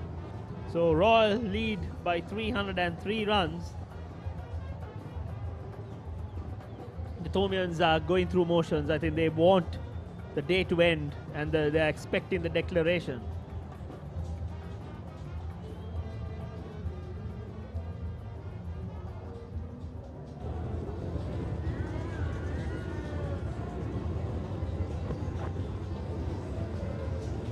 Brilliant stuff. I thought Pereira would get to 30 at the end. Oh, mouth-watering. I'm going to stop commentating. You seem to be hungry. You missed the lunch? No, I've had the lunch, but this is different. Of course, the Melbourne biscuits are always appealing. Come at the moment, you respond positively. Wonderful stuff. Played beautifully, rolled his wrists to the deep square leg region, takes a single. That's good. I mean, if you can't get the boundary, just rotate the strike. Do not miss the delivery. Yeah, in this case, Ramiro Pereira has had a wonderful game with the bat. Give the strike over to him, see what he can do. The next 3 overs, 4 overs, he can pummel a few boundaries. That was shot that was there to be hit. Didn't time it. And that's the end of 23 overs, 135 for 4. Anchor New Delhi yogurt. Yogurt එකක් විතරක්ම නෙමෙයි. What's the best ceiling sheet, Mr. Basunda? That's the Rhino ceiling. The Rhino ceiling. A wood pattern finish. I know. You can color it your way. The plain ceiling. Rhino. The roofing's Rhino. The ceiling's Rhino. Incredible strength. I know. Durability, that's high. I know. Cost effective too. I know. It's the best choice always. Over half a century of trust. Now in a new formula. Rhino Roofing and Ceiling Sheets. I know. Rhino. අතේ ඇති මුදලට Anchor New Delhi yogurt. Yogurt එකක් විතරක්ම නෙවෙයි. DR20 probiotics සමග දෙගුණයක යහගුණෙන් ඔබේ පෝෂණයටත් වැළක්. Anchor New Delhi yogurt.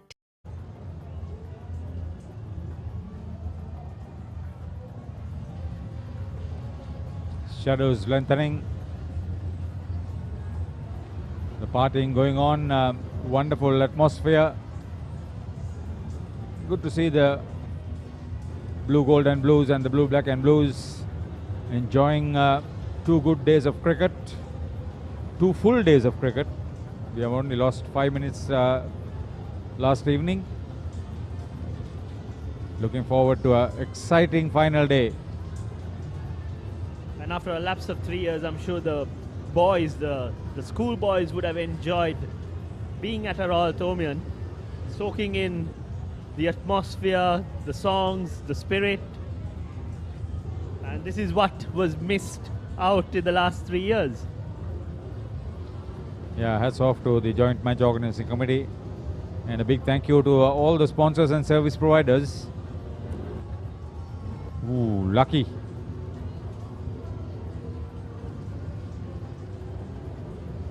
Dinet Gunodana. He wants a wicket very badly.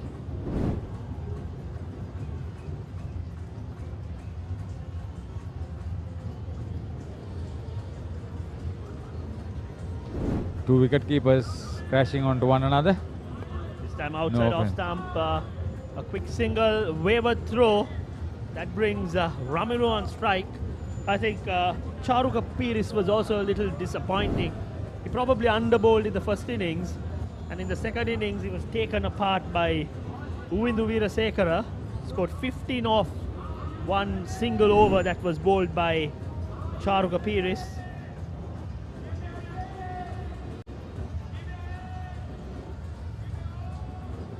Will they finish with a flourish or will they lose a few wickets? Royal. The field placement indicate that Dineth Gunawardena would fire it outside off stump with an angle. He's coming round the wicket. There's the slight change with a fine leg, a deep sky leg being adjusted. Just a deep sky leg, a deep mid, a long on the leg side. And on the off, there are 3 fielders behind the wicket. So the plan of attack will be, there you go, outside off stump, but Ramiro read it perfectly, moved across and played it towards the vacant leg side region.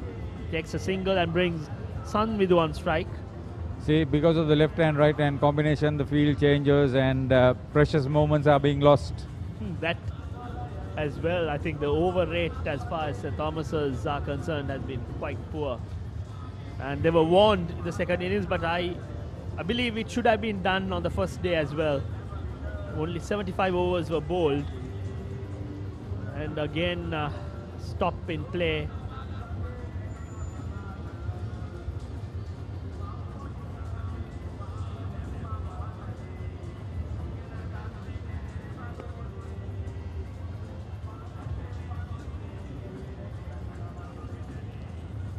The third umpire referrals also don't help in that aspect. Sometimes lengthy breaks to get the right decision when the referral is being made. Yeah, overs lost is a story that has to be worked out in the right spirit, not enforced by law.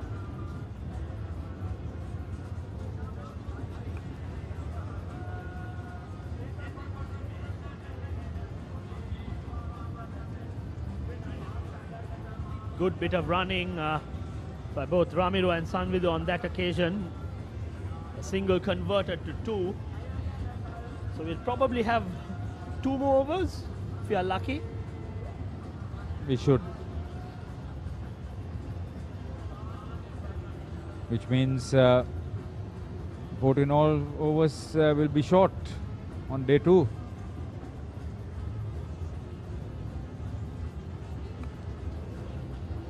Again on the leg side, that should fetch him a boundary.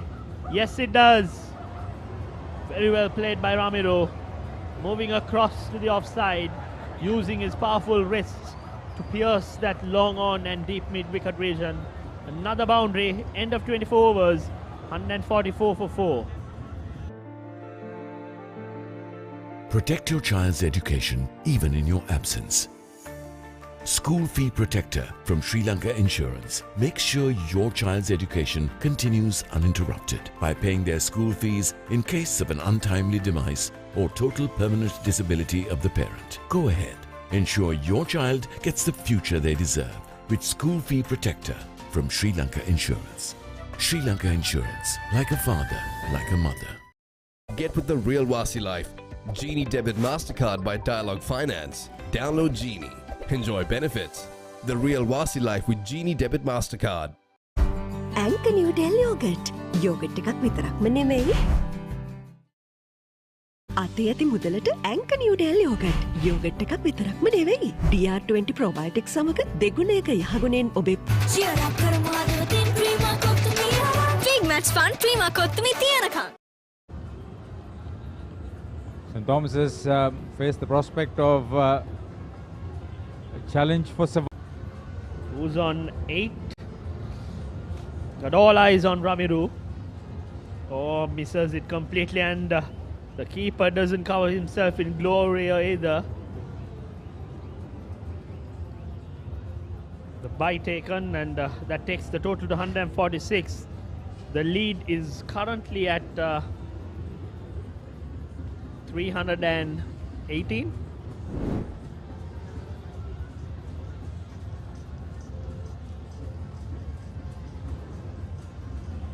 They'll have about 330 on the board. 95 overs. That's a very good target. There's still some movement. Kavindu got that ball to come into the left-hander.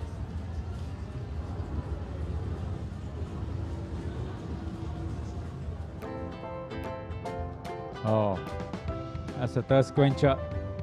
Delicious, tasty, nourishing. Yes, we all like it. Anchor Newdale. Will that be called a wide? No, down the leg side. Ramiro misses out on an opportunity. He's been strong off his pads, and on that occasion I think he shuffled across too much. And it was pitched way outside leg stump as well.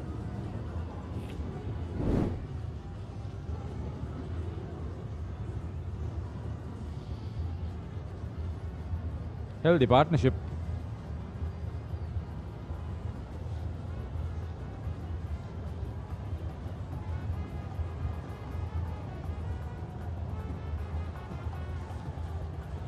Well struck. Well struck. Protection was there, but very well struck.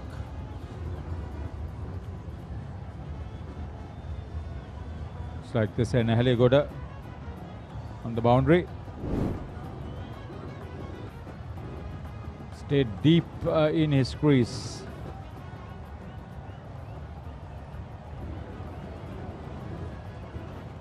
Seeing the ball well. Yeah, good balance, transfer of balance.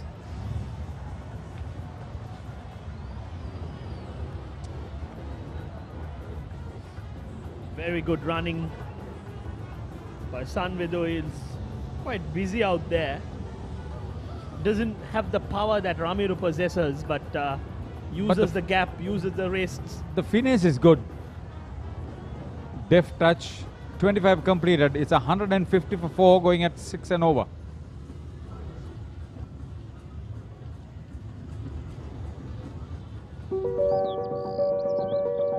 The best school in Sri Lanka, Royal College, unlike the school by the sea.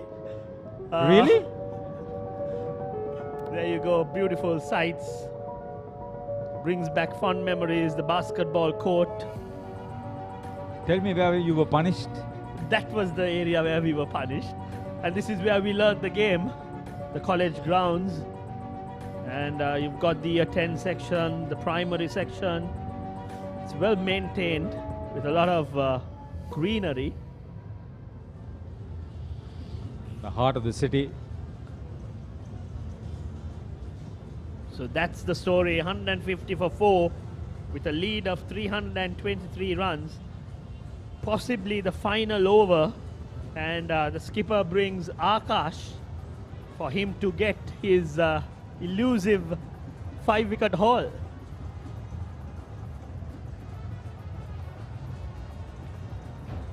Will he concede a couple of boundaries?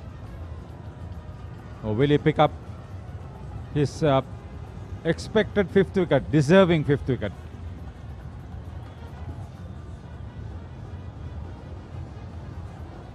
Brilliant stuff.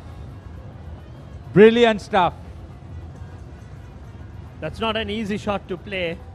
It's on the leg stump, but he uses his wrists to good effect. He played some similar shots in the first innings as well. Yes, yes. But this is beautifully played. Audacious. There were 3 fielders on the boundary. Cleared all of them. And the boundary ropes. That's in front of the Thomian boys' tent. I said 30. He is nearing on 40. Ramiro Pereira.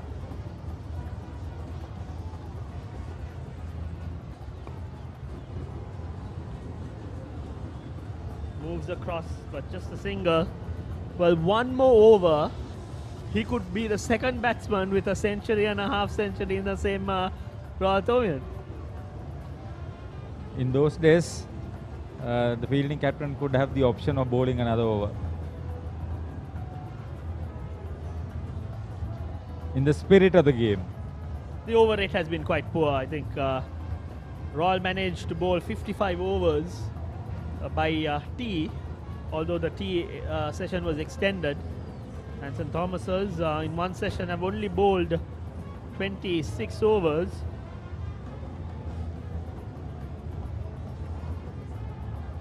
Akash takes his time. That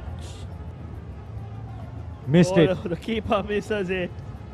Shades of Dickwell in the last test. Ran in and tried to get the batsman out, but missed it completely. So Royal lead by 330 runs.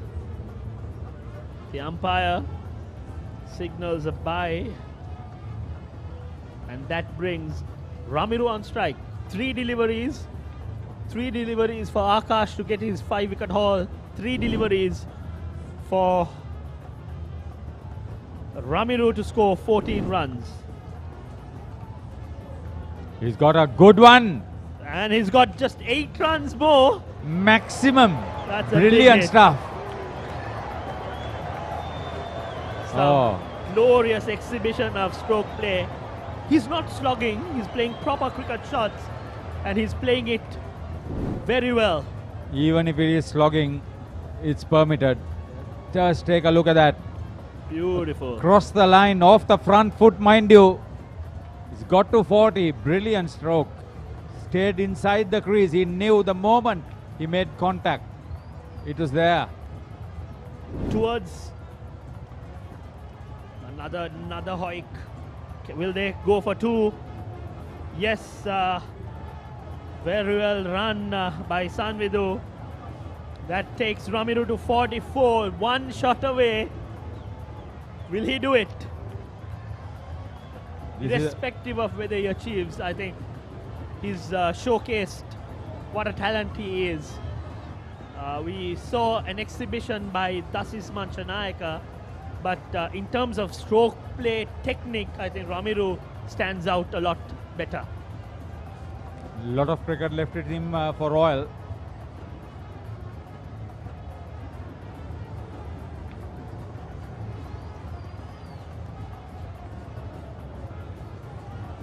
Well done. That should be end of play, and Ramiru will end the day on 46 not out, and I expect the declaration to come in. Personal milestones aside, I think the team goal is greater, and I'm sure Ramiru himself will put his hand and say, I'll get that 5-wicket for you and win this game, rather than go for that half-century milestone. Yeah, Akash Fernando missed out on a 5-er. Ramiru Pereira missed out on a deserving half-century. Both of them deserving those landmarks. Chamal Silva running in very quickly as Ruchira Palyaguru and Lyndon Hannibal walk out. It has been a long day. 26 overs in the Royal second innings. See their scorecard. 168 for 4 in the second innings. A tremendous performance with the bat, with the ball for the readout school. Yes, and coming into this game, the fielding wasn't that great during the season, but at the Royal Thomaian, when it mattered the most, they have come good. Almost 6.5 runs and over in that third session of play. 26 overs, 4 wickets lost, and a massive 168 runs scored by Royal. Once again, the 2 batters who did the bulk of the scoring coming onto the party. Slightly past the schedule, close to end the overs. A very promising scorecard there for Royal, and not a very convincing one for St. Thomas's in their first innings. And the lead continues to grow, and with just 1 day left and Royal chasing victory, and we expect the declaration to be made overnight. Yeah, almost 350 runs to get in 95 overs. Yes, I think the question now is whether Royal will be able to get that 10 wickets bowling 95 overs.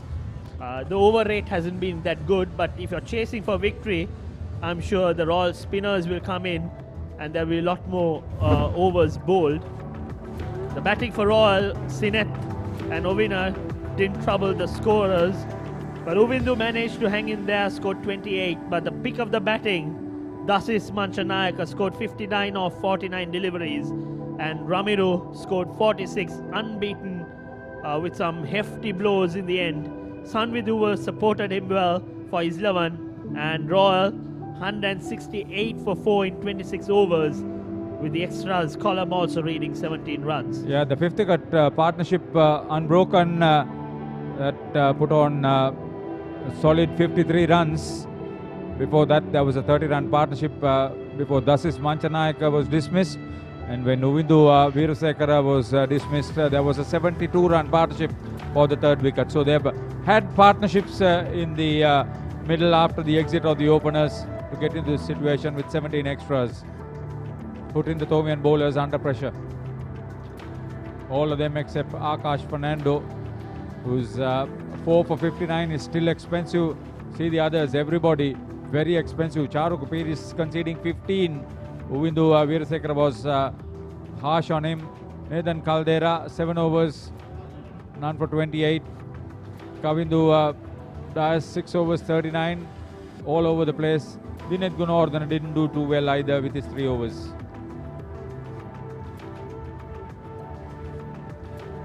Tremendous performance on the part of Royal batting. They had a 173-run lead as they came out to bat after tea. Started off with Sinet Jayawardene, but Akash Fernando came back quickly. The second failure with the bat for the Royal vice-captain.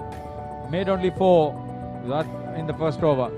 And then this was a brilliant catch by the Tomian captain to see Ovina Amanpola dismissed. It was 13 for 2 when Manchanayaka was joined by Uvindu Veerasekara, and runs came at a canter. And some glorious shots using his wrists, using the depth of the crease. And then the over that Haritha mentioned, Charuka Piris was taken to the cleaners. All this time against the fast bowlers, Veerasekara was not very convincing, but the moment the spinner was brought in, he looked a different prospect altogether. And but Manchanayaka, on the other hand, was a delight to watch. He was absolutely teasing the Tomian bowlers and the fielders to all parts of the ground. There was Veerasekara cleaned up by Akash Fernando, his third wicket. And then Ramiru joined the party and played conventional shots. That was a shot of the session, using the pace, gliding it past the third man, bringing his 50, Dasis, and then using his wrists and his favoured leg side to score runs. Unfortunately missed out on that thickish inside edge. He was disappointed. And then the unbeaten partnership in the end. Ramiru using his wrists, piercing the gaps, and some hefty blows in the end. That last over bowled by Akash Fernando, he was really on top of it. This is a batsman in absolute form, and what a big difference it made. It has been a superb day. That's the match summary. Royal College were put into bat, 326 for 8. Dasis Manchanayaka 137, Ramiru Pereira 128, a record 229-run partnership for the fifth wicket. Ovina Amanpola 30, Akash Fernando 4 for 55, and Kavidu Dias 3 for 38. Pick of the bowler. St. Thomas is in reply, bowled out for just 153. Sena the Bulankulama 40 and Mahit Pereira 30. Bulan Veeratunga 3 for 26. Sinet Jayawardene 2 for 9. Mind you, Ramanayaka and Malavi Arachi also picked up a couple of wickets, with the wicketkeeper Senrath Arachi having 3 victims. Royal in the second innings 168 for 4. Dasis Manchanayaka 57. Ramiru Pereira very unfortunate not to get a half century. 46 not out. And Akash Fernando, the only successful bowler for the Tomians, with 4 for 59. 341 runs. That's a lot to get the declaration is made, and I'm sure the declaration would be made. And the sessions, apart from that first session when Royal were reeling at 3 for 19, it has been a completely dominating performance by Royal College. They've dominated the second session in day one, and ever since that passage of play, it has been all Royal. They richly deserved batting, bowling and fielding very well. It has been a tremendous situation for the Thomians to be in. They came into this game on paper as the more confident side. They had not lost a game in the two-day format, but playing in the big match is a different proposition altogether. I think one of the factors is that Royal got the service of Sineth, Ramanayaka. All of them hadn't played together due to various reasons. So having the full composition, the full team, helps the morale and also gives confidence. And then Dasis Manchanayaka, he led from the front. And when you've got the captain leading from the front, it rubs on the rest of the players, and that's what happened.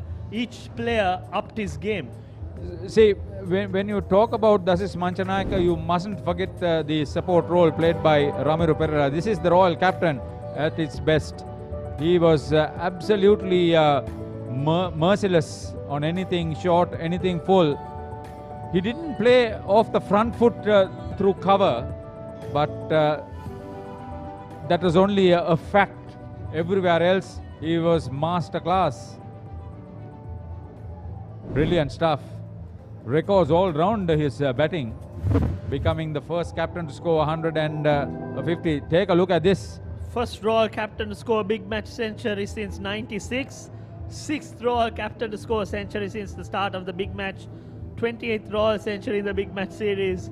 First Royal captain to score a century and a half century. And the first captain to score a century and a half century in the same match since 1938. See, there have been Royalists who have scored a half century and a century twice. But this guy has a century and a half century. That's even better. What a brilliant story it has been. You think that the declaration would be made? Otherwise, the purpose of batting a second time would have been lost. I think it will be made. Having been with the coaching staff and also the attitude that the players have, I don't think they went for milestones, and I'm pretty certain that they will declare overnight, and they will come all guns blazing tomorrow, because the question now is not about the 341 runs. If you look at the 144-year-old history, I really don't think a side has chased 200 runs. It's a rarity. I understand the game has changed, the wickets are different, but chasing 341 runs is not an easy task. So the question is, would St. Thomas's survive, and would Royal get the 10 wickets within the allotted 95 overs? Basically, one bowler made a difference for the Thomians in both innings, and what has been the fact is that the Royal bowlers have worked and performed as a team. They have been well supported by the spinners, so that the medium pacers can bowl in tandem and pick up wickets. That was not what was seen with the Thomian attack. In the first innings, yes, Dias picked up 3 wickets, but it was sporadic. Over a period of time, Royal absolutely dominated with their run scoring. And in the second innings, basically the spinners were almost ineffective. That's right, and it was only Akash Fernando who was effective, and he impressed. He did the basics. He kept it straight. He got the ball to swing. There you see that was that the ball kept low.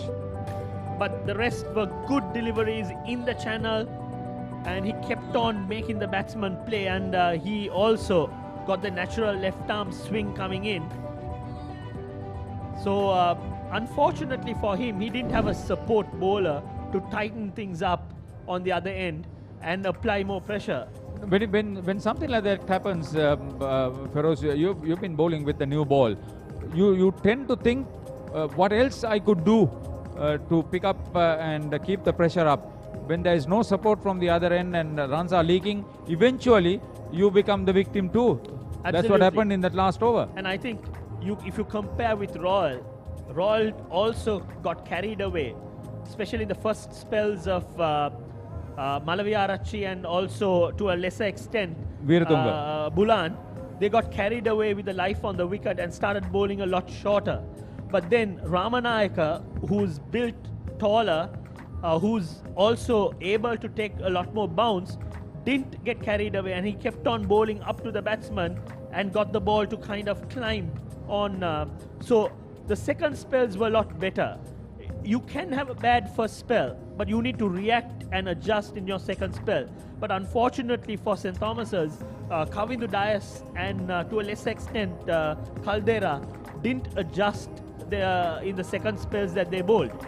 Yeah, one of the main reasons was that the Royal batting was so dominating.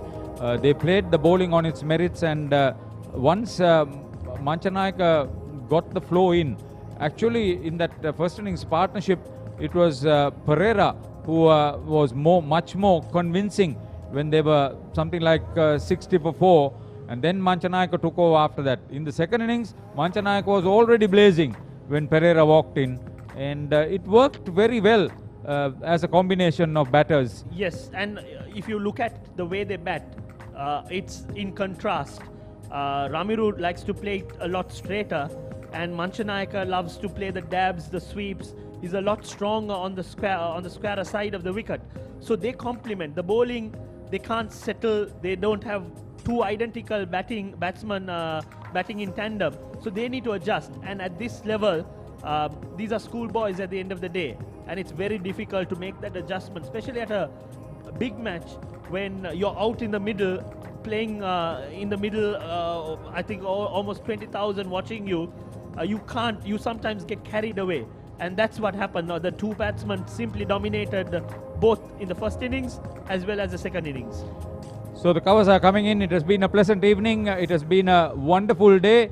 And tomorrow we will start at the usual times, the third and last day of this, the 144th Battle of the Blues between Royal and St. Thomas's College at the SSC Grounds. On behalf of our production team and our commentary team, we thank you for your company.